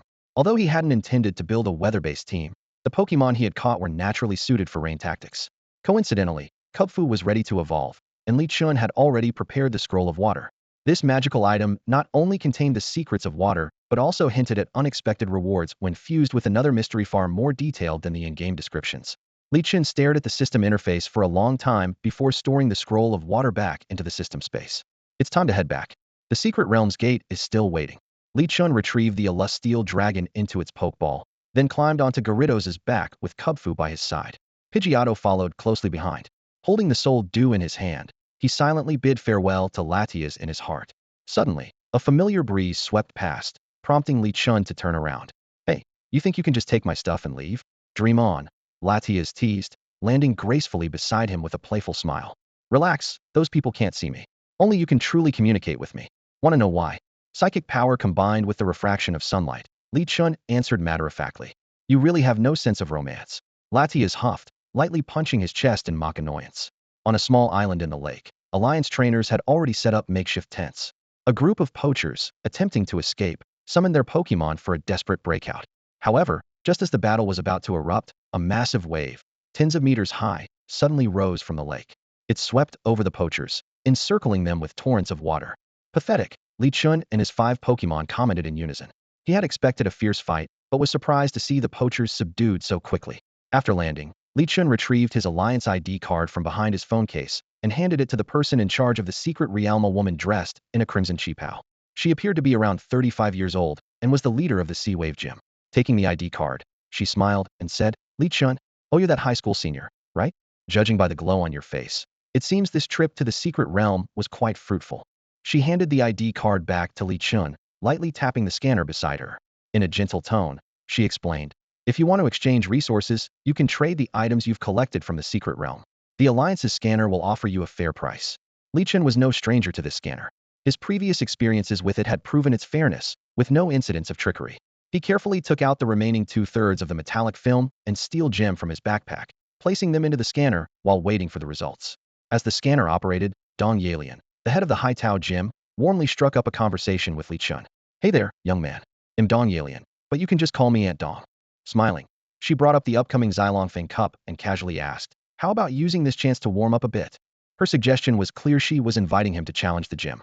Li Chen glanced around and realized that they were already at the Haitao Gym's base. The location couldn't be more convenient. His aluminum steel bridge dragon had just evolved and needed actual combat to adapt. Aunt Dong's suggestion hit the mark. Aunt Dong, Li Chen said apologetically, I need to take my Pokemon to the Pokemon Center first. They've been through some intense battles and are pretty worn out. Once they've recovered, we'll head straight to Haitao Gym to challenge you. After Li Chen exchanged his resources for alliance contribution points and left with his bear disciple and Gyarados, Dong Yalian watched the two seemingly energetic Pokemon and fell into thought. Could this be their last burst of energy? Leaving the secret realm, Li Chen headed straight for the Pokemon Center. His earlier words weren't an excuse. Both bear disciple and Gyarados had indeed endured an unusually fierce battle, far beyond their usual limits. Nurse, could you please help heal my Pokemon? He said as he handed the Pokeballs to the nurse. He then sat on a sofa in the waiting area, pulling out his phone. In the secret realm, his phone had been no better than a useless brick. Now that he could finally check his messages, he eagerly unlocked it. A message from his homeroom teacher, Hyeon, popped up. The school has a training program. Are you interested in joining? New student training program. Doc. Let me take a look, Li Chen replied, opening the document. His Latias leaned in curiously to see what the program was about. After reading it carefully twice, Li Chen found that the program had a clear goal: to cultivate trainer explorers capable of challenging gyms and navigating secret realms. The school would provide resource support, and students were responsible for training their Pokemon. The program demanded a full week of commitment, with no breaks. The benchmark for success was the ability to pass the initial trials of the 8 gyms and independently collect resources of specified value from a secret realm. Sounds pretty impressive, but who knows how ITLL actually turn out? Li Chen thought to himself. Are you joining? His teacher followed up. When will the resources be available? Li Chen asked. If you agree to join, you can collect your share as soon as you return to school, the teacher replied, adding, by the way, this program is connected to a university initiative. Our high school is partnered with Rongqing University. The moment Li Chen saw the words Rongqing University, he immediately replied, no thanks, goodbye, and closed the chat. A full week with no breaks? That essentially meant no vacations at all, not even summer or winter breaks. And the idea of enrolling in a university with the latest and shortest holidays? Just thinking about it was enough to make him lose interest. Li Chen calculated his options. He could already meet the program's requirements on his own. Giving up his freedom for a few resources wasn't worth it. Just then, the nurse informed him that his Pokemon's treatment was complete. He clipped the Pokeballs to his belt and headed straight for the Haitao Gym. At the edge of the beach on Galanjiu Island, near the sea, stands a magnificent water castle. Surrounding the castle, various aquatic Pokemon glide leisurely through the waters. They ferry challengers and visitors back and forth, earning delicious Pokemon treats in return. The weather here is unlike the outside world, perpetually overcast with a gentle drizzle, as if under the spell of eternal rain. This is the Haitao Gym, a mysterious place intrinsically linked to water. Suddenly, a Gyarados burst out of the water, sending up waves dozens of meters high, drawing the attention of passersby. All eyes quickly focused on the tall figure, standing confidently on the Gyarados' back. Wait, isn't that the rookie who made a name for himself in Rongqing a few days ago? It really is him. Look! Travelers and locals alike erupted in excitement, urging the Pokemon beneath them to speed up. Someone exclaimed, even if I can't watch the battle up close, just catching a glimpse of his profile is worth it. Dude, the way you said that sounds kind of creepy. You do realize he's a guy, right? So what? Can't men admire other men? Ever heard of aesthetics? This comment sparked a heated discussion among the crowd, and a small bubble of space quickly formed around the speaker, with no one daring to approach. Latias, holding the young cub Pokemon in her arms, chuckled at the commotion. Li Chen, it seems you're quite famous now. Everyone's talking about you. Li Chen immediately pulled a wry face and turned his head with a knowing, exasperated look. Fanboys are terrifying. By the time they reached the entrance of the water castle, Dong Yalian was already waiting. She draped a raincoat over Li Chen's shoulders and smiled warmly. Little brother, will this battle be live-streamed, or would you prefer a private match? Private, Li Chen replied without hesitation. He planned to use his Duraludon in this battle and didn't want to reveal his strategy too early. His true debut was reserved for the Xylongfang Cup, where he aimed to dazzle the audience. Is this for the Xylongfang Cup? Dong Yalian asked gently, clearly aware of the upcoming major event. Li Chen nodded in confirmation, and Dong Yalian led him into the arena within the gym. Unlike the Yiyan Gym, this battlefield was half water and half land. Although Li Chen had seen such arenas on TV before, being there in person gave him a true sense of its vastness. Half water, half land, this could be tricky, Li Chen muttered as he cautiously retrieved his Stuffle's Pokeball, preparing for the battle ahead. Dong Yalian gracefully swept her long hair to one side, and announced the rules of the match. Little brother, this will be a Tuntuo battle. The gym leader cannot switch Pokemon, but the challenger may switch freely. The match ends when either side's two Pokemon can no longer battle. A Rotom drone descended onto the field, beginning its commentary. The beginner-level gym challenge issued by Challenger Li Chen officially begins now. Both sides, please send out your first Pokemon. Stufful, let's start strong. Politoed, shine in the water. When Li Chen saw Dong Yalian's choice, his eyes narrowed. It was Politoed, a key player in Rain teams. The lime green, upright frog hummed a cheerful tune while clapping its hands, producing a rhythmic melody. The light drizzle in the sky quickly turned into a steady rain, and at that moment, Li Chen deeply appreciated the importance of a raincoat. Rainy weather was the tactical cornerstone of the Haitao Dojo's pride. Icy wind, Dong Yalian commanded. The Politoed continued its rhythmic clapping while exhaling a chilling breath. Riding the rain, the icy mist swiftly spread toward the Stufful, leaving a thin layer of frost wherever it passed. Stufful Swords Dance. Faced with increasingly limited footing, the Stufful began its unique dance, quickly closing the gap toward the Politoed. Phantom sword images swirled around it, slicing through the encroaching icy mist. Condensed raindrops struck the ground like dense hailstones. As the attack boost from Swords Dance was completed, Li Chen's command rang out. Use Rock Smash to attack. Braving the pain of being pelted by the icy rain, the Stufful swiftly channeled fighting energy into its arms, which glowed a reddish-brown hue. However, instead of directly targeting its opponent, it punched the ground beneath the Politoed. The icy layer shattered instantly, sending the unprepared Politoed plunging into the water below. Now, Thunder Punch its head while it's distracted. Li Chen seized the opportunity.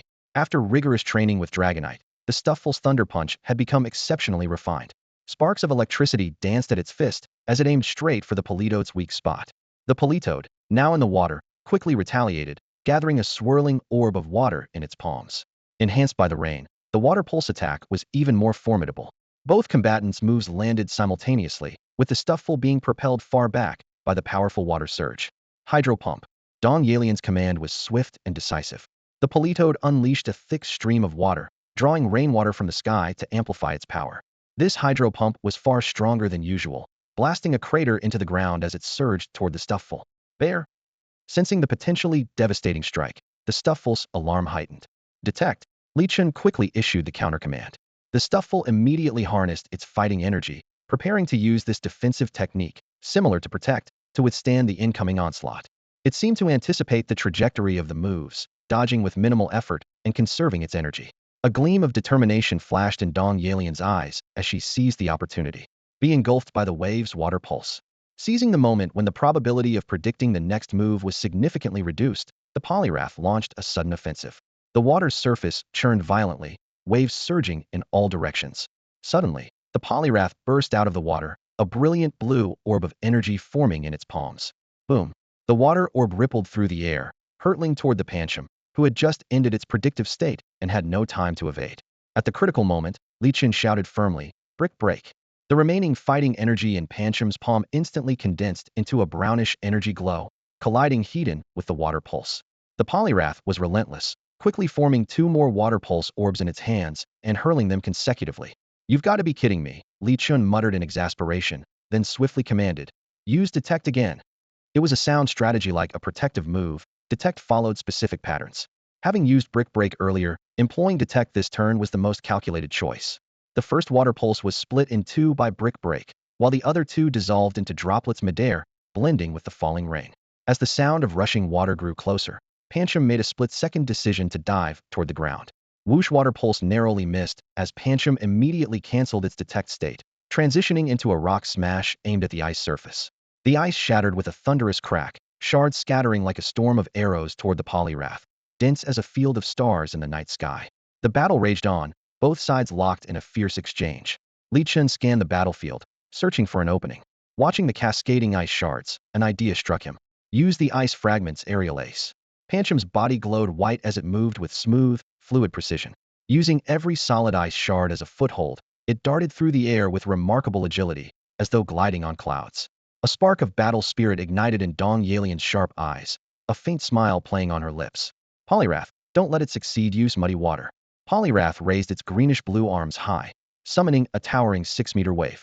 Unlike the clear blue of Water Pulse, this surge was a murky, earthen brown, the tainted waters flooding the battlefield and staining the surface black. Pancham leapt repeatedly, barely keeping pace with the towering wave of muddy water. As the filthy torrent surged closer, Pancham's resolve hardened. Channeling all its flight energy into its feet, it even discarded its held item to lighten the load. A black ribbon fluttered in the wind as Pancham clasped it tightly in its paw.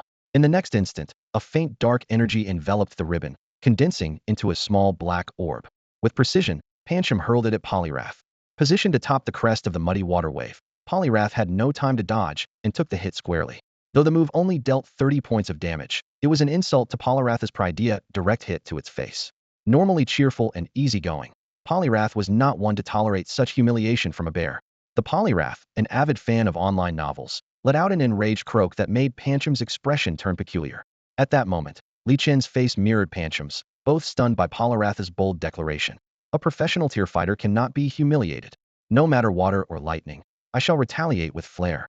The bear apprentice, in a critical moment, suddenly mastered two new moves, a throw and a powerful acrobatic strike. A pale blue energy film enveloped its body as it leapt into the air, using the last shard of ice, soaring above the murky currents. It executed a series of agile maneuvers midair before delivering a charged punch, slamming heavily into the Polyrath. Ribbit! Polyrath let out a cry of pain as the murky currents beneath it instantly dissipated, and its body plummeted straight down. At this dire moment, Dong Yalian resolved to let it fulfill its final mission. One last dance rain dance. Polyrath summoned a sphere of water, using the last of its strength to launch it into the clouds. The rain in the sky immediately intensified, the one slight drizzle transforming into a torrential downpour. Polyrath crashed heavily to the ground, losing its ability to battle. Both trainers tacitly recalled their Pokemon at the same time and sent out their next ones. Li Chun released one of his top 3 powerhouse Pokemon's Steel Bridge Dragon. On Dong Yalian's side, she called forth a massive Blastoise with twin cannons on its back. What kind of Pokemon is that? Dong Yalian stared intently at the Steel Bridge Dragon, her brows furrowed. Though its appearance resembled a Steelix, like the bear apprentice, was known to be incapable of further evolution. How could such a powerful form exist? Recalling Li Chen's experiences in the Secret Realm, she began to piece things together. This is Steel Bridge Dragon, a prodigy Pokemon, Li Chen explained. Huh. Dong Yalian looked puzzled. She was well acquainted with the term late bloomer, commonly used to describe Dragonair, Pupitar, Beldum, and other 3-stage evolutions that matured late. But prodigy Pokemon, that was a term she had never heard before. The second round of the battle began, and Dong Yalian decided to go on the offensive. Show me what this prodigy Pokemon can do. Blastoise, Hydro Cannon. Boom, boom. The twin cannons on Blastoise's back roared with deafening thunder as a tsunami-like wave surged forth. The entire battlefield trembled, and both the audience inside and outside the arena could clearly witness this earth-shaking attack. With the rain boosting its power, Hydro Cannon was even more terrifying. Li Chun steadied the hood of his raincoat against the fierce winds and commanded sharply. Steel Bridge Dragon, use Electro Beam to start this fight with a bang. Facing the towering wave, Steel Bridge Dragon swiftly transformed into its bridge form, its limbs anchoring firmly to the ground like bridge pylons. Static electricity gathered rapidly on its limbs in the rain, red amplification lights glowing brightly. Countless electric currents converged at a single point above its head and erupted in an instant. The terrifying currents condensed into a laser beam, striking Blastoise squarely in the face with lightning speed just as it finished firing. What? Dong Yalian's face was filled with shock. She had never heard of a move called Electro Beam, but its power surpassed even Thunder and Zap Cannon. Blastoise let out a pained cry, its once blue body charred black from the electric assault. It dropped to one knee, gasping for breath. Boom. A colossal tsunami crashed down from the peak of the Steel Bridge Dragon, its ferocious energy slamming into its head like a massive hammer. Under the torrential downpour, the Blastoise's Hydro Pump attack reached its maximum power, yet it still couldn't shake the Steel Titan in the slightest. The Steel Bridge Dragon stood firm, its silvery gray alloy body towering like an unyielding fortress. It faced the devastating blow with the composure of a mountain unmoved by an avalanche. The relentless rain washed over both Pokemon, as if trying to cleanse the battle scars etched into their bodies. As the remnants of the Hydro Pump dissipated, the Blastoise lay defeated in the muddy ground, its swirling eyes signaling its loss. Meanwhile, though the Steel Bridge Dragon panted heavily, it pounded the ground repeatedly with its sturdy arms, producing a resounding boom, boom, boom, like the drumbeats of victory. Winter Yalian's eyes widened in disbelief as she watched the scene unfold. A one-hit knockout, even the Blastoise's prized rain dish ability had been rendered useless. Silently, she recalled her defeated Blastoise and walked over to Li Chun, who was tending to the Steel Bridge Dragon's injuries. You are quite strong, Little brother stronger than that Leaf guy from Rong City, Yalian remarked with a wry smile. I'm looking forward to your performance in the Xylongfeng Cup. She then pulled out a bottle of advanced healing spray from her bag and handed it to Li Chun. Here, use this. It works quickly. As they treated the Steelbridge Dragon's injuries, Yalian took a moment to closely observe the young and promising Steel Titan. Mentally, she analyzed its traits. Low special defense but excellent special attack, moderate speed, decent stamina, and naturally robust physical defense as a Steel-type Pokemon. You could submit information about this Pokemon to the League in advance, she suggested. If you'd rather stay discreet, you can provide the details anonymously through the gym. Li Chun fell silent, weighing the pros and cons of revealing his trump card before the Xylongfeng Cup. Just then, an unfamiliar male voice echoed from above. Don't worry, we'll keep it confidential. Both Li Chun and Yalian looked up to see a majestic Charizard descending gracefully. A man in a suit with gold-rimmed glasses leapt nimbly from its back. The intense heat of the Charizard's tail flame evaporated the surrounding rainwater instantly. Iman Yu, personal secretary to Champion Yi Rong, the man introduced himself, adjusting his glasses, the reflection of the tail flame glinting off the lenses. Well, so you the big shot doesn't even bother to come home and has to send his secretary to recruit talents? Yalian quipped sarcastically, and you responded with an awkward chuckle. Li Chun, meanwhile, discreetly pulled out his phone and searched for information on Yu, a gym-level trainer known as the Blazing Dragon, who had won a 3 Good Student Award in 2004. Beyond that, there wasn't much of note. Ahem, and you cleared his throat, waiting for Li Chen's attention to return. Once it did, he met Li Chen's gaze and continued, Young man, are you planning to keep this? He paused, realizing he didn't know the name of the Pokemon. Internally, he admired its imposing presence, which indeed exuded a pseudo-legendary aura. Steelbridge Dragon, Li Chun interjected at the right moment. Oh, Steelbridge Dragon, right, and you quickly caught on. Li Chun responded with a brief nod. It's always wise to keep an ace up your sleeve. Li Chun glanced at the Pokeball in his hand, a glimmer of shrewdness flashing in his eyes. The Xylongfeng Cup, as a provincial-level competition, held significantly more weight than a district-level match. The news he had seen on the forums compelled him to be cautious, and Lu Dao, a freshman-level professional trainer, had already appeared. That trainer not only possessed a full team of professional-grade Pokemon, but also displayed tactical combinations far superior to his own. In comparison, Li Chun only had 3 Pokemon, with only his Elusteel Dragon reaching professional-grade status. With some time left before the Xylongfeng Cup commenced, it was uncertain how much he could improve his strength. After weighing his options, he decided to hold back for now. This shouldn't be a problem, and you said, adjusting his glasses. But the data on Elusteel Dragon will need to be uploaded to the League's information database first. How about we make it public after the Xylongfeng Cup concludes? It was a compromise. After all, the discovery of a new Pokemon was enough to cause a stir in the academic world, with League scholars eagerly awaiting new research material. In this era of ever-expanding exploration of Pokemon, a significant academic paper was increasingly rare. The emergence of Elusteel Dragon, could it herald the beginning of a new era of young prodigies? That question remained unanswered. By the way, Li Chun rubbed his hands together, his eyes gleaming mischievously. Is there a reward for discovering a new Pokemon? Although this recent expedition to the Secret Realm had already been quite fruitful, who would turn down more resources? Especially considering Elusteel Dragon, with its base stat total of 600, the reward was bound to be substantial. He recalled how Lin Lin, the Right Guardian, had obtained a vast berry plantation for discovering Olivia, and he began calculating in his mind. There is indeed a reward, and you replied steadily. The League evaluates based on multiple dimensions, including base stats, typing, abilities, move pool, and practical applications. The analysis typically takes 1 to 2 months, and the results will be sent directly to your trainer app. Noticing Li Chen's unique demeanor, and Yes' tone grew increasingly gentle. Young man, do you have something else in mind? Would you get mad if I told you? Li Chun probed cautiously. And you chuckled. Don't worry, I'm professionally trained. As long as it's not something excessive like asking for a gym-level Pokemon or a position among the Elite Four, the League will generally agree. Li Chen's eyes lit up. Then, can I ask for that newly discovered secret realm? Cough, cough, cough. And you choked on his own breath. What did you just say? You want an entire secret realm? What would a student like you do with a secret realm? See, I knew you'd get upset, Li Chen muttered, pouting in mock annoyance. Realizing his loss of composure, and you cleared his throat and spoke earnestly. You have to understand, a secret realm is worth at least tens of billions. What you're asking for is essentially control over a secret realm. He trailed off, clearly alluding to sensitive topics. From a distance, Latias grew restless as it noticed Li Chun hadn't returned yet. It eyed the unfamiliar man blocking Li Chun with suspicion, ready to act if it sensed hostility. Were it not for the lack of malicious intent from the stranger, it might have already fired a mist ball. Quietly, it moved closer, trying to eavesdrop on their conversation. Li Chun sighed in defeat. And Yes tone shifted. However, it's not entirely impossible.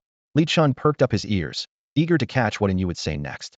He understood well that such a pivotal opportunity could never be secured by mere contributions alone. At that moment, Li Chun unleashed his full aura power, sending an invisible wave rippling outward. The gust stirred the hem of Yu's coat, and a smile of delight appeared on his face. He knew exactly what Li Chun was doing, clearly showcasing his value.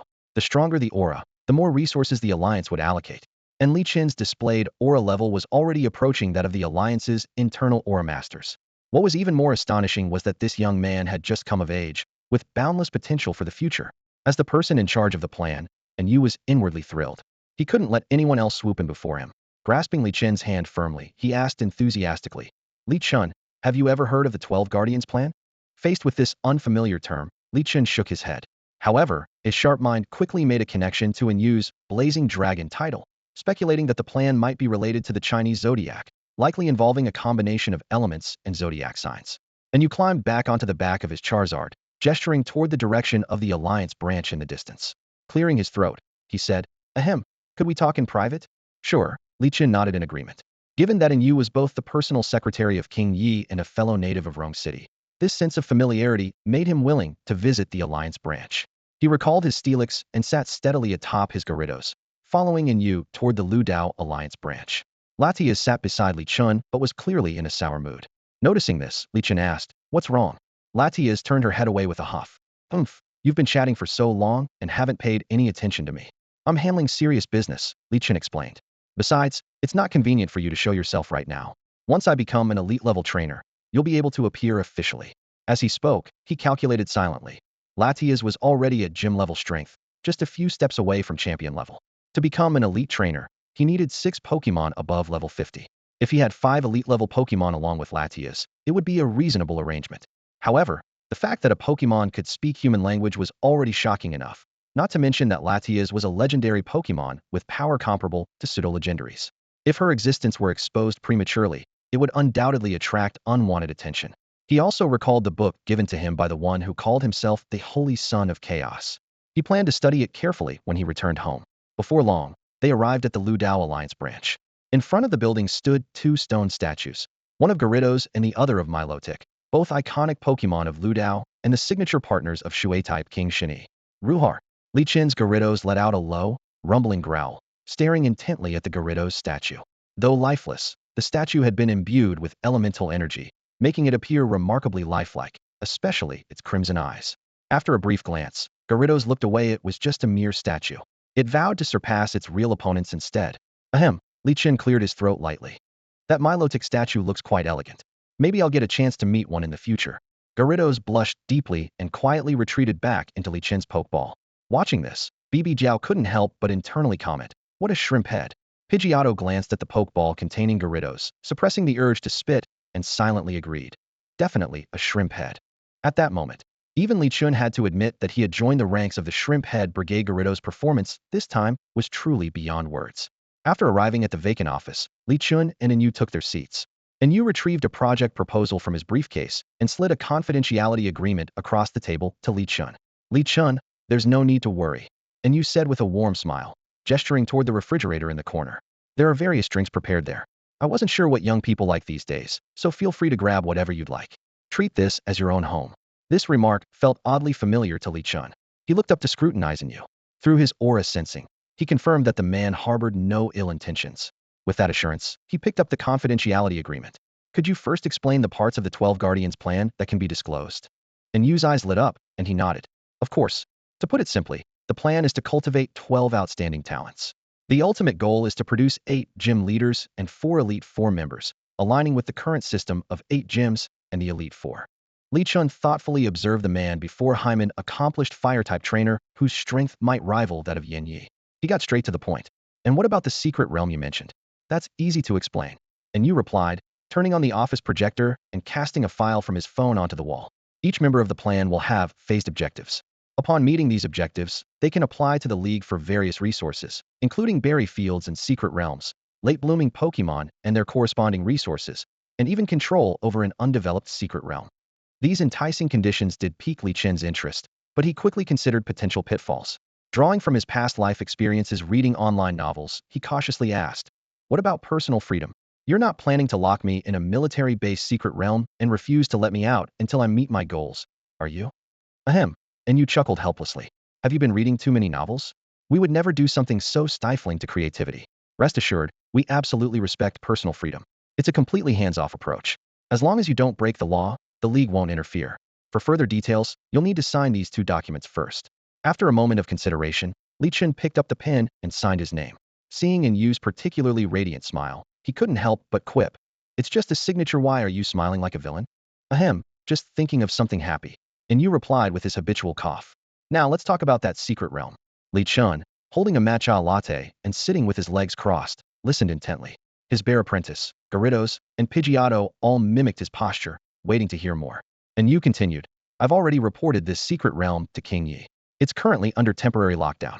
To gain full control over it, you'll need to complete a 2-year goal plan. A 2-year plan? The question swirled in Li Chen's mind.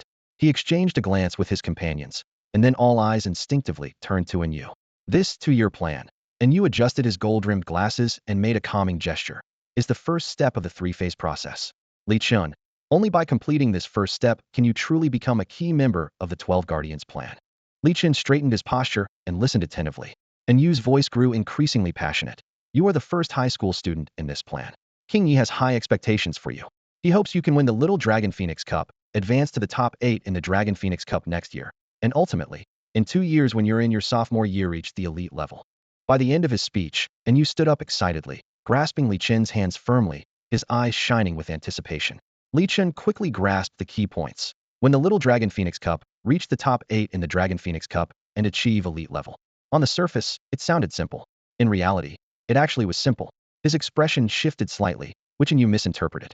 Ahem, Li Chun, I know this might seem a bit challenging for you. And Yu patted Li Chun's shoulder earnestly. I accept, Li Chun replied decisively. Oh, what? And Yu was stunned. He hadn't even gotten a chance to use the long speech he'd prepared, and the other party agreed, without hesitation? No negotiations? Looking at the young man before him, and Yu couldn't help but marvel. Such promising youth, truly impressive. Well, in that case, no need for further discussion. And Yu quickly adjusted. Attribute gems, evolution stones, items you'll have plenty. A monthly budget of 1 million, which will increase to 5 million after you win the Little Dragon Phoenix Cup. He added, presenting a set of 64 fighting gems as a personal gift. Li Chun's Alliance ID card was promptly updated. Name, Li Chun. Gender, male. Age, 18. Status, ordinary level trainer, 12 Guardians Plan, reserve member. Pokemon, Bear Cub Gyarados. Aurorus. Details of the Aurorus were hidden by the Alliance, accessible only to king-level trainers as a protective measure for prodigies. By the way, let me add you to the group. And Yu fiddled with his phone, adding Li Chun to QChat and informing him that he would need to stay here for the next 2 weeks until the competition concluded. Got it. The group name for the 12 Guardians plan was straightforward. It used the plan's official name. When the notification, Blazing Dragon invited Yen Yen Yen to join the group chat, appeared, Li Chun couldn't help but glance at Yu with a chuckle. The group nickname was so amusing, he almost burst out laughing. This nickname is inherited, not my creation, and Yu explained with a light cough. Sure, I get it, Li Chun replied with a smile, brushing it off as he turned his attention to the group chat. A flood of welcome messages for the newcomer filled the screen, though neither the group admin nor the moderators made an appearance. As Li Chun scanned the group member list, a particular detail caught his attention. Every single one of them had the status of a reserve member. At that moment, the group chat suddenly became lively. Mo Du University, Jiang Yuxing. Wow. Looks like the 18th reserve member is joined by another one? Look at me.jpg. Qingbei University, Guangxi. What's their specialized type as a trainer? Ludao University, Su Yi. Yin Yin. Wait, it's Garridos bro. 3-season group chat veterans immediately tagged him, trying to probe into the newcomer's background. However, Li Chun, deep in thought about what nickname to use in the group, completely missed the notifications. Eventually, he decided to keep it simple and responded with Shuada High School, Li Chun. I train all types. None of my Pokemon share the same type, Li Chun replied succinctly. Through some time observing the group chat, Li Chun gradually understood the true purpose of this 12 Guardians project. On the surface, these 12 individuals were expected to reach a level of strength comparable to the 8 gym leaders and the Elite Four. But in reality, that was only the tip of the iceberg. Nations were secretly cultivating a significant number of powerful forces, far exceeding the officially displayed 8 gyms, Elite Four, and a single champion. This project existed to bolster this hidden strength. Back in the high-end hotel room provided by the League, Li Chun immediately released all his partners. He pulled a bottle of peach juice from his pocket and handed it to Latias. Here, I saw you hesitating in front of the fridge earlier, so I grabbed a few bottles for you. Latia's eyes lit up as it used its psychic powers to take the drink. As the sweet liquid touched its tongue, it let out a delighted chirp, its entire body almost glowing with joy. Thank you, Li-chun. I knew you treat me the best. Stick with me, and there'll be plenty of good stuff for you to try, Li-chun said with a grin. Wild Pokemon mostly survive on berries, but humans have really perfected the art of food. This drink is just the beginning. As the clock struck 4 in the afternoon, Li-chun pulled out a specially designed sandbag he had acquired a few days ago and placed it in front of Duraludin. Give it your all, use your strongest flash cannon on this until it breaks. This is something that'll boost your special attack EVs. He calculated silently. Although Duraludin had been consistently training, its EV distribution wasn't focused enough. With this sandbag, it could reach its current potential limit within a few days. Next, Li-chun thought about Kubfu's evolution issue. Even though he had already redeemed a scroll of waters and Kubfu had been diligently practicing the techniques within, the light of evolution had yet to appear. Watching it train tirelessly day after day according to the scroll's teachings, Li-chun couldn't help but fall into contemplation. Deciding to step outside for some fresh air and to try teaching Gyarados a new move, he opened the door, only to find the door to the room across the hall opening at the same time. Li-chun instinctively closed his door, then reopened it, glancing at the slightly grim-faced man across from him. With an awkward chuckle, he said, "Heh, Uncle Exine, you're here too?" Li-chun stood on the streets of Ludao, momentarily questioning if his eyes were playing tricks on him. That familiar figure, that distinctive demeanor, it was unmistakably a doppelganger of Exine Chongqing. Upon closer inspection, it turned out to be the man himself. "Uncle Exine, what brings you here?" Li-chun pulled out his phone to double-check the time and location. This was completely out of the ordinary. As a civil servant and experienced trainer based in Rongqing, Uncle Exine was typically busy in the city.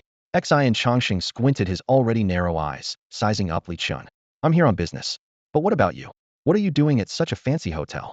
Noticing the concern in Uncle Zin's gaze, as if worried he might be tempted by wealth and stray off the right path, Li-chun quickly opened his trainer app to show his newly earned status. The words 12 Guardians Program Reserve Member stood out prominently.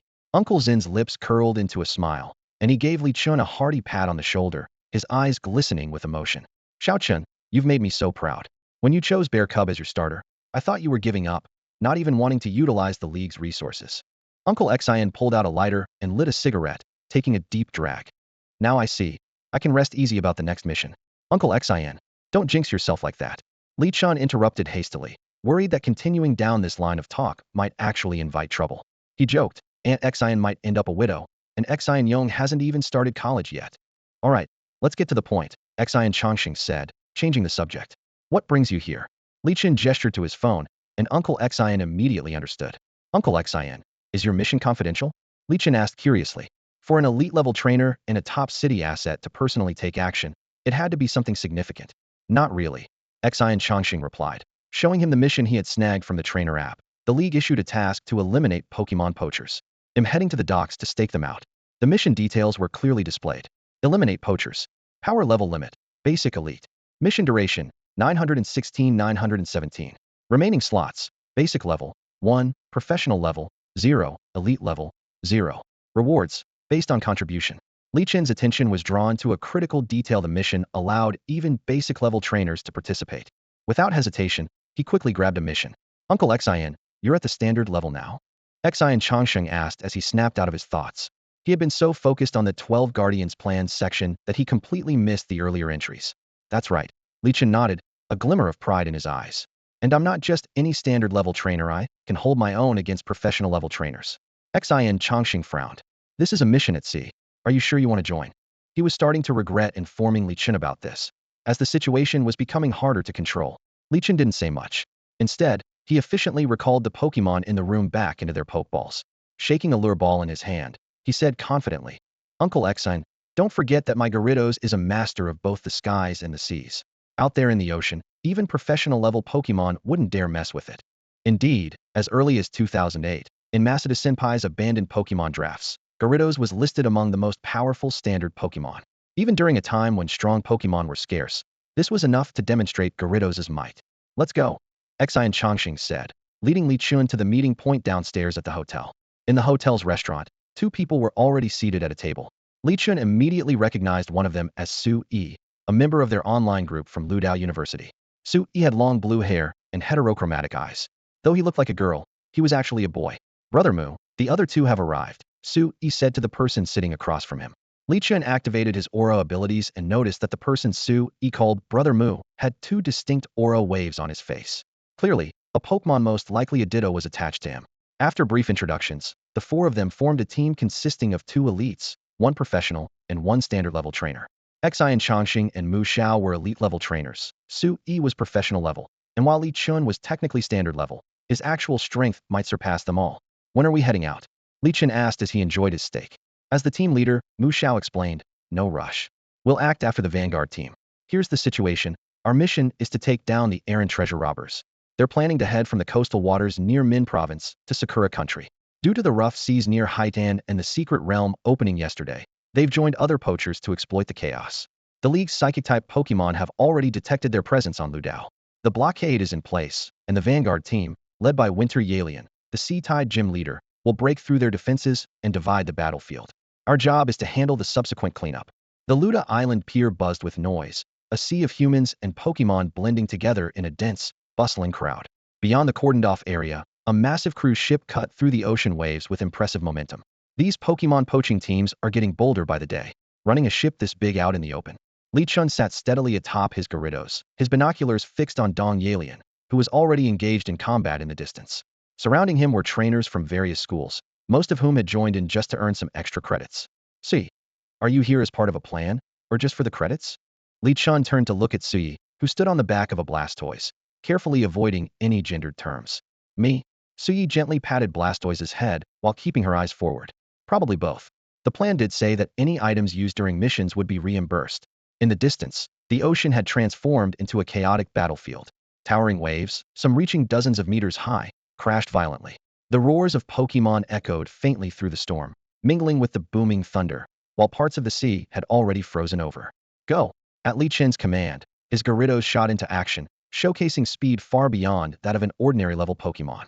Surrounded by a swirling veil of water, it raced across the waves using Waterfall, its commanding dragon-like presence intimidating wild Pokemon into hiding. How is this guy so fast? Xian Changsheng, perched on his Salamence, followed close behind, worried that Li Chun might face an ambush. After all, pirates were desperate criminals. Thankfully, the League had discreetly deployed elite 4-level trainers to provide backup. The battlefield loomed closer. The steel hull of the massive cruise ship bore a skull emblem, a chilling symbol of its intent. In the past, Li Chun might have turned away from such danger, but now, he was tasked with eliminating the remnants of the poachers and rescuing the stolen Pokemon. Hovering above the ship, Gyarados paused midair as Li Chun used his aura to assess the threat level. Without hesitation, he threw a Pokeball. Aluminum Steel Aurorus, Flash Cannon. A surge of professional-level energy erupted as dazzling beams of light rained down. The poachers on the deck were caught off guard. What the hell kind of Pokemon is this? One of them yelled in a heavily accented voice, moments before being blasted into the ocean by Aurorus's attack. The Pokemon skillfully distinguished friend from foe, its relentless flash cannons leaving holes scattered across the ship's deck. In the distance, Dong Yalian was locked in a fierce, gym-level battle with the pirate leader. After swiftly subduing the poachers on the deck, Li Chun grabbed one who was still conscious, pressing him for answers. How do I get below deck? I'd rather die than tell you the entrance to the lower deck is right beneath me. The pirate spat defiantly. It better be, Li Chun replied with a cold smirk. Li Chun kicked the pirate away and tapped a few times on the deck.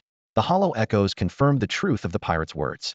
As he stepped back, Gyarados descended from the sky, and on its back, the bear apprentice leapt down, enveloped in the aura of a triple sword dance. With a heavy slash, it struck the deck directly. With a thunderous crash, the cruise ship shook violently. The sturdy steel deck shattered like paper under the bear apprentice's strike. Seizing the moment, Li Chun decisively ordered, Aluminum Steel Bridge Dragon, 30 overhead, fire another thunder beam. The torrential rain provided an ideal environment for ions to surge, allowing Aluminum Steel Bridge Dragon to charge far faster than usual. Electric currents coursed rapidly from its arms to its head, unleashing a violent surge of energy that raged through the rain. This thunder beam, comparable to an elite-level attack, was enough to send shivers down the spine of any novice elite opponent. The Alliance trainers on the scene were highly alert. Upon hearing Li Chun's command, they immediately looked up in vigilance. Just as the thunder beam roared skyward, a massive jet of water shot in from the side, perfectly countering the attack. A resounding whale song echoed across the stormy skies as a colossal Wailord emerged from the torrential rain. Towering waves gushed from its back, their seemingly slender streams combining into a meteor-like force. We'll handle this. Xiaoqing, go search for the Pokemon. standing atop a Salamence. Xi and Changxing arrived just in time, shielding Li Chun from above. His face was sharp with determination. Despite the battle scars marring Salamence's body, it let out an earth-shaking roar, gathering energy for a deep purple energy cannon.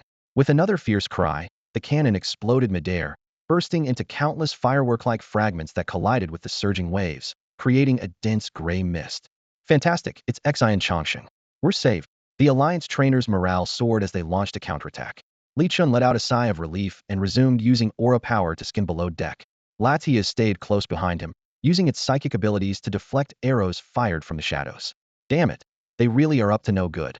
Li Chun cursed under his breath. He had reached the mid-level of the ship, where activity among the crew was becoming more frequent. At a corner, he sensed a growing wave of malicious aura and immediately ordered the bear apprentice to use Rock Smash. With a deafening crash, the bear apprentice slammed its fist down on the intruder's head from above, while Latias restrained the foe with psychic power.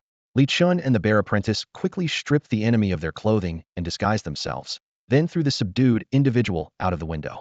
Latias, help me out, Li Chun said, turning to Latias with a plan to use its power to alter his appearance to match the person who had just been thrown to the Sharpedo below.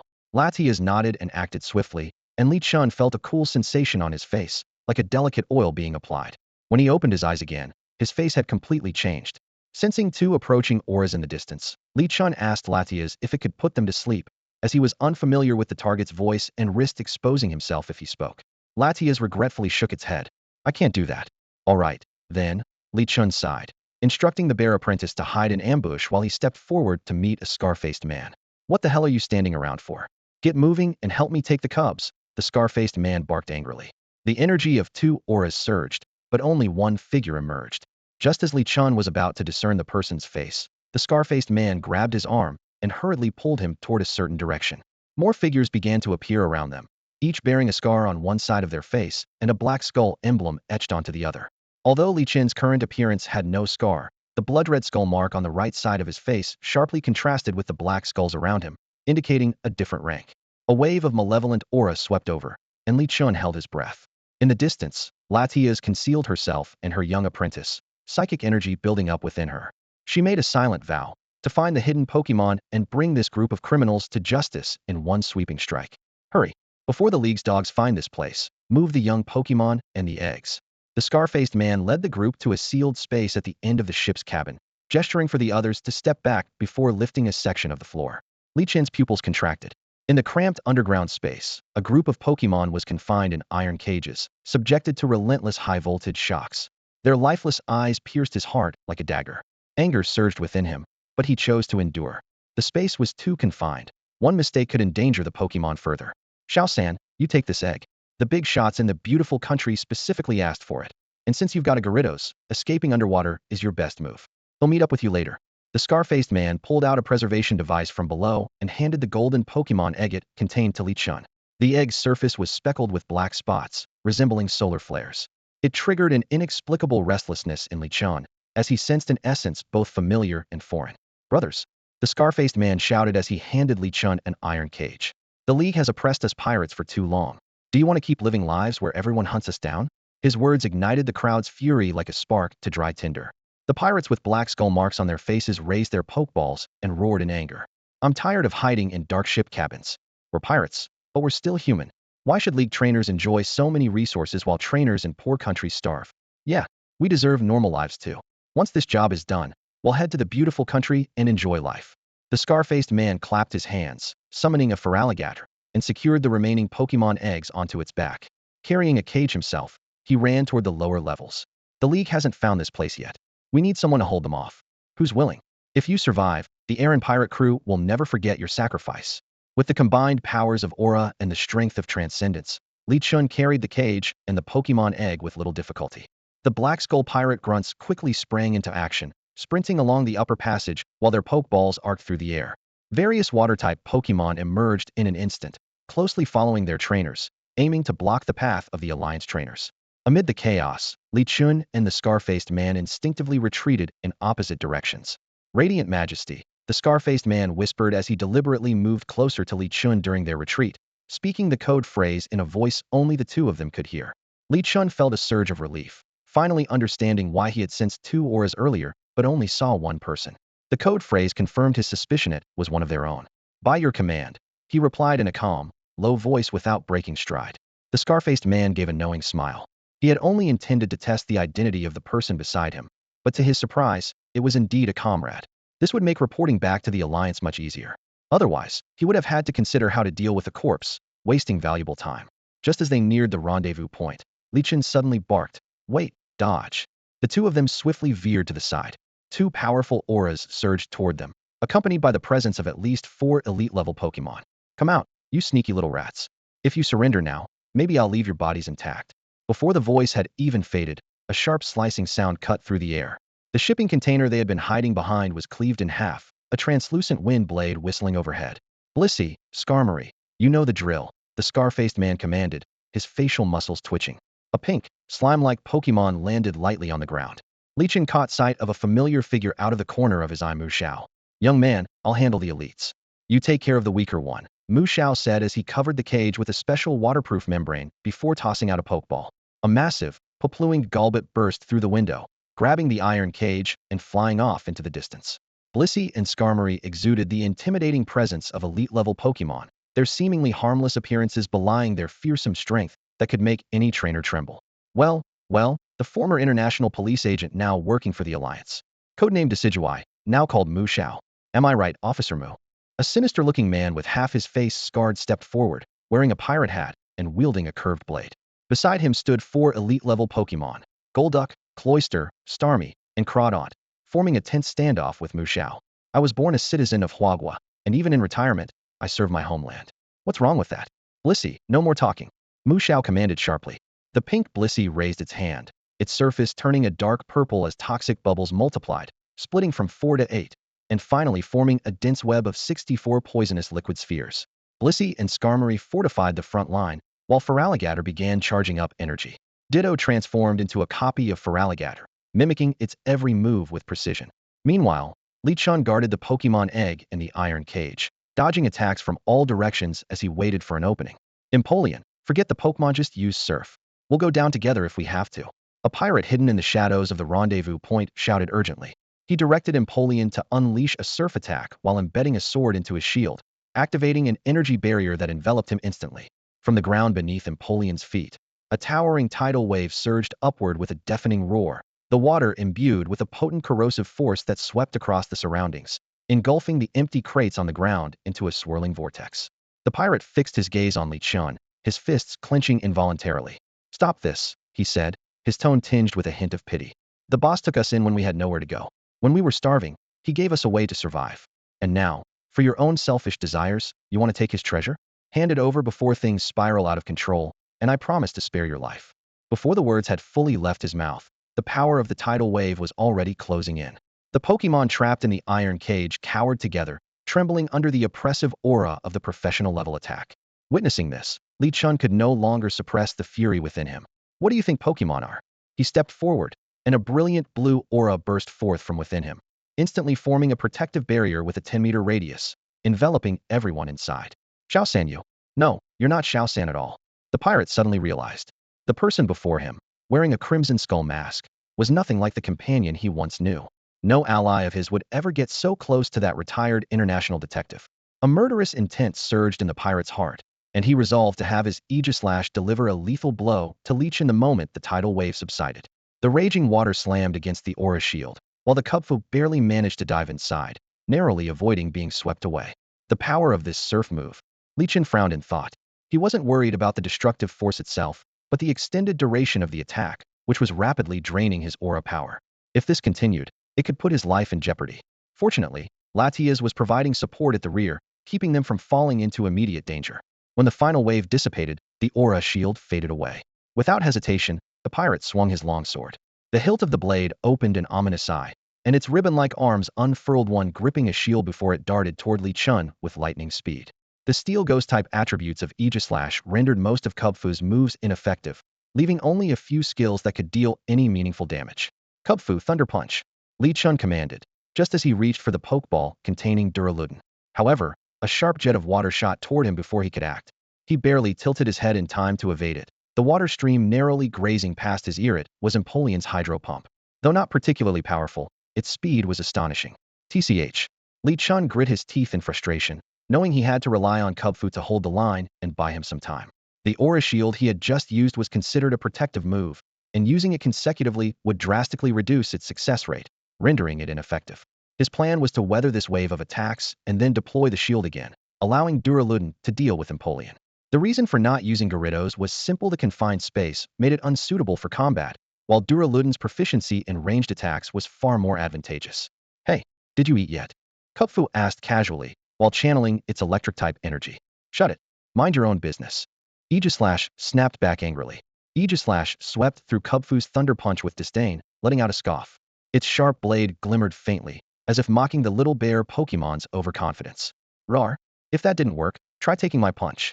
Kubfu roared as it leapt forward, its entire body surging with the energy of stacked swords dance. The free-floating ions in the rainy air were instantly drawn to it, transforming into a violent lightning storm that crackled down its arm and struck directly at Aegislash. Aegislash's silver blade erupted in a high-frequency glow, its surface bristling with hardened steel ridges as it collided head-on with Kubfu's thunder punch. Electricity spread out like a web, reaching Empoleon, who was preparing a surf attack nearby. The penguin Pokemon's feathers fluffed up as arcs of static electricity danced across its body. Kubfu, kick Aegislash away and get over here. Li Chun commanded urgently. Kubfu aimed to paralyze its opponent with Thunder Punch before using its agile legs to send it flying. However, Aegislash clung to it like a stubborn adhesive, completely unfazed by Kubfu's relentless punches and kicks. Meanwhile, the massive wave summoned by Empoleon's surf towered as high as the ship's deck, crashing with relentless force. Water sprayed down onto Kubfu's head as Aegislash pressed it firmly against the barrier of aura surrounding the ship. From the shadows, Latias observed silently, choosing not to intervene. She understood that this challenge was one Kubfu needed to overcome on its own to evolve, especially as it bore the Scroll of Waters. Latias had been watching Kubfu for days and had discerned the root of its inability to evolve. It was too impatient and reckless, chasing only bursts of power without understanding the steady, flowing nature of water. Li Chun also knew that if Kubfu pursued a single-strike path now, it would be difficult to transition into a more versatile multi-strike style later. Clutching the timer ball containing his Duraludin, Li Chun prepared to intervene if Kubfu couldn't break free. But before he could act, a deafening crash shook the entire ship. The Pokemon within the aura barrier snapped out of their daze, gasping for the salty, humid air. Surf's indiscriminate power left no one unscathed, not even Aegislash, which was visibly struggling to recover. As for Kubfu, its soaked fur dripped with water as it and Aegislash slammed heavily against the steel wall. Rar, I can't do anything right. Kubfu recalled the moment it first met Li Chun and was deemed incapable of evolving. Kubfu, remember your goal. Li Chun's rallying cry jolted it from its despair. Why be constrained by others' judgments when it could forge its own path? A craftsman must first sharpen their tools. Kubfu gazed at its own paw, finally realizing when had it abandoned the essence of its flowing, continuous fighting style. At that moment, Aegislash's blade sliced through the air, aiming straight for Kubfu's heart. Kubfu lifted its gaze, calm and unflinching, as it extended its paw. The instant the blade made contact, Aegislash's smirk froze in disbelief. Its sword had been caught firmly by what appeared to be a soft, effortless technique. Rar, today I realize I am me. With the sound of crashing waves all around, Kubfu channeled its strength, swinging Aegislash back and forth with force. The surrounding water converged toward Kubfu, and a radiant glow began to envelop its body, the unmistakable light of evolution. A gentle stream flowed past Xiong Tudi's feet, the currents intertwining and spiraling, gradually forming a swirling blue waterspout. Completely enveloped by seawater, Xiong Tudi let out an earth-shaking roar. A blinding light of evolution pierced through the water veil, shooting straight into the sky. Not good. The pirate man, hiding in the shadows, squinted against the dazzling light that stung his eyes. He urgently commanded, Aegislash, Empoleon, stop its evolution now. However, Aegislash was already at its limit, struggling even to hold its shield steady. Its spiraled eyes showed it had been completely overwhelmed by the radiance of evolution. At this point, Empoleon was the only one left capable of fighting. Feeling the heavy burden on its shoulders, Empoleon spread its wings wide, a torrent of water swirling around it to form a protective veil. Its sharp gaze locked onto Xiong Tudi, and with the propulsion of the water current, it charged forward like a bullet. Duraludin, block it! Li Chun commanded, throwing a timer ball into the air. The ball arced gracefully, leaving a clock-like glow trailing in the sky. In an instant, Duraludin emerged, its massive steel body crashing down toward Empoleon. Its thick, pillar-like arms swung down with immense force. Boom! The impact hit Empoleon so hard it almost coughed up everything it had eaten the night before. The water veil shattered. Before Empoleon could recover, Duraludon grabbed it and hurled it aside like a rocket. But by this time, Xiongtudi had completed its evolution, transforming into the powerful and imposing Urshifu. Its fur a striking mix of gray, black, and white. Urshifu caught the airborne Empoleon with one hand, its wrist wrapped in swirling water that radiated lethal intent. Empoleon struggled desperately, but couldn't break free from the vice-like grip. Urshifu's powerful hind legs suddenly tensed, and with a forceful kick, it sent Empoleon flying. Without hesitation, Urshifu leapt into the air, its water-imbued fist crashing down like a battering ram. Each movement was fluid, each strike precise, and each blow hit its mark. Damn it. Retreat for now. The pirate man turned to flee, but found his path blocked by Duraludon. Against this steel behemoth, his fragile human body stood no chance.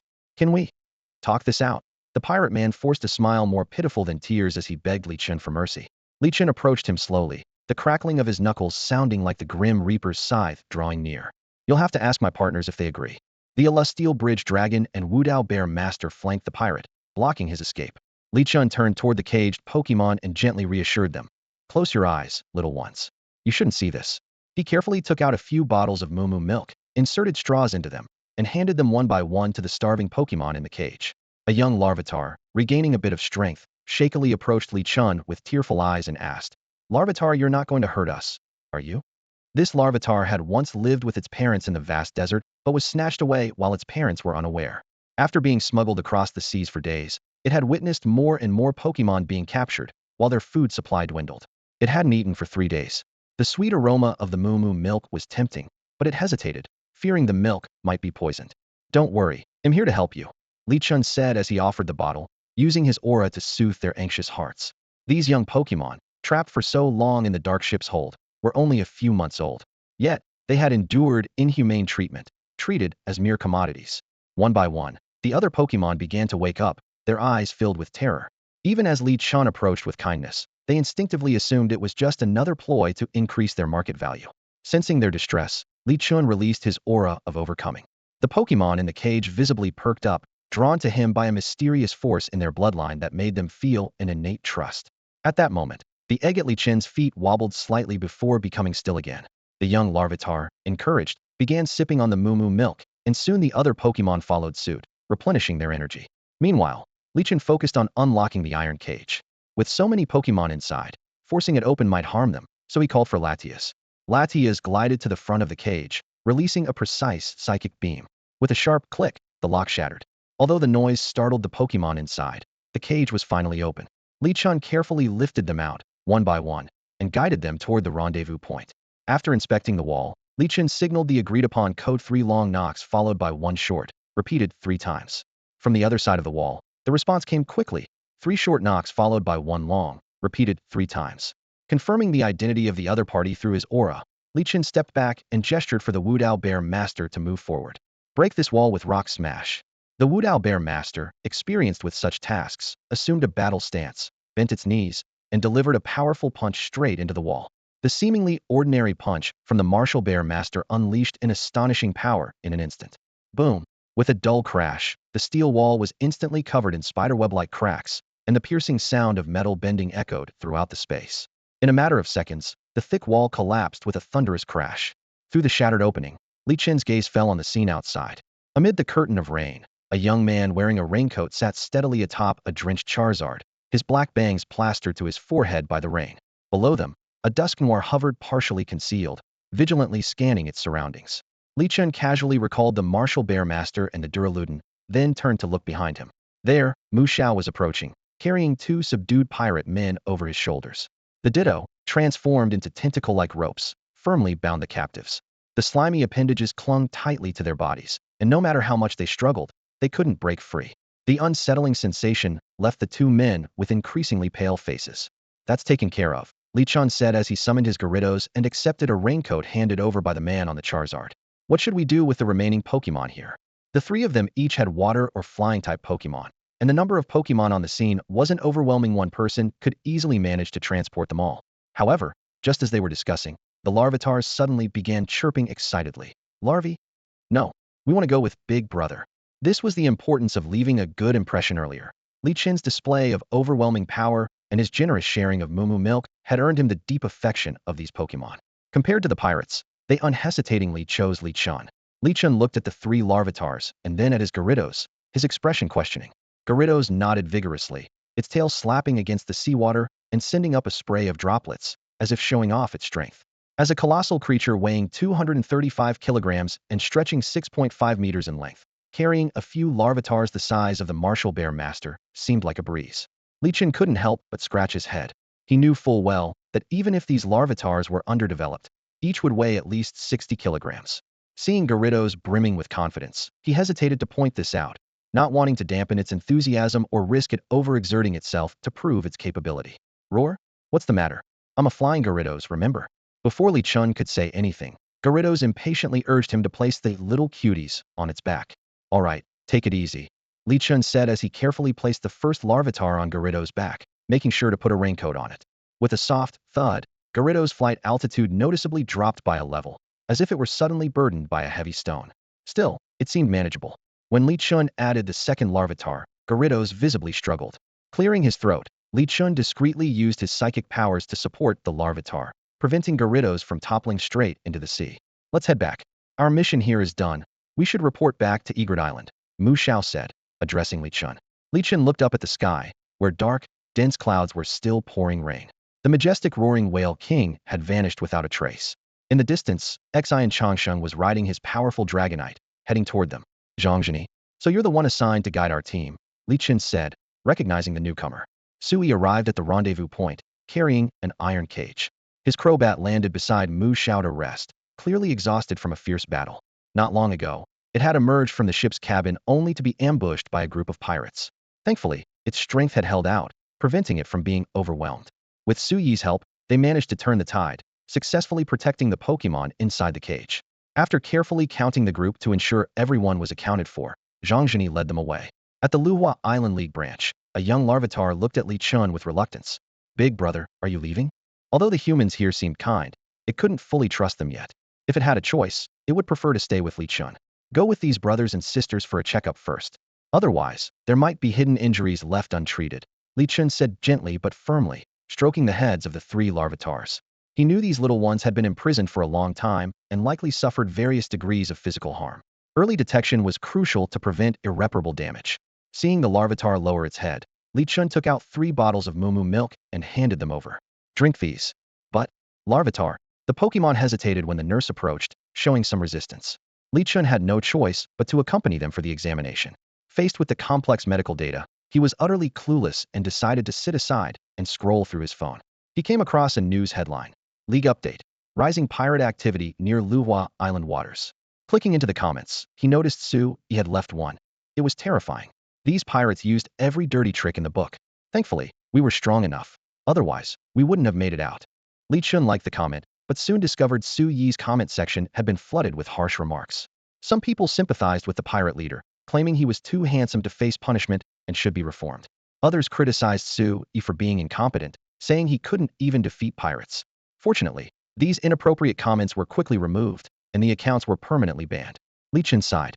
It wasn't just in the digital world, many people in real life also sympathized with Pokémon poachers, even blaming the victimized Pokémon when poachers were harmed in retaliation. He couldn't comprehend such twisted values. After calming himself, he walked over to the machine housing the Pokémon eggs. One stood out, a golden egg speckled with black dots, radiating an air of elegance and mystery. No one could guess what kind of Pokémon might hatch from it. Just then, a serious-looking doctor in a white coat approached. Seeing the doctor's expression made Li Chun uneasy. Doctor, how is this Pokémon egg? He asked.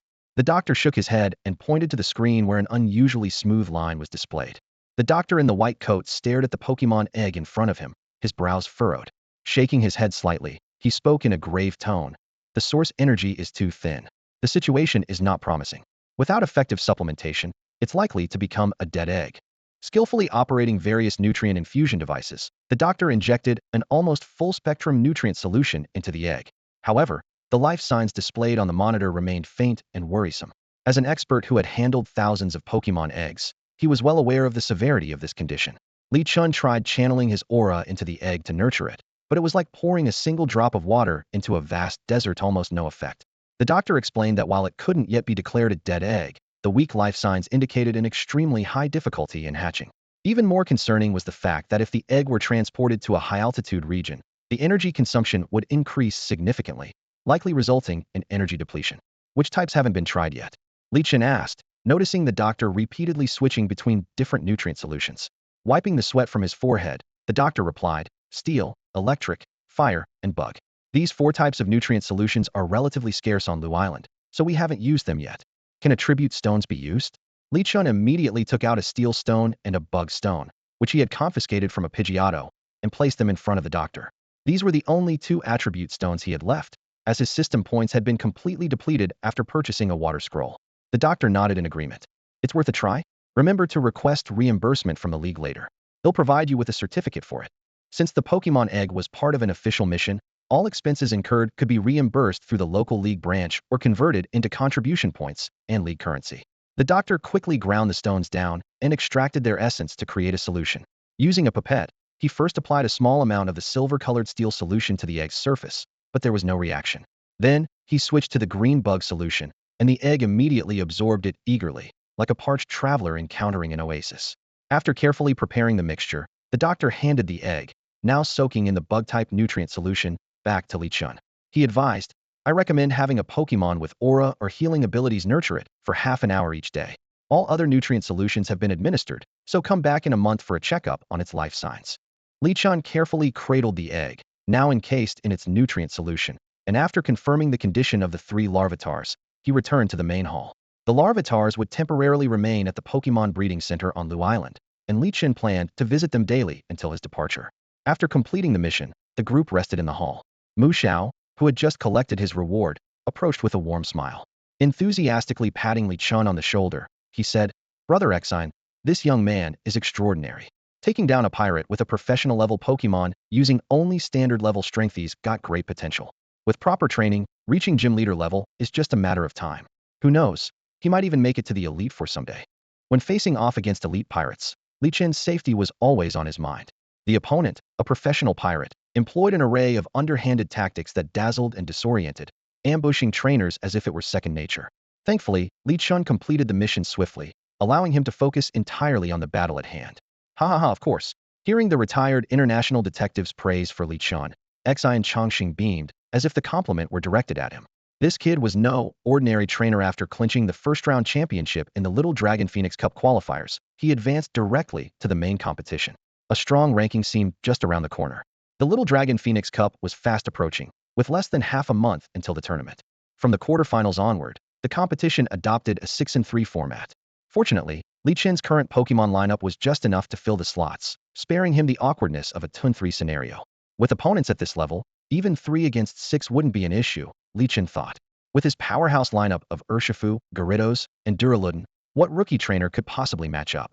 Any one of them could easily overpower opponents in the same tier. For now, the priority was registering Urshifu's details. Li Chen stepped aside, pulled out his phone, and dialed in Yu's number. On the other end, the familiar sound of a cough greeted him, followed by a lazy string of reminders. Cough, cough. Isn't this the great Li Chen? If you need resources, just place an order through the app or head over to the league branch. I want to register a new Pokemon, Li Chen said in a low voice, a hint of pride in his tone. A new Pokemon? And Yu's interest was piqued immediately. My man, you're really my lucky star. Give me 2 hours, it'll get cleaned up and come find you. After hanging up, Li Chen found a chair, sat down, and cradled the Pokemon egg as he attempted to nurture it with his aura power. The last time he used this ability, he felt a faint movement from the egg. Hoping for results, he decided to try again. Carefully, he released a thread of aura power as fine as a strand of hair, channeling it through the incubator to the golden egg speckled with black dots. The egg gave him an inexplicable sense of familiarity, though its exact species was hard to determine from its appearance. The golden hue mixed with black spots, combined with its bug-like characteristics, narrowed his guesses to either Volcarona or Galvantula. Outlines of several Pokemon appeared in Li Chen's mind as he quickly analyzed. Among Fire-type bugs, there were the Volcarona clan and the Centiskorch clan. For Electric-type bugs, there were the Galvantula clan and the Vikavolt clan. Considering the rarity of the poached Pokemon, the answer became clear: it was a Larvesta egg. The Pokemon egg shook violently under the alternating influence of Aura Force and Overclock Force. It soon reached a critical point and then calmed down. Li Chen watched the scene intently. This little one had quite an appetite, having already absorbed nearly half of the nutrient solution he provided. The originally vibrant green hue of the eggshell had noticeably faded. Glancing at his phone, the mission to clear out the pirates was marked as completed. A system notification sounded, 10,000 alliance points credited, along with 5 selectable healing items. Li Chen's eyes lit up. These revives and max potions would save him a significant amount of system points. Just then, a new task notification popped up. Dear Standard Level Trainer Li Chen, based on your mission history and current status, the following task is recommended for you. Hatch an unknown Pokemon egg. Reward. The Pokemon hatched from the egg, a late-blooming Pokemon egg. Note, resources consumed during the process will be reimbursed. Do you accept? Li Chen was stunned the Alliance was entrusting him with a hatching task. He had assumed handing over the egg would conclude his involvement, but now he was being roped into becoming a Pokemon dad. After a moment of thought, he pressed the confirm button. No matter how he looked at it, this was a good deal. If the hatched Pokemon suited him, he could keep it. If not, he could trade it for a pseudo-legendary Pokemon egg. Plus, all resources used would be reimbursed. The task interface updated immediately. Weekly updates on the egg's status were required, and the progress bar stretched indefinitely until the hatching was complete. This added a touch of anticipation to his otherwise routine days. With this in mind, Li Chen found a spot at the team's gathering point and sat down. Su Yi and Mu Xiao exchanged a few pleasantries with Xi and Changsheng before departing. This mission had briefly intertwined their fates, and perhaps they would cross paths again someday. Xi and Changsheng seated himself next to Li Chen and asked, Xiao Chun, I'm heading back to Rongqing. Do you need me to bring anything back for you? Li Chen, holding the Pokemon egg, thought for a moment and shook his head. No need, I didn't buy much this time. Let's talk after the Xilongfeng Cup is over. He planned to stay in Ludao to participate in the Xilongfeng Cup, then make a trip back to Rongqing before embarking on his journey to challenge gyms and climb the rankings. He had already conquered the Leaf Flame and Sea Tide gyms among the Big 8, but still had 6 more to go. It would be a long journey, all for the goal of advancing to the elite level. Xi and Changxing nodded and left. 2 hours later, Yu appeared among the crowd and immediately spotted Li Chen. Despite being a man nearing 40, Yu was as excited as a schoolboy about to go on a field trip. He called out cheerfully, Ahem, Li Chen, let's go. He'll take you to register. Li Chen chuckled at his enthusiasm and followed him to complete the registration process. In the testing room at the Alliance headquarters, Li Chen sat upright on the sofa, his gaze fixed intently on his Martial Bear Master as it underwent a series of examinations. The earlier trait test had left the registration staff in utter shock. Martial Bear Master could effortlessly break through defensive moves like Protect. Such an ability was exceedingly rare in the Pokemon world, and its unique trait was even more intimidating. It allowed contact moves to bypass defenses like Protect completely. Picture the scene. When an opponent's Pokemon activates an energy shield with Protect, the Martial Bear Master charges through it as if it wasn't even there. Even more astonishing, its rapid-fire water strikes hit critical points with unerring accuracy every time. This left Yu so bewildered that he smoked several cigarettes in a row, struggling to comprehend why the Martial Bear Master was so powerful. The precision instruments emitted blue beams of light, causing the Martial Bear Master to squint its eyes. Several Rotoms dove into the machinery, initiating operations, and the LCD screen displayed silhouettes of multiple Pokemon. Over time, the shadows disappeared one by one until only Togekiss, Volcarona, and Arcanine remained. The system highlighted Volcarona with a red circle, and Martial Bear Master's silhouette perfectly overlapped with it. Base stat total of 550, equal to Volcarona, and just slightly behind Arcanine, and Yu explained to Li Chen. Witnessing how quickly the Alliance's equipment reached a conclusion, Li Chen couldn't help but marvel at the wonders of technology. What name are you going to give it this time? As the first discoverer, you have the naming rights, and Yu nudged Li Chen, reminiscent of the time they named the Celestial Dragon. Martial Bear Master. Li Chen replied without hesitation. Martial Bear Master? Quite fitting, and Yu said as he directed the staff to register the name. He then circled the Martial Bear Master, studying it carefully. Who would have thought a Kubfu could evolve? If the researchers and fighting-type trainers at the Alliance headquarters find out, it's bound to cause an uproar.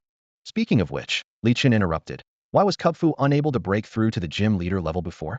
That's something that's always puzzled me.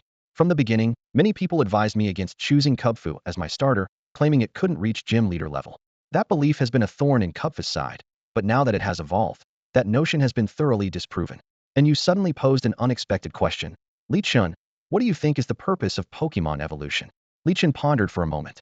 To better adapt to their environment and gain the strength to protect their kind, I suppose. After all, most Pokemon see their base stats improve after evolving. Exactly. In simple terms, it's about getting stronger. And you clapped his hands in agreement before elaborating. Take Charmander, for example. It's much harder for it to reach gym leader level than it is for Charizard. Alliance researchers have studied Kubfu and found that their physical capabilities and energy have a natural limit. To protect themselves, their bodies actively suppress power growth to avoid collapsing under the strain. That's why people say Kubfu hits a level cap, but no one has ever doubted its potential. If it can break through that limit, be evolving and enabling its body to handle more Energite can absolutely rival the starter Pokemon. These words left both Li Chun and Martial Bear Master deep in thought, especially the Martial Bear Master, as it recalled the days when it was still a Kubfu, struggling with stagnant progress. The harder it tried to improve, the more counterproductive its efforts seemed. Now understanding the truth, a glimmer of determination flashed in the Martial Bear Master's eyes, as though it had made an important resolution in its heart. Roar! The voice of the Martial Bear Master carried a hint of urgency. Its eyes, filled with concern for its kin, locked onto Li Chun. Boss, I want to ensure those bear disciples are safe. I've already proven that they can evolve, which means there's hope for us to rise further. As someone who's been through it all, I don't want the younger generation to continue suffering from the pain of being stuck at a power bottleneck. Li Chun understood its words, tapping his fingers lightly on his thigh. In an instant, a faint golden light flickered at his fingertips before vanishing. Using his transcendent power, he sent his thoughts directly into the Martial Bear Master's mind. There is a way, but not yet. Wait until you master another form and can seamlessly merge the two forms together. These words left Li Chun deep in thought. The bear disciples could not only evolve but also possess two distinct forms, one focused on single powerful strikes and the other on continuous attacks, each with its unique advantages. However, the priority now was to enhance his own strength. Without reaching professional level power, achieving great things would remain an uphill battle. After the inspectors left, the room was left with only Li Chun and Yu. Yu was still intently observing the Martial Bear Master, the constant clicking of his camera shutter filling the room. He quickly packaged the photos of the Martial Bear Master and the Celestial Bridge Dragon, sending them to his private account. Yu's eyes lit up with excitement as he rubbed his hands together and raised an eyebrow at Li Chun. Li Chun, I remember your Gyarados has a very unique horn, right? Is it a new Pokemon species? Discovering different kinds of Pokemon in succession had made Yu treat Li Chun like his personal lucky charm, as if the phrase, blessed by fortune, was made just for him. That's just the horn being slightly different in shape. Other than that, it's no different from a regular Gyarados, Li Chun replied with an awkward smile, waving his hands in front of him in an attempt to snap Yu back to reason. But Yu was already caught up in his excitement. Even if it was just an ordinary Gyarados, as long as it was Li Chun's Pokemon, he was determined to uncover something special about it. Ahem, Li Chun, bring out your Gyarados and let me take a look. Li Chun's heart skipped a beat as he subtly shuffled toward the door. Come on, and my Gyarados is really huge. This wasn't an excuse, his Gyarados was nearly 7 meters long and still growing. The room was far too small for it to stretch out, and if he brought it out here, it would only end up cramped and uncomfortable. He had no desire to set up such a lose-lose situation unless, of course, there was extra incentive. Once the inspection of the 3 Pokemon was complete, Yu left with satisfaction, holding the reports in hand. Li Chun, he'll make a trip to the Alliance headquarters. He'll expedite the process for you, and who knows, I might even secure you a great position. That made a lot of sense. Trainers who reached gym-level strength typically received relatively easy jobs, aside from those who became gym leaders. Their main duties were to train Pokemon and step up in times of danger in the city. For a talented but financially strapped trainer like Li Chun, reaching professional level strength would also open the door to such opportunities. After all, teaching someone to fish is better than giving them a fish. One-time resources would eventually run out, while a stable, long-term position was a much better guarantee for the future. Li Chun's status as a direct-line trainer of the Alliance, combined with the ample resources left by his parents that remain untapped, made it clear that assigning him a position would be the wiser choice. At that moment, Urshifu suddenly spoke up. Boss, can I go back to visit my hometown? Having evolved, Urshifu felt a surge of homesickness. It longed to return to the land that had nurtured it.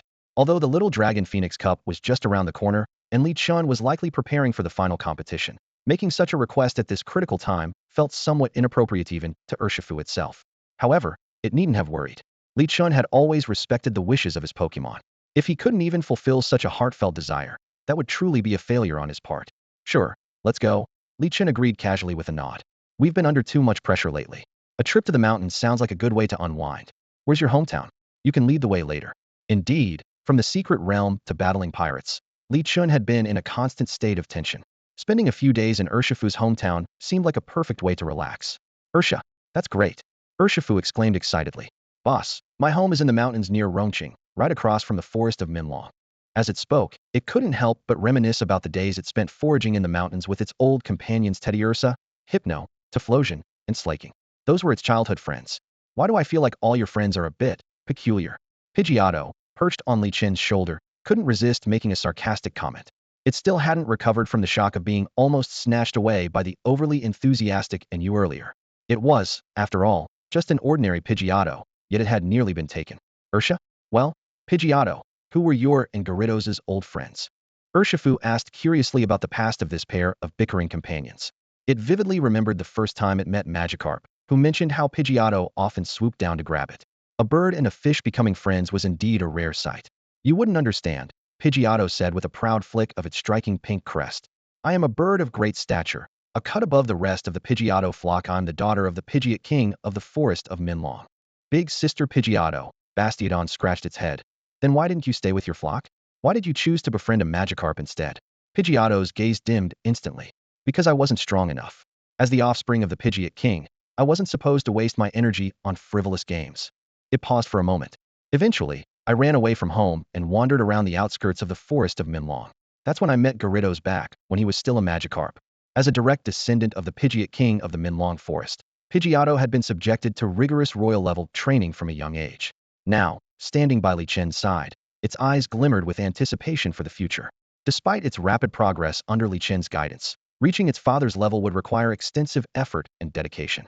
It silently resolved that when the day came for it to evolve into Pidgeot, it would return home in triumph, just like a Pangoro returning with glory, and show its father how much it had grown.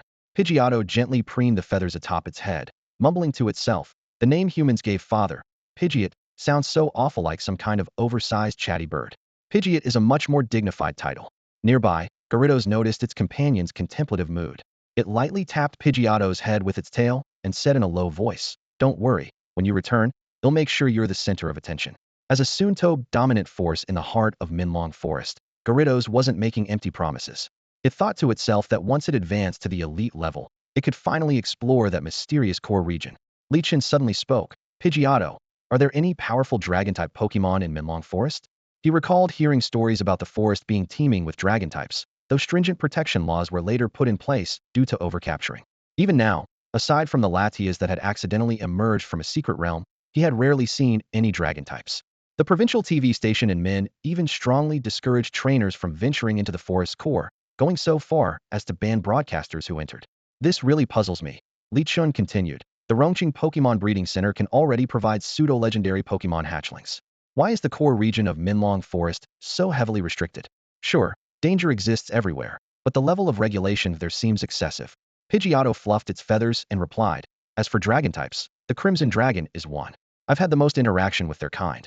Hearing the name Crimson Dragon, Li Chen almost lost his composure. He pressed further, "Aside from Crimson Dragons, what other powerful Pokemon are there?" Pidgeotto thought for a moment before answering. The Gyarados clans are quite formidable, but the most powerful of all would be that mysterious dog. How strong is it? What does it look like? Li Chen's interest was instantly piqued. Recalling its father's tales, Pidgeotto explained, "That dog used to live in the secret realm like us. It was said to be even stronger than my father. After the secret realm merged with reality, it had some conflicts with humans, which greatly diminished its power. It has since vanished." A hint of respect crept into its tone as it continued. "My father once said that this dog could wield power beyond its limits.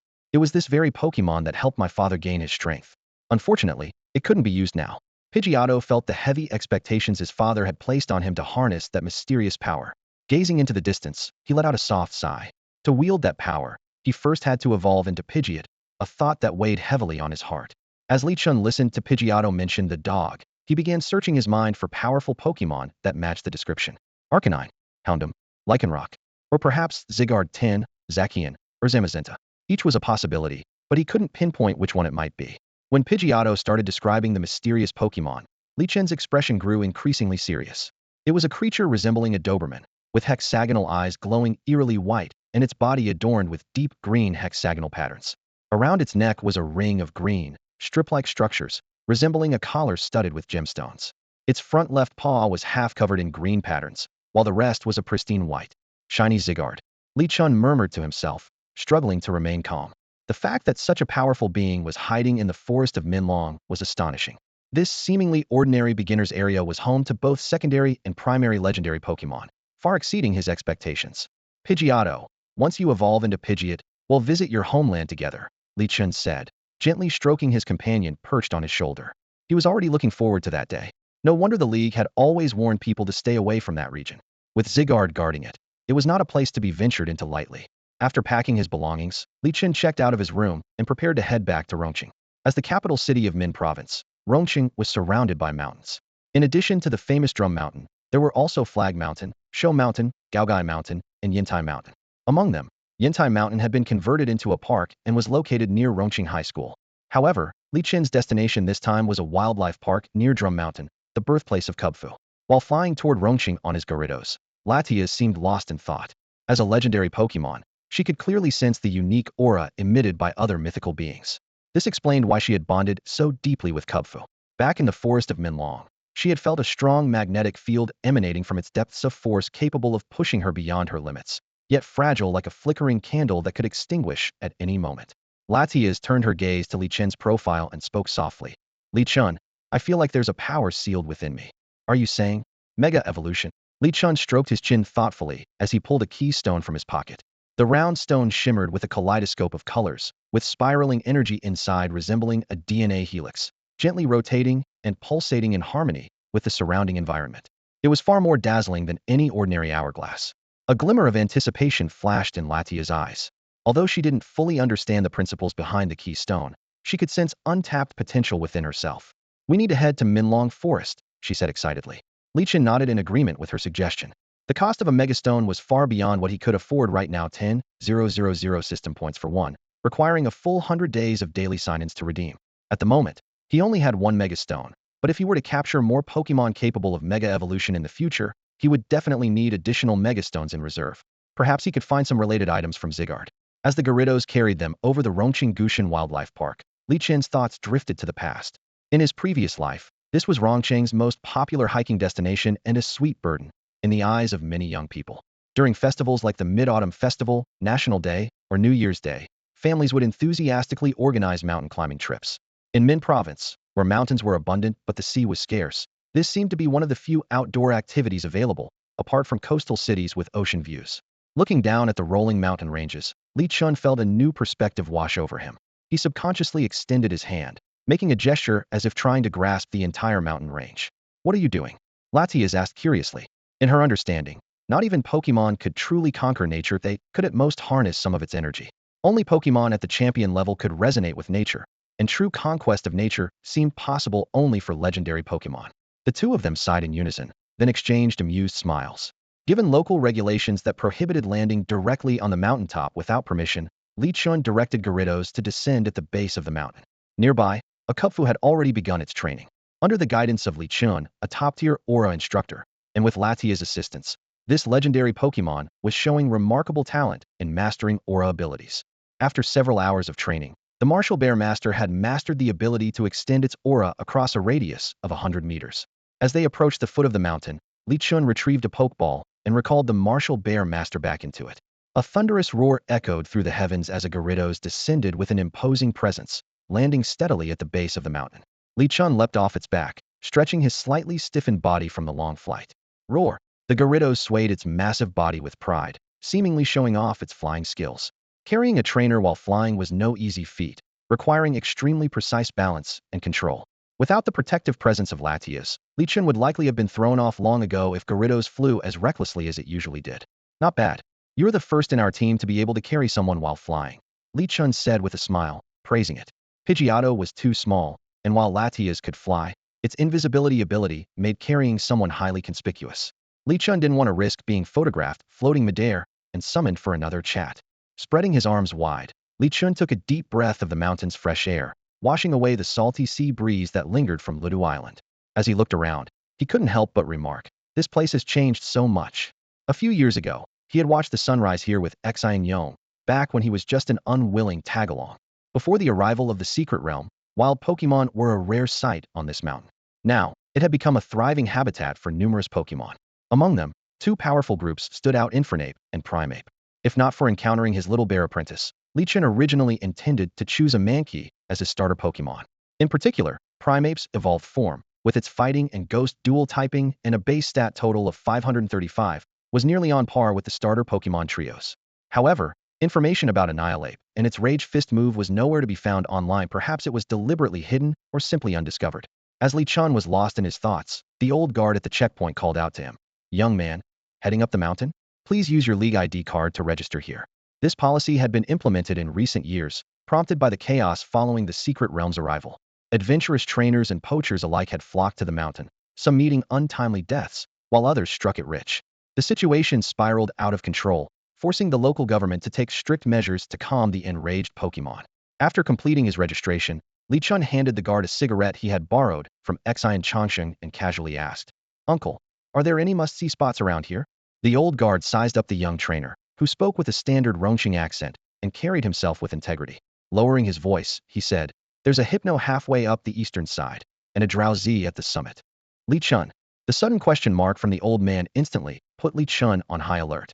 The seemingly unassuming elderly man before him had a fleeting, unsettling glint in his eyes. Li Chun discreetly took a step back, watching as the old man continued to enthusiastically discuss Drowsy and Dream Eater. This unusual fervor made Li Chun wary if he were a girl. Such a topic might have sparked suspicion. If this were directed at a Gardevoir, the content probably wouldn't even pass moderation. Noticing Li Chun's caution, the old man quickly explained, "Ah, young man, don't misunderstand me. Recently, quite a few trainers have come around, all particularly interested in these two Pokemon. They feel awkward asking directly, so they use sightseeing as an excuse to inquire."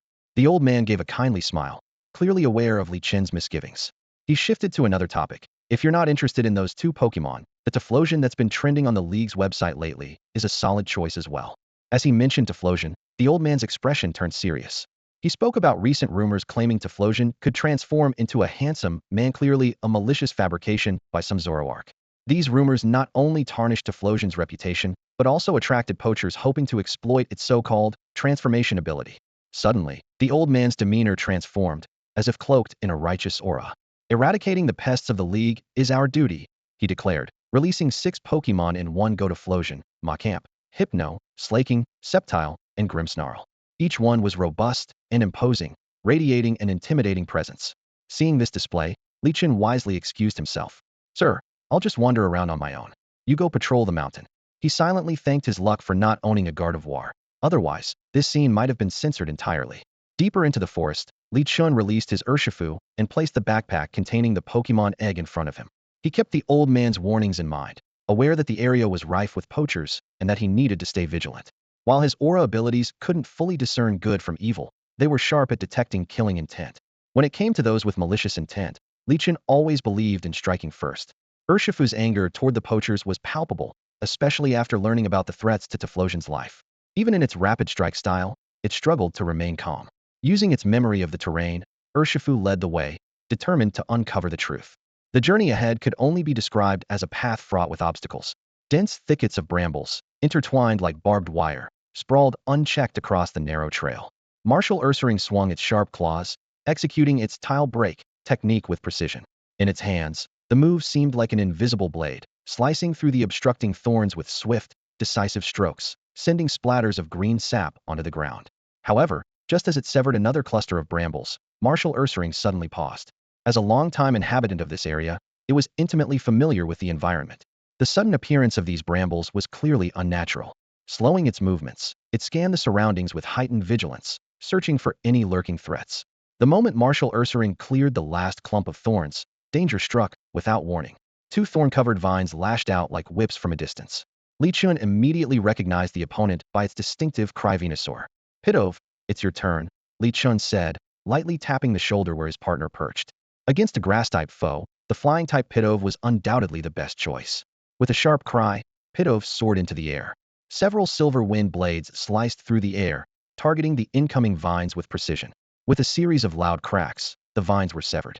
But just as the vines began to retract, Marshal Ursaring seized the opportunity, grabbing one of the broken vines and pulling with all its might, attempting to drag the hidden Venusaur into the open. Yet the opponent's strength far exceeded expectations. Even with all its power, Marshal Ursaring couldn't budge Venusaur an inch. Suddenly, a deep, resonant roar echoed from afar, sending ripples of formidable natural energy through the air. The ground glowed with an eerie green light, as countless natural energy beams burst into the air, interwoven with golden powder. Razor leaves, charged with energy, raced along the vines toward their targets. "Watch out, Buho!" Li Chun shouted in warning. Although Marshal Ursaring released the vines just in time, its arm was already affected by the powder, leaving it paralyzed. The severed vines, revitalized by the surge of natural energy, rapidly regenerated. Soon, 2 new vines joined the fray, making a total of 4 thick, serpent-like tendrils that kept Marshal Ursaring, a water type, locked in a grueling battle. Li Chun narrowed his eyes, staring into the distance as he calculated his next move. This Venusaur was clearly a professional-level opponent specializing in range control. His hand rested on the Pokeballs containing Gyarados and Duraludon, prepared to launch a team assault. His aura sense confirmed the opponent's hostility. This was no time for diplomacy. Strength would speak first, persuasion could wait. Pidove, do you have a way to handle this? Pidove let out a confident chirp. Haha, today is my time to shine. All those sleepless nights learning this move will finally pay off. With that, it landed lightly on one of the vines, balancing in a one-legged stance like a performer ready to showcase its skills. Before long, the intense heat caused the vines to glow red, and tiny sparks scattered across the sky. These sparks seemed almost sentient, deftly avoiding the surrounding flowers, plants, and trees.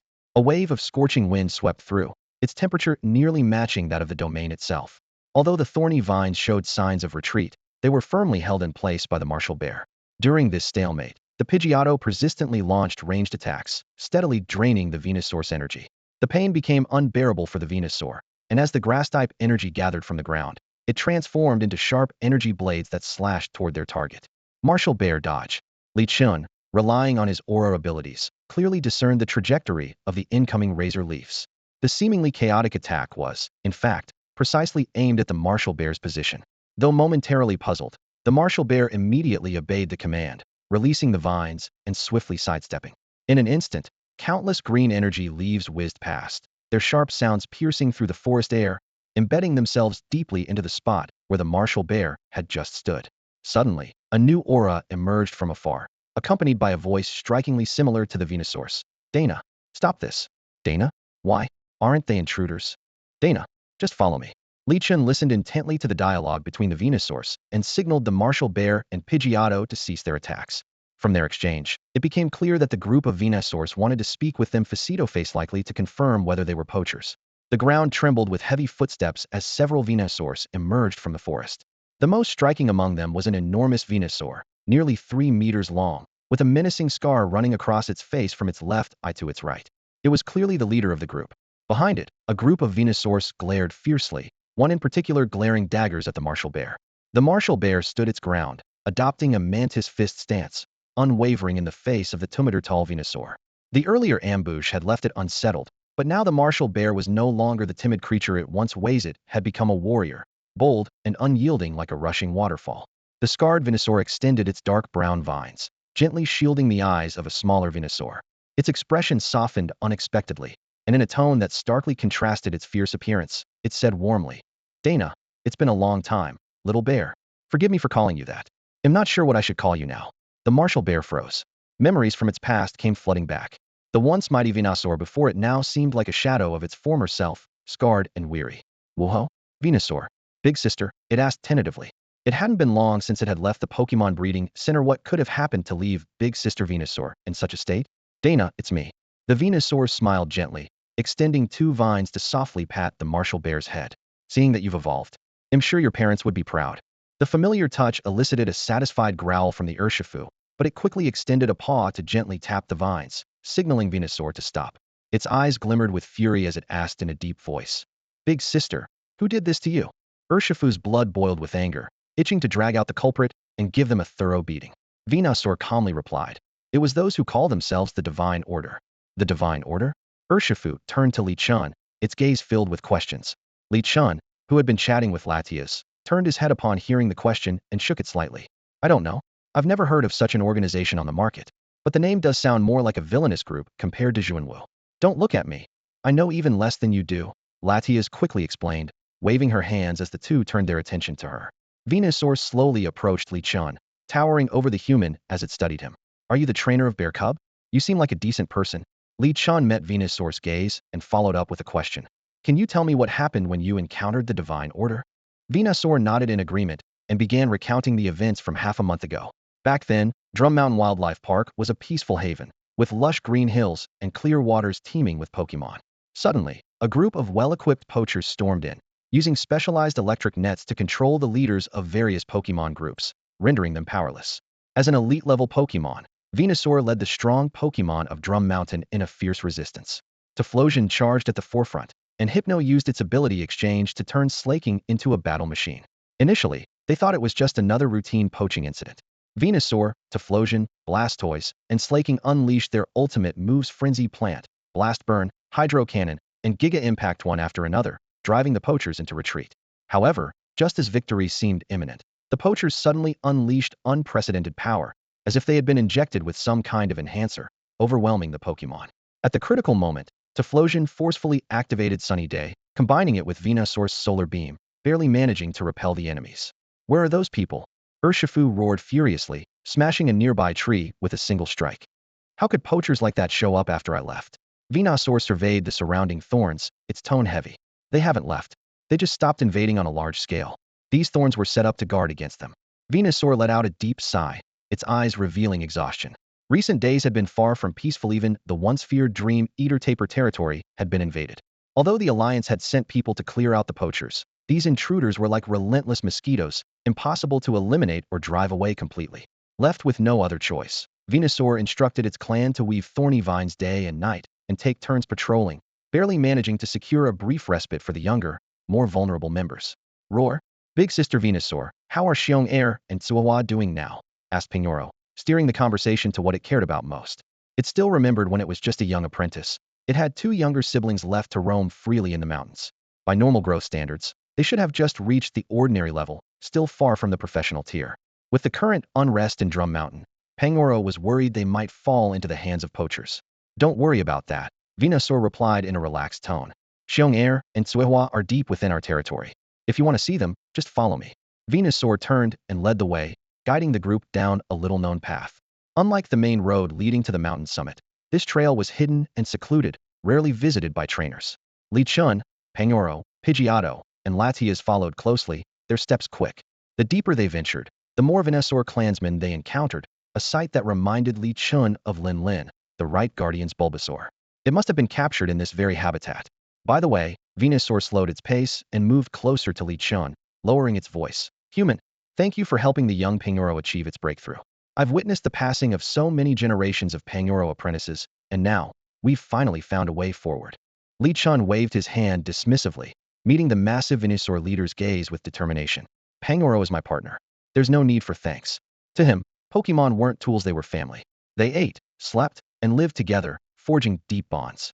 These words clearly struck a chord with Venusaur, who burst into hearty laughter and lightly touched Li Chun with its thick vines.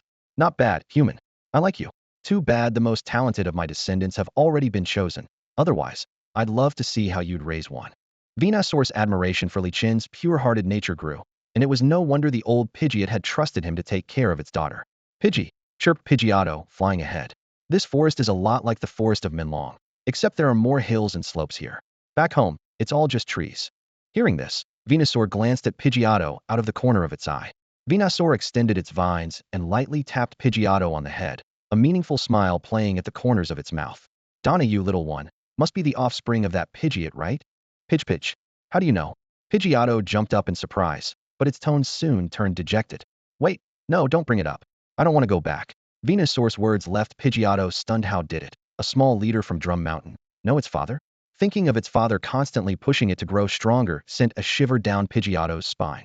It wasn't ready to evolve just yet. It wanted to enjoy its leisurely days a bit longer. Donna, haha, Venusaur chuckled. Your father is an elite Pokemon. Did you really think you could hide your actions from him? The Pidgeot clan's flying speed is unmatched in the forest of Minlongthi, can cross the entire forest in mere minutes. After you left, your father issued a decree across the entire Banyan City area. Whether it's Drum Mountain or Yintai Hill, all the Pokemon know that Pidgeot's daughter is now traveling with a human. Pidge. Pidgeotto deflated instantly. As Pidgeot's offspring, it was all too aware of its father's strength. The reason it had been able to master so many moves in such a short time was entirely thanks to its father's personal training. Noticing Pidgeotto's gloom, Li Chun called out loudly.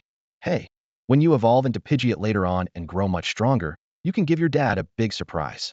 Whoa! Cupfist's evolved form, Urshifu, rolled up its sleeves and flexed its solid muscles. Exactly. Well, I'll help you get stronger. Though it specialized in the rapid strike style and didn't appear particularly imposing, its combat abilities were nothing to underestimate. Its rapid strikes weren't just about finding weak points, they carried immense power. Latias chimed in through telepathy, and me too. Although it didn't know many moves, it excelled in assisting with training. Pitch. Everyone, thank you. Pidgeotto, deeply moved, rubbed its tears against the trunk of a nearby tree. It never expected to be treated with such warmth, especially as an outsider. As they ventured deeper into the forest, Li Chun noticed two of Urshifu's apprentices sitting cross-legged on large rocks, meditating. Golden fighting energy flowed from their cores to their entire bodies. Urshifu watched from a distance, tears brimming in its eyes. Whoa! Xiong Er Tsuehua. It had been worried about Drum Mountain being attacked by poachers, but seeing its apprentices safe and sound finally put its mind at ease. Urshifu tugged at Li Chun's sleeve, looking at him with hopeful eyes. Li Chun gave a knowing smile, patted its shoulder, and gave it a thumbs up. All right, I know what you're thinking. The martial bear master gazed at the water scroll in its hand, thoughts surging in its mind. It was deeply aware of the arduous path it had taken to evolve a transformation achieved by comprehending the mysteries of the water scroll and grasping the essence of flowing like water, endlessly persistent and courageously surging forward like a waterfall, at the edge of life and death. Such an aggressive method of evolution was so extreme that even Li Chun believed it could not be entirely replicated. Yet, it hoped its younger siblings could also evolve, albeit through a gentler approach. The martial bear master was confident that, under its guidance, these companions could complete their evolution even at the elite level. Seeing the martial bear master tugging at his sleeve, Li Chun understood immediately. This partner, who had been with him for less than 2 months, always expressed its desires with those eager, longing eyes, whether as a bear apprentice or now as the martial bear master. Having fought side by side in life and death situations, they had developed a deep bond of mutual understanding, and such little thoughts could never escape Li Chen's notice. Bear roar. Upon hearing Li Chen's agreement, the martial bear master was overjoyed and gave its trainer a heartfelt bear hug.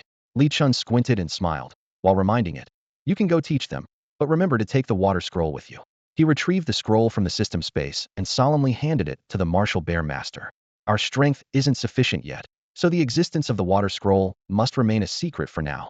When the Xiao Long Phone Cup begins, that will be the true moment to showcase our power." Having dealt with poachers on multiple occasions, the martial bear master understood the importance of strength all too well. Without sufficient power, one was like fish on a chopping block, helplessly awaiting dissection. Bear war. Got it, boss. Well, give it our all at the Xiao Long Phone Cup. The martial bear master clenched its fists and began punching the nearby trees, leaving identical-sized dents on each trunk. If all the blows were concentrated on a single spot, it might even snap the tree in half. Latias, observing from the side, couldn't help but comment, "I just don't understand you humans and your ways of communication. Clearly, this method of evolution benefits everyone, yet some people seek to monopolize it." She understood Li Chen's caution, given the many lurking threats. Even with the status of a member of the 12 Guardians in training, it wasn't entirely secure. Only by making a stunning debut at the Xiao Long Phone Cup could they truly establish themselves in the public eye. Adding the identity of a martyr's orphan to the mix, anyone planning to make a move against Li Chun would have to seriously reconsider their own capabilities. At that moment, Sui Hua, who was meditating in a seated position, sensed something unusual. The combat energy surrounding her body remained active. She scanned the surroundings warily and immediately woke up the still drowsy Xiong Er beside her. "Hey, Xiong Er, wake up. There's a stranger approaching. Remember what Xiong De taught us into a battle stance now." Xiong Er jolted awake, instantly snapping into combat readiness. He positioned himself protectively in front of Tsuehua. "Huh, a stranger? Battle mode ready." His eyes gleamed with a determination he had never shown before. Impressive roar. A deep voice echoed. The martial bear master appeared, observing the two younger bears with interest. "Not bad. Let me see how much you've improved these past few days." The martial bear master's fist suddenly glistened with flowing water. Clear streams of water swirled around his fist, creating a soft splashing sound. This display was beyond Tsuehua and Xiong Er's understanding. They mistakenly assumed it was some kind of water-based rupture technique. The two bear disciples exchanged a glance and immediately enacted their strategy. A gentle white light enveloped their bodies as they leaped and darted through the surrounding trees, attempting to confuse their opponent's vision. Now Xiong Er. Tsuehua seized the opportunity and, with flight energy coursing through her legs, struck downward at the martial bear master from behind. However, the martial bear master effortlessly raised his arm, the water-covered limb easily deflecting the swift attack. Xiong Er followed up from another angle, spreading his arms wide and diving like a true swallow. The martial bear master, with one arm, pushed Tsuehua back, while the water swirling around his other arm suddenly exploded with force. "Huh, what kind of move is this?" Xiong Er exclaimed, though he had no choice but to steel himself and face the surging, torrent-like arm. With two resounding impacts, even though the martial bear master had clearly held back, the two young bears were still sent stumbling backward. This brief exchange left them with a profound understanding of the vast gap between their skills and his. Xiong Er positioned himself protectively in front of Tsuehua. warily studying the peculiar-looking bear before them. This strange bear. Why isn't he continuing to attack? Aren't humans supposed to push Pokemon to the brink of exhaustion before they stop? Despite his caution, he couldn't help but feel an inexplicable sense of familiarity with the opponent. Xiong'er, Suohua said thoughtfully, scrutinizing the martial bear master. Don't you feel like he resembles Xiongda in some way? They don't even look alike, Xiong'er replied, puzzled. You know what we look like? And this one clearly isn't one of the bear disciples. The martial bear master slowly approached Xiong'er and Suohua, his face twisting into a terrifying expression. Wu roar. Not long ago, you two stole a few jars of honey from Leaf King and borrowed fire from Fire Beast to roast fruit. Can you guess who I am? These words struck the two little bears like lightning, making their fur stand on end. They exchanged uneasy glances, panic swelling in their hearts. This was clearly Xiongda's doing. How does this big bear, who looks both unfamiliar and oddly familiar, know about it? Xiong'er and Suohua shared a look before Xiong'er tentatively spoke up. You must be a friend of Xiongda, right? Are you here to see us for something? Or did something happen to Xiongda? His tone grew noticeably anxious toward the end. The martial bear master looked at Xiong'er's line of thought and couldn't help but reveal a kindly smile. However, on his face, that smile appeared especially frightening, prompting Xiong'er and Suohua to instinctively take a step back. At that moment, Li Chun stepped forward, patting the martial bear master on the shoulder. Martial bear master, maybe try not to force a smile in the future. With your expression combined with your energy, it's like the ultimate combo of a Gyarados intimidate and scary face. The attack speed around here might actually drop. Hearing this humorous comparison, the martial bear master chuckled sheepishly. The lure ball at his waist suddenly wobbled, as if the Gyarados inside was expressing its displeasure. Li Chun lightly tapped the lure ball, calming it back down. Xiong'er and Suohua curiously observed Li Chun, while the martial bear master knelt on one knee, one hand resting on his knee and the other extending toward the two little bears. Wu war. I'm actually your big brother, Xiongda. I've evolved. Do you want to try evolving too? You're saying you're Xiongda? And you've evolved. The two bears spoke in unison, their voices filled with doubt. Suohua burst into laughter, rolling on the ground. Claiming to be Xiongda? Don't you think we'd know if we could evolve? Try coming up with a more believable excuse next time. Xiong'er joined in, egging her on. Yeah, exactly. Next time, make up a better story. Should I call myself the human Emperor Qin? Give me $50, and when I resurrect, they'll make you a Grand General of Gushin. The two little bears bantered back and forth, completely refusing to believe that this martial bear master could possibly be their big brother, Xiongda.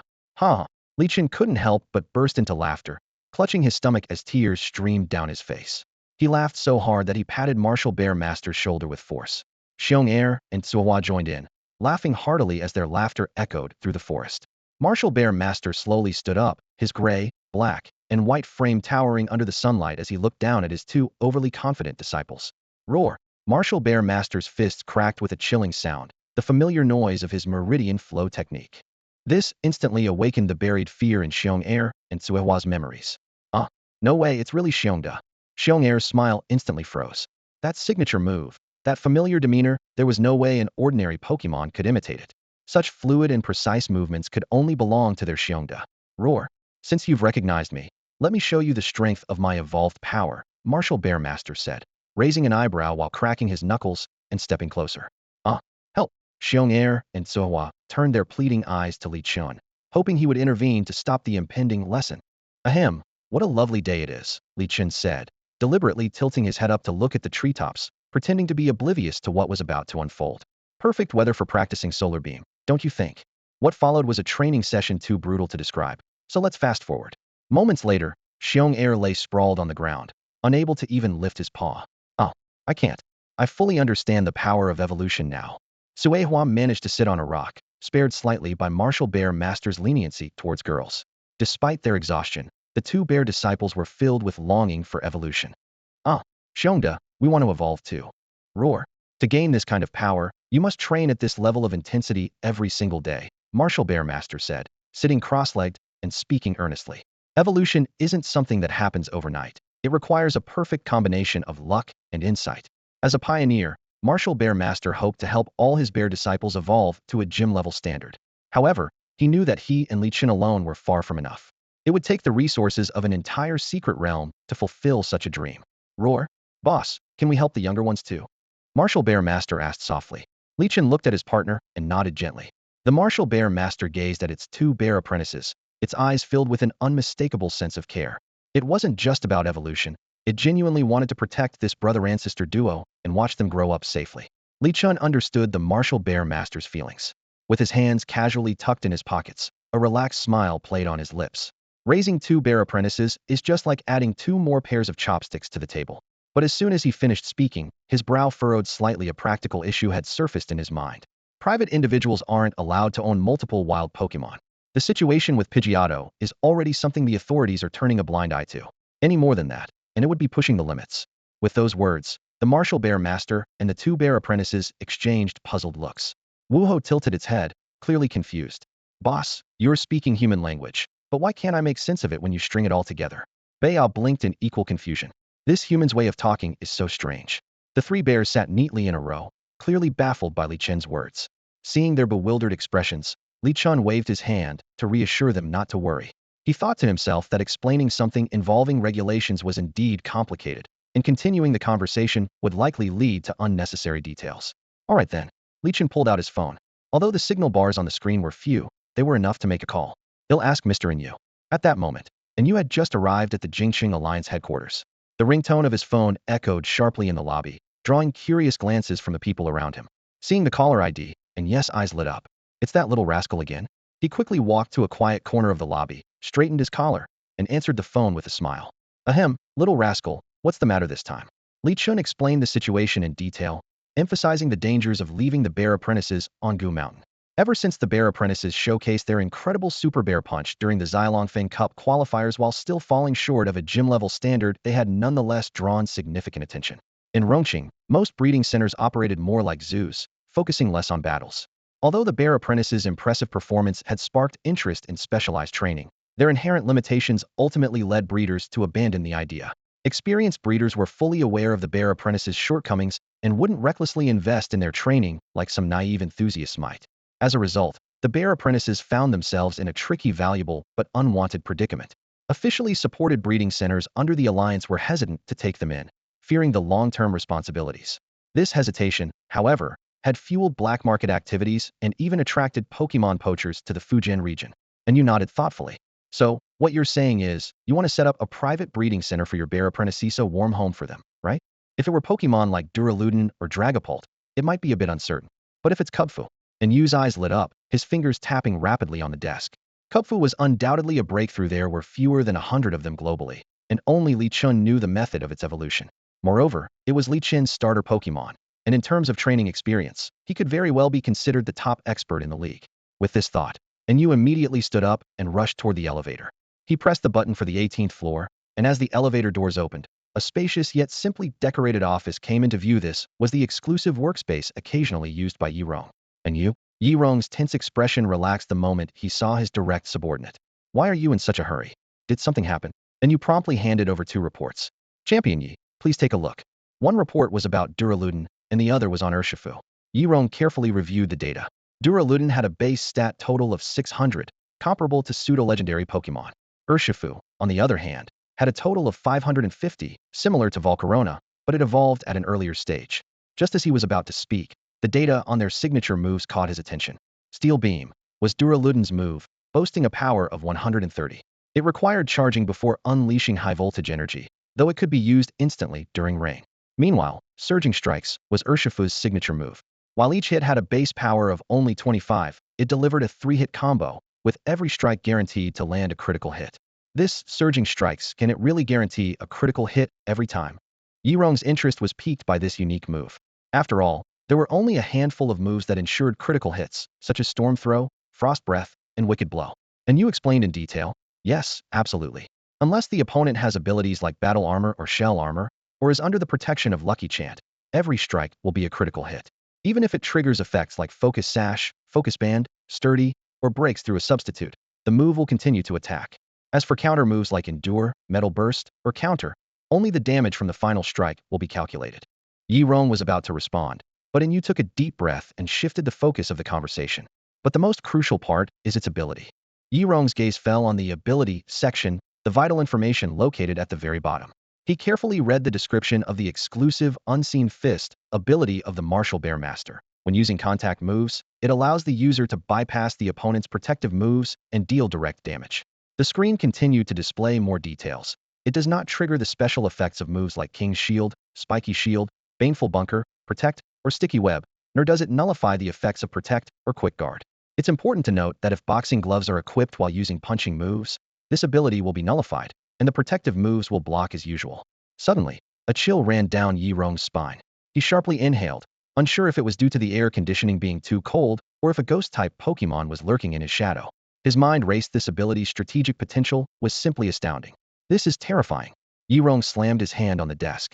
At their level of expertise, while Protect could be countered by moves like Feint or Shadow Sneak, those moves at least hit the energy shield first, giving champion-level Pokemon a moment to react. But Unseen Fist was entirely different. It pierced straight through the shield, leaving the opponent no time to respond. From breaking a move to launching a new one, even the fastest would take 0.9 seconds, and that delay could be fatal. Rubbing his temples as they throbbed, Yi Rong recalled the moment and Yu had rushed into his office in a frenzy. That kind of reaction, if it had been his younger self, he might have been even more excited. Are the rookies nowadays really this impressive? He thought to himself, then turned to Enyu. By the way, what were you trying to tell me earlier? Enyu cleared his throat. Champion Yi, that kid said he wants an entire secret realm. You've been watching too many short videos, haven't you? Yi Rong waved dismissively. Don't play these gimmicks meant for gym-level negotiations. Just tell me what he really wants. Can't fool you. Huh? And you said sheepishly, scratching his head. Well, here's the thing. Li Chen wants to open a training facility for Stufful. I've done some research. The league has found a total of 78 wild Stufful. Aside from the one Li Chen has captured, the remaining 77 are mostly in Min Province, with a few in the capital. Yi Rong's gaze returned to the Martial Bear Master's data as his fingers rhythmically tapped on the desk. The development of this situation was filled with too many uncertainties. Stufful's evolution was already unexpected, and Li Chen's repeated surprises had turned this into a high-stakes gamble. And you? I'd like to hear your thoughts. Yi Rong decided to hand over the decision-making power to Enyu, curious about his opinion. Enyu, taken aback by the trust, paced back and forth in front of Yi Rong, speaking eloquently and articulating his views clearly. King Yi, I think we can leave this matter to Li Chen. However, his primary focus right now is on improving his strength, so he likely won't put too much attention on managing the training house. Don't you agree? Yes, that's true. Yi Rong nodded. It was an obvious conclusion. As a prospective member of the 12 Guardians, Li Chen needed to prioritize completing the first phase of his responsibilities, which required considerable strength. The training house wasn't something that could take shape in the early stages. Li Chen was only human. He couldn't multitask to such an extent. Therefore, Enyu slapped the table in front of Yi Rong, his determined eyes locking with hers. Let Li Chen establish a small studio first. He can train 2 bear apprentices and observe the results over time. Once he develops a martial bear master, we can gradually entrust the other bear apprentices to him. After all, everyone has their specialty, and Li Chen is arguably one of the top bear apprentice experts in the country. Aside from occasionally gathering information, our role will be to provide resources and support. This was the most practical solution you could think of. It allowed for trial and error within the Alliance's acceptable range, both in terms of the number of trainees and the scale of the operation. Yi Rong didn't immediately applaud the idea. This wasn't child's play. Under normal circumstances, a decision like this would require a vote within the Alliance. However, given the urgency of the situation and Li Chen's significance, Yi Rong was weighing whether to go through the Alliance or handle it privately. As a core member of the Alliance and a prodigy from Fujian Province, Li Chen naturally had Yi Rong's favor. The official process would take too long. If that's the case, all right, notify him. But if we want the Alliance's support, there's one condition. Yi Rong stood up, gazing out the window.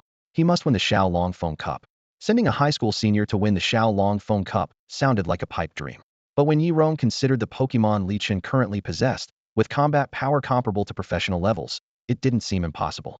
A true prodigy must have the ability to fight across levels and possess a unique vision. Clearly, Li Chen had both. King Yi, we'll take my leave then. And you didn't argue about the Xiao Long Phone Cup condition. He also believed Li Chen could win it. The difficulty of achieving it, however, was another matter. Still, Enyu was confident that with Li Chen's current strength, the Fujian Province division wouldn't pose much of a challenge. In a quieter setting, Enyu dialed Li Chen's number. Hello? Mr. Enyu, what's the update? Li Chen had just finished drafting a training plan for his 2 bear apprentices when he received Enyu's call. His curiosity about the matter was apparent. They agreed, but there's one condition. You must win the Xiao Long Phone Cup to gain the Alliance's attention. Can you do it, kiddo? Enyu's tone was gentle, eager to hear Li Chen's thoughts. Of course, no problem. After hanging up, Li Chen paused his work and called his partners to his side. Martial Bear Master, Gyarados, Pidgeotto, Bastiodon, and Latias all gathered around him. Seeing them assembled, Li Chen stood tall, exuding confidence. In a commanding voice, he asked, Partners, Are we ready to win the upcoming competition? Roar, Jaya, Ku, Clang. Their responses were resounding. As twilight fell, the golden hues of dusk bathed them in light. Everyone was preparing for the Xiao Longfeng Cup, striving forward together. Even the Larvesta's Pokemon egg seemed to tremble slightly with anticipation. End of Volume 1, Young and Promising. On October 1st, at the opening of the Xylongfeng Cup, Li Chen stood outside the Egret Island venue, wrapped up tightly in a mask and hat, making his face almost unrecognizable. Beside him was Xian Yong, someone he hadn't seen in a long time, who had traveled from afar to cheer him on. As for Lin Lin, the Right Guardian, he was currently stuck at home undergoing Secret Realm training and could only play the role of a diligent, online fan club president. Li Chen glanced down at his phone, a faint smile tugging at his lips. Xian Yong curiously leaned over, and the Xylongfeng Cup forum caught her attention, particularly a striking post. Shocking. Fujian Division contestant more mysterious than Ditto. Only one Pokemon revealed out of 3. The post included an image showing that, on Li Chen's registration info, 2 of his 3 Pokemon were completely concealed, leaving only a clear view of Gyarados. Such a situation was incredibly rare in the history of the Xylongfeng Cup. According to the rules, all participants could view their opponent's Pokemon, with updates provided in real time throughout the competition. The comment section exploded. Pure Deer Fan 1 LIP Fujian, but you can see Gyarados, right? Gyarados is Dragon 2 LIP Beijing. Seriously, only Gyarados is visible? This is wild. The post's popularity quickly overtook the forums of both the Shanghai and Beijing divisions, climbing rapidly. Watching this unfold, Li Chen shook his head helplessly, wagging his finger. Being too famous can be such a hassle. I guess that's what happens when you accidentally discover 2 unknown Pokemon. At that moment, a comment from a user named Plainclothes was pinned to the top. Not envious at all. 201 LIP Fujian. Try refreshing the page. Sure enough, after refreshing, Li Chen's registration info updated, revealing Bear Cub and Duraludon, while the 2 previously mysterious Pokemon had vanished. What secrets lie behind all of this? As the Blood Moon rises in the Secret Realm, does it signal the arrival of corruption or an apocalyptic disaster? Will Latias and Zygarde truly bring new power? Why does the Larvesta egg remain unwilling to hatch? And what thoughts filled the mind of the solitary Ursaring as it took its first step out of the cave?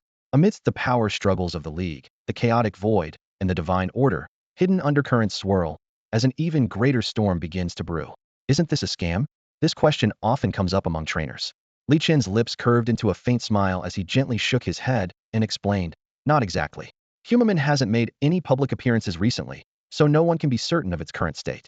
It's like when a trainer registers a Charmeleon, but it evolves into Charizard right before the competition. Naturally, information updates only happen after the official match begins. This is also one of the strategies tacitly approved by the League. After all, at the World Championships, you can't solely rely on your opponent's historical data. Adaptability on the spot is key. The afternoon sunlight poured through the glass curtain walls into the hall as Li Chen walked briskly toward the registration counter. Thanks to avoiding the peak hours, the scene was no longer crowded. He had already drawn his number online, so all that was left was to complete the opening ceremony formalities and collect his physical number badge. At the receptionist's desk, Li Chen handed over his ID card. After verification, he received a beautifully crafted crystal badge engraved with Bulbasaur, Chimchar, Quaxley, and their evolved forms, shimmering with intricate details. His competition number was 999, just at the edge of the 1,000-participant mark. But this was only the beginning.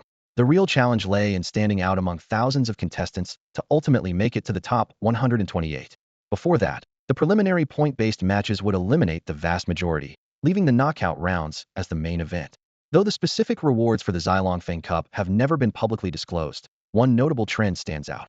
Nearly every trainer who has claimed the championship has gone on to secure a stable, prestigious position within a few years, with their strength reaching at least the elite level. Li Chen pondered silently. Could the reward involve making a reasonable request to the League? It seemed like a strong possibility. In the afternoon, the Egret Island Marine Arena gleamed brilliantly. This battle venue, rich in local character, was hosting the opening ceremony. Besides the local elite 4-member Yi Rong, the water-type master Shun Yi had also come specifically to spectate. Inside a brightly lit VIP room, Shun Yi, wrapped in an elegant Chong Sam, her long jet-black hair gracefully draped over her left shoulder, was engaged in a lively conversation with Yi Rong. I heard that during one of Yi Yan's live streams, he mentioned a newly evolved Gyarados whose strength might rival mine. Since I had some free time recently, I decided to return to my hometown and check it out, Shun Yi said with a graceful smile. A playful glint flickered in Yi Rong's eyes. Well, you're in for a treat today. That little one's strength has surpassed the level of an average first-year university student and is on par with the main players of the top 8 school teams. A single misstep, and the opponent could be completely overturned. Yi Rong then stood and walked toward the stage, joining Shun Yi, Dong Yalian, Yi Yan, and other renowned trainers from the Fujian province. Contestants began entering the arena as Rotom drones hovered above, live streaming the event. I am Yi Rong, honored to host the opening ceremony of the Xilongfeng Cup's Fujian Province Division. His voice echoed through the venue. Everyone here represents the brightest talents of our province, advancing alongside your outstanding Pokemon partners. After triumphing through 2 rounds of preliminaries, you now stand on this prestigious provincial stage. I hope all of you aim for the championship, continually surpassing yourselves. Regardless of victory or defeat, do not be discouraged. You are the future of Huahua, and today's outcomes are not the end. I hereby declare the Xilongfeng Cup Fujian Province Division officially open. Best of luck to everyone. As Yi Rong's voice rang out with prosperity and fortune, the entire venue erupted into thunderous applause and cheers. Trainers from all over Min Province turned their attention to the Egret Island Arena, eagerly anticipating the upcoming battle for a spot in the top 128. Outside the arena, a group of reporters was busy scouting for competitors who could make headlines. When Li Chen appeared, it was as if they had struck gold. A young female reporter with twin ponytails and a sweet smile, Ma Weiwei, quickly approached him, holding a cup of iced drink in her hand. Competitor Li Chen, isn't it stifling to be dressed so warmly in this heat? Here, have a drink. And would you mind giving us a quick interview? It's totally fine if you don't want to, just make sure to do your best in the competition. Her tone was gentle and natural, with no hint of pressure. Li Chen glanced at his watch and, seeing that there was still an hour until the match, nodded in agreement. They headed to a quiet cafe nearby and sat down. Meanwhile, the invisible Latias was pacing nervously nearby. Ugh, why are there people everywhere?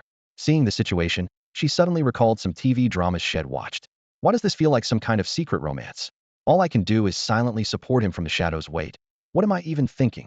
Nearby, Kubfu and Duraludin exchanged a bewildered glance. I don't get it, Kubfu muttered. Girls' thoughts are so hard to understand, Duraludin agreed. For these 2 battle-focused brutes, Latia's inner turmoil was far too complex to grasp. In the cafe, Ma Weiwei raised her microphone and began the interview. Competitor Li Chen, could you share a bit about your training over the past few days? It was a professional and appropriate question, avoiding any prying into his strategies. Li Chen answered casually. As everyone knows, I have a Kubfu and a Gyarados. I've mainly been focusing on improving their strength and speed. He skillfully avoided revealing any specific details, sticking to publicly known information. It's clear that you're very confident in the results of your training, Ma Weiwei said with a smile before continuing. As the first high school senior to qualify for the Xilongfeng Cup, how do you feel about that? Ma Weiwei sat upright, her gaze fixed intently on Li Chen. What are your thoughts on this achievement? She asked. Though the question seemed simple, it carried a deeper purpose, testing the interviewee's character. Li Chen picked up the glass of iced cola on the table, took a sip, and replied calmly. This is indeed the result of hard work, but I won't let it make me complacent. More importantly, this accomplishment reflects the efforts of my teammates. He paused briefly before continuing. The system plays a role, of course, but the real key lies in the Pokemon and their own determination. I'm just like a guide, helping them unlock their potential, push their limits, and achieve the extraordinary. Hearing this, Ma Weiwei's eyes lit up. She had found the highlight of today's interview. The young trainer before her not only possessed exceptional skills and striking looks, but also displayed humility and a composed demeanor. Whether this persona was genuine or calculated, it was undeniably impressive. One final question, Ma Weiwei said, swallowing nervously along with the cameraman. What are your thoughts on the upcoming Xilongfeng Cup competition? Facing the camera directly, Li Chen placed both hands steadily on the table and spoke with confidence. My team and I will keep striving for victory, and I look forward to engaging in evenly matched battles with everyone. With that, he stood, nodded politely to the crew, and turned to leave, ready to prepare for the upcoming challenge. At another corner of the cafe, Yi Rong leaned back with one leg crossed over the other, looking at the elegant woman in a cheongsam seated across from him. Shen Yi, what do you think? Does this contender catch your eye? Shen Yi took a small sip of coffee, her brows furrowing slightly. Compared to the average sophomore varsity team member, he's just about average. But don't forget, Yi Rong said, swirling the water in his glass. Li Chen is only a high school senior. That look in your eyes is still as unsettling as ever, Shen Yi remarked, placing her coffee cup down. The bitter aftertaste lingered on her lips. Yi Rong crossed his arms and narrowed his eyes at her. I've always been this way. Let's get to the point. Are you investing in this project or not? With one of the 4 Heavenly Kings personally inviting me, how could I decline? Shen Yi picked up the project proposal on the table. After flipping through a few pages, her expression shifted dramatically. Grass King, this new arrow weapon concept, feasibility and economic strategy for the development of Urshifu, is this for real? Who else is involved? The proposal's detailed account of the Urshifu left Shun Yi stunned. At first, she thought it was a joke, but upon deeper consideration, it was clearly a major initiative. As a seasoned expert, she could perceive Urshifu's value far more keenly than ordinary people. While most might only see its ability to bypass defensive moves, or its guaranteed critical hits akin to Mio Scarada's signature traits, Shun Yi understood that when these abilities were combined, the strategic implications were immense, far beyond what she had initially imagined. What exactly transpired during the secret meeting of the two kings remained unknown to Li Chun. For now, with the competition looming, he had arrived at the A01 division, ready for his first professional-level battle. This match adopted a Tuntuo battle format. If his opponent managed to defeat Gyarados, they might get the chance to witness the prowess of Pangoro and Duraludon, but of course, Li Chun had no intention of giving them that opportunity. Standing opposite him was a quiet young man from Li City, known for his expertise in aquatic battles and his roster of numerous water-type Pokemon. After a brief exchange of pleasantries, the Rotom referee's signal marked the start of the match. Li Chun sent out his ace, Gyarados, whose distinctive, dazzling long horns immediately drew the crowd's attention. As the saying goes, strength is crucial, but uniqueness is irreplaceable. This Gyarados not only boasted exceptional combat power, but also its signature colorful horns had garnered countless fans, making the pre-match cheers overwhelmingly favor Li Chun's side. On the battlefield, the opponent released a Kingler with a strikingly red head and claws. Surprisingly, Gyarados' Intimidate ability failed to take effect. Acting decisively, Li Chun commanded Gyarados to use Dragon Dance repeatedly, ascending into the air to avoid close combat. While Kingler possessed formidable melee strength, its special attack was noticeably weak, making it nearly unbeatable below professional levels. But Gyarados was an exception. Not only was it powerful offensively, but its use of Dragon Dance allowed it to amplify both its attack and speed, setting the stage for a decisive blow. Roar! Gyarados glared down at the Kingler scuttling on the ground, letting out a defiant bellow. You, little crab, will be the sacrifice for my debut in the professional league. It then soared higher, moving in rhythm with the Dragon Dance. A violent crimson energy surged from its body, making its already fearsome visage even more terrifying. An overwhelming dragon aura, rivaling the effects of an Intimidate ability, radiated like a tsunami, leaving Kingler struggling to move. Its once imposing claws now seemed insignificant in the face of Gyarados' gaping maw. A scary face? When did this happen? The quiet young man broke character, frantically shouting commands. Kingler, use ancient power for a ranged attack. Once it lands, follow up with Crab Hammer. Bang, bang, bang. Kingler struck the ground with its massive claws, summoning ancient rocks of varying sizes that shot toward the airborne Gyarados like a barrage, forming an inescapable net in the sky. Thanks for the ancient power, but I think you'll enjoy the taste of it more yourself. Gyarados, send them off. Li Chun remained unfazed. The tornado Gyarados had conjured earlier now came into play. A shimmering blue water orb formed before Gyarados, expanding rapidly into a vortex resembling a whirling maelstrom. Wind and water intertwined, weaving a breathtaking spectacle in the sky that rivaled the ferocity of a storm on a tempestuous sea. The Sea Dragon of Fury, a title befitting the majestic Gyarados. Li Chun's Gyarados soared high above, its entire body radiating a dazzling spectrum of colors, resembling a giant rainbow-hued dragon. An ancient remnant dares to claim the title of dragon. Gyarados let out an earth-shattering roar. Roar! In an instant, water energy intertwined with primal force in the sky, forming a massive vortex. This move is called the Ultra Spiral, raging dragon torrent of ancient rock. Li Chun's voice echoed across the arena.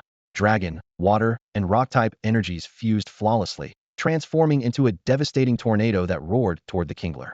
The spectators in the stands were stunned, their mouths agape in awe, as they had never witnessed such a spectacular move. Even the calm and composed young trainer was visibly shaken, hurriedly giving the most basic command in panic. Kingler, use Harden to block it. However, what awaited Kingler was a ferocious onslaught of energy. The tornado, infused with the power of 3 types, ensnared it completely. The crimson amplification glow brought by primal force had just begun to shine when it was tightly restrained by azure energy tendrils. This bizarre and agonizing sensation threw Kingler into disarray, leaving it on the verge of succumbing to its own unleashed primal energy. Kingler, don't give up. The young trainer's voice was tinged with urgency. As long as you can execute the guillotine move, we can turn the tide. Their reliance on the high-risk, high-reward guillotine strategy had always been their last hope. Kingler's massive claws struggled to emit a faint white glow amidst the raging tornado, but the power was far from its peak. At that moment, Li Chun casually remarked, friendly reminder, this attack is a special move.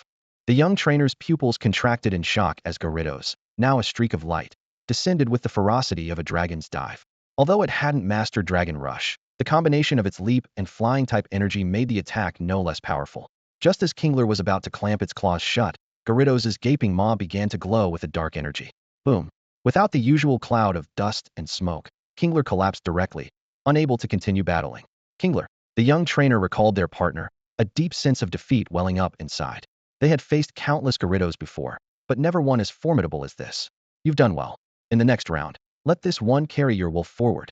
They tossed another Pokeball, and an elegant figure emerged.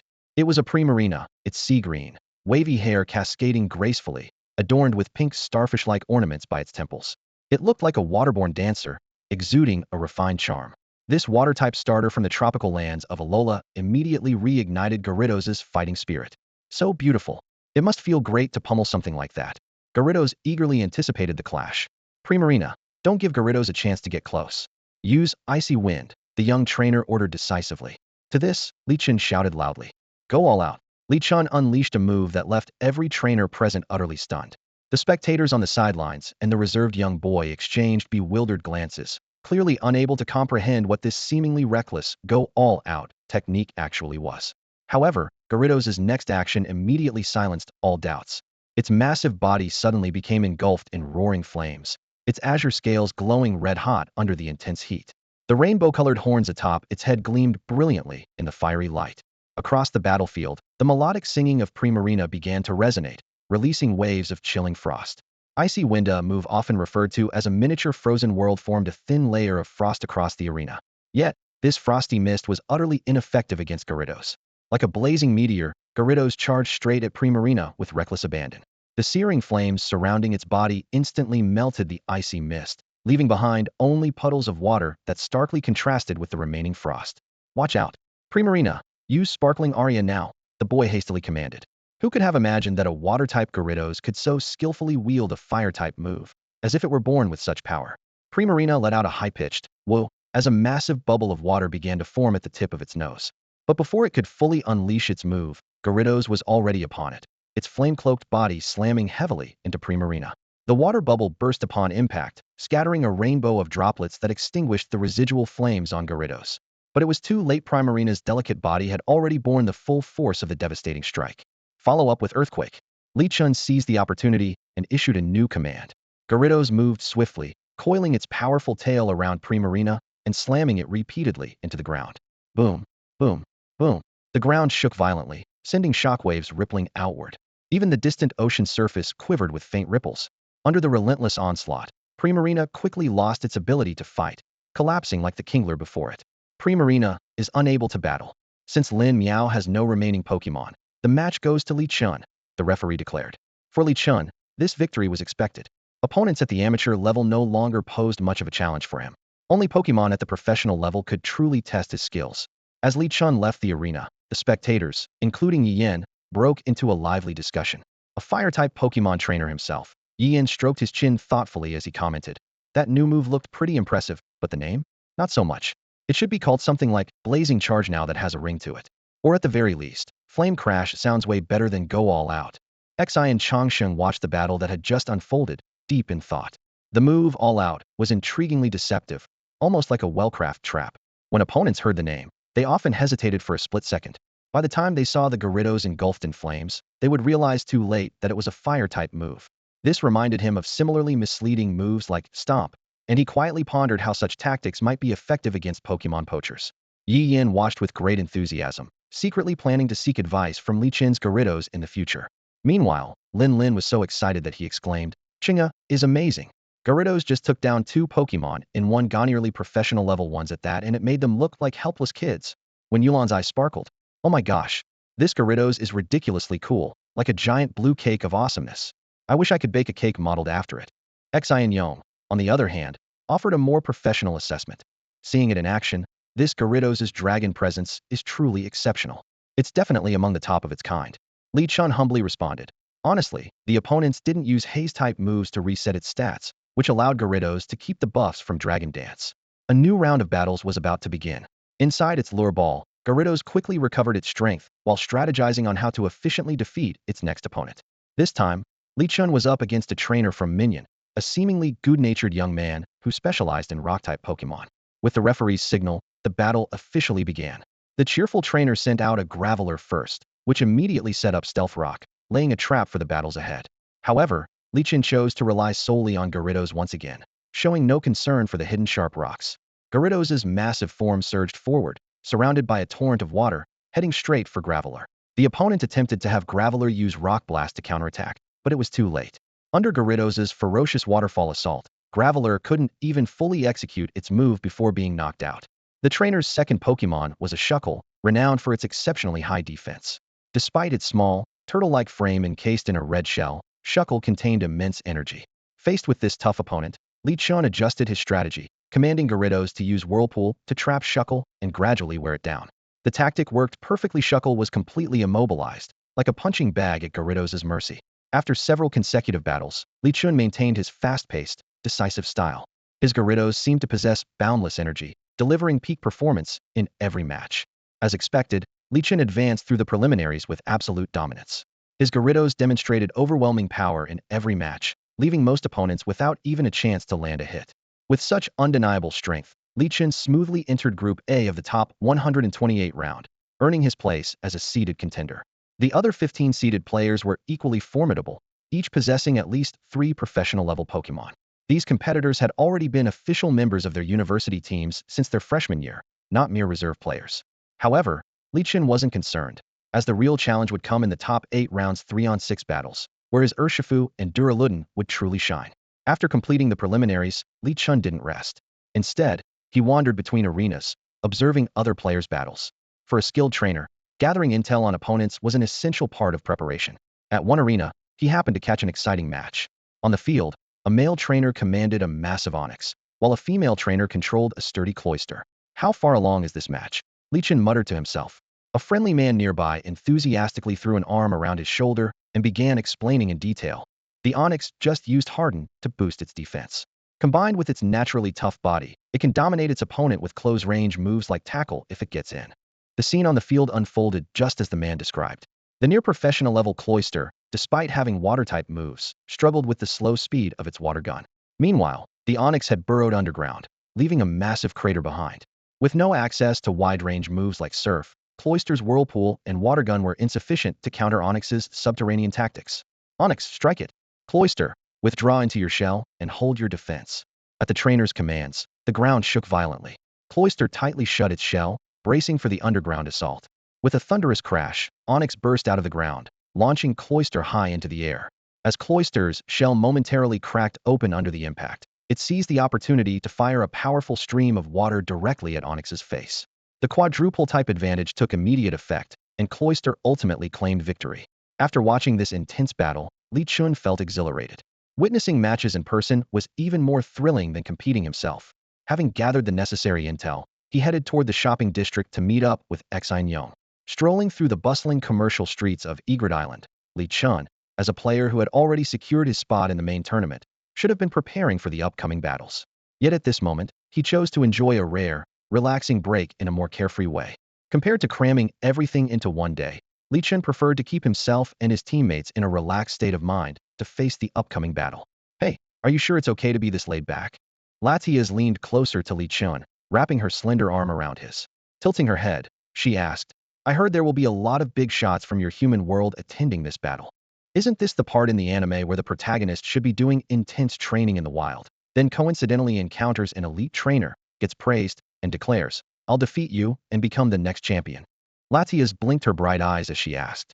Li Chen sighed helplessly. You should watch fewer anime. Stuff like that hardly ever happens in real life. He had noticed that Latias's recent video choices were becoming increasingly peculiar, full of odd themes. If this continued, her mindset might go off track. Latias rested her head on Li Chen's shoulder, lying next to him. But why? Isn't reality supposed to be even more fantastical than anime? Most anime are just made-up stories. People who know the difference naturally understand. You'll get it when you're my age, Li Chen said with a shrug, unsure how to explain further. Suddenly, Latias sensed a distant aura approaching. Someone's coming. Looks like they're here for you. She could feel the warm yet friendly aura and added, It should be in you, right? I'll take my leave now. With that, she let go of his arm and quickly disappeared. Li Chen strolled into a nearby shop, intending to buy some small souvenirs while waiting for the visitor Latias had mentioned. Li Chen, what a refined taste you have. Interested in antiques? An Yu's voice came from behind. It was only then that Li Chun realized he had unknowingly walked into an antique shop. A fleeting thought crossed his mind like in web novels, where the protagonist stumbles upon a treasure in a small antique shop. Was this where he was about to find a rare megastone? Come on, if you're looking for antiques, this isn't the place. And you grabbed Li Chun by the arm. Follow me. He'll introduce you to someone important. The firm grip left Li Chun bewildered, confirming his suspicion that web novels truly mess with people's expectations. Today's meeting spot, Restful Coffee House. Li Chun made a mental note, as in you led him to the very cafe where he had been interviewed before. Mr. And you, can you at least give me a hint about who this big shot is? Li Chun asked, hands resting behind his head, his casual demeanor making Yu a little envious. As the head of the 12 Guardians project, Yu hadn't had a proper break in a long time. Tasks like today's escort duty had become rare opportunities for relaxation. You'll find out when we get there, Yu replied. All I can say is that this person holds the highest status among all the trainers you've ever met. Oh, it's Champion Yi, isn't it? With all the build-up, Li Chun had already guessed the visitor's identity. Yu chuckled softly, surprised by the kid's sharp intuition. Without offering much explanation, he silently led Li Chun through the streets toward the Xiao Huan Cafe. Outside the cafe, a crowd had already gathered. Reporters armed with cameras and microphones stood at attention, while curious onlookers packed the area. Apparently, a rumor had leaked that Yi Rong, the famous superstar, was inside. The news spread like wildfire, quickly turning the scene into a bustling spectacle. The back door. Li Chun glanced at the crowded front entrance, unwilling to give off the impression of using connections. Yu nodded slightly and led him toward a dim alleyway nearby. This secret passage, known only to insiders, provided direct access to the cafe. However, the sight before them made Li Chun hesitate. Piles of tattered bags and muddy waste filled the alley, clearly a makeshift garbage collection point. Although the Pokemon responsible for cleanup could manage the odors, the sight alone made Li Chun instinctively want to retreat. Don't dawdle. Yu gave him a nudge. The big shot's waiting. This is your golden opportunity. The Pokemon that thrived on garbage recognized Yu and promptly cleared a path for them. As they ventured deeper into the alley, the scene suddenly transformed. Warm, golden light bathed the ground, and a few Ralts danced gracefully nearby. On the wall, the words Xiao Huan Cafe were prominently displayed, though there was no visible door. Do we knock? Li Chun pointed at the wall and turned to ask. Ah, looks like you've watched your fair share of spy movies. Yu laughed. 3 knocks, and use your Pokemon names as the code. Of course, my friend's a die-hard fan of Secret Agent 17 and even watches Spy Family religiously. Li Chun stepped forward, tapped the wall lightly with his elbow, and cleared his throat. Camus, Gyarados, Duraludon. The wall emitted a faint rumbling sound, barely audible to anyone but those present. The Ralts gracefully leapt onto their shoulders, and a pink Ditto quietly appeared, wrapping around the two like a protective cocoon. Impressive. Even the doorman's a Ditto. On the surface, Xiaohuan Cafe appeared to be an ordinary Chinese-style coffee shop in Ludao. In reality, it was a secret gathering place for league trainers. A poised and elegant receptionist greeted them with a warm smile. Welcome. What can I do for you? Yu casually tossed a coin engraved with a Bulbasaur design onto the counter. One big shot, with a touch of mint green. The private lounge on the second floor awaits. The receptionist replied with a graceful bow. Why all the secrecy? Li Chun whispered, lowering his voice. Why not just meet at a league branch office or a conference room instead of picking such a conspicuous spot? He looked puzzled, his eyes shimmering with curiosity. Yu smiled faintly and spoke gently. You'll experience much more in the future. It's good to familiarize yourself with the process early. Remember, Rest Haven Cafe will always be your strongest support. As soon as he finished speaking, the two of them arrived on the second floor. In a quiet corner of the cafe, a man dressed in an Alliance uniform had been waiting for some time. He appeared to be around the same age as Yu, but exuded a completely different aura. His upright and principled demeanor was subtly laced with a hint of levity. This seemingly contradictory mix of traits blended perfectly in him. He was Yi Rong, one of the 4 heavenly kings of Huagua and a master of grass-type Pokemon, renowned as the king of the forest. Once in the wilderness, he was an unrivaled force. King Yi, I brought the person you wanted to meet. Yu said briefly before turning to leave, leaving Li Chun and Yi Rong seated across from each other. The air seemed to freeze. The two of them studied each other silently, neither making the first move to speak. After a long pause, Yi Rong finally broke the silence. Discovering 2 unknown Pokemon species, entering the Xiaolongfeng Cup as a high school senior, venturing into secret realms twice, and coming back and scathe you're someone destined for great fortune. He got straight to the point. Let's not beat around the bush. Regarding the Bear Disciple Breeding House, what exactly are your needs?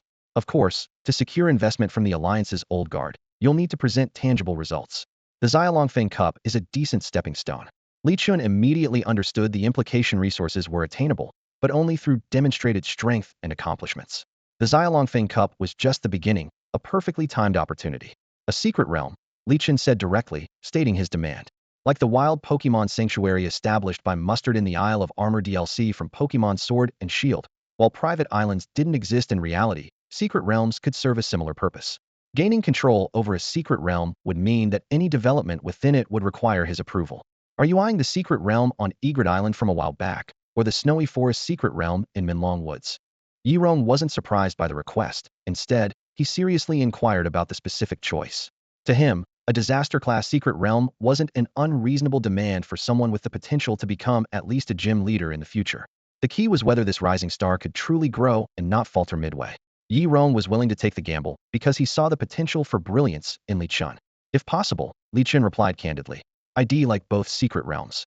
Though, I doubt that's realistic. He was well aware that, given his current strength, managing even one secret realm was a challenge, let alone two. Yi Rong burst into laughter at this, laughing so hard that tears nearly came to his eyes. Ha, a rookie with such ambition. You've got quite the appetite. But you have to take things one step at a time and eat one bite at a time. You're right, I can't agree to that. Securing one disaster-class secret realm is already the best I can do for you. Once you reach my level of strength, you can have as many secret realms as you want provided you can manage them all. Can I really handle it? This question lingered in Li Chen's mind as he carefully pondered the deeper meaning behind Yi Rong's words. Managing a secret realm was no easy task. It required not only building strong relationships with the Pokemon within, but also constantly mediating various disputes. The secret realm of Latias was relatively peaceful, though minor conflicts occasionally arose. The inhabitants always stood united against external threats. At the very least, there had never been a traitor among them, which was already a rare blessing. The situation in other secret realms remained uncertain, but Latias was confident that her realm was undoubtedly the easiest to manage. Because of this, the secret realm had established multiple regional leaders. Each area had its own designated leader who reported to higher authorities on a regular basis, while Latias would occasionally patrol the realm. In the past, these responsibilities were handled by her brother, Latios, but he had been gone for years. Over time, Latias had shouldered the burden of management alone, and now she hoped someone could share the load. Ha! Yi Rong burst into hearty laughter, showing none of the aloofness expected of an Elite Four member. Not scared off, but already thinking about management now, that's a personality I admire. He seemed more like a nurturing older brother, guiding his younger sibling to explore new paths. I have high hopes for you. Keep it up. With those words, Yi Rong turned and walked toward the balcony. Li Chen exited through the back door and met Xian Yong in the center of the bustling commercial street. The sea breeze gently lifted Xian Yong's long hair as the two walked side by side, chatting as they went. I've watched every one of your matches, Xian Yong said with genuine admiration. Your Gyarados has improved so much. In just a month, it's nearly reached professional level strength. You'll need to step up my game, or I won't even be able to see your shadow. Li Chun, hands tucked into his jacket pockets, felt the sea breeze brushing against his face. Thanks, but there's no need to rush. I've been training in the secret realm, so my progress is naturally faster than it would be outside. I'm not trying to rush, Xian Yong said softly, but my dad hopes I can grow quickly, and I don't want to disappoint him. Mentioning her father, Xian Changsheng, reminded her of how he had been bringing up Li Chun often lately. It wasn't surprising Li Chen's growth was truly astonishing. From a novice trainer to a competitor in the Little Dragon and Phoenix Cup, he had reached such a high level in just a month and a half. If not witnessed firsthand, who would believe he was a newcomer? After all, the average high school senior at this stage might have trained 2 Pokemon at most, both at a basic level, with their starter Pokemon only recently completing its first evolution. Yet, the 3 Pokemon under Li Chen's care were already formidable, with the potential to challenge Elite Four level strength in the future. Even in terms of base stats, his Celestial Dragon was no less impressive than pseudo-legendary Pokemon known for their late-blooming potential. Typically, Pokemon capable of evolving at the professional level would only undergo such transformations near the elite tier. However, Li Chen's Celestial Dragon had blazed a trail of dominance, carving out a path for this young prodigy. Bowie. The Celestial Dragon let out a low growl. Don't worry, I've got your back. Once I evolve, my strength will soar to new heights. Next year, when we compete again, we'll be unstoppable. The Eevee nestled in Xinyong's arms affectionately nuzzled her cheek, its eyes sparkling with pride. The little creature thought to itself, while it might still fall short compared to legendary trainers, among its peers in the current generation, it was an undefeated powerhouse. Eevee held its head high, its large, bright eyes filled with anticipation. It was lost in thoughts about evolution should it become the graceful Sylveon, the mighty Espion, or the mysterious Umbreon. All right, be good now, Xinyong said gently, rubbing Eevee's cheeks. She then turned to remind Li Chun, The trainers in the H division are really strong, with quite a few professional-level contenders. They'll definitely devise strategies to counter Gyarados. No worries, Li Chun replied with a nod. I'm in the A division. I won't face anyone from the lower bracket until the finals. He had thoroughly studied the roster and noticed that nearly every opponent in the upper bracket could field 3 professional-level Pokemon, making the competition significantly tougher. This meant Gyarados' advantage was no longer as pronounced, and he would have to rely on Dragon Dance to build momentum and seize the right opportunity for a decisive strike. The next day marked the start of the top 128 matches, and the difficulty level spiked sharply. The live stream chat quickly filled with viewers eager to witness an exciting showdown. Chen's first match is finally starting. A viewer with the username Pure Deer enthusiastically posted in the chat. I recommend watching from Chen's perspective, it's way more immersive. Just a suggestion, no offense if you disagree. Another viewer, Unbeatable Machamp 123, immediately chimed in skeptically. Are you kidding? Every trainer after this round is stronger than Li Chun. Watching from his perspective? You're not some kind of shill, are you? Their comments drew attention, but most viewers dismissed the so-called immersive method. The general consensus was that Li Chun had already reached his limit by advancing this far, and it was unlikely he could go much further. Apart from Gyarados, his Ursaring and Alolan Steelix were barely at the professional level. When the betting odds were released, Li Chun was labeled as a complete underdog. In a private chat, Pure Deer quickly messaged Unbeatable Machamp. Check it out, Chen's odds are through the roof. Opportunities like this don't come often. Place your bets now. Smart move, my dude. Unbeatable Machamp 123 replied. You're right, higher risk, higher reward. I'm betting everything on Chun. Let me know if you get more insider tips like this. Will do, for sure. A closer look revealed that both users had Li Chun fan badge LV21 displayed next to their names, with Pure Deer also holding moderator status in the stream. Clearly, their actions were premeditated. The pre-match trash-talking session had begun. Li Chun scrutinized his opponent, a round-faced young man wearing black-framed glasses, with a physique somewhere between a Snorlax and a Munchlax. His chubby face exuded a certain charm that was hard to dislike. Hello there. I'm Wang Feng, the young master of Zhuai Chun Lu in Min Province. Just call me Wang Feng, the chubby youth said with a beaming smile. Win or lose, how about grabbing a meal together after the match? Such an opening line was undeniably likable. Starting with an invitation to eat instantly bridged the gap between them. Just call me Li Chun. Well then, I guess I'll gladly accept after the match, Li Chun replied with a smile, pulling out his Dragon Phoenix patterned Pokeball, a bait ball familiar to all the spectators. As Gyarados emerged, the atmosphere in the arena grew tense. This Gyarados, on the verge of reaching professional-level strength, looked ferocious, its eyes flickering with a manic light. Wang Feng, on the other hand, sent out a Kangaskhan, a Pokemon explicitly not recommended by the league as a beginner's partner. When Gyarados' Intimidate ability failed to take effect, Li Chun immediately realized that the opposing Kangaskhan must possess the inner focus or scrappy ability. Li Chun, allow me to make the first move. Wang Feng's tone suddenly turned sharp, a stark contrast to his rounded appearance. Kangaskhan, fake out. Despite carrying its baby in its pouch, the mother Kangaskhan's speed was surprisingly swift. The little Kangaskhan seemed to enjoy the rush of wind, gleefully waving its tiny hands from inside the pouch. So it's that move, huh? Li Chun had anticipated this. Use Whirlpool to shield yourself, then look for an opening to boost with Dragon Dance. Considering the accelerated priority of Fake Out and the lengthy wind-up of Dragon Dance, using Whirlpool as a protective barrier was undoubtedly the best option. With a mighty roar, Gyarados unleashed a torrent of water, creating an impenetrable wall of swirling currents around itself. Blocked from advancing, Kangaskhan had to retract its energy-charged arm. In that case, stomp the ground. Wang Feng quickly adapted.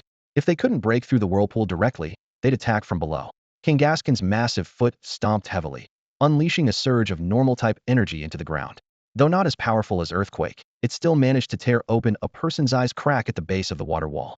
However, as the dust settled, Gyarados was nowhere to be seen. Not good. Use Thunder Punch quickly. Wang Feng seemed to sense what was coming and hurriedly gave the command. Kangaskhan clenched its fist, now crackling with electricity, and scanned the area warily for its foe. Aqua Tail. At Li Chun's command, Gyarados finally revealed itself. It had been lurking along the inner edge of the vortex the entire time, coiled in a semi-arc, its tail charged with the full force of the Whirlpool's water energy.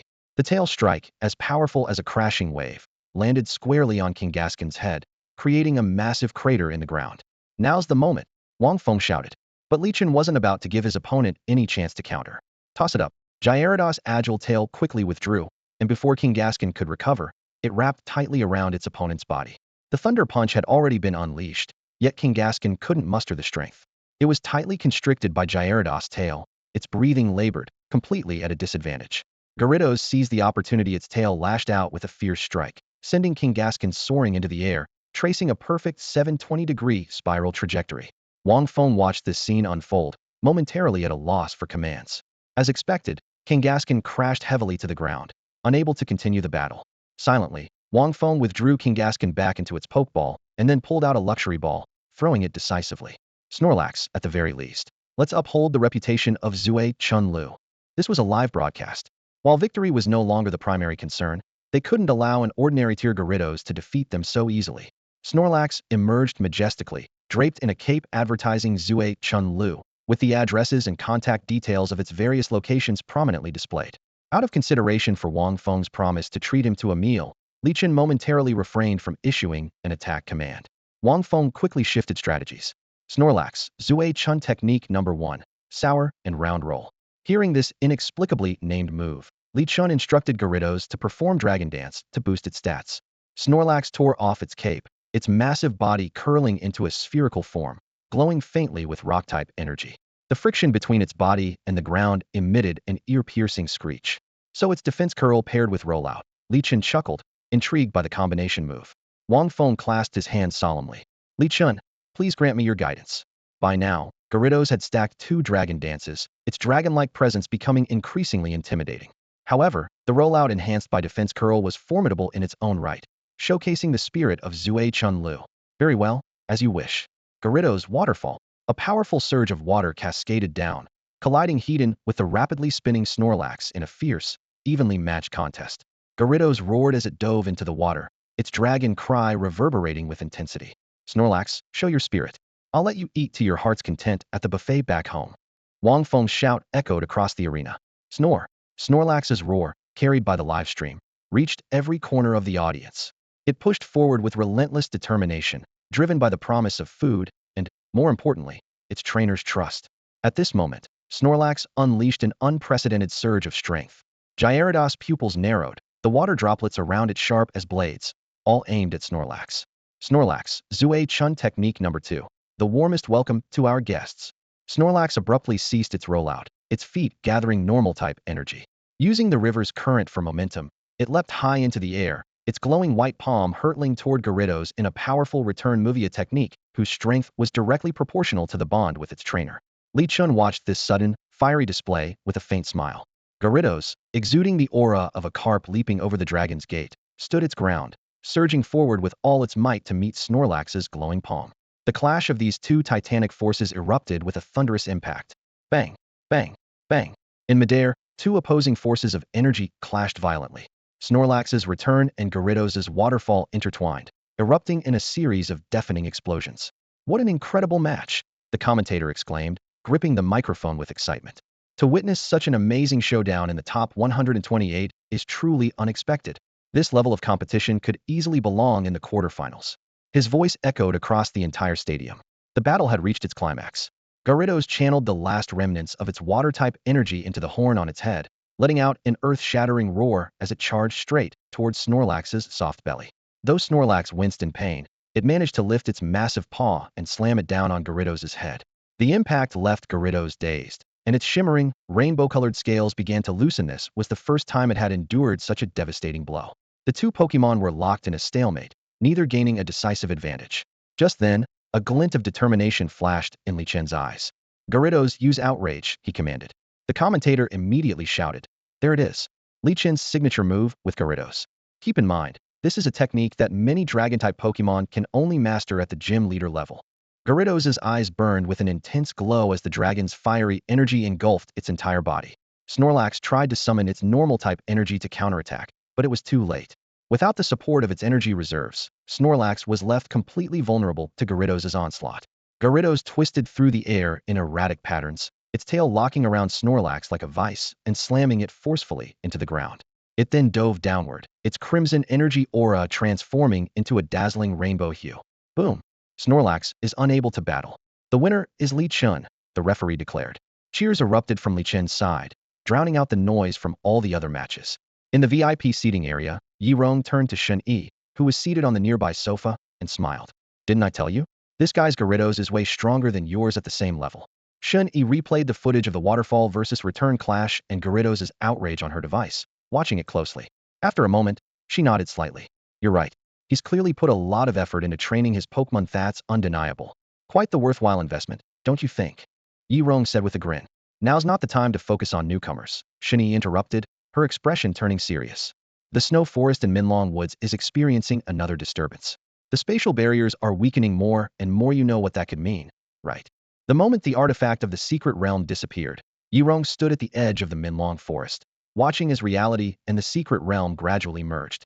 Instinctively, he pulled out a cigarette, igniting a flame at his fingertips, but after a moment of thought, he extinguished it. The Pokemon in the Minlong forest is far stronger than we imagined, Yi Rong said gravely. I'm worried that once the secret realm fully descends, it might take some unpredictable actions. Shun-Yi stood beside him, her brows tightly furrowed.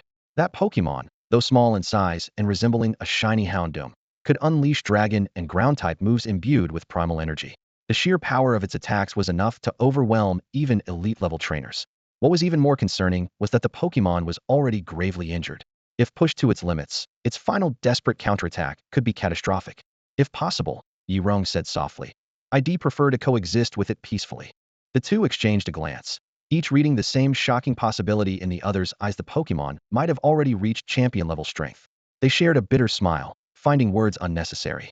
Meanwhile, after days of intense battles, Li Chen finally advanced to the quarterfinals. The tournament rules had shifted to 3-3 battles, forcing him to rethink his strategies. Although his Gyarados had reached the professional level, taking on 3 opponents alone would still be a daunting challenge. While Dragon Dance could be stacked up to 6 times, each use consumed significant energy, making it essential to finish the battle quickly to ensure the strategy's viability. 3 hours before the match, Li Chen stood in front of the mirror, meticulously preparing his gear. He replaced Gyarados' Megastone with a new one and donned the heart drop necklace crafted by Latias around his neck. Today, he chose a black t-shirt featuring a Volcarona emblem, paired with a backward cap bearing the Pokeball logo, simple jeans, and wrist guards embedded with real glass beads. Although he couldn't reveal Mega Evolution in public just yet, he knew this power would prove invaluable in future battles in the wild. Scorched Earth, Fallen Gods. Li Chun murmured to himself, storing the secret realm dossier gifted by Long Kong into his system space. The information recorded in the booklet left him deeply shaken. Over a decade ago, a secret realm with an energy level classified as catastrophic descended on the border between the Maoxiong Nation and Hua Nation. At the time, the neutral organization Dunwu still upheld a righteous reputation and collaborated with both nations to dispatch trainers for civilian rescue operations. However, the Dunwu members who entered the secret realm were transported to an abyss of utter darkness. When they finally emerged, they found themselves in a battlefield engulfed in a glass-like inferno, where a majestic white dragon soared high, spewing flames and tearing through the skies. Li Chen's parents had been part of that team, shielded by the dragon's protection. Yet lurking in the shadows was a skeletal poison dragon. Its venomous attacks corroded the earth, unstoppable even by the azure flames. Just as the allied trainers prepared to intervene, some individuals claiming to be from Dunwu betrayed them, colluding with the Divine Assembly to slaughter everyone. Fortunately, the Dunwu organization possessed an artifact known as the Flower of Time. By channeling aura energy into it, they could glimpse this long-buried past. The concept of the Time Flower was familiar to Li Chun. The larger the Time Flower, the farther back in time it could reveal, providing a glimpse of the past when infused with aura power. Though the issue of reconnecting with Long Kong was pressing, Li Chen forced himself to focus on the imminent battle ahead. Before the match, Li Chen once again used the power of transcendence and aura to nurture the still-unhatched Larvesta Pokemon egg. Staring at the egg, which had long exceeded its normal incubation period, he was filled with doubt. Eventually, he entrusted the egg to Latias. As Latias accepted the egg, she immediately channeled her primal energy into the eggshell, causing it to tremble joyfully, a much stronger reaction than when Li Chun had infused it with energy. Ladies and gentlemen, welcome to the quarterfinals of the Little Dragon Phoenix Cup. The familiar voice of the suited host, Nirvana, echoed throughout the arena.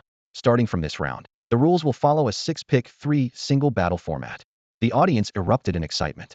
In previous matches, Li Chun had almost always relied on his Gyarados to take on 2 opponents single-handedly. Except for the battle against the Snorlax, he had emerged virtually unscathed every time. Fans eagerly anticipated whether he could continue his streak of miracles. Let me introduce the contestants, Nirvana continued. On this side, we have the biggest dark horse of the Little Dragon Phoenix Cup, the Gyarados specialist, Li Chun. And on the other side, we have Zhang Ziyan, a reserve member of the Egret Island University's varsity team, whose strength rivals that of their official players. Wearing the gleaming heart drop pendant, Li Chen stepped onto the battlefield. Opposite him, Zhang Ziyan appeared visibly nervous, bowing repeatedly as he said, "Hello, I'm Zhang Ziyan, a junior of Senior Sui. He mentioned you a few days ago. Please guide me." "Hello, let's have a great match," Li Chen replied simply. As the battle commenced, Zhang Ziyan threw out his pokeball. "Come forth, Garganacl." A towering, Tumtor-high Pokemon made of salt blocks materialized on the field, its square-shaped eyes fixed intently on its opponent. When Li Chen's Pokemon appeared, the crowd erupted in astonishment. It wasn't the Gyarados they had been expecting, but a massive bear-like Pokemon no one had seen before. Its fur was a mix of gray, black, and white, and it assumed a manta-style martial arts stance, exuding an unyielding, flowing aura like water. There it is. Li Chun has sent out the evolved form of Kubfu Urshifu. Nirvana's commentary sent waves of shock through the audience. The crowd buzzed with speculation. Kubfu can evolve. I thought it couldn't reach gym-level strength, let alone evolve. Li Chun is incredibly kept this hidden until now. Wait, wasn't Kubfu supposed to be restricted? The gaze of the user, Woody Gwiley 123, suddenly froze on the screen. As a trainer privy to insider information, he vividly remembered the recent relocation of the group of wild Kubfu to the Luda Island's secret realm. At this moment, the screen was focusing on the figure of Urshifu, making him slightly part his lips in astonishment, his eyes flashing with a trace of disbelief. No one was more shocked than Zhang Ziyan. He had been brimming with confidence, deliberately placing Garganacl in the leading position to counter the possibility of his opponent sending out a Gyarados. His strategy seemed flawless using the Salt Cure move. He might even catch his opponent off guard. However, to his surprise, Li Chun unexpectedly sent out the evolved form of Kubfu, Urshifu. Fighting type. Just hearing the name screams, fighting type. Zhang Ziyan thought with a sinking feeling. While he could switch Pokemon, doing so without knowing Urshifu's specific attributes would only put him in an even more disadvantageous position. Li Chun struck a pose, his movements mirroring Urshifu's, as if man and Pokemon had become one. "Surging strikes," he commanded. As the order was given, streams of water began to flow from Urshifu's gray-black shoulders, even forming a water film beneath its feet. Like an elegant ice skater, it dashed toward Garganacl, its swift and elusive footwork leaving its opponent dazzled. "Quick, use Salt Cure," Zhang Ziyan ordered urgently. He firmly believed that Garganacl, with its sturdy ability, could withstand a single hit and then drain Urshifu's stamina with Salt Cure. Yet reality dealt him a harsh blow. Garganacl raised its blocky arms, scattering coarse white salt into the air, which quickly solidified into chunks of salt rock. These spinning salt rocks attacked Urshifu from various angles, but every single one missed. Urshifu effortlessly dodged the assault and, with a fist surging with water, struck directly at Garganacl's face. Erg! With a roar, the first hit landed squarely on its critical point. "Now's your chance, Salt Cure," Zhang Ziyan shouted, but it was already too late. Urshifu moved with lightning speed, landing a powerful water-type elbow strike on its opponent's face, followed by a devastating kick that sent Garganacl crashing to the ground.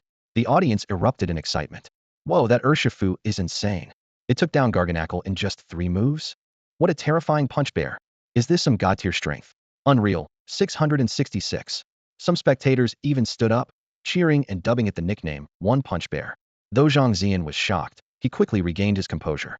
"It seems the opponent has a water attribute. My electric-type Pokemon will have the advantage." Without hesitation, he sent out Ampharos and commanded loudly, "Use Electro Web to control its speed. Don't let it get close." Li Chen simply snapped his fingers, pointing at Ampharos. "Urshifu, close the distance and use Surging Strikes." Fresh off its victory over Garganacl, Urshifu was full of fighting spirit, its earlier frustration at being benched completely gone. It keenly observed the trajectory of the Electro Web, pinpointing the optimal attack route. The surging water enveloping its body crackled ominously, a clear sign that this strike would be nothing short of devastating. The electric dragon's pupils widened in shock as it watched the martial bear master approach. The bubble-clad fist struck its abdomen with precision, and water instantly surged through its body, as if seeking its most vulnerable point.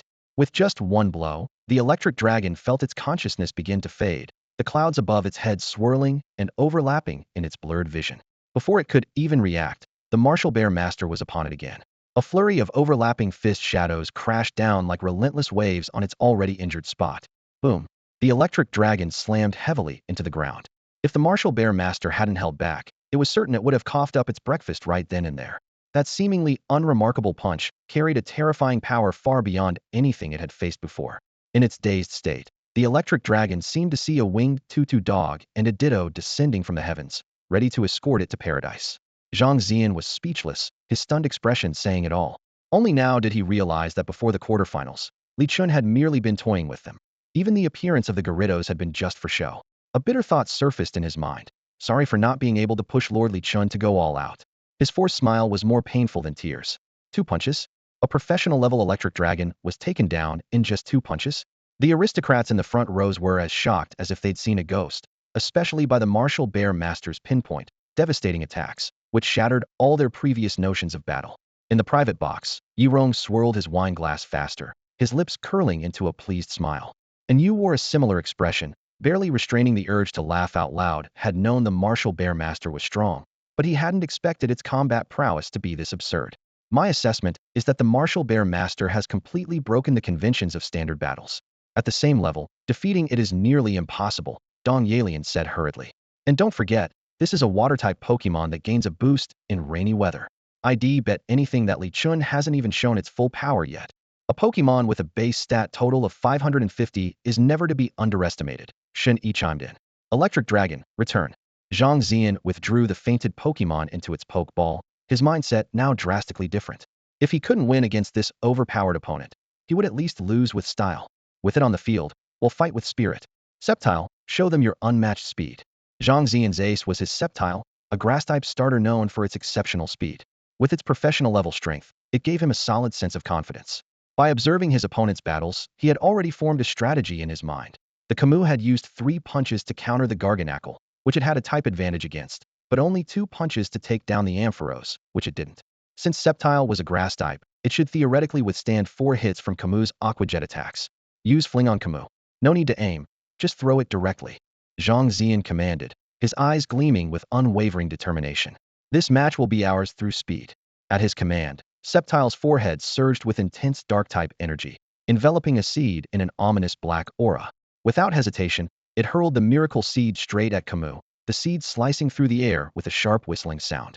Aqua Jet, Li Chun suddenly switched tactics, abandoning his previous strategy of continuous water-based strikes. Zhang Zian quickly analyzed Camus' attack trajectory, noting that while its general movement speed was unremarkable, the speed of its arm strikes was astonishing. Block it with Leaf Blade, Zhang Zian ordered decisively. Instantly, Sceptile extended glowing green blades from its wrists, their razor-sharp edges seemingly capable of slicing through space itself. However, Camus agilely pivoted with a sharp 90-degree turn, droplets of water splashing against the leaf blade. Sceptile, with its unburden ability activated, moved with even greater agility, seamlessly following up with a second leaf blade. But Li Chun smirked. Now, acrobatics. Camus abruptly cancelled its Aqua Jet, its entire body enveloped in a radiant white light. Like a swift swallow in flight, it glided effortlessly past Sceptile's consecutive attacks. Zhang Zian quickly adjusted his strategy. Use Protect to block it. Once its attack ends, hit it head-on with an energy ball. Sceptile planted its hands firmly on the ground, summoning a deep green energy shield around itself. Its gaze was defiant as it locked onto the approaching Camus. To Sceptile, no Pokemon of equal strength could break through Protect, and acrobatics was certainly not a move capable of bypassing its defense. But to everyone's astonishment, Camus shattered the energy shield with a single strike, delivering a devastating punch that sent the smug Sceptile flying across the battlefield. The Sceptile crashed heavily to the ground, losing consciousness. This astonishing scene caused the trainers in the audience to rise to their feet, with even Xian Chongqing widening her eyes in disbelief at what had just occurred. Urshifu had actually broken through Protect. The move Protect has always been hailed as the ultimate defensive technique, nearly impenetrable unless countered by specialized moves like Phantom Force or Feint. Yet at this moment, Urshifu effortlessly bypassed the defense, leaving the Sceptile boasting professional-level unburdened ability and elite-level speed without even a chance to counterattack. Holy crap! Everyone, stand up and welcome Urshifu's arrival. Chun Lurin shouted excitedly. Did it really just pierce through Protect? Invincible Macamp 123 exclaimed in disbelief. Rongqing's coach he gave a grave assessment. Terrifying. Even my Jengar might struggle to handle this. At Water City High School, Hyeoin watched Urshifu's performance and couldn't help but marvel at the potential of the younger generation. Meanwhile, Li Chen's classmates erupted into a chorus of astonished exclamations. They had always known that it was powerful even back when it was a Kubfu, but they hadn't expected it to become this overwhelmingly strong after evolving. The private box fell into silence except for Yu, who had already seen this before. For everyone else, it was their first time witnessing Urshifu's unseen fist ability in action. It wasn't just a simple breakthrough of Protect. It was as though that layer of defense didn't even exist, like tearing through a sheet of paper. What do you think the chances are of Li Chun winning the championship? Yian asked while looking at the match lineup. He had noticed a rookie in the lower bracket who specialized in a Sun team, featuring Magmortar, Charizard, and Ninetales. Dong Yalian glanced at Yi Yin and replied calmly, nearly 100%. That Sun Team player will be completely countered by Li Chun. As long as Gyarados sets up Rain Dance, the opponent is essentially done for. Yi Yin, recalling his own experience of being obliterated by Gyarados Waterfall in Rain Dance, unconsciously stroked his messy stubble. Dong Yalian thought to herself that once Rain Dance was activated, Duraludon could unleash 130 power moves and boost its special attack, making it an unstoppable force on the field. Not to mention Urshifu's surging strikes in the rain, which were devastatingly powerful. The match ended so quickly that the reporters hadn't even arrived before Li Chun moved on to another arena to scout out his next opponent. The intense battle between the Sunny Day team and the Sandstorm team was reaching its climax, drawing Li Chun to stop and watch. The situation on the field was clear. The Sandstorm team was down to their last Pokemon, a struggling Glisker, while the Sunny Day team still had both Ninetales and Charizard in play. The sunny weather had completely suppressed the sandstorm conditions. Charizard's trainer, Yin Xian, a prodigy on the reserve team of Ludao University, shared the elite ranks with Zhang Zian and was among the top contenders. With calm determination, he issued his command, Charizard, Flamethrower. In this battle, under the boost of the sunny weather, Charizard's tail flames surged, and as it soared into the air, it seemed to ignite a sea of fire. The fiery orange flames cascaded down like a waterfall, scorching the ground black wherever they touched. Glisker, relying on its agility, narrowly evaded the attack, but its signature moves were completely ineffective under these conditions. Even its Stone Edge attack disintegrated before the sunlight-enhanced Flamethrower. The Glisker trainer calculated silently. If they could hold out until Charizard's sunny weather boost expired, victory might still be possible.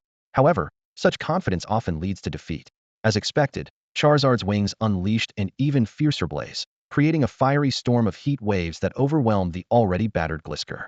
Against this relentless assault, even a fully healthy Glisker would struggle to endure, let alone one already pushed to its limits. In the end, Glisker fell, defeated. Li Chun quietly took note of the extraordinary Charizard, realizing it possessed far more than just standard fire-type moves. With thoughts of the upcoming semifinals, he left the scene. The next day, the semifinals arrived as scheduled. Li Chun's opponent was Xiaoyu, a trainer specializing in flying types.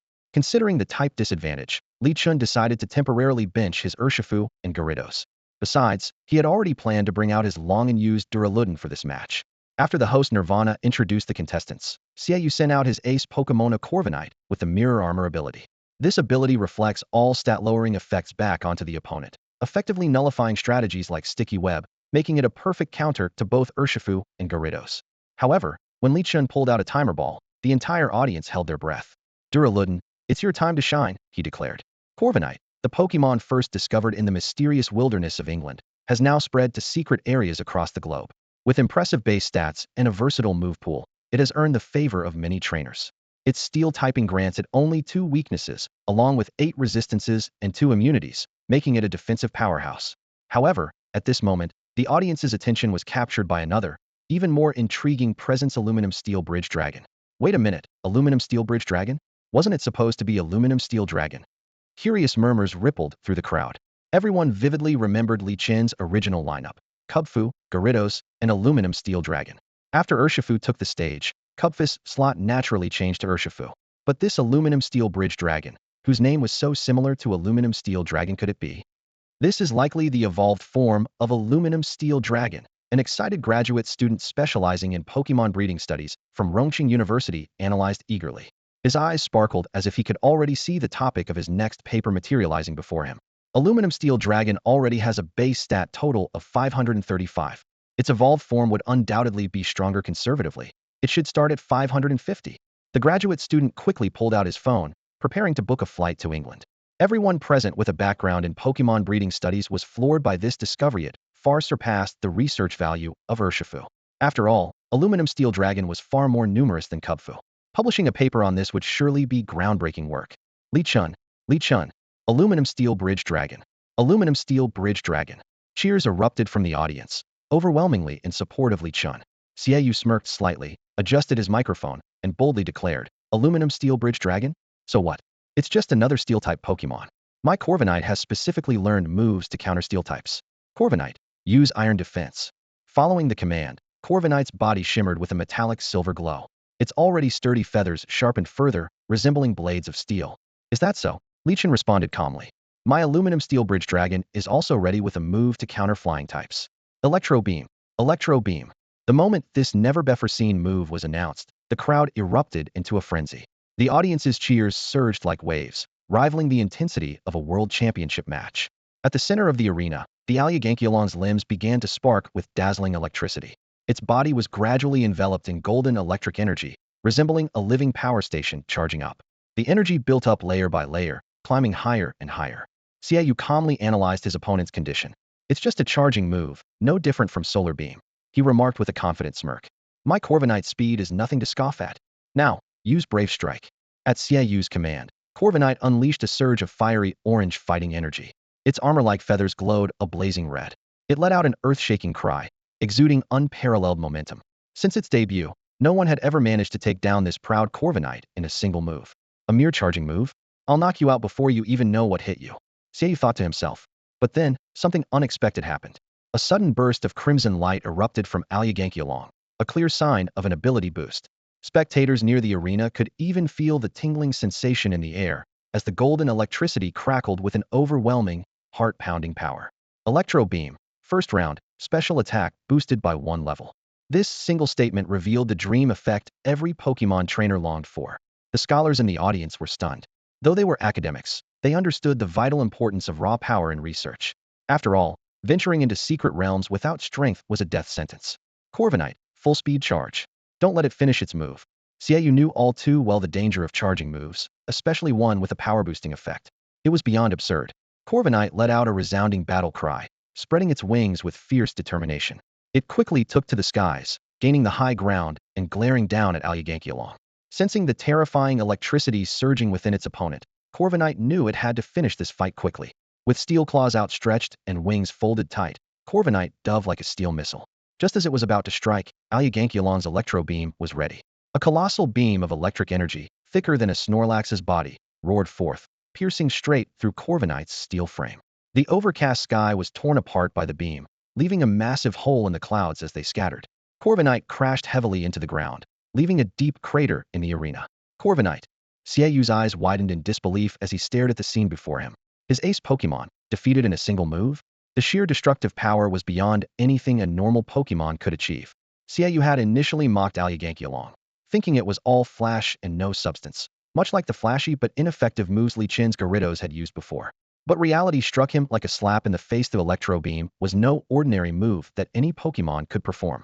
Steel Armor Crow, return. Xiaoyu's trembling voice carried disbelief as a beam of red light from the Pokeball recalled the fallen Steel Armor Crow. His palms were already damp with cold sweat, and with only 2 Pokemon left, he felt utterly powerless against the Celestial Bridge Dragon before him.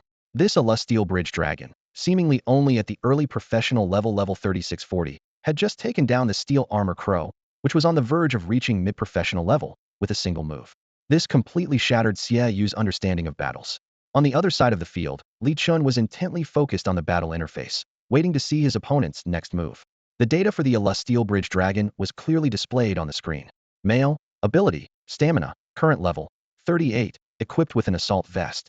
Its move set included powerful skills such as Thunder Beam, Dragon Pulse, and Aura Sphere. In just half a month, it had leveled up twice, an incredible rate of improvement. For most high school seniors, having a Pokemon reach level 20 was already considered the limit, yet Li Chun had shattered this norm. Xiaoyu stood on the battlefield, his mind swirling with confusion. He thought back to the confident trainers who had declared they would at least force Li Chun to lose one Pokemon. Even a skilled trainer like Wang Feng had only dared to challenge Li Chen's Gyarados. Now, as it was his turn to fight, Xiaoyu realized just how laughable those declarations were. Can I win? Xiaoyu asked himself with a bitter smile. One move to take down Steel Armor Crow, how am I supposed to fight that? In the spectator stands, Zhang Zian, a reserve team member from Luda University, calmly remarked, probably only Senior Su Yi has the strength to take him on. Watching the main team members of Luda University fall one after another, his words reflected everyone's concern. If their university's freshman team couldn't compete with a high school senior, it would surely become a laughingstock among other top universities. Meanwhile, private suites at major universities were also closely watching the match. The president of Rongqing University turned to Professor Lin Gully, who had been hired at a high salary. Professor Gully, what's your take on this? My assessment is straightforward, Professor Lin Gully said thoughtfully. The Martial Bear Master and a Celestial Bridge Dragon are both extraordinarily rare and powerful Pokemon. For Li Chun to possess both is as valuable as Liu Bei acquiring Zhuge Liang and Pang Tong in ancient strategy. As a professor specializing in battle strategies, Lin Gully had deep insights into the potential impact these two Pokemon could have on competitive battling. If there's a single most powerful skill in battle, it's Protect. And the Martial Bear Master can counter Protect. This alone makes it stand out far above other Pokemon, he explained. When the conversation turned to the Celestial Bridge Dragon on the battlefield, a glimmer of amazement appeared in Lin Gully's eyes. As a gym-level trainer, he had long heard of this Pokemon's extraordinary potential. A base stat total of 600, comparable to late-blooming Pokemon that typically evolve around mid to late professional levels, level 45 or so. Even more astonishing was that its pre-evolution, Celestial Dragon, already boasted a base stat total of 535, completing its evolution at an early professional level. Such innate talent was truly remarkable. The battle on the field continued, with everyone holding their breath, awaiting the next thrilling moment in this intense match. Altaria, show that non-flying Duraludon what it truly means to be a flying-type Pokemon with your proudest move. Xiaoyu forced himself to calm down, recalling the previous battle. The close combat tactics of Corviknight had given Duraludon an opening, but this time would be different. Altaria excelled at long-range combat, which was the key to victory. On the other side of the battlefield, Duraludon wore an unexpected smile. It was a smile filled with fighting spirit, rooted in its deep connection with Altaria's kind during its time in the Secret Realm. It intended to repay the care it had once received from the elder Altarius through this battle. High above, Altaria was momentarily shaken by that eerie grin. The combination of its crooked smirk and its metallic face added an unsettling, almost Urban Legend-like vibe to the Pokemon battle. Big brother Duraludon, please go easy on me. Altaria silently prayed in its heart. Altaria, don't fear it. Xiaoyu's shout pierced through the air. Use Dragon Pulse on it. A faint dragon's roar echoed as a pinkish-purple energy orb formed in Altaria's mouth, transforming into a dragon-shaped beam that shot downward. However, Li Chun remained calm as he gave his command, while counter with Dragon Pulse as well. In his eyes, this semi-final match was far less thrilling than the Gyarados battle earlier. The energy beam forming above Duraludon's head was far more concentrated than its opponent's. When the two Dragon Pulses collided, Duraludon's attack, like a colossal, devouring dragon, instantly overwhelmed Altaria's beam and struck straight through its body with overwhelming force. Li Chun narrowed his eyes, using Aura to confirm the situation. It was clear he had overthought the outcome under boosted special attack conditions.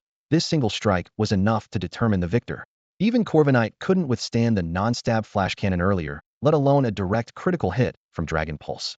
Watching Xiaoyu's dazed expression from the sidelines, Zhang Ziyan muttered under his breath, hoping Xiaoyu's resilience wasn't worse than his own.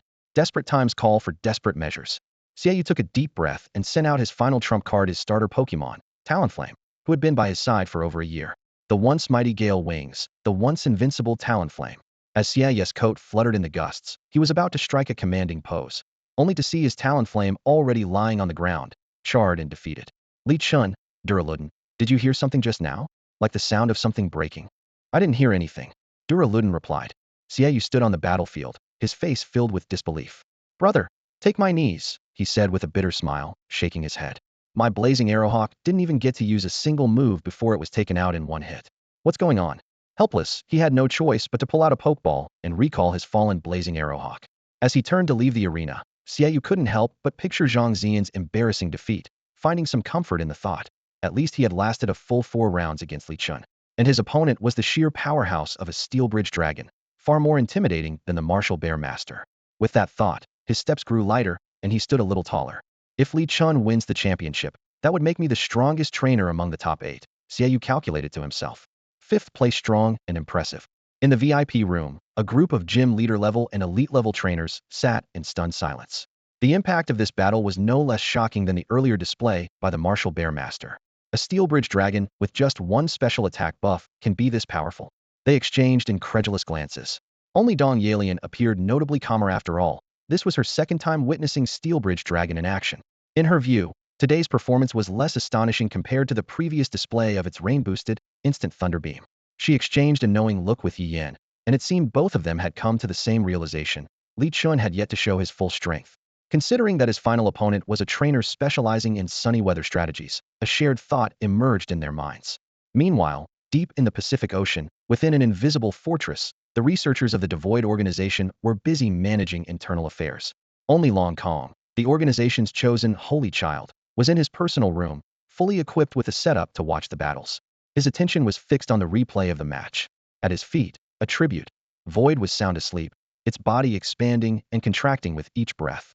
Unbelievable, Long Kong exclaimed, slapping Attribute Void awake in his excitement. That kid's Martial Bear apprentice is truly one of a kind that can evolve. And that Steel Bridge Dragon, it can evolve too. In the words of Huagua, this is absolutely terrifying. As the holy child of Devoid, Long Kong possessed only one man-made Pokemon, Attribute Void. Though the organization was studying the fragments of the Oblivion Abyss to unlock its full potential, he knew that having just one divine Pokemon was far from enough. Li Chen's Martial Bear Master was clearly a legendary Pokemon. Its displayed power far beyond that of ordinary Pokemon. Even the mighty Steel Bridge Dragon couldn't compare. The gap in strength between young, skilled Pokemon and legendary Pokemon was as vast as a chasm. Long Kong sifted through the materials collected within the Annihilation Realm, his gaze lingering on the pages that detailed the intricate process of creating legendary Pokemon. He couldn't help but marvel at how the emergence of the attribute Void marked the dawn of a new era, with the arrival of Urshifu pushing this transformation to its peak.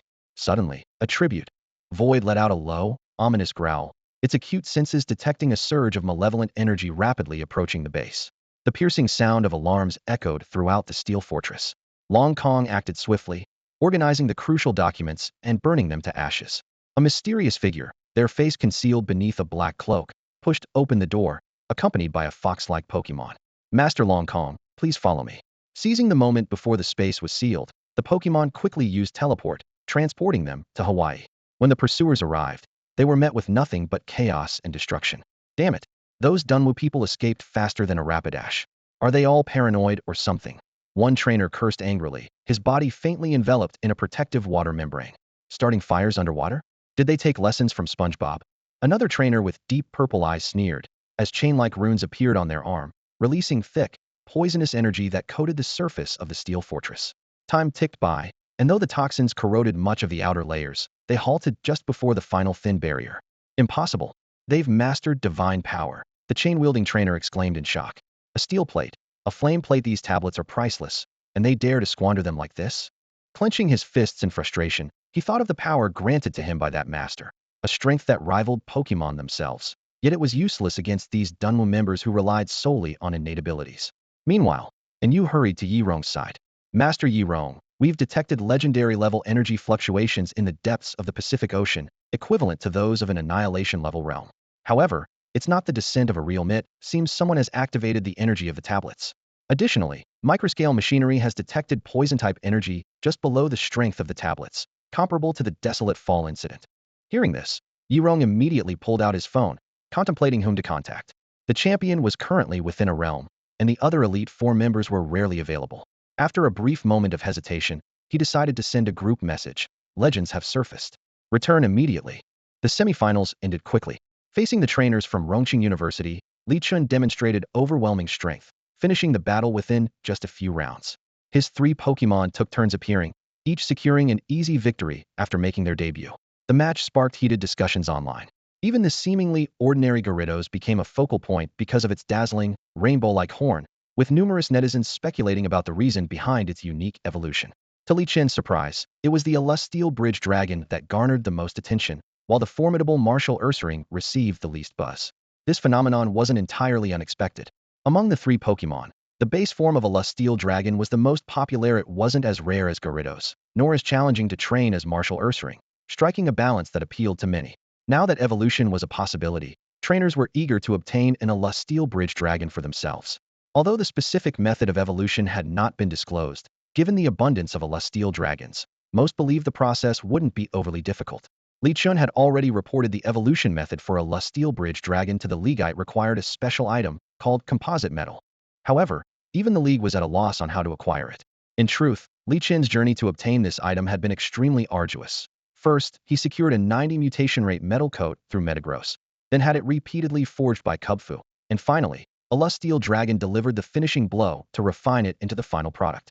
As the finals approached, Li Chun was summoned to a private room. Upon entering, he saw Yirong and Yu, the so-called Golden Duo, waiting for him. Taking a seat on the sofa, Li Chun observed the 2 high-ranking League officials, whose cheerful demeanor seemed to completely defy the dignified image expected of gym leaders or elite trainers. Instead, they looked more like uncles trying to bribe a child with candy. Ahem, Li Chun. And you, the fire-type specialist, began. Do you know why we called you here? Li Chun shook his head. To be honest, I have no idea. But I assume it's something important. Exactly. Yi Rong confirmed with a nod, then turned on a projector. The screen displayed images of the forest of Minlong, now blanketed in snow. Once lush and green, the forest was now a wintry expanse, where ice-type Pokemon stood in stark contrast to the native bug and grass types.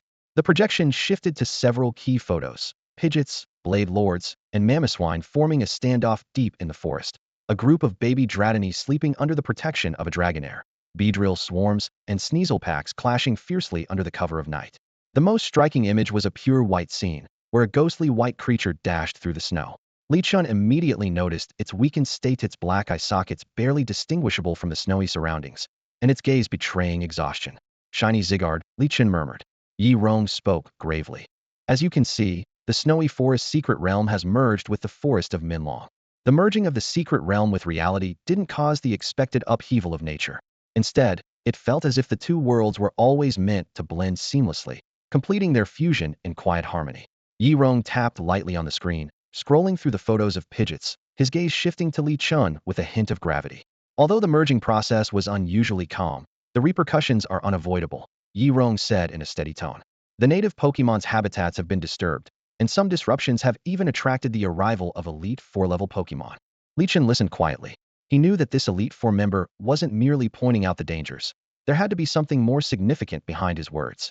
Seeing the understanding in Li Chun's expression, Yi Rong's lips curved into a faint smile. It seems you've already figured it out. Let's get straight to the point. He navigated back to the photo gallery and opened an image of Zygarde. This Pokemon usually appears in its core form, resembling a small worm basking in the sun. While it's at an elite level, its combat capabilities are minimal. However, once it transforms into its dog-like for me, its power ascends to gym leader level, capable of rivaling Elite Four members. Yi Rong paused before continuing. According to the Pidgeots in Minlong Forest, it has an even more powerful for me. In this state, it can compete with champion-level Pokemon without falling behind, though it currently cannot transform into that form. You possess the power of Aura, Yi Rong said, locking eyes with Li Chun. I hope you can represent the League and head to Minlong Forest after the Xiaolong Phone Cup to locate this Pokemon. Regardless of the outcome, the League will cover all your expenses for the search. Li Chun's eyes lit up instantly. This was a rare, fully funded mission where all resources would be reimbursed. However, he quickly recalled that his Pokemon were only at the professional level, while Zygarde's dog for me was already at the gym leader level. The disparity was significant. Although he had Latias as his trump card, it was a secret he couldn't reveal to anyone, not even to Xian Yong's family, who were closest to him. Don't worry, Yi Rong said, brushing some dust off Li Chun's shoulder. We've considered everything. Your Pidgeotto carries an energy aura from the Pidgeots of Minlong Forest. With this connection, they won't attack you recklessly. While Li Chun still couldn't be certain whether Zygarde would suddenly become hostile, he mused silently. With the power of Aura in his possession, the shiny Zygarde shouldn't be too aggressive toward him. This would be his first attempt to use Aura power to communicate with a legendary Pokemon, and he hoped it would help Zygarde lower its guard and allow for a meaningful discussion. All right, they'll take on this mission, Li Chun said, his eyes sparkling with anticipation. But could I get some support first? His money-minded expression made Yi Rong chuckle. You little rascal. All right, you can request resources worth up to 1 million. Consider it covered by the League today. With a snap of his fingers, the screen switched to display the League's resource inventory. Let me see. Li Chun's eyes darted across the list quickly. Dragon, Steel, Water, Dark, Fighting, Bug, Ground, Psychic, Flying, Fire, and Normal. Give me a few energy gems for each of these types. The request left Yi Rong momentarily speechless, and Yu, standing nearby, stared at Li Chun in shock. There are only 18 types in total, and you're asking for 11 of them right off the bat. Why not just ask for all of them? You don't understand. Li Chun defended himself confidently. I'm actually a collector. Stocking up on energy gems might save my life one day. Oh, and I heard there are Ice-type Pokemon in Minlong Forest now. Add some Ice-type gems to the list too. In the end, Li Chun reluctantly exchanged for the all-attribute gems. As soon as he got them, Pidgeotto snatched a flying gem at lightning speed.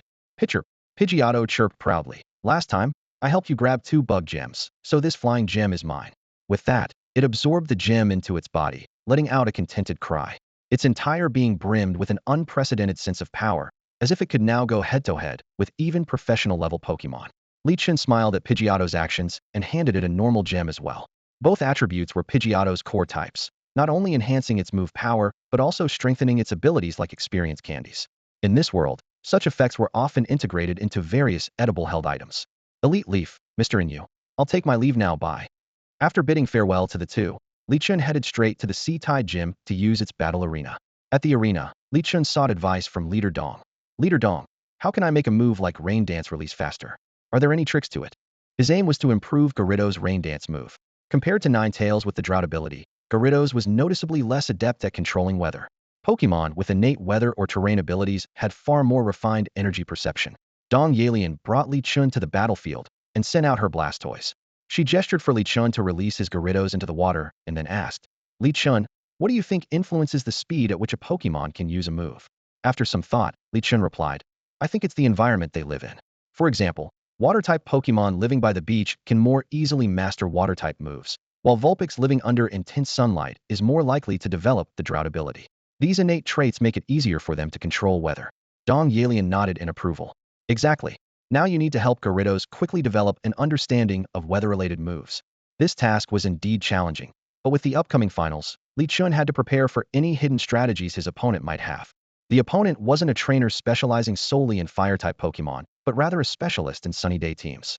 Li Chun's eyes grew serious as he calculated the characteristics of his opponent. A Sunny Day team doesn't just include fire-type as it also features grass types adept at utilizing sunlight, and even Pokemon capable of moves like Solar Beam and Solar Blade, making their tactics unpredictable and diverse. Gyarados, Blastoise. Li Chun called out to his two Pokemon. Let's work on speeding up your Rain Dance execution. Then, shifting his gaze to the other side of the field, he addressed his Kubfu and Duraludon. You too. It's time to start your special training as well. Li Chun brought the Baron Dragon duo to the center of the field, assigning them a focused yet fundamental training regimen honing their mastery of existing moves, with an emphasis on improving their speed of execution. Despite being at a disadvantage in both level and numbers, and being unsure of the opponent's true strength, there was no time to waste in these final moments of preparation. The quick victories of earlier rounds had almost lulled him into complacency, which was a dangerous mindset. A steady, methodical approach was the key to victory. The night of the finals arrived as scheduled. With stirring background music playing, Li Chun and Yan Xian entered the arena one after the other. This was not only the ultimate showdown of the provincial Little Dragon and Phoenix Cup, but also the decisive battle leading to the Dragon and Phoenix Cup. The moment for champions to emerge had finally come. Good evening, everyone. I'm Nirvana, your host for tonight. A booming voice pierced through the night. It's my honor to present the finals of the Little Dragon and Phoenix Cup. To help new viewers get to know our finalists, allow me to give a brief introduction. With a snap of Nirvana's fingers, a spotlight illuminated Yan Xian. The young man flashed a radiant smile, his confidence shining as bright as the sun. Yan Xian, a reserve team member of Ludao University, also known as the Sunny Beast. Famous for his weather-based strategies, countless opponents have fallen to his relentless sunny day assaults. Another crisp snap, and the spotlight shifted to Li Chun. All eyes turned toward him, and the tension in the stadium spiked. Li Chun, a senior at Water City High School. He is known for overwhelming his opponents with sheer force, often defeating them with a single Pokemon unless he voluntarily switches. Nirvana's introduction sparked waves of astonished murmurs among the audience, especially those watching for the first time. Li Chun's reputation as a prodigy from the Min Province Division had preceded him, and now they finally had the chance to witness him in action. Not only were the live spectators captivated, but even some of the senior figures at the Capital League headquarters had tuned in to the Min Province Division's broadcast to catch a glimpse of this rising star. Nice to meet you. I'm Yan Xian. The blonde-haired boy spoke with a confident smile, his words tinged with pride. Tonight, I'll craft an unprecedented battle using my sunny day strategy. As someone aspiring to shine as brightly as the sun itself, he vowed to light up this dark night with brilliance akin to daylight, delivering an unforgettable spectacle for the audience. Li Chun rested one hand on his hip while casually tossing and catching a lure ball with the other. In response to Yan Xian's bold declaration, he simply gave a faint smile. I'll be watching. With the sound of Nirvana's whistle, the finals of the Little Dragon and Phoenix Cup officially began. Lure balls and pokeballs arced through the night sky simultaneously, releasing Gyarados and Ninetales into the center of the field. Ninetales' arrival seemed to bring a touch of light to the dark night, as a glowing energy sun slowly rose, dispelling the surrounding gloom. The elegant Firefox stood tall and proud, its 9 tails raised high. Its eyes gleamed with arrogance, and the corners of its mouth curled into a subtle smirk under the brilliance of sunny day. It shone magnificently against the backdrop of the dark night. The roar of battle, like a dragon's call, erupted from Gyarados' mouth, unleashing a sonic energy wave that pressed down on 9 tails as if it were tangible. Gyarados' ferocious and menacing presence immediately dominated the battlefield. 9 tails rose to the challenge, its 9 tails swaying gracefully in the wind while conjuring 9 ghostly blue flames. These spectral flames, known as will-o-wisps, floated eerily in the air. Sensing the threat, Gyarados swiftly ascended into the air, Its massive body twisted nimbly, and it began forming a giant water orb brimming with pure water-type energy in its mouth. The 9 will-o-wisps, like puppets under invisible control, moved unpredictably, gradually encircling Gyarados and forming a ghostly purple net. Whirlpool. Li Chen's voice rang clear through the amplifier. The concentrated water orb exploded with a thunderous crash, instantly creating a brilliant blue protective veil of water around Gyarados. Realizing the will-o-wisp tactic had been neutralized, Yanxian quickly adapted. Ninetales used Disable. Ninetales' eyes sharpened, and 2 beams of pure white energy, infused with normal-type power, shot out like swords toward the water veil. Now's the time. Gyarados, show them your new move. Though Li Chen's voice wasn't loud, his spirited command resonated with the audience. With a deafening roar, Gyarados burst through an opening in the water veil, soaring into the sky. The blue water shield rose with it, turning into a misty shroud that concealed Gyarados' movements. From within the mist, Gyarados launched multiple water orbs while whipping its tail to spread the water veil into a curtain that blanketed the entire sky. The night sky grew darker as raindrops began to fall sporadically. The sudden shift from clear skies to rain made Yanxian realize Li Chen's strategy for having Gyarados take to the air at the start of the battle. Ninetales, quickly change the weather, he urged. Ninetales raised its tails high, the tips of all 9 glowing intensely as they converged into an energy sun. Gyarados, counter Ninetales' weather control with your own understanding of weather tactics. Li Chen refrained from giving specific instructions, relying on their bond instead. Gyarados surged forward, water rippling around its body as it shot toward Ninetales like a cannonball. When the energy sun and Gyarados collided, the water evaporated instantly. Yet, to everyone's astonishment, Gyarados absorbed the energy sphere into its body. Its scales began to shimmer with specks of light, gradually intensifying as its energy boiled over. The fiery red blaze gradually shifted to a golden hue, with the intense heat crackling through the air. High above, Gyarados unleashed its terrifying, reckless abandon move. Fortunately, it was far enough from the ground. Otherwise, the audience would have been scorched by the overwhelming heat. After its previous waterfall climb move was evaporated by the sunny weather, the power of this reckless abandon attack was doubled. With the sun's boost, its total power reached an astonishing 225 points, even surpassing the fire-type ultimate move Flare Blitz. The golden flames painted the sky red, resembling a meteor plummeting to the earth. Under the night sky of Luda Island, this spectacular scene captured everyone's attention. As the fiery meteor approached, Ninetales felt an unprecedented sense of pressure, its legs seemingly rooted to the ground. Ironically, Gyarados had utilized the sunny weather created by Ninetales to amplify its own attack. What was meant to empower fire-type Pokemon had now become its advantage. At this moment, the question, who is the real fire-type Pokemon here, echoed repeatedly in Ninetales' mind. Yanxian, refusing to give up, shouted, use Flamethrower at full power. You're a fire-type Pokemon. You can take this hit. Ninetales raised its head proudly, letting out a determined Nyan, before unleashing a blazing orange stream of fire. The 2 flames collided fiercely in midair, but Gyarados' golden blaze quickly overpowered the flamethrower, slamming into Ninetales with tremendous force. A fire-type Pokemon being injured by a water-type Pokemon's fire attack. This ironic turn of events made Ninetales cry out in pain. Yet, despite its trembling body, it stood back up, its eyes burning with unyielding resolve. Roar! You're the gutsiest Ninetales I've ever seen. Gyarados praised sincerely. At that moment, torrential rain suddenly began to pour, shifting the weather to a downpour. Aqua Tail, Li Chen ordered calmly. Yanxian cursed under his breath and quickly recalled Ninetales, replacing it with his professional-grade Alolan Exeggutor.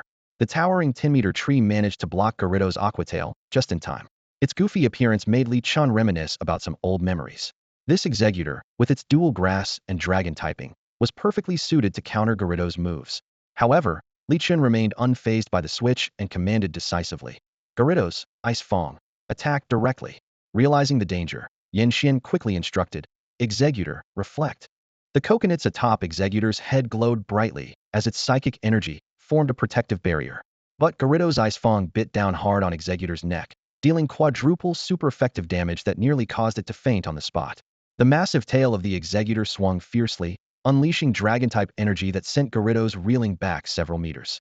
This dragon tail not only inflicted damage but also triggered a forced switch effect, compelling Gyarados to return to its Pokeball. In its place emerged Li Chen's Urshifu, who had been prepared and waiting for this very moment. For Li Chen, who only had 3 Pokemon in his roster, this random switch worked out perfectly by summoning Urshifu. Yanxian, seeing this unfold, breathed a sigh of relief. If any other Pokemon had been switched in, especially Duraludon, Exeggutor's moves would have been ineffective in causing meaningful damage. But now, as a Grass Dragon Dual-type Pokemon, Exeggutor could completely resist Urshifu's surging strikes with a quadruple resistance. At this moment, Yanxian felt genuinely grateful for choosing a Sunny Day team. A Sunny Day team is the true meta answer, he thought smugly to himself. Surging strikes. Li Chen calmly issued the command. This was a deliberate decision compared to Aerial Ace or Acrobatics, which would deal only half damage. Surging strikes provided the most optimal damage calculation. Yanxian couldn't help but chuckle.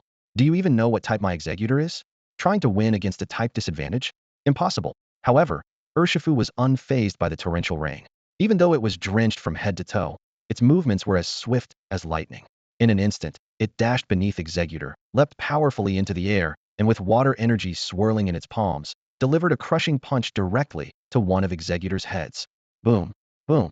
Two more heavy punches followed, striking the exact same spot with precision. Exeggutor collapsed to the ground, barely hanging on. Li Chen furrowed his brow. Just a bit more? His opponent's resilience was impressive, but victory was within reach. A single follow-up attack from Urshifu would surely finish the job. Just as Li Chen was about to command Brick Break, Yanxian resorted to a desperate move. Hypnosis. The coconuts on Exeggutor's tail began to sway, emitting hypnotic sound waves. However, this trick was quickly seen through by Li Chen, and Urshifu easily evaded the effects of hypnosis, its hands glowing with fighting energy. Brick Break. With a sound like shattering walls, the reflect barrier Exeggutor had set up earlier was destroyed. This strike not only broke through its defenses, but also rendered Exeggutor completely unable to battle. Yanxian had no choice but to pin his hopes on his remaining Pokemon. Return. It's your turn now. Yanxian released his Ninetales, whose drought ability immediately dispelled the rain and brought the blazing sun back to the sky. Urshifu's performance had been nothing short of extraordinary, taking down Exeggutor with just surging strikes and Brick Break. Of course, Garrido's earlier Ice Fang had also played a crucial role in paving the way for this victory. The audience couldn't determine exactly how much damage Urshifu had dealt, but taking down Exeggutor in just 2 moves was enough to prove its extraordinary strength. The combination of rain and rapid water-based attacks was truly overwhelming. Few Pokemon could withstand such a barrage. Shun Yi watched the battle unfold and couldn't help but gasp. The Exeggutor from Hawaii, which should have had a complete advantage over water types due to its grass typing, was rendered utterly helpless by Urshifu's moves. Its power was genuinely shocking. The Sunny Day team has been completely crushed by Li Chen. And you commented casually, leaning back in his seat while stirring his coffee. Look at the Pokemon Yanxian sent out. Did any of them pose a real threat to Li Chen? Aside from Reflect and Dragon Tail being marginally noteworthy, it was a one-sided domination. To these skilled trainers, what appeared to be an intense battle on the surface was, in reality, a lopsided affair. With one Pokemon defeated and another critically injured, the outcome was already clear. Yet Yanxian refused to give up. Ninetales, use Will-O-Wisp on Urshifu. Keep your distance and harass with ranged attacks. He knew that close combat Pokemon were most vulnerable to the burn status. If he could inflict it on Urshifu, the tide might turn in his favor. Jetstream. Li Chen commanded with just 2 words that immediately set off alarm bells in Yanxian's mind. Ninetales conjured 9 ghostly blue flames, each flickering unpredictably as they flew toward Urshifu. However, the water curtain created by Urshifu's Jetstream easily neutralized the Will-O-Wisps. Then, with a powerful charge, Urshifu slammed Ninetales against the arena wall. Its tails were left dusty and limp, rendering it unable to continue battling. With Exeggutor and Ninetales both defeated, Yanxian placed his final hopes on his ace Pokemon. He retrieved a Premier Ball. This was the first time Li Chen had seen an opponent use a specialty ball. Gallade, show everyone what it means to be the ace of the Sunny Day team. Make your mark. Yanxian originally wanted to say, show them how you win. But seeing that Li Chen still had 3 Pokemon left, he had to adjust his words. Although Sui had warned him not to clash head-in with such a powerful opponent, Yanxian firmly believed that if Gallade could successfully execute that one move, victory would be within reach. Gallade used Solar Blade. Yanxian shouted with determination. Yanxian had always kept a trump card hidden as Gallade. Unlike the Charizard that most people associated with him as his ace, he meticulously crafted a sunny weather team strategy for this very moment, aiming to unleash Gallade's devastating finishing move with perfection. Sunny Day, Sharpness, Solar Blade. Yanxian's eyes glimmered with unwavering confidence. This move wasn't chosen at random, had thoroughly analyzed Urshifu's dual fighting and water typing, which made it especially vulnerable to the grass-type Solar Blade. In this scenario, even if Urshifu used Detect, it wouldn't be able to fully escape such a swift and powerful assault. Gallade raised its arms high, its extendable elbows glowing brilliantly under the sunny weather, forming a radiant golden blade that seemed to pierce the heavens. Seeing that Li Chen had yet to issue any commands, Yanxian burst into triumphant laughter. Ha ha ha, scared aren't you? Let's see how you plan to defend against this. Even your surging strikes won't save you now. However, Li Qin's response caught everyone off guard. Urshifu, return. Duraludin, you're up. His gaze at Yan Xian carried a hint of amusement, as if he were watching an inexperienced novice. Yan Xian was left dumbfounded. His carefully planned fighting type duel had completely fallen apart. When Solar Blade struck, it indeed left a massive crack in the ground, but the Duraludin standing there remained entirely unscathed, as though it had merely been tickled. With its dual steel and dragon typing providing quadruple resistance, the Solar Blade, empowered by sunny weather, became nothing more than a joke. To make matters worse, it triggered Duraludin's stamina ability, further boosting its already formidable defense. Dragon Pulse, Li Qin commanded calmly. Duraludin, like a moving fortress, began to gather a violet-pink energy sphere in its mouth. With a thunderous roar, a spectral dragon projectile tore through Galade, sending it flying into the wall. If not for Galade's strong special defense, that attack alone might have decided the match. Galade, use Sacred Sword. Yan Xian shouted desperately, hoping to turn the tide with Sacred Sword's ability to bypass defensive stat boosts. Meteor Beam. Li Qin's mere 3 words sent shockwaves through the crowd. Even the gym-level trainers in the audience gasped audibly. The Dragon-type Meteor Beam was not only immensely powerful, but also notoriously difficult to master, renowned for its unparalleled ability to penetrate defenses. Dragon-type Pokemon hold a natural advantage in battles aside from Steel and Fairy types. Dragon moves can deal at least neutral damage to any other type. This incredible versatility is a key reason for their immense popularity. Among the many Dragon-type moves, Draco Meteor stands out as particularly unique. Its sheer power is unmatched, but it is incredibly difficult to master. Typically, only Dragon Pokemon of gym-level strength can learn it, and only after extensive observation of meteors in the night sky. Unless a Pokemon already proficient in the move is willing to teach it, mastering Draco Meteor is nearly impossible. Yet here and now, an Aluminum Ridge Dragon at merely professional level had already learned this devastating move. This could only mean that Li Qin had the backing of a gym-level Dragon-type Pokemon trainer. Training Dragon Pokemon requires far more resources than other types, and even the so-called disgrace of Dragonkind, the red-faced dragon, can achieve mid-tier strength with sufficient effort. Clearly, the presence of a gym-level trainer was behind such power. Many who had initially considered recruiting Li Qin quickly dismissed the idea upon realizing this. In the waiting room, a Latias sat leisurely, rocking her legs while cradling a Larvesta egg. Listening to Li Qin's commands from the battle arena, she flashed a playful grin, revealing her small, sharp teeth. Aluminum Ridge has a remarkable learning curve. Mastered Draco Meteor in just a few days, she said with a soft laugh. It was evident that this Latias had played a key role in the Aluminum Ridge Dragon's extraordinary growth. Aluminum Ridge. On the battlefield, the Aluminum Ridge Dragon fired a massive energy projectile into the sky, its orange glow radiating an overwhelming dragonic aura. As Galade charged forward with its enormous, brownish energy blade, the energy orb in the sky suddenly detonated with a deafening roar. In an instant, the dark night sky transformed into blinding daylight. Countless blazing meteors rained down like a storm, mercilessly bombarding the battlefield and leaving the once flat arena riddled with craters. Galade's movements were immediately hampered, forcing it to dodge the falling meteors while searching for an opening to attack. As a meteor bore down on it, Galade swung its blade-like arm, slicing the fiery projectile cleanly in half. But more fragments followed, cascading down in such a relentless torrent that it felt as if Galade were fighting an entire swarm of Pokemon. Under this unrelenting meteor barrage, Galade ultimately met its downfall. A burning meteor struck it squarely on the head, knocking it out instantly. In just 2 moves, the battle came to a decisive end. On the sidelines, Yan Xian's eye twitched uncontrollably.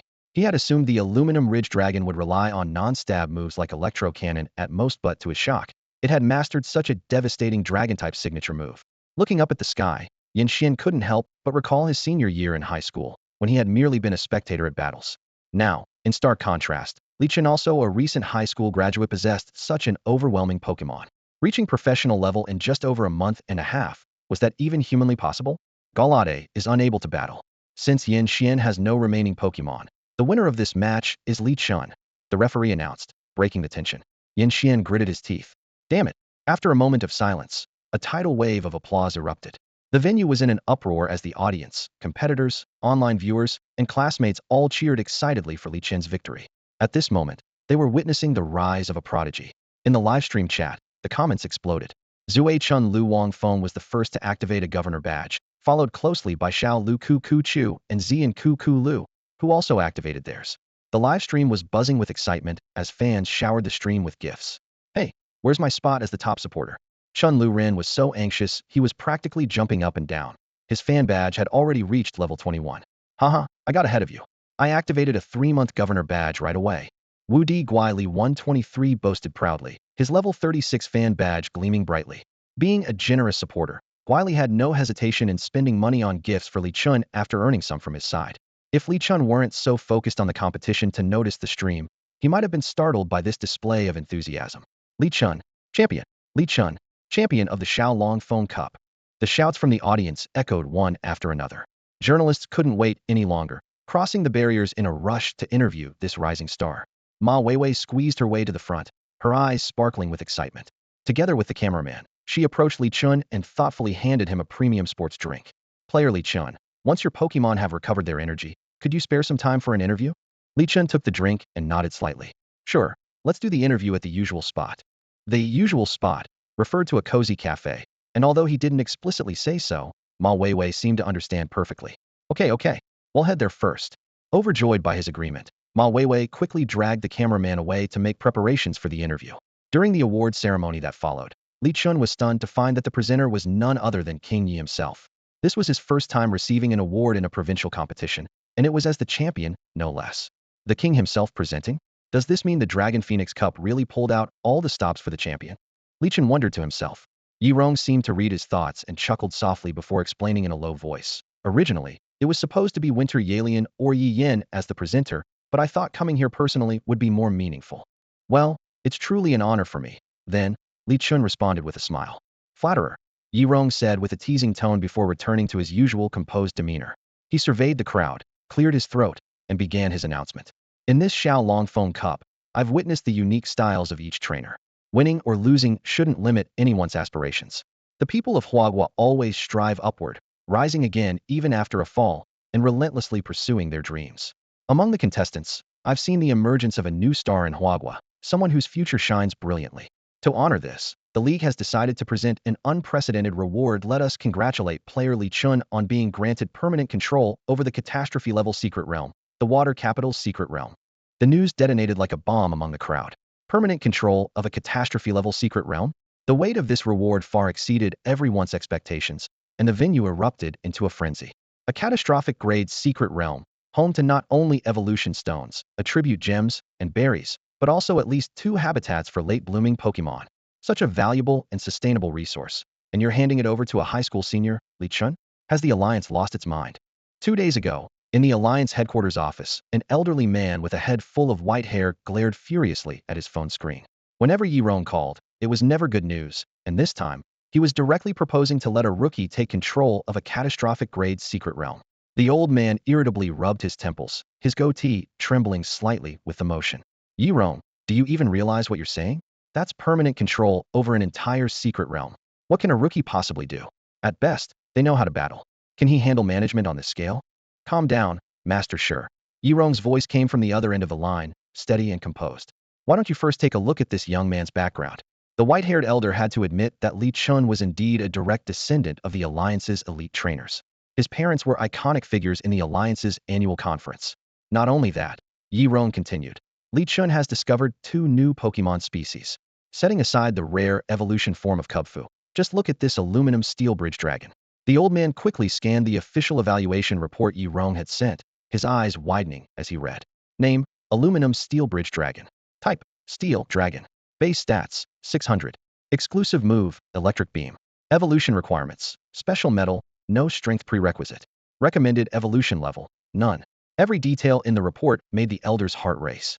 A base stat of 600, comparable to other late-blooming Pokemon, an excellent type combination, and an exclusive move.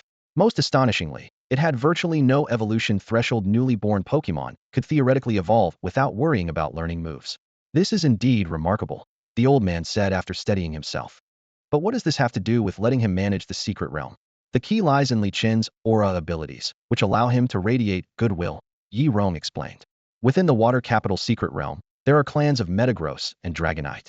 Li Chun has already established good relationships with them. This means at least 2 powerful groups are willing to cooperate with his management. If we were to send someone else, it could backfire.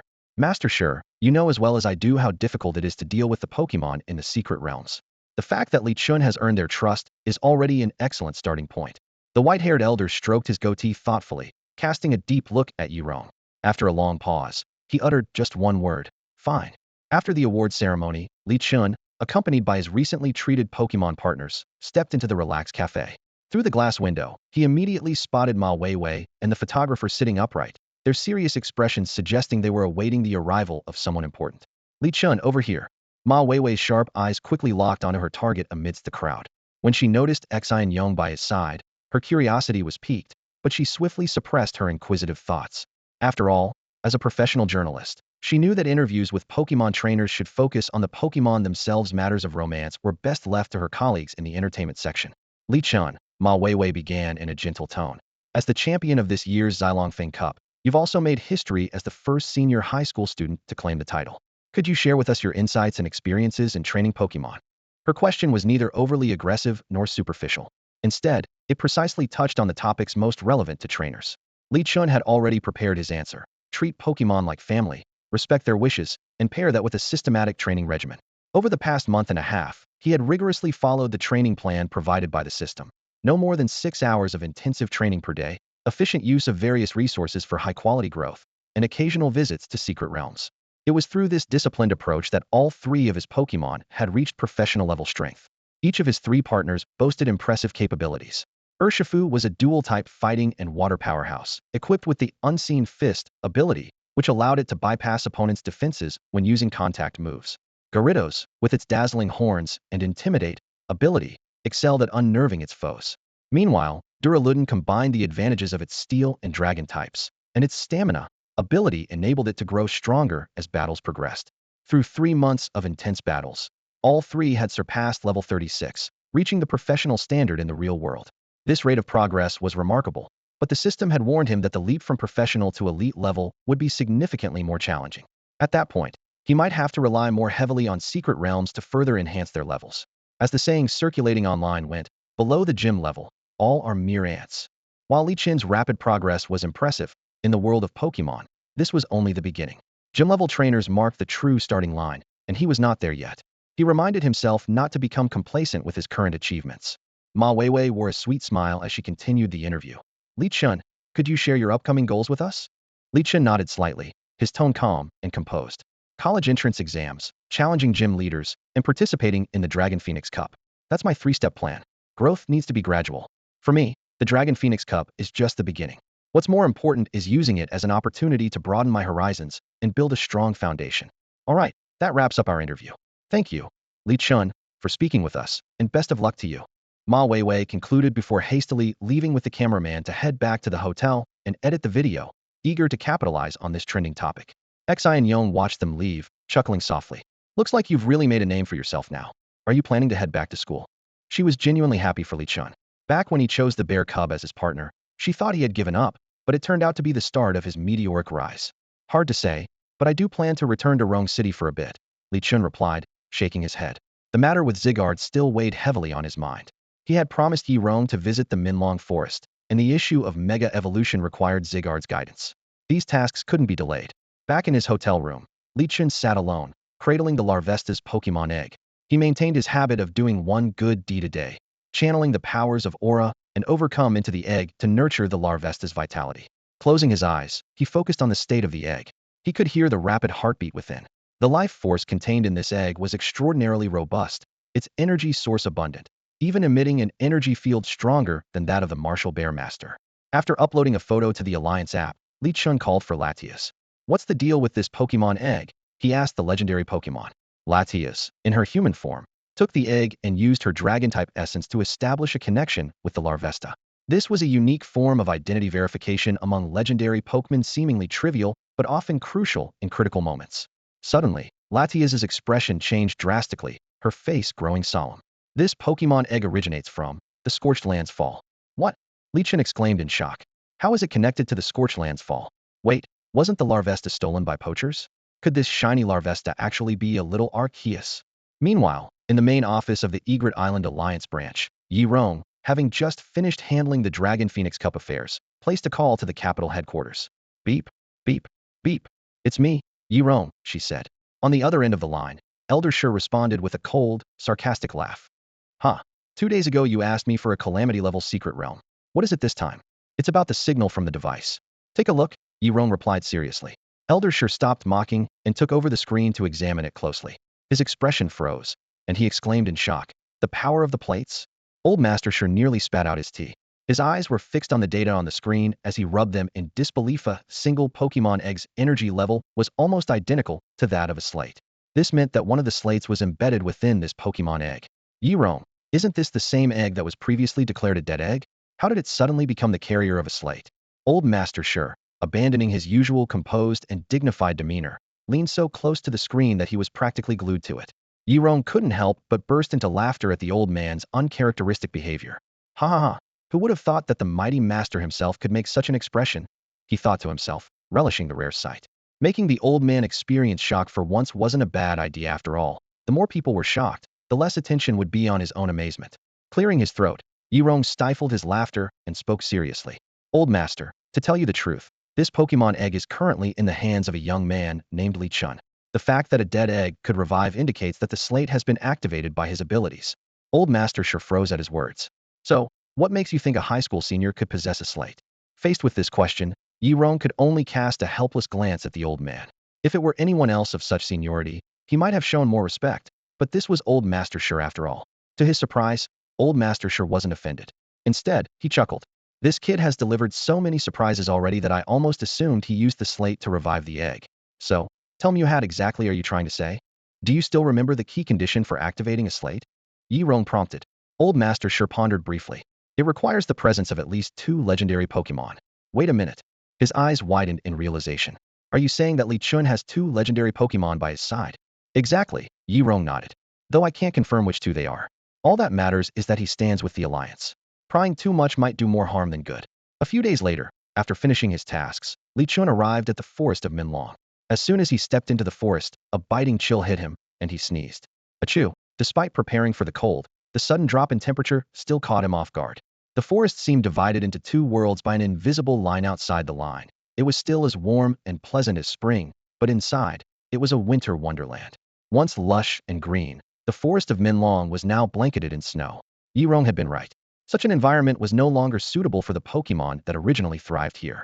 The once common grass and bug-type Pokemon were nowhere to be seen, leaving the entire forest in a chilling silence. Li Chun scanned his surroundings, noticing even the usually domineering Beedrill had vanished without a trace. The river was coated with a thick layer of ice, trapping the water-type Pokemon beneath its surface. What happened to this forest? Li Chun muttered, pulling his coat tighter against the biting cold. Pidgeotto, it's freezing here. You better keep me safe. Pidgeotto trembled in the icy wind, though it was fortunate to have Li Chun's power shielding it from the cold. Without it, the poor bird might have already turned into an ice statue.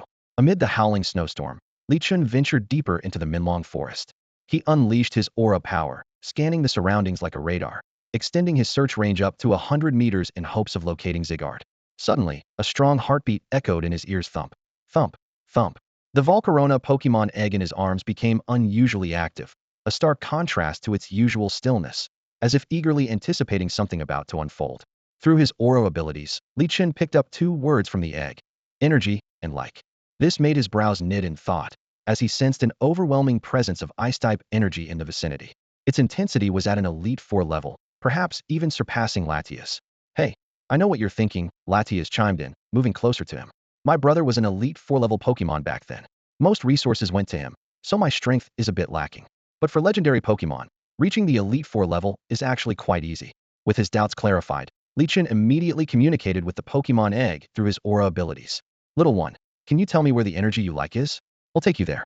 The egg remained silent for a few seconds before releasing a wave of gym-level energy. Dual fire and bug-type energy surged into the ground, awakening the dormant grass roots beneath the snow.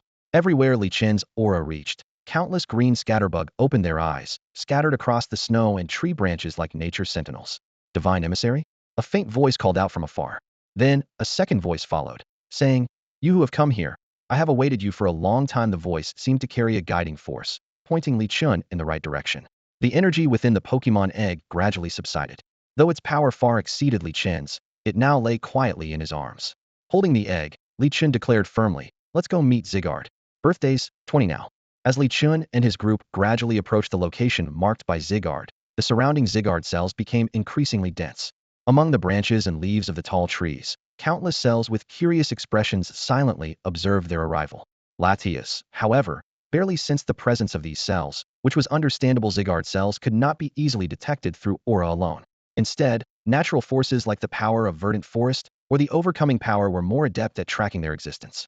This also explained why the moment Li Chun unleashed the overcoming power, the entire Minlong forest underwent a subtle transformation, a change only a true expert could perceive. Deep in the forest, atop a massive boulder, stood a Zygarde in its deep green slug-like form. Embedded in its abdomen was a vibrant red hexagonal core, and its slightly cartoonish eyes were fixed intently on Li Chun. This was Zygarde's core, but unlike the usual pale green, it displayed a rare alternate coloration. Divine Envoy, I greet you, Zygarde said respectfully, bowing slightly to Li Chun before leaping gracefully off the boulder. It moved closer to Latias, carefully examining her. Even though Latias had employed special means to remain semi-invisible, Zygarde locked onto her position immediately. You must be that little one's younger sister. Your brother once borrowed power from me before the secret realm was severed. Do not worry. I have no intention of reclaiming that power, Zygarde said in a tone as gentle as a wise elder. This opening statement both confirmed their connection and conveyed a sense of goodwill, as if to say, I am one of your own. My brother Latias placed a hand over her chest, her expression darkening as memories surfaced. That war had claimed the lives of many legendary beings, and even a powerful entity like Zygarde had not been spared. Latias could sense that the core in front of her retained less than 1/10 of its peak power. Even by mobilizing all the surrounding cells, it could only temporarily regain 10 of its former strength. War? Li Chun furrowed his brows in confusion. In his understanding, the secret realm had only merged with reality a century ago, and records of legendary Pokemon were extremely scarce. If there had been a war of such magnitude, it would surely have left its mark on history. No, not a war between us and you humans, but a war between us legends and forces beyond this world, Zygarde explained. It returned to the top of the boulder, gazing at the sky with a deep sorrow in its voice. It spoke words that struck a familiar chord with Li Chun. Even though the legends have long faded, please lead the new generation on a journey to rediscover the past. Many new legends have been born in this world, but we of the older generation have had our power greatly diminished. The peaks we once reached are now far beyond our grasp. Zygarde let out a self-deprecating laugh, then suddenly fixed its small, bead-like eyes on Li Chun, as if trying to peer into his very soul. Human, you are the divine envoy, the hope to lead the new generation. I trust you to rise again and fend off the invaders. The sudden weight of responsibility left Li Chun feeling immense pressure. It wasn't the burden itself that overwhelmed him, but the abruptness of the situation that caught him off guard. He pondered for a moment before raising his hand in a gesture of inquiry. Zygarde, may I ask you a question? Zygarde nodded slightly, signaling Li Chun to ask his question. What exactly is this external enemy? Li Chun asked straightforwardly. Fighting is one thing, but you need to know who you're up against. Know your enemy and know yourself, and you'll never lose a battle. Zygarde's gaze grew solemn. As it spoke, an unsettling picture unfolded in Li Chun's mind. The light of the sun and moon dimmed, darkness engulfing the earth, and everything heading toward destruction. Ultra Necrozma and Eternatus, Zygarde revealed, naming two fearsome entities. Li Chun quickly assessed the strength of both sides in his mind. On their side, there was a half-weakened Zygarde, a Latias not yet ascended to Elite Four status, himself still developing, an unevenly skilled alliance, the enigmatic Dunwu, and the dubious allegiance of the Divine Assembly. On the opposing side, there were only two Tier 1 legendary Pokemon, but they were enough to cause a headache. It's not that we can't win, Zygarde added, but it will be difficult. If we had enough time, it would be better. Otherwise, we'll have to take it one step at a time. And besides, those two have already descended. Li Chun recalled the devastation of scorched earth and falling ruins, suddenly thinking of a key figure. What about Reshiram? He remembered that the booklet from Longkong mentioned Reshiram once stood against Eternatus. It's in the same state as Zekromit's essence is severely damaged, Zygarde replied with a hint of regret. Currently, my two cores are located in Huagua and the United States. Back then, if not for the opponent's overwhelming strength and the secret realm's inability to withstand multiple legendaries descending, we wouldn't have been defeated one by one. Zygarde turned to Li Chun, its tone serious. The hope now lies with the new generation. You were chosen by that great one as a trainer, tasked with leading legendary Pokemon to fend off external threats. At that moment, the Pokemon egg suddenly began to shake violently. As Zygarde approached, the frequency of the egg's movements grew more intense. It gathered energy from the surrounding cells, injecting a thread of green life force, no larger than a pinky finger, into the egg. Thump, thump, a crisp sound echoed from within the egg. Li Chun felt a strong surge of bug and fire-type energy, as a fragment and a half of a stone tablet materialized in the air. It's about to hatch. Counting the days, the Pokemon egg had been in Li Chen's possession for less than a month. During this time, he, along with Martial Bear Master, Latias, and other Pokemon, diligently devoted 3 hours each day to nurturing the egg. However, the egg remained in a deep slumber, showing almost no signs of life apart from an occasional faint tremor during the nurturing process. Its internal energy seemed to be locked away, refusing to manifest. But now, as Zygarde appeared, the seemingly lifeless Pokemon egg suddenly sprang to life, releasing all its internal energy in a burst. This unexpected reaction was clearly an attempt to draw Zygarde's attention, especially after the latter had just unleashed its primal energy. That was a trace of my core energy, Zygarde explained weakly. It's one of the rare energies that can still be extracted from this forest. It can be used to restore the half-piece fire orb tablet within Volcarona's body. Zygarde continued. This Pokemon's hatching conditions are quite unique. Its internal energy must reach equilibrium before it can break out of its shell. While the energy you've infused has been helpful, it's still not enough. That's why I used my core energy to restore the tablet and provide the final boost it needed. Before Zygarde could finish speaking, a crisp cracking sound echoed from the egg. Streams of golden-white light seeped through the fissures. As the light faded, a unique Pokemon emerged before everyone. It resembled a larval moth, with bright green eyes and 5 curved, sunray-like protrusions around its head. Its body was supported by 3 pairs of black legs, with its upper half covered in pristine white fur, while its lower half was a rich brown. Where am I? Volcarona spoke softly, its antennae swaying gently as it curiously observed its surroundings. This single sentence left everyone present utterly stunned. Li Chun, Martial Bear Master, Gyarados, and Duraludon all widened their eyes in disbelief. A newly hatched Pokemon was communicating through telepathy. Li Chun immediately used the system to check Volcarona's data panel. Pokemon, Volcarona Shiny. Type, Bugfire. Gender, male. Ability, Flame Body 30 chance to cause a burn when hit by contact moves. Level, 1 Novice. Held items, Jade Bug Tablet, Fire Orb Tablet half piece. Moves, Ember, String Shot, Morning Sun, Absorb, Fire Blast, Psychic, Bug Buzz. Seeing this data, Li Chun was overjoyed. A newborn Pokemon already capable of using powerful moves like Fire Blast, Psychic, and Bug Buzz. Its talent was truly extraordinary. Hello, everyone. The little creature greeted the group warmly. The Scorching Worm glanced around at the Pokemon surrounding it, politely greeting each one. Facing this newly hatched little creature, Li Chun extended his hand and shook its tiny, stubby arm. Through this interaction, a preliminary bond was established between the human and the insect. Just then, a defiant laugh echoed from afar, carrying a sinister tone as it reverberated through the forest. Well, what a pleasant surprise. I've been searching high and low, and here you are, right in front of me. Ha ha. A figure gradually approached, and the ground began to quake, signaling the arrival of a massive Pokemon. The newcomer spoke, an alternate-colored Scorching Worm and an unidentified Whirlpool Pokemon. Young man, how about we each take one? I'm merely here on orders and have no intention of making this encounter too unpleasant for either of us. Li Chun reacted swiftly, scooping up the Scorching Worm in one arm, while Zygarde deftly leapt onto his shoulder. At the same time, Latias concealed itself beneath a tree, forming a semi-transparent energy sphere in its mouth. The sphere, shrouded in a faint, feathery glow, radiated pure psychic energy. In this day and age, who doesn't have a trump card up their sleeve? Li Chun murmured, his hand moving toward his waist, ready to press the emergency signal button given to him by Yi Rong. He was well aware that numerous gym-level trainers and 2 Elite Four members were on standby at the forest's edge. Suddenly, a boulder-like sphere covered in jagged rocks came hurtling through the air. Boom! Several large trees toppled over instantly, slowing the rock blast's momentum but failing to diminish its devastating force. Latias missed ball. Li Chun ordered decisively while shielding the Scorching Worm and dodging the attack.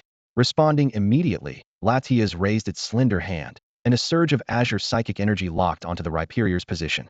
A series of mist balls shot forth in rapid succession, resembling the pattern of the Big Dipper. They struck the colossal Pokemon, forcing it to one knee. Wasting no time, Li Chun commanded, Dragon Pulse. Latias soared in low circles, its dragon's roar resounding through the forest, paralyzing the surrounding wild Pokemon with fear. A massive energy dragon surged forward, blasting a crater tens of meters wide into the ground. The compressed Dragon Pulse left Rhyperior dazed and bewildered. Wait, wasn't this supposed to be a test for rookies? What kind of Elite Four-level power is this? Forget this city life, I'm heading back to the countryside, the opponent muttered in disbelief. Meanwhile, just outside the Minlong Forest, Yi Rong, Shen Yi, Dong Yalian, Yi Yin, and Xi and Chongqing sat around a round table, watching everything unfold on a holographic screen. Their expressions were as if they had seen a ghost, and none of them dared to utter a single word. The sudden appearance of the red Pokemon was nothing short of shocking. With a single Dragon Pulse, it obliterated the highly advanced gym-level drone. Yi Yan watched the debris falling from the sky, his heart aching. That drone had been his trusty companion, upgraded alongside him from professional level all the way to gym level. He had even planned to enhance it further once he advanced to the rank of Elite Four. The strength displayed by the Pokemon behind Li Chun left everyone present in awe. Dong Yalian silently did some calculations. Even her Blastoise, under rain conditions and boosted by support skills from other Pokemon, would need to unleash its full Hydro Pump to achieve such destructive power. Yet, this red Pokemon had accomplished it effortlessly with just the residual force of its Dragon Pulse. Although Latias was technically at the gym level, as a legendary Pokemon, it inherently possessed the ability to challenge opponents beyond its level. Its strength was formidable enough to rival Elite Four-level trainers within the league. Yi Rong maintained a calm smile, appearing unsurprised by Latias's performance. He was just about to continue projecting this composed demeanor when Shun Yi bluntly called him out. "Hey, stop pretending. We're all trainers from Min Province who doesn't know who here." Exposed, Yi Rong could only offer an awkward smile before shifting his gaze toward the depths of the Minlong Forest. Now, with 3 legendary Pokemon standing on Li Chen's side, their power was undeniable. On the international stage, Elite Four-level Pokemon were regarded as strategic assets. Unless dealing with specific organizations, most nations agreed to restrict Pokemon battles abroad to gym-level Pokemon or below. Yi Rong quickly made a decision. Since it was clear that Li Chun was a nationally prioritized trainer, it wasn't appropriate to pry too much into his personal matters beyond essential questions about major issues. Rising to his feet, Yi Rong chose to leave first. As a seasoned trainer, he understood that as long as Li Chun didn't cause trouble for the nation, his unique status should remain low profile. This was his judgment as one of the top trainers in the country. Li Chun watched Yi Rong's departing figure, his brows slightly furrowed. The assailant vanished without a trace, their aura completely undetectable even to aura sensing. Li Chun silently gazed in the direction they disappeared, inwardly noting how effective teleport was for escaping. "Where to next?" asked Larvesta, perched on Li Chun's shoulder. Though only level 1, this newborn was filled with battle enthusiasm. Under the nurturing of Transcendence power and the visions appearing in its mind, its young spirit had already developed a sense of mission to protect the world. To fulfill this mission, increasing strength was crucial, and the fastest way to improve was through actual combat. The Min Dragon Forest, now merged with the Snow Secret Realm, was permeated with rich Ice-type energy. For a Fire-type Larvesta that had mastered Fire Blast, this was a perfect training ground. Pidgeotto disappeared after entering the forest. Li Chun pondered, deciding to search for both Pidgeotto and suitable opponents for Larvesta. Ice-type Pokemon were abundant in the forest, especially novice-level ones. Li Chun quickly found a level 5 Sneasel, its high attack but low defense making it an ideal opponent for Larvesta. "Hello, would you take this berry and serve as my Pokemon's training partner?" "Snee? Fight this newly hatched bug." Sneasel showed disdain but accepted the challenge. Larvesta cautiously crawled to the center of the field for its first battle. Its 5 horns simultaneously shot out intense flames, instantly melting the surrounding snowflakes and turning the ground's snow into puddles. Sneasel remained unfazed, drawing back its arms in a thrusting posture, sharp white claws gleaming coldly. "Little bug, let me show you what real battling is." "Fire Blast," Li Chun commanded decisively. Before Sneasel could react, Larvesta's 5 horns shot out golden flames that converged in the air to form a brilliant character. The intense heat forced watching Ice-type Pokemon to retreat, and even Sneasel felt dizzy. Boom. The fiery character carried immense energy as it crashed into Sneasel, completely engulfing it. When the flames dissipated, Sneasel was half kneeling, gasping heavily. Sneasel, I forfeit, any more, and I won't survive." Sneasel stared in terror at the tiny Larvesta. If not for the newborn's limited power, this attack could have been fatal. It had never encountered such a terrifying newborn Pokemon. No wonder it's the representative Pokemon of that great being Zygarde perched on Li Chen's shoulder, its tone filled with amazement. It gazed at the Larvesta before them. This Pokemon, which had hatched less than a day ago, was already able to unleash such a powerful move without holding back. The biting cold emanating from the attack sent a chill through Zygarde, who was severely weak to Ice-type moves, causing it to shiver and nearly lose its balance. Li Chun was equally stunned by the scene before him. He knew well that most Pokemon in their early stages of life struggled to master high-power moves. For instance, if it had been a newly hatched Charmander executing the flamethrower command he had just given, it would likely have drained all its energy in one use, let alone produce such an astonishing display of power. However, with the power boost from the Flame Plate, the Larvesta possessed energy reserves comparable to those of professional-level Pokemon. Although the move's power was slightly lacking, this gap would gradually close as its strength grew. By the end of the battle, the Larvesta's level had risen to 16, but from this point onward, its growth rate would begin to slow. Meanwhile, in a cave within the wishing realm of Hunan Province, Huaghua, a tense standoff was unfolding. Hey, why is this little bear of yours so disobedient? A man in a black robe stood in the dim cave, the chain-like runic patterns on his arm faintly glowing in the darkness. His speech carried a peculiar quirk now, unlike before. Just obediently tell me where your master is, and that'll be the end of it.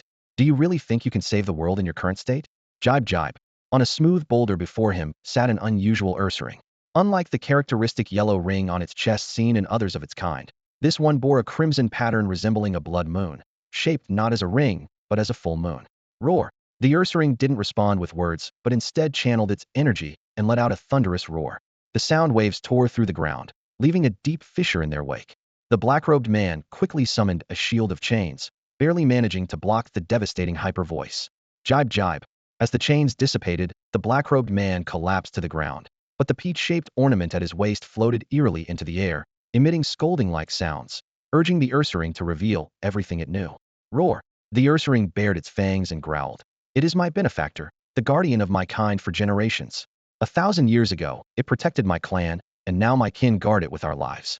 I will never reveal its whereabouts.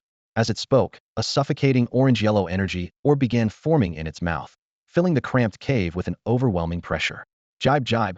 The peach Pokemon erupted in fury. You stubborn fool. This is all for world peace. Why does no one trust me? This world needs trust. The Ursaring's gaze sharpened, and without hesitation, it unleashed the terrifying beam straight at the enraged peach.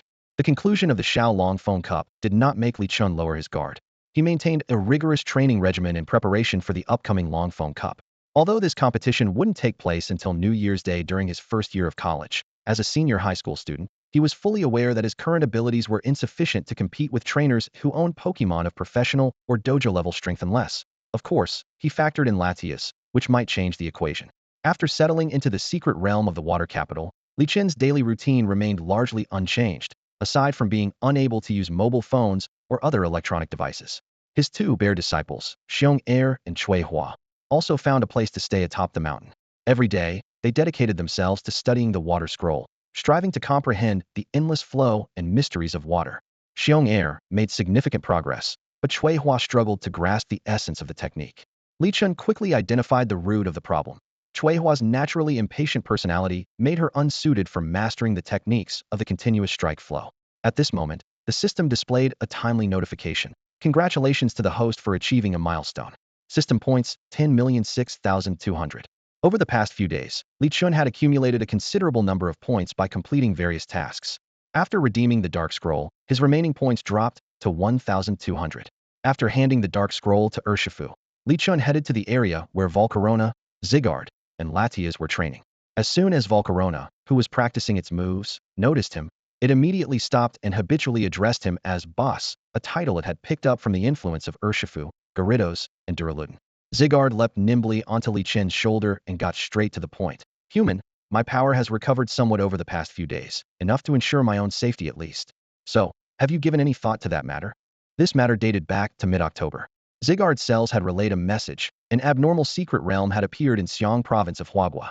The Pokemon there were extremely aggressive, relentlessly pursuing intruders for 12 hours a day, and only resting and eating during the remaining time.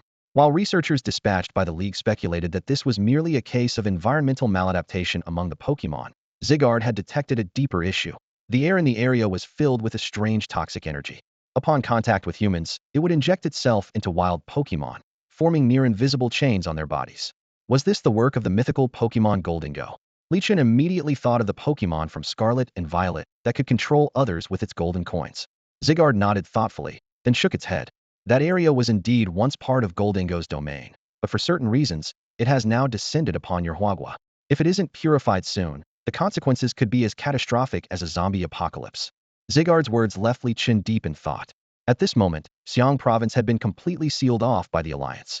Neither plane tickets nor train tickets were available for purchase, unless one could break through the blockade from the air using a flying-type Pokemon. Holding the Larvesta gently in his arms, Li Chun looked up at Zygarde perched on his shoulder and said, "Got it. Once we leave the secret realm, I'll go find Champion Yi and ask about the situation. I hope everyone's alright." Latias gracefully glided to Li Chun's side, her bright eyes blinking as she asked, "Hey, we haven't been to school in ages. Before heading to Xiong province, how about stopping by Rongqing for a visit?" She stretched lazily, clearly tired of the monotonous days spent in the secret realm. If I don't find something to do soon, I think I'm going to lose my fighting spirit. Li Chen nodded in agreement. As a student, going back to school did seem like a good idea. It was also a chance to introduce his new partner, Larvesta, to his classmates and showcase its strength. Since the conclusion of the Xilongfeng Cup, Li Chen's reputation at Shuida High School had soared to its peak. He had made history as the first high school student in Huagua's history to win the Xilongfeng Cup championship, a feat even the elite families from cities like Modu and Jingchang hadn't achieved. Most of them struggled to even make it into the top 8 during their high school years. In the classroom, Lin Lin was skillfully juggling 3 Pokeballs like a professional performer. Ever since he heard that Li Chun had captured his 4th Pokemon, Lin had ventured into his family's secret realm and caught 2 new partners, expanding his team to 3 ordinary-level Pokemon. Aside from Li Chun, Lin was confident no one could surpass his strength. Boss when are the participants for the 9-school joint exam arriving? My Ivysaur can't wait. Lin asked excitedly. Yewen responded with a trace of irritation. They'll be here in the afternoon. What's the rush? She frowned slightly, knowing how tough the competition was this year. Talented trainers who were rare in previous years seemed to have appeared in droves this time. In the face of such a high overall level, Lin's strength might only secure him an 8th-place position at best. She had tried to contact Li Chun but discovered that he was still in the secret realm, completely out of cell phone signal range. If he could make it back in time, he might serve as the team's ace in today's 9-school joint exam. As the afternoon approached, principals from various high schools arrived one after another with their participating students. Beyond showcasing their own skills, many were eager to catch a glimpse of the high school champion who had made history. Such an achievement was truly monumental and worthy of being recorded in the annals of history. The principal of Rongqing No. 1 High School walked briskly up to Principal Chen Feng of Shuiqing High School and warmly embraced him. Your school has produced the champion of the Xilongfeng Cup this year. I wonder if we less fortunate principals might have the privilege of meeting such a prodigious talent today, he said directly, steering the conversation toward Li Chun, his eyes gleaming with anticipation. The other principals nearby immediately turned their attention to the scene, each displaying a mix of expressions. Chen Feng knew exactly what they were thinking. They were all trying to poach talent.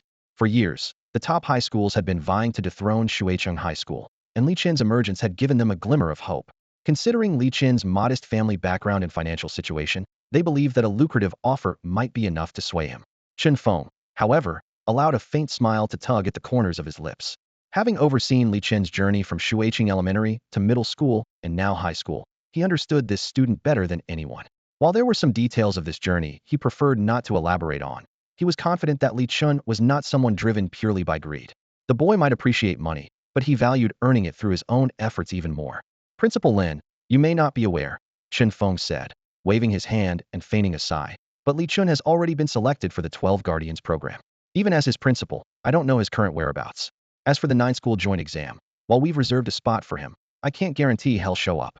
Hearing the implication of official backing in Chen Feng's words, Principal Lin's eyes flickered with understanding. Meanwhile, Li Chun was riding atop a Gyarados, traveling along the Ronglu Express line. This public route, designed specifically for flying-type Pokemon, was unusually quiet today, and by the halfway point, he found himself completely alone. The desolate road, devoid of any other figures, stood in stark contrast to its usual bustle. What puzzled him even more was the lack of response from Yi Rong to his messages, as if the entirety of Huagua had fallen into an eerie silence. Suddenly, a voice broke the stillness. Hey, human, do you desire power? A figure appeared out of thin air. His eyes glowed a deep purple, chain-like tattoos coiled around his arms, and peach-shaped runes marked his cheeks. Before Li Chun could respond, Zygarde leapt onto Gyarados' head, its surrounding cells surging as it shifted from its worm-like form into its Doberman-like Tenformy. Latias also materialized, her fiery red body shielding Li Chun as she formed a misty energy orb in front of her. Huagua is barely holding itself together. The newcomer sneered, his tone erratic. I just escaped that damned place. It was supposed to be under my control, but now it's polluted by other vile beings. Why can't anyone understand me? Jibe. Observing the man's unstable demeanor, Li Chun frowned. The peculiar catchphrase confirmed the man's identity. A member of the Divine Assembly, Tao Dailang? He asked. The trainer possessed by Tao Dailang let out a derisive laugh. Ha. I'm no ally of the Divine Assembly. If it weren't for the power they have that I need, I'd have wiped them out a long time ago. A bunch of scum bent on destroying the world, nothing more. Tao Dailang's words carried a clear implication of distancing itself from the divine beings. Hovering midair, it scanned the crowd with sharp eyes and explained, Zygarde is a legendary Pokemon, while I, like that master, belong to the category of mythical Pokemon. We each have our duties, and our understanding of one another is superficial at best.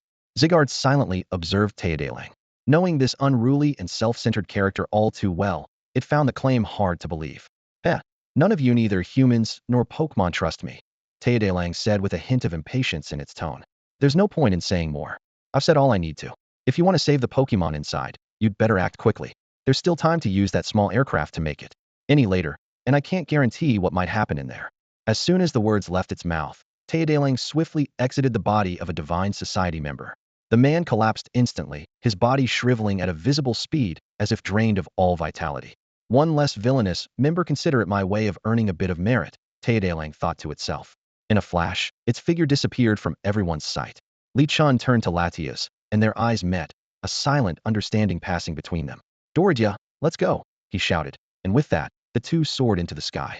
Meanwhile, in a forest park in Xiang province called Fianxi, the situation had become increasingly dire. Ever since the Wishful Realm descended, the League trainers stationed there had been in a state of anxious urgency. Based on past experiences, sending the League's top-tier trainers into the realm would usually suffice to subdue its leader and establish a mutually beneficial agreement. However, this time was different.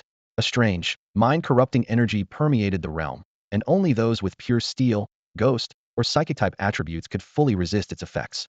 Unfortunately, the nation's Elite Four trainers specializing in these types were all unable to reach Xiang province due to various reasons.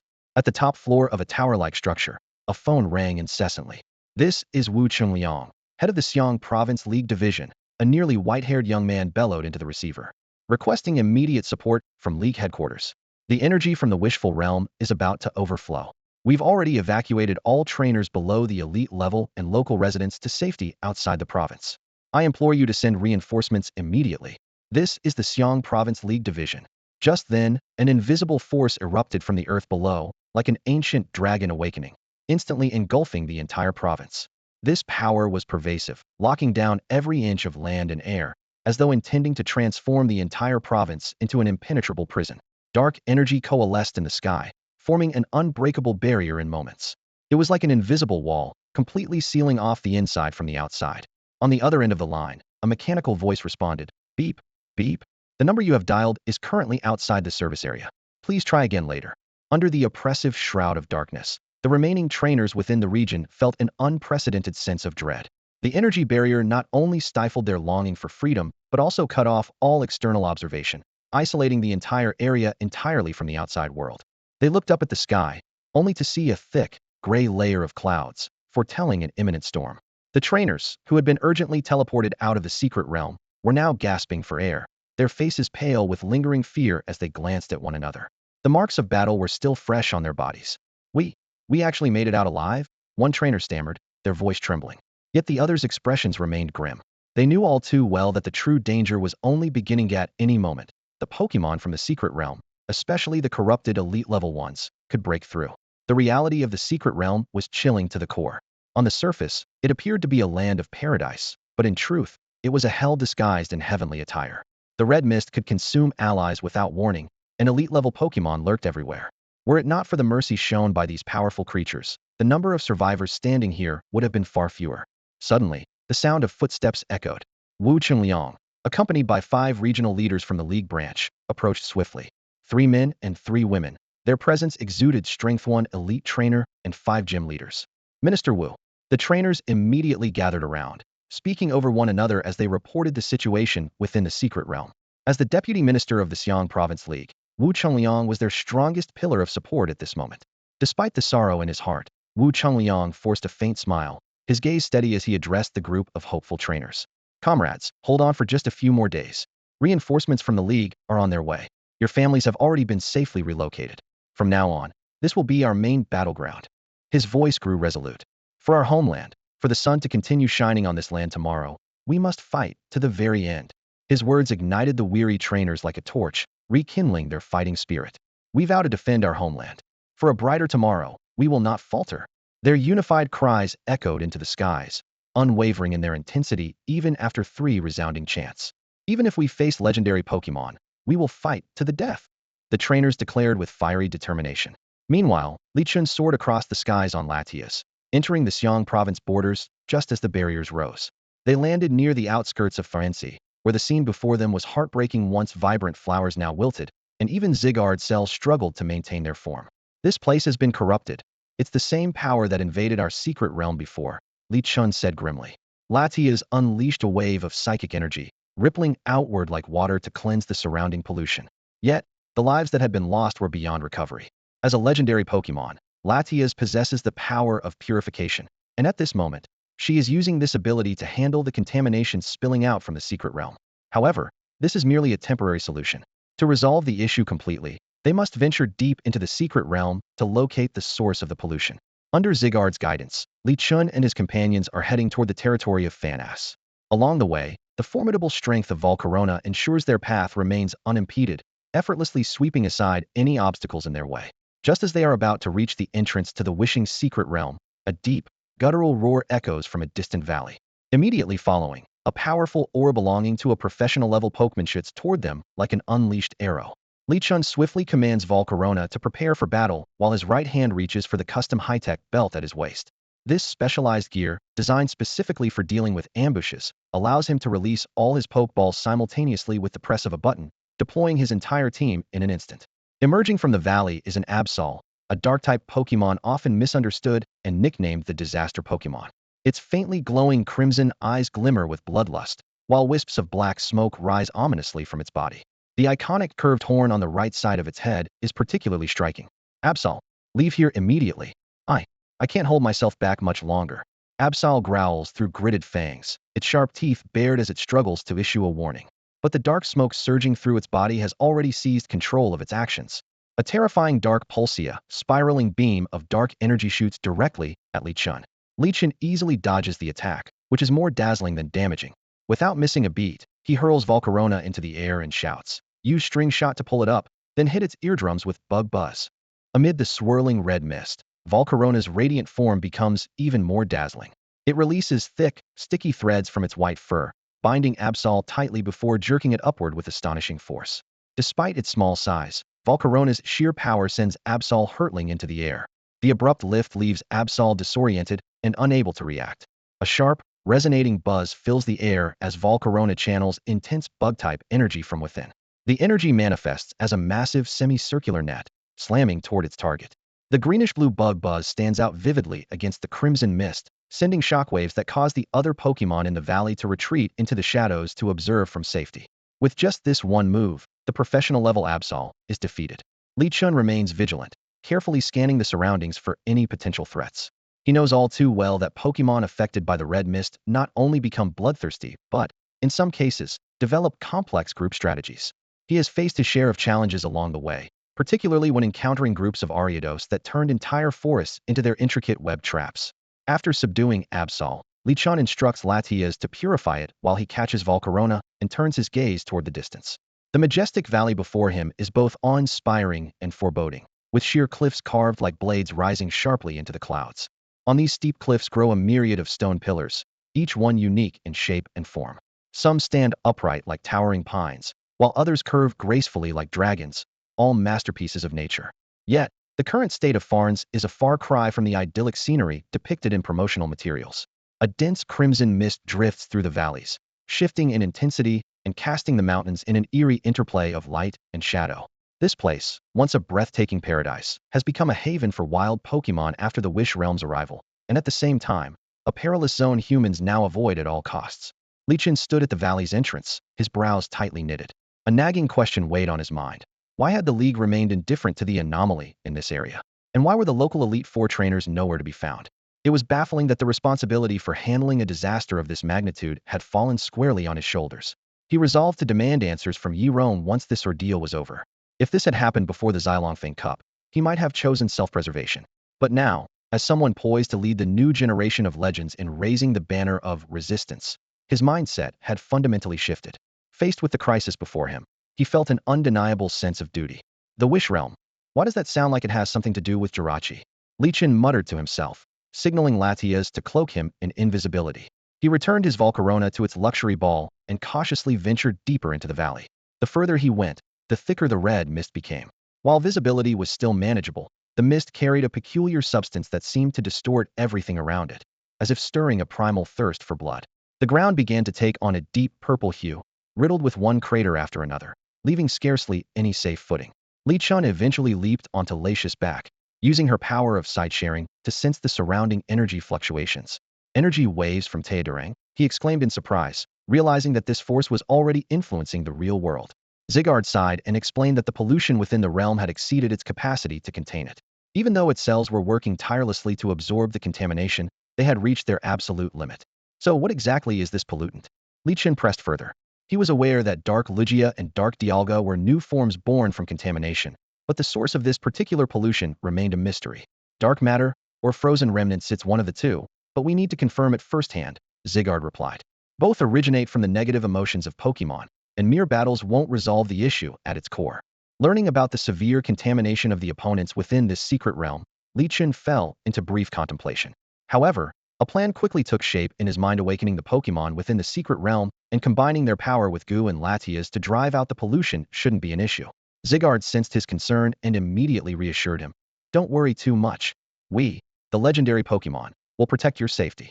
Clearly, it had no intention of letting an ordinary teenager take on the dangers ahead alone. With Latias' invisibility and high-speed flight, Li Chen swiftly arrived at the entrance to the secret realm. The massive gate before him displayed a striking duality. The left side radiated with pure steel and psychic energy, while the right side was enveloped by poison and ghost energy. Most striking of all was the dark, spiral-shaped protrusion at the center of the gate. Li Chen took a deep breath and gently placed his palm on the spiral protrusion. In an instant, the world turned upside down, and he found himself in a shadowy expanse of starry skies.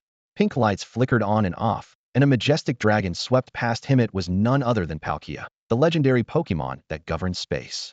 Palkia's gaze lingered briefly on Zygarde, perched on Li Chen's shoulder, before speaking with a tone of regret.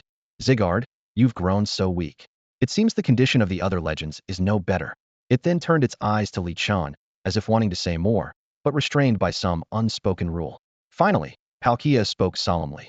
Chosen one, even when the legends are scarred and broken, you must raise the banner of resistance, seek rebirth, and save this world. With that, it placed a pearl into Li Chen's hands, and then slashed open a 100-meter-long spatial rift. From within the rift, a surge of energy flowed out, forming a crystalline orb that was infused into the luxury ball containing Volcarona. After completing these actions, Palkia transported Li Chen into the depths of the secret realm. He suddenly appeared atop a massive boulder, surrounded by an eerie red mist, with even the sky tinged a blood-red hue. This was the Wishing Secret Realm, eerily similar to the Farina region depicted in the Pokemon movie Jirachi, Wishmaker.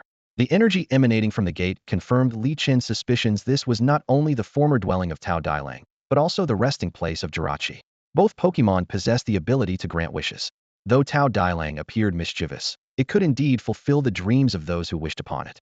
For instance, Pokemon like Zamazenta, Infernape, and Unfezant were all creations born from Tao Dailang's wish-granting abilities using its sticky chain cakes. Through his observations, Li Chen confirmed a critical piece of information. Tao Dailang had already left the secret realm, but Jirachi was still present. More concerning, however, was the arrival of the Void Shadow, which had expanded Tao Dailang's sphere of influence, spreading contamination throughout the entire secret realm. The system further revealed that an earth elemental creature lurking in the shadows was targeting Jirachi and attempting to summon it. An earth elemental creature? Li Chen frowned slightly. The events unfolding in this secret realm were truly beyond normal comprehension. If even an earth elemental creature had appeared, it seemed that the intervention of several legendary Pokemon would be necessary to quell this chaos. Just then, a deafening dragon's roar echoed from above. Li Chen could feel the ground trembling beneath his feet as an intangible yet overwhelming force tried to break free from the depths of the earth. As Latias soared into the sky, he finally saw the attacker clearly. It was a Flygon. This Pokemon, resembling a western dragon, was particularly striking. Its entire body was emerald green, with 2 long antennae on its head and green wings edged with red patterns. Its segmented tail, alternating between light and dark green, was especially prominent. Most eye-catching of all were the red, dome-shaped protective goggles over its eyes, a crucial adaptation for surviving sandstorms in the real world. Through the goggles, Li Chen noticed its eyes were unnaturally bloodshot, and its entire body was shrouded in an eerie, faint black mist. Volcarona, use Psychic to restrain it. Gyarados, Ice Fang. Li Chen swiftly issued his commands. As Flygon spread its arms and began gathering 2 pale green energy claws, Li Chen had already thrown Gyarados' Pokeball in a spiraling trajectory. Volcarona's 5 antennae immediately unleashed psychic energy, forming surging waves from 5 directions and trapping the diving Flygon. At the same time, Gyarados leapt into the air, its massive jaws coated in a layer of frost, and bit down hard on Flygon's neck. Cha! Flygon let out a pained screech, the damage from Ice Fang nearly rendering it unconscious. If not for the red mist permeating the air and constantly stimulating its nerves, it might have already collapsed. Li Chun keenly noticed Gyarados' eyes beginning to turn blood red and promptly recalled it into its Pokeball. Although Flygon was now barely clinging to life, it still managed to keep itself aloft with trembling wings. Shah! It let out another piercing roar, furiously flapping its wings to stir up clouds of dust, creating a sandstorm within the red mist in an instant. The swirling sand and mist further obscured the already limited visibility. Zygarde, it's your turn. Li Chun entrusted the task of attacking to the Zygarde core perched on his shoulder. In this chaotic environment, Volcarona alone couldn't finish the battle, and Li Chun needed to focus his aura and overcoming powers to locate Jirachi's whereabouts. Understood. Though Zygarde was reduced to a single core, it could still harness the cells within the secret realm to unleash power befitting a legendary Pokémon. A flash of dark green light erupted as the core quickly transformed into its canine form. With a low growl, Zygarde unleashed a barrage of thousands of ground-type energy arrows from above, raining down relentlessly upon Flygon. 1,000 arrows. Boom, boom, boom. Amid the relentless explosions, a barrage of energy arrows rained down on the desert dragonfly, striking it with overwhelming force. The special effect activated instantly, an invisible power pinning it firmly to the ground, completely sealing its innate ability to float. Latias hovered in midair, channeling its ultimate psychic energy. A gentle glow emanated from its body, flowing like a stream from the desert dragonfly's head down to its entire form. Bathed in the radiant waves of healing, the desert dragonfly let out a soft, contented hum. The crimson mist in the sky gradually dissipated, and sunlight once again illuminated the land. Are you alright? Li Chun descended to the ground, asking as he sprayed medicine onto the desert dragonfly's body. He wasn't entirely sure if Latia's healing ability was enough to completely cleanse the contamination from the secret realm's energy. After carefully examining it with the power of overcoming, Li Chun was relieved by the results. The contamination within the desert dragonfly had not only been completely eradicated, but also left a protective barrier on its surface, shielding it from further invasion by the red mist. Shawua Master, the desert dragonfly's eyes regained their former clarity, the crimson hue fading entirely. It murmured softly, flapping its wings in an effort to take off, but it remained trapped under the 1,000 arrows effect of Zygarde. Are you sure you're okay? Li Chun asked again, gently stroking its head with his hand. The power of overcoming flowed through his touch, soothing the agitated creature. Shawua, am fine. Is this inside the secret realm? No, I must find Master, or we're all doomed. The desert dragonfly anxiously tried to spread its wings and take flight, yet it was still firmly restrained by the invisible force. Wait a moment. Can you tell me what happened? Li Chun's words, combined with the calming influence of the power of overcoming, finally eased the desert dragonfly's tension. It looked into Li Chun's eyes, its instincts telling it that this human could be trusted. Just as the desert dragonfly was about to speak, a low, menacing growl echoed from the distance. The ground trembled under the weight of something immense, groaning as if it couldn't bear the strain. A massive brown bear lumbered into view, its muscular frame rippling with power. Its bloodshot eyes glowed faintly, and the gruesome ulcer on its left eye was particularly horrifying. With the arrival of the Ursaring, the sky underwent a sudden transformation. The once warm sunlight vanished, replaced by a sinister crimson full moon. Its icy red glow enveloped the entire valley, leaving no living creature hidden from its ominous light. Is that an Ursaring? Li Chun murmured uncertainly, glancing at his Pokédex. The effects of the mysterious realm's corruption were starkly evident on the Ursaring. Its form had undergone irreversible changes, resembling neither a bear nor a ghost, which filled Li Chun with an indescribable sadness. What worried him even more was the Ursaring's precarious state. Its life force burned both fiercely and faintly, a clear sign that the situation within the mysterious realm was far more dire than anticipated. At that moment, a desert dragonfly urgently grabbed Li Chun's hand, tears streaming from its eyes beneath its red goggles. Sha, Ursaring Elder. Human, the Ursaring Elder knows the location of the Great One, but it's been corrupted. Please help us. Through the dragonfly's explanation, Li Chun learned the full story. Within this wishing realm, the Ursaring clan had guarded a slumbering Great One for generations. Now, only this last Ursaring remained steadfast in its duty. Over the years, the corruption of the realm had intensified, yet the Great One remained unawakened. Left with no other choice, the Ursaring had used its own body as a vessel, absorbing the endless corruption. Initially, this method seemed effective, but the corruption's power was ceaseless, eventually surpassing what a single Ursaring could endure. Now, it was teetering on the brink of death, and if this continued, it would become nothing more than a mindless puppet controlled by the corruption. All right, it'll help. Li Chun agreed succinctly. He immediately commanded Latias and Zygarde to prepare for battle, while the Larvesta on his shoulder readied itself. With his other hand, he gripped the Pokeball containing Urshifu. Roar, leave this place. I alone can hold them back. The safety of all living beings rests on me. The Ursaring trudged forward heavily, its eyes glowing ominously red, and suddenly released a series of blood-red sound waves. With a deafening roar, the ground cracked open, splitting into jagged fissures. Whoa, that's loud! Li Chen exclaimed, covering his ears. He quickly released Urshifu. Urshifu, surging strikes. Urshifu's precise punches struck the blood-red circle on the Ursaring's abdomen, sending waves of water surging outward and causing the ground to sink several meters. The blow forced the Ursaring to kneel, and the crimson glow on its abdomen dimmed noticeably. Latias, you're up. Li Chen's strategy was clear: have Urshifu suppress the Ursaring, while Latias used Heal Pulse to purify it. This combination usually worked to cure most corrupted Pokemon, but the system indicated that this Ursaring was in critical condition. Li Chen wasn't sure if a single attempt would be enough to fully cleanse it. All he could do now was hope that Latias's Heal Pulse would work a miracle. Latias, a voice as clear and soothing as a mountain spring, resonated through the air. A cascade of pink and purple light poured down from the sky, descending like a waterfall and enveloping Ursaring completely. The light gently seeped into its body. Suddenly, Ursaring let out a deep, guttural roar. A dark, ominous aura erupted from its back, coalescing into a grotesque human face that cackled with a piercing, maniacal laughter. Seeing this, Latias immediately clasped its paws together, summoning a purer, more potent healing force that struck Ursaring with pinpoint accuracy. The second wave of healing struck hard. Ursaring could no longer withstand it and dropped to one knee, its massive paws bracing against the ground as it panted heavily. Its weakened state tugged at the hearts of all who watched. Ursaring, big bro. Flygon hurriedly swooped in to support the struggling bear, its voice filled with concern. It anxiously inquired about the resting place of that one, convinced that only awakening them could save this secret realm from its worsening decline. The ferocity in Ursaring's eyes began to fade, replaced by a sense of relief at having narrowly escaped disaster. It glanced around, its gaze sweeping over Li Chen and his companions before finally settling on the Flygon helping it up. When its eyes met Li Chen's, Ursaring felt an inexplicable sense of familiarity, as though the human's aura resonated with the one it had sworn to protect for generations. Yet, it remained wary, unable to discern the true intentions of this uninvited trainer. Li Chen extended his hand, and two streams of energy surged toward Ursaring without reservation. In that moment of connection, Ursaring held its breath. It could feel a presence within this human, eerily similar to the one it had been guarding for ages. The dissonance of it all left Ursaring reflecting on the unpredictable twists of fate.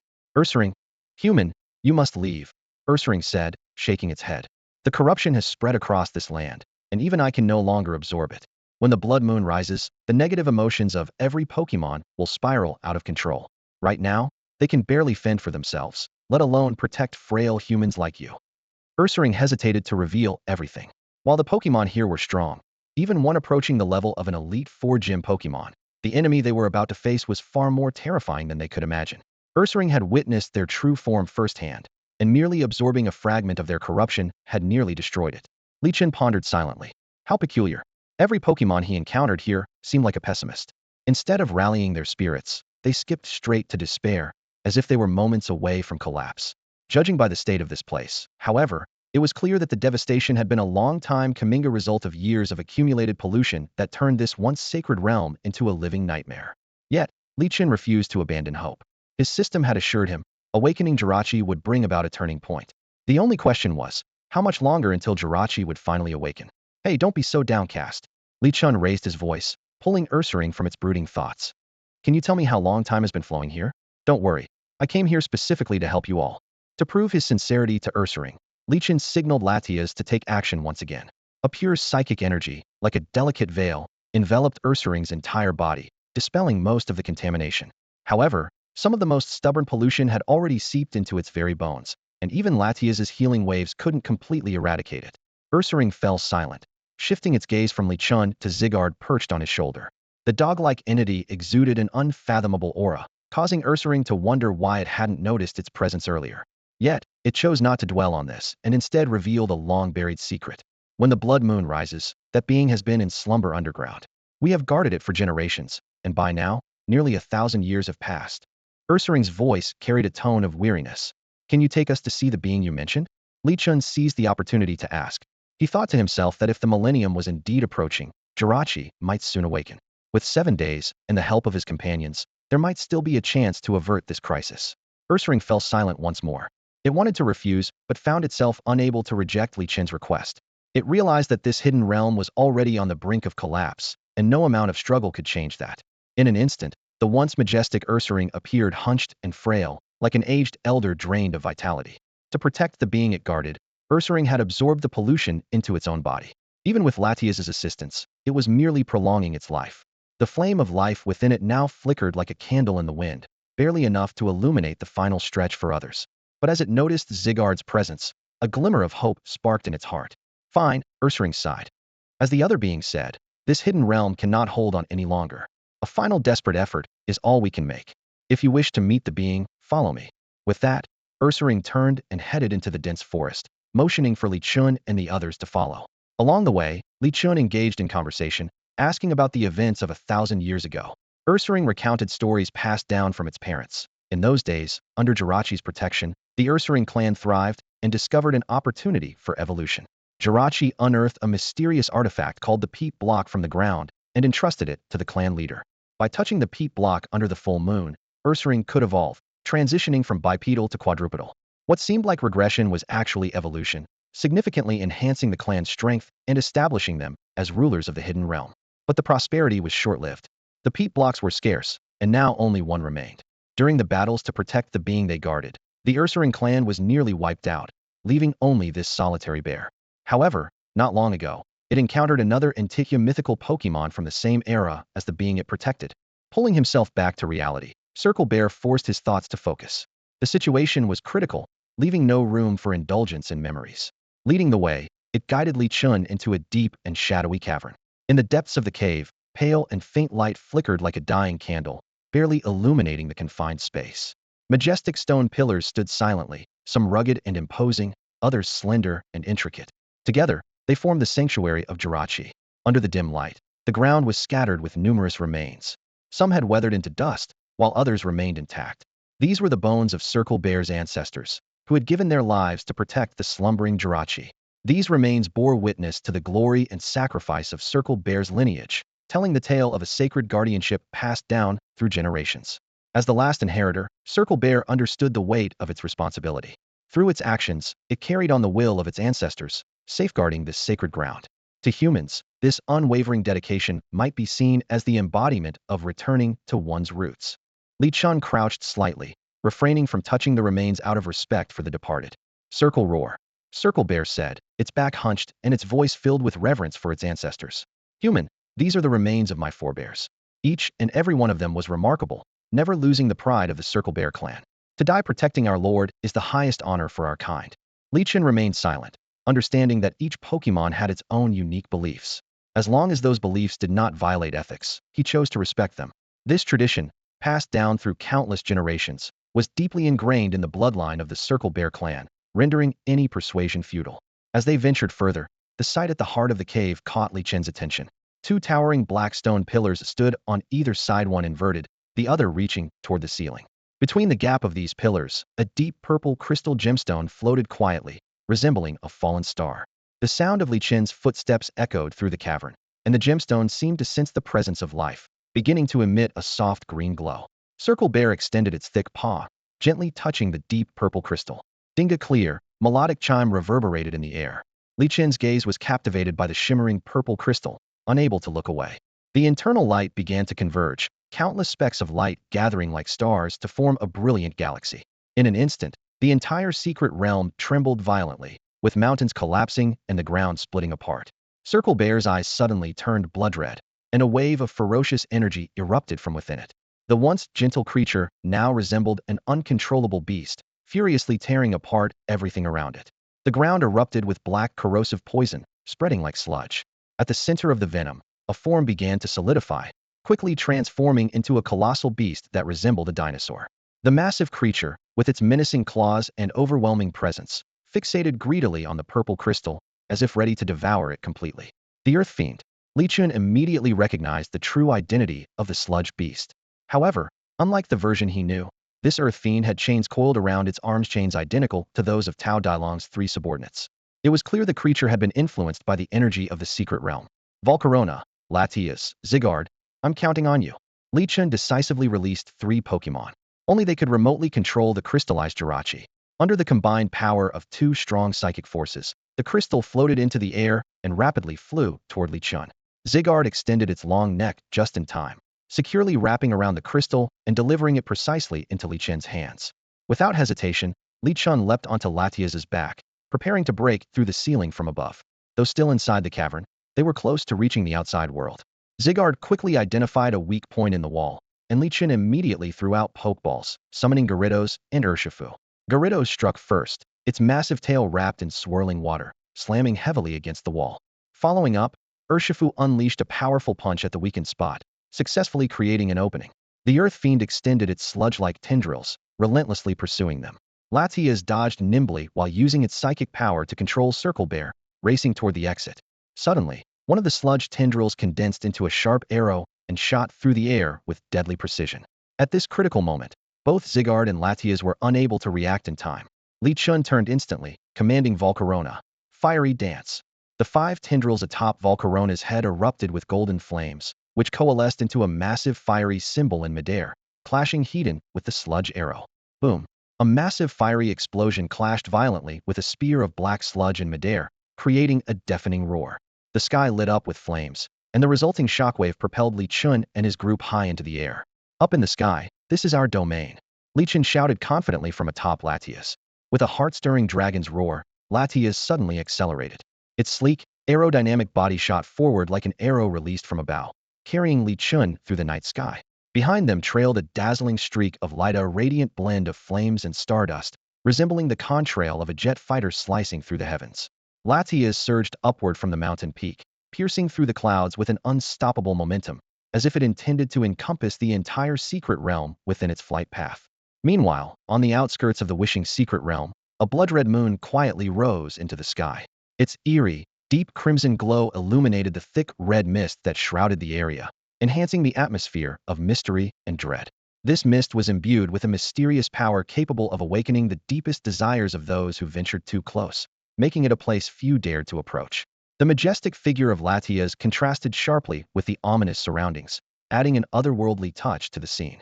"Leave the wishing star behind," roared the Earth Beast. Its voice had barely faded before another thunderous crash echoed through the valley. The beast, resembling Groudon, extended its massive tentacle-like appendages, striking the mountain with the force of a colossal hammer. The once solid peak shattered like fragile paper, revealing a deep, impenetrable darkness within. Countless shards of rock were blasted into the air, raining down like a meteor shower. If not for the lack of dragon energy, the scene could have rivaled the brilliance of a celestial event. Rumble. The falling debris hurtled toward Li Chun, but Latias's high-speed flight rendered every strike futile. As the old saying goes, the thunder roars, but the rain falls lightly. The dense red mist obscured visibility, and even from such heights, Li Chun struggled to pinpoint the Earth Beast, whose form seemed to merge seamlessly with the crimson haze. He considered using his aura powers, but the beast's expansive aura made locating its core an almost impossible task. "Volcarona, Fire Vortex." Li Chun commanded decisively. "Leave it to me." Volcarona responded with a low hum, unleashing radiant golden flames from its antennae. The fire danced gracefully in the night, its brilliance illuminating the blood-red sky with a golden glow. These flames were not chaotic but spread in a spiraling vortex, resembling a massive whirlpool in the ocean. Papipi.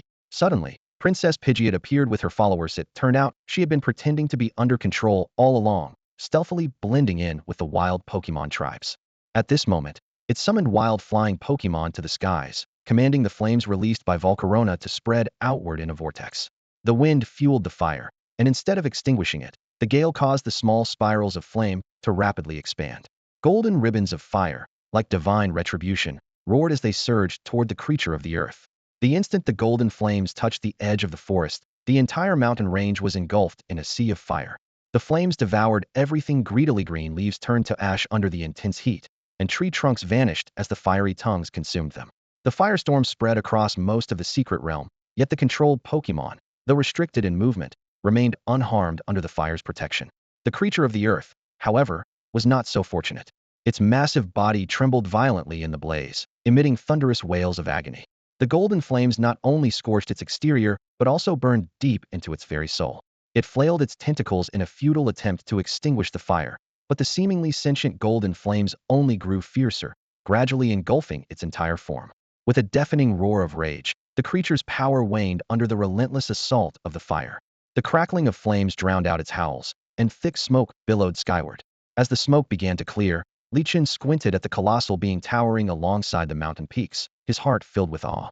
Even after Volcarona, empowered by the tablet, had burned away much of its body, its size still far surpassed that of ordinary alpha Pokemon. Most alpha Pokemon, even the strongest among them, rarely exceeded 10 meters in height. Yet this creature of the earth seemed to merge the entire mountain range into its form, standing as the undisputed ruler of this land. Its dim eyes radiated ferocity, brimming with hatred for all light and hope, a natural trait for a servant of dark matter. When its gaze shifted to Li Chen, a surge of despair, anger, and sorrow coalesced into a wave of negative energy, flooding toward him and attaching itself to the tentacles reaching out to attack. Confronted with this overwhelming negativity, Li Chen decided to fight fire with fire. He drew out a bait ball, clenched it tightly in his hand, and hurled it to the ground. Boom! Gyarados, show yourself. Gyarados Mega Evolve. Long before entering Hunan Province, Li Chen had meticulously had replaced the decorative glass orb with a key stone, and Gyarados was equipped with a Mega Stone. The Mega Stone, marked with a Redan blue hourglass-shaped DNA pattern, gleamed on Gyarados' forehead. The energy threads released by the key stone intertwined with the light from the Mega Stone, instantly encapsulating Gyarados in a crystal of energy. A force even more ferocious than the red mist flooded the secret realm without restraint. The moment the energy cluster shattered, Gyarados' body underwent an astonishing transformation. Its previously slender, banner-like form became more robust, and its whiskers grew longer. This Mega Gyarados was unlike the usual form. In addition to its signature iridescent horn, the gills on both sides of its body shimmered with a rainbow-like glow. Gyarados crunch! Li Chen commanded firmly. Faced with enemies manifesting negative emotions, they opted for a more aggressive Dark-type move to counter. The earthbound creature unleashed 3 intertwined negative emotions at its base, forming dozens of dark tendrils that radiated an eerie, chilling aura as they snaked toward Li Chen and his team. At this critical moment, Gyarados sprang into action. As Li Chen's second Pokemon partner, Gyarados demonstrated an awe-inspiring presence. Its crimson eyes glinted with sharp determination, and an earth-shaking roar echoed through the secret realm. Gyarados dove downward, with Dark-type energy coursing through its body like liquid shadow, ultimately concentrating onto its 2 sharp fangs. When Gyarados was only meters away from the dark tendrils, it suddenly opened its massive jaws, releasing the concentrated dark energy from its fangs in an explosive burst. The entire secret realm trembled from the collision, and the tendrils disintegrated as if consumed by raging flames. Using the recoil force, Gyarados launched itself back into the air, the resulting shockwave rippling through Li Chen's coat. At that moment, a surge of even stronger energy emanated from the purple crystal in Li Chen's possession. The potent combination of Steel-type and Psychic-type energy far exceeded Gyarados' power. Within the crystal, a deep green light pulsated, flowing like liquid along its intricate patterns before gradually channeling into Li Chen's arm.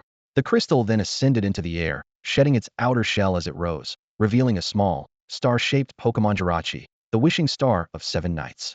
Still curled up and seemingly asleep, it gently descended into Li Chen's arms. This sight caused Ursaring, previously under Latia's control, to open its eyes. In its nearly decayed left eye, a profound reverence and excitement emerged. As a descendant of the clan that had protected Jirachi for generations, Ursaring deeply understood the millennia of waiting and suffering Jirachi had endured. To prevent the revered Jirachi from expending too much of its vital energy, Ursaring let out a low, resonant growl imbued with a special power, immediately drawing Li Chen's attention. Li Chen looked down and saw Circle Bear gazing intently at Jirachi, its eyes filled with resolve. It had just conveyed its desire to absorb the pollution using its own strength, hoping to make a final contribution to the battle. Relying on you alone won't completely resolve the pollution. Li Chen shook his head, gently declining Circle Bear's offer. To him, such a sacrifice was meaningless. It would only sadden Jirachi and have no substantial impact on the situation. Divine Envoy, you've arrived. Jirachi's voice carried a drowsy tone, as if it had just awakened from a deep slumber. However, the moment it sensed the surge of negative emotions and the terrifying aura below, it became instantly alert, its sleepiness vanishing. Though it usually loved to sleep, its millennia-long slumber had not only allowed it to accumulate immense power, but also honed its ability to protect itself even in dreams. Let's go together. Jirachi, sitting in Li Chen's palm, looked down at the earthbound monster entrenched in the mountains. Channel your transcendent power into me. The power of doomed desire will be amplified. There's no time to waste, use it now. Li Chen nodded silently, golden streams of light gathering in his palm before flowing into the closed ion Jirachi's stomach. The injection of transcendent energy awakened Jirachi's dormant power. The blood moon in the sky seemed to open an eye, casting down a crimson light. Jirachi's body began to glow with a silver-white brilliance, interspersed with specks of golden light, resembling the brightest star in the galaxy. Its third eye slowly opened, the eye shimmering like a dazzling gemstone, radiating a unique brilliance. In the name of the stars, Jirachi fixed its gaze on the blood moon, and from its third eye shot forth a beam of intertwined golden and silver energy. The power accumulated over a millennium will be unleashed now. This is the path to victory, paved by the legends of old for the birth of a new era. The energy burst shattered the blood moon into countless fragments, which rained down like a meteor shower upon the earthbound monster. Each fragment contained destructive power, seeds of hope blooming into radiant light on the darkened earth. Amid the continuous explosions, even the massive earthbound monster could not withstand the overwhelming force of doomed desire infused with transcendent energy. Bathed in the dazzling starlight, the monster's colossal form shrank drastically, utterly subdued. The deafening roar resembled the collapse of heaven and earth, with relentless explosions raging across the land, consuming everything in their path. A torrent of stellar bombardment swept through, instantly shattering the painstakingly gathered power of the earthly demon. Its immense core strength and the vast energy it had accumulated were utterly insignificant against this cataclysmic strike. All corrupting substances disintegrated upon contact with the bombardment, vanishing like snow under the warmth of the spring sun. As the brilliance and reverberations of power gradually subsided, a shadowy, unfathomable figure hovered alone amidst the forest. It appeared fragile and vulnerable, yet it exuded the menacing aura of a venomous serpent, poised to strike with lethal precision. Li Chen stared at the shadow, his brow furrowed. This was the earthly demon's final desperate struggle, a last-ditch attempt to drag him into oblivion alongside it. Ha ha ha. A mocking laugh echoed from within the shadow. Lord Shadow has long struck a deal with those foreign Pokemon. And you, a bunch of greenhorn trainers, dare to think you can defeat him? Utterly laughable. The shadow resembled a swirling vortex of pitch-black darkness, with glowing, eerie eyes and a sinister mouth forming at its edges. It was both abstract and deeply terrifying. Li Chen knew that as a mere human, he was ill-equipped to face such an incorporeal entity. Neither his aura powers nor his mastery of overcoming force could avail him. Such a being, tied to negative emotions, was extraordinarily dangerous, amplifying the darkness within anyone who dared approach. Calmly assessing the situation, Li Chen sat astride his Gyarados and retrieved the timer ball of his Duraludon from his belt. A reckless attack at this moment would be perilous. His Urshifu, though skilled in close combat, would be at a severe disadvantage against such an opponent, and while Pidgeot was strong, it was still insufficient to face such a formidable foe. Gyarados, Duraludon, Latias, Volcarona, Zygarde, prepare for battle. Li Chen commanded. The 5 Pokemon launched their attacks in unison. Streams of water, electricity, blazing flames, psychic energy, and ground-based power converged in the air, forming a dazzling beam that hurtled straight toward the murky vortex. At that moment, the entire forest trembled, and the elemental energies of the world surged wildly. With a thunderous explosion, the multicolored rainbow blast collided with the void-like shadow, filling the heavens and earth with blinding light and earth-shaking roars. The earth around the void shadow erupted under the impact of the immense force, as if struck by a giant's hammer. In an instant, it exploded outward, forming a massive crater nearly a kilometer in radius. Li Chen gazed at the astonishing scene before him, his expression gradually darkening. Such a grand, powerful attack seemed to barely scratch the void shadow.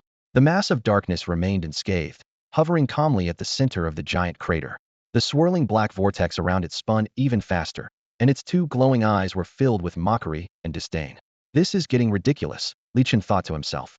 At that moment, Jirachi's faint telepathic voice reached him. I have one last wish left. The previous Doom Desire cost me 2 wishes. This final chance I want you to decide how to use it. Li Chen shook his head. Using Doom Desire again would be pointless. He had witnessed firsthand how multiple Doom Desires had struck the Void Shadow without leaving any effect. Since even the Doom Desire infused with transcendent power was ineffective, a new approach was necessary. Over the next 10 minutes, Li Chen tried various combinations, having Gyarados summon rain to amplify Duraludon's electric beam, commanding Latias and Volcarona to restrain the target, while Zygarde unleashed its most powerful Land's Wrath. Yet, none of these attacks made a significant difference. By now, Volcarona's flames had extinguished, and the red mist began to stir ominously once more. Ha! The Void Shadow laughed triumphantly. I told you I am indestructible. As long as living beings harbor negative emotions, I will always exist. It was confident, knowing that transcendent power held no sway over pure negative energy. Just then, Ursaring let out a ferocious roar, signaling that it had a solution. As part of the lineage that had long protected Jirachi, Ursaring's kind had long since discovered the Void Shadow's weakness, the exposed core at the center of the vortex. While the core could not be directly destroyed, it could be eradicated through continuous depletion. And Ursaring's species possessed the unique ability to absorb such corruption. Ursaring gave a resolute smile and charged directly at the Void Shadow. Its massive claws, sharp and imbued with normal-type energy, plunged deeply into the Void Shadow's form. "You're insane. This will kill you," the Void Shadow screamed in panic, desperately trying to stir negative emotions within Ursaring. But all it found in the bear's heart was an unyielding determination to sacrifice itself. As the Void Shadow was pinned to the ground by Ursaring, Teoteleng's dark purple chains swiftly coiled around it. "Enough of your noise. Shut up," Teoteleng commanded coldly, tossing a piece of dull gray coal toward Ursaring. At that moment, the blood moon rose. As the coal made contact with Ursaring, a dazzling light of evolution burst forth. The light of evolution burst forth as Li Qin stood quietly at a distance, watching the scene unfold. This was the moment of transformation for the Ursaring, a time of metamorphosis. The void-like shadow and chunks of peat fused together in an instant, absorbed and refined by the Ursaring. High above in the sky, a crimson full moon replaced the blazing sun of old, becoming the new sovereign of the secret realm. Moonlight, as red as blood, poured down, shrouding the entire wishing secret realm in an eerie crimson haze. The pervasive red mist had dissipated, leaving only the full moon hanging high, radiating a dim, scarlet glow. The moonlight fell upon the shattered earth, as if breathing new life into the land destroyed by Jirachi's wish of annihilation. The fractured soil began to writhe, seemingly summoned as it moved toward the Ursaring. Moon howl! A thunderous roar tore through the night sky, and the light of evolution faded away. Standing before Li Chun was no longer the ordinary Ursaring from before, but something entirely new. It hunched over, its body rippling with knotted muscles brimming with explosive power. Its thick fur, smeared with dirt, was not unkempt but instead resembled natural armor, covering its entire body. Its left eye was no longer a festering wound. Instead, it had transformed into a deep, pitch-black void, like a black hole devouring all light. Most strikingly, the circular mark that had once adorned its belly was gone, replaced by a blood-red full moon hovering above its head. This was Blood Moon Ursaring, also known as Crimson Moon. It had fully absorbed the power of corruption, undergoing a life-and-death transformation. Astonishingly, it was not destroyed by the corruption but instead condensed that power into the blood moon above its head, turning it into a source of strength.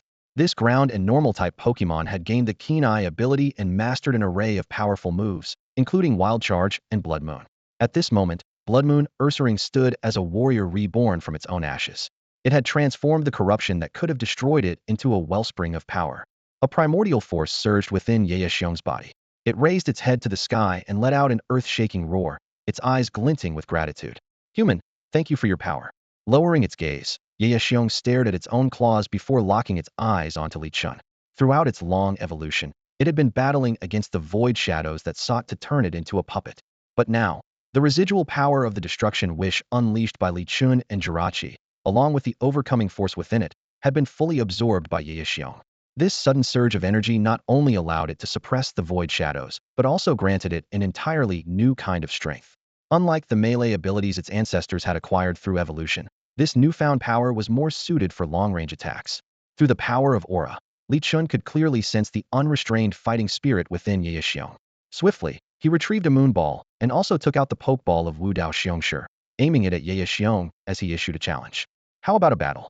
The earlier chaotic skirmish had been for survival, but now that Ye Xiong had returned to normal, it was the perfect time for a proper sparring match. Moon Roar, let's fight. Ye Xiong stepped forward boldly, the red moon above its head glowing even more vividly under the night sky, shining like flowing blood. As a fighting and water-type Pokemon, Wu Dao Xiongshi naturally took the lead against a ground and normal-type opponent. This was exactly what Li Chun had in mind. The moment Ye Xiong moved, he hurled the Pokeball. Wu Dao Xiongshi leapt out, assuming a mantis fist stance, exuding concentrated battle energy from every inch of its being. The battle erupted the instant their eyes met. The ground beneath Wu Dao Xiongshi suddenly trembled, and lava-like energy surged upward, ready to erupt. With sharp reflexes, Li Chun commanded Wu Dao Xiongshi to evade with Aqua Jet, immediately following up with a Water Pulse Barrage as a counterattack. Wu Dao Xiongshi moved with grace, water swirling around its body like a veil. Rather than hindering its movements, the water enhanced its speed, allowing it to close the distance between itself and Ye Xiong quickly. Meanwhile, the energy pulsating from underground followed like a fiery predator, attempting to strike a fatal blow.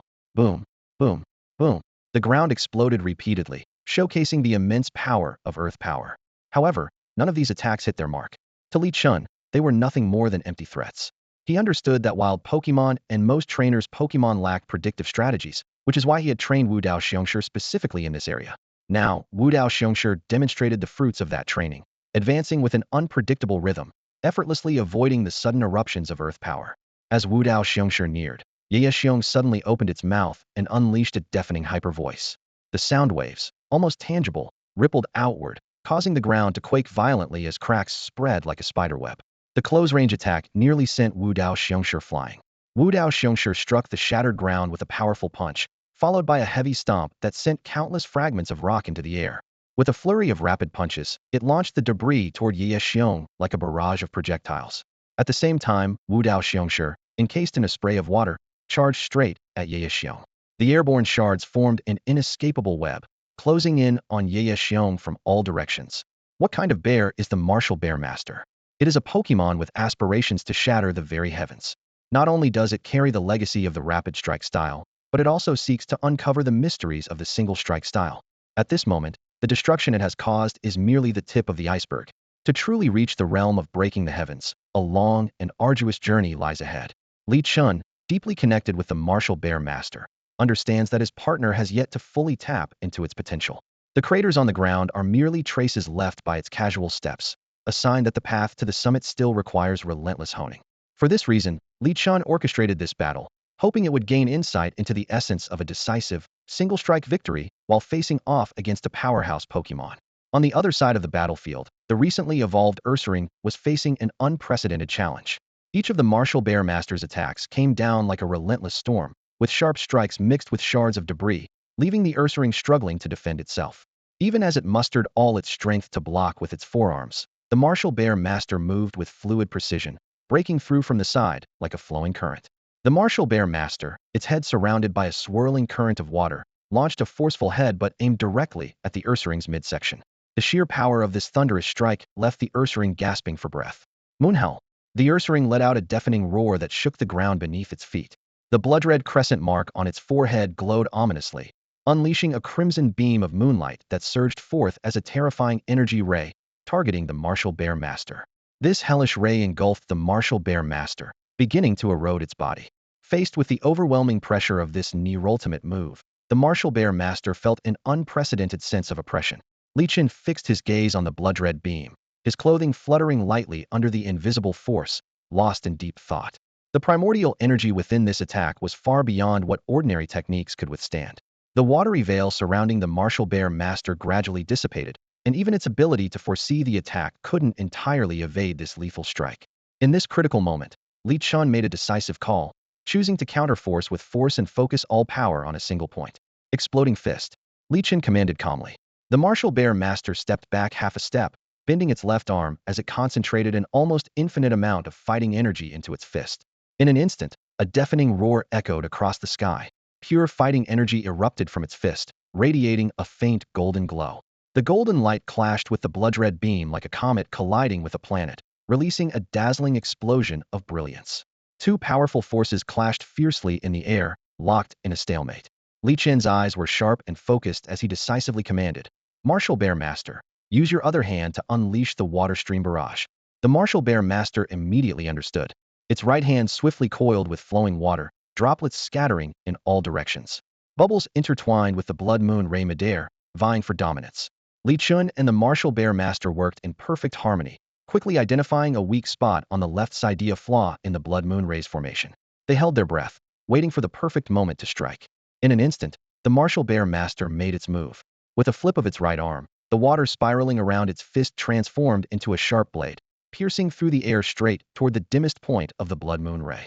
The moment the blade made contact, the ray shattered instantly, scattering crimson energy across the sky until its power dissipated completely. The Moon Bear, now panting heavily, was nearly out of strength. Seizing the opportunity, the Martial Bear Master dashed forward with a single leap. Its right hand wrapped in water bubbles, it delivered a powerful uppercut to the Moon Bear's jaw.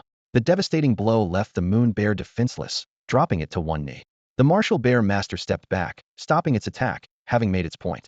Li Chen approached the gasping moon bear, locking eyes with it. Would you join me in venturing beyond, standing together to protect the world? He asked sincerely. The invitation left the moon bear deep in thought. It had intended to refuse but remembered that it was thanks to Li Chen's help that it had successfully evolved, avoiding the fate of being consumed by corruption or losing its consciousness to another force. Glancing upward, the blood-red full moon had vanished without a trace, replaced by golden sunlight bathing the earth. Dawn had arrived, and victory was theirs. Thinking of Jirachi's imminent departure from the secret realm and the collapsed cave where its kin were buried, the moon bear realized it no longer had a home. It was time to seek a new path. Being taken in by Li Chun seemed like the best choice, offering it a renewed sense of purpose and hope. The moon bear pounded its chest with a resounding thud and let out a thunderous roar. Moon Hell! Human, I will be your unwavering ally and stand by your side. With that, it extended its paw to meet Li Chen's hand, a gesture of determination. It settled Thinuri my moon ball. Li Chun instinctively reached for his hat, only to remember he wasn't wearing one. Instead, he tossed the moon ball directly at the moon bear. A flash of red light enveloped the massive creature, drawing it into the ball. The capture was a success. Turning his attention to Jirachi, Li Chen saw that it was utterly drained after unleashing the wish of destruction, with only a sliver of its life force remaining. Zigard stood guard beside it, but as Li Chen approached, it leapt back onto his shoulder. You may make your wish, it said. One more wish. Li Chen murmured, hesitating as he gazed at Jirachi. If I make this wish, you'll have to go back into slumber, won't you? And it'll be another 1,000 years before you awaken again. Jirachi nodded gently. Its eyes filled with anticipation. It only hoped that Li Chun would wish for a few more days of its presence, so it could witness the beauty of this renewed world after a millennium of sleep. Li Chun pondered deeply before finally speaking. I gazed up at the vast, boundless sky, silently offering my prayers. Li Chun stood at the center of the secret realm, his eyes fixed on the horizon as he made the most heartfelt wish for Jirachi. His right hand was clenched over his chest, radiating a brilliance as dazzling as the rising sun. A sacred, majestic halo slowly expanded behind him, gently enveloping Jirachi. Under the glow of this divine light, Jirachi felt an unprecedented surge of celestial power coursing through its body. This was the energy it had accumulated during its long slumber, now flooding through it like an unstoppable tide. Tears glistened as they rolled down Jirachi's cheeks, sparkling with a radiant brilliance as it cast a grateful gaze toward Li Chun. It's nothing. It's what I should do, Li Chun said, waving his hand lightly before turning to leave the secret realm to check on the situation outside. The barrier over Xiang province had dissipated, and the sky had returned to its former tranquility. Only a few hours had passed since they were transported out of the realm. Wu Chunliang noticed that the Pokemon, whose eyes had once burned with crimson fury, had returned to normal, now staring blankly at their surroundings. Similar scenes unfolded throughout Xiang province. The pollution has ended. Li Chen sent a message to Yi Rong and then mounted Latias, heading straight for Min province. On the battle platform of the Water City High School sports field, a purple-haired girl named Xena stood confidently, her gaze filled with disdain as she faced Lin Lin. 2 Pokeballs floated beside her, marking her identity as a psychic. Standing in front of her was her recently evolved Gallade, whose strength was at the standard level. Hey, I haven't lost yet. Lin Lin retorted defiantly, nearly revealing his pure, deerling nature. The arena matches of the 9 school joint exams served as a bonus project, and at this point, only Lin Lin and Xi Nyong remained to represent Water City High School. Although Li Chun was also on the roster, no one had been able to contact him. Xena sneered. Aren't you down to just Ivysaur and Servine? If it were someone else, you might have turned the tables, but unfortunately, your opponent is me. Xena stood confidently in the battle arena, a faint smirk playing on her lips. Her gaze swept over her opponent, and a hint of regret flickered in her heart. If they had met under different circumstances, they might have become good friends. But right now, for the honor of their respective schools, she had to give it her all. Outside the arena, the principal of Rongqing First High School wore a knowing smile. If Li Chun were present, this match might have been nail-biting. However, at this moment, Li Chun was absent from school, and yet the principal of Shuiqing High, Chen Feng, insisted on counting him as part of the team, essentially leaving Shuiqing High to fight 5 against 6.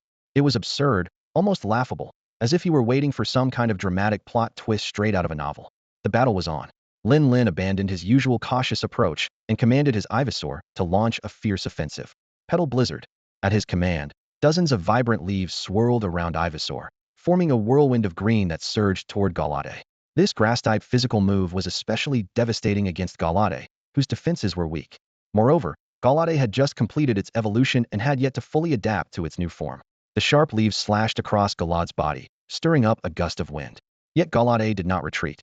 Its entire body was enveloped in a pale white glow, and in an instant, it vanished from its spot. Aerial Ace. Lin Lin immediately recognized the familiar move and ordered Ivysaur to release Sleep Powder and Leech Seed while using Petal Blizzard to create a defensive barrier. But Ivysaur's speed was no match for Galade's.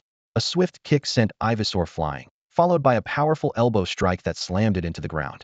Struggling to catch its breath, Ivysaur attempted to use its abilities, only to have its main stem severed by a dark blade from Galade. The outcome was clear. Ivysaur had lost its ability to fight. With a grim expression, Lin Lin recalled Ivysaur and sent out his superior to continue the battle. However, the result was no different. Galade's aerial ace combined with knock off easily took down superior. Still, the leech seed planted earlier had taken effect, draining the last of Galade's energy. Both Pokemon collapsed simultaneously. A king always makes their exit last. Young, I'll leave the rest to you. Lin Lin breathed a sigh of relief as he switched out. Although Xian Yang Sylveon could handle Galade, the opponent's high mobility would have cost significant energy. Now that Galade was out of the picture, the upcoming battles would be much easier. At that moment, a faint mist began to spread through the sky, and a dazzling golden light descended from above. A massive dragon-like figure loomed faintly in the clouds. A familiar voice echoed through the air. Well, looks like Galade's down. Seems I arrived just in time. A Pokeball and a Timer Ball simultaneously dropped to the ground, releasing a powerful Urshifu and Duraludon. The two Pokemon stood tall and imposing, their gaze fixed on Xena. The audience erupted in astonishment. From atop his Gyarados, Li Chun leapt down gracefully, landing firmly on the ground before rising slowly to his feet. Chungu, Li Chun. The voices of Lin Lin and Xian Yang echoed across the arena. They stared intently as Li Chun recalled his martial bear master, Gyarados, and Duraludon back into their Pokeballs. His timely appearance at this critical moment of the joint exam was both surprising and exhilarating. Let's save the catching up for after the exam, Li Chun said calmly as he stepped onto the battle platform. Leave the upcoming battles to me. He took out a luxury ball, and with a flash of light, a small, fiery Larvesta emerged onto the field. Aside from its unique coloration, the Pokemon appeared rather unremarkable. I won't bully you. I'll use this newly captured Pokemon to handle this battle. Larvesta. Xena frowned slightly, feeling a twinge of displeasure. He had chosen to send out one of the weakest Pokemon in its tier clearly. He wasn't taking her seriously. But on second thought, at least she wouldn't have to worry about being instantly overwhelmed by one of his stronger Pokemon. From the sidelines, a bronze-skinned young man let out a mocking laugh. A Larvesta? Are you looking down on us from Rongqing #1 High School? Or do you not realize your own school situation? We've still got 4 people left. You guys only have 2, you know that. Just a loudmouth, someone muttered. Like the Joker in a deck of cards, always extra and unnecessary. Li Chun ignored the other side's frustration and instead turned to ask Lin Lin about the battle so far. They're being sneaky, almost all their Pokemon are fully evolved, Lin Lin quickly explained. But I managed to take down 2 of their trainers, not just 2 Pokemon. Mind you, I used 3 Pokemon to defeat 7 of theirs. Big Root really pulled its weight, but it's completely worn out now, or I could have taken out a few more. If you look down on me, don't blame me for being ruthless. Xena shouted angrily as she flicked her fingers. A hovering Pokeball dropped to the ground, and with a flash of red light, a majestic Armarouge appeared. Its crimson body gleamed under golden armor, and despite facing the diminutive Larvesta, it stood proudly, aiming its arms at its opponent. Underestimate your opponent strategically, but respect them tactically, Xena reminded herself. Even though her opponent had sent out a seemingly weak Larvesta, she remained vigilant. After all, this was Li Chun. She had to face him in top form. Armarouge, use Mystical Fire. Take it down in one shot. Armarouge clasped its hands together, its golden shoulder plates glowing like cannon barrels. Several radiant flames coalesced in its palms, transforming into a pillar of aurora-like fire that shot straight toward Larvesta. Faced with the overwhelming fire-type attack, Li Chun made an unexpected call. Larvesta, unleash your full power, use Bug Buzz. This bold command left everyone stunned. Instead of countering with a fire-type move or dodging, he was going to meet the attack head-on with a bug-type move. If it had been anyone else, the class monitor, Hyeon, might have already scolded them. But standing on the battlefield now was Li Chun, the legendary trainer who made history as the only high school senior to ever win the Xylongfang Cup championship. All eyes from Shueqing High School were fixed on the uniquely colored Volcarona. Its wings vibrated, emitting a low insectal hum, while emerald sound waves rippled outward as if tangible. Wherever the sound waves passed, the solid ground cracked instantly. When the waves collided with the incoming magical flames, they effortlessly shredded the fire into fragments and continued forward, slamming into the chest plate of the Crimson Armored Knight. Boom! A deafening crash echoed as the Crimson Armored Knight dropped heavily to its knees, gasping for breath. Psychic. Li Chun commanded calmly, his tone devoid of any emotion. Volcarona's eyes instantly turned into two radiant golden suns, unleashing a blinding aura of psychic energy that enveloped the entire battlefield, leaving the crimson armored knight with nowhere to escape. Realizing it had lost control of its body, the knight visibly panicked. Volcarona lifted its opponent high into the air before forming a razor-sharp sphere of psychic energy. The sphere compressed into an arrow, which struck the crimson armored knight's head with pinpoint accuracy, rendering it unconscious. Victory was decided in just 2 moves. The arena fell into a stunned silence. The onlookers stared at Volcarona in awe, their whispers quickly spreading. That's definitely professional-level strength. No, maybe about it, it's absolutely at the professional level. How many professional-tier Pokemon does Lichen have? Kubfu, Gyarados, Duraludon, and now this Volcarona. That's 4 already. A sharp-eyed student noticed a moonball hanging from Lichen's belt, standing out among the other Pokeballs. Cheers erupted from the audience. Go, Brother Chun. You've got this. Brother Chun, dominate the battlefield. Lin Lin was about to shout something even more intense, but when Yulan quickly covered her mouth. Shaking her head repeatedly, she signaled, the principal is watching. Xena's expression darkened as she sent out her Alakazama yellow, fox-faced Pokemon, holding a spoon in each hand. So, your school's students seem to favor Pokemon that evolve easily, huh? Li Chun stroked his chin with a faint smile. But it's still not enough. Volcarona hit them with another bug buzz. This time, the bug buzz was sharper than before. The sound waves tore through the ground, sending debris flying as a terrifying sonic boom surged toward Alakazam. Alakazam, use Dazzling Gleam to block it. Xena ordered in panic. Perhaps intimidated by Volcarona's overwhelming power, she seemed to forget how Bug Buzz had effortlessly destroyed the magical flames earlier. The non-stab Dazzling Gleam was a futile effort. The result was inevitable. Alakazam couldn't withstand the attack. The sound wave pierced through its body, and as the shockwave dissipated, Alakazam collapsed to the ground. I lost. Xena's pupils contracted sharply as she stared at the scene on the stage in disbelief. The blazing bug had defeated her 2 main Pokemon in just 3 moves and still exuded an unyielding fighting spirit. Seeing her opponent remain completely unscathed, Xena couldn't help but feel a wave of anxiety for the teammates who were about to take her place. What shocked her even more was the fact that this blazing bug was a new addition to Li Chen's team. If he had sent out his longtime partners like the martial Ursaring, Gyarados, or Duraludon, the battle might have been even more devastating. Choosing the blazing bug almost seemed like a gesture of respect toward her. Xena silently recalled her Pokemon into their Pokeballs, bowed to Li Chun as a sign of acknowledgement, and retreated to the preparation area of Rongqing No. 1 High School. A young man wearing glasses, Zhang Zikan, approached her eagerly. As the next competitor, he quickly asked, Xena, what's the deal with that blazing bug? Did you notice any weaknesses in its moves? None at all. No startup lag, no recovery time, and barely any energy consumption, Xena replied, shaking her head. She then added, and it can use Psychic, a move even Alakazam hasn't mastered. She cast a sympathetic glance at Zhang Zichen. His brother, Zhang Zian, had suffered a crushing defeat at the Xylongfang Cup, where his ace Sceptile was taken down in a single blow by Li Chen's martial Ursaring. Now, Zhang Zichen was up against Li Chen's newly captured blazing bug, and the odds looked even worse. Zhang Zichen turned to their coach, a plea for surrender evident in his eyes, but the coach simply shook his head in silence. Left with no other choice, Zhang Zichen forced a wry smile and tried to encourage himself. Well, I'm already here. At least he'll be able to say I faced off against Li Chun. With that, he strode confidently onto the stage and tossed out a Pokeball. Onyx, let's go. Li Chun, today I'll avenge my brother. Hearing this bold declaration, Li Chun nodded repeatedly, clearly impressed by Zhang Zichen's determination. Onyx is perfect for dealing with a little bug like that, and it's 4 times weak to rock. 1 solid hit, and victory is ours. Zhang Zichen shouted. Use Rock Tomb. With a deep roar, Onyx summoned several massive boulders that began spinning in the air, ready to crush the blazing bug. However, Li Chun responded decisively. Use String Shot, then Psychic. Under everyone's watchful eyes, the blazing bug expertly ensnared the boulders with golden threads, then gracefully ascended into the air, looking down at Onyx from above. Despite its small size, the blazing bug radiated an aura of dominance that made even the massive Onyx feel an unsettling sense of dread. Onyx roared and tried to channel its rock energy, aiming to hurl the blazing bug skyward and trap it in a cage of rock tomb. But the plan fell apart almost immediately. Onyx found itself unable to fully control the very rocks it had summoned. No matter how hard it tried to mobilize its energy, the rock tomb it had just unleashed remained completely immovable, pinned down instead by the relentless Volcarona. Zhang Zichen's eyes widened in disbelief as he watched the scene unfold. His signature move, the one he prided himself on, was utterly overpowered by his opponent. Onyx, take back control. Zhang Zichen shouted anxiously. Onyx strained with all its might. But the moment it locked eyes with those dazzling golden pupils, an overwhelming sense of insignificance washed over it. It realized that its once proud mastery over rocks was nothing more than a joke in the presence of Volcarona.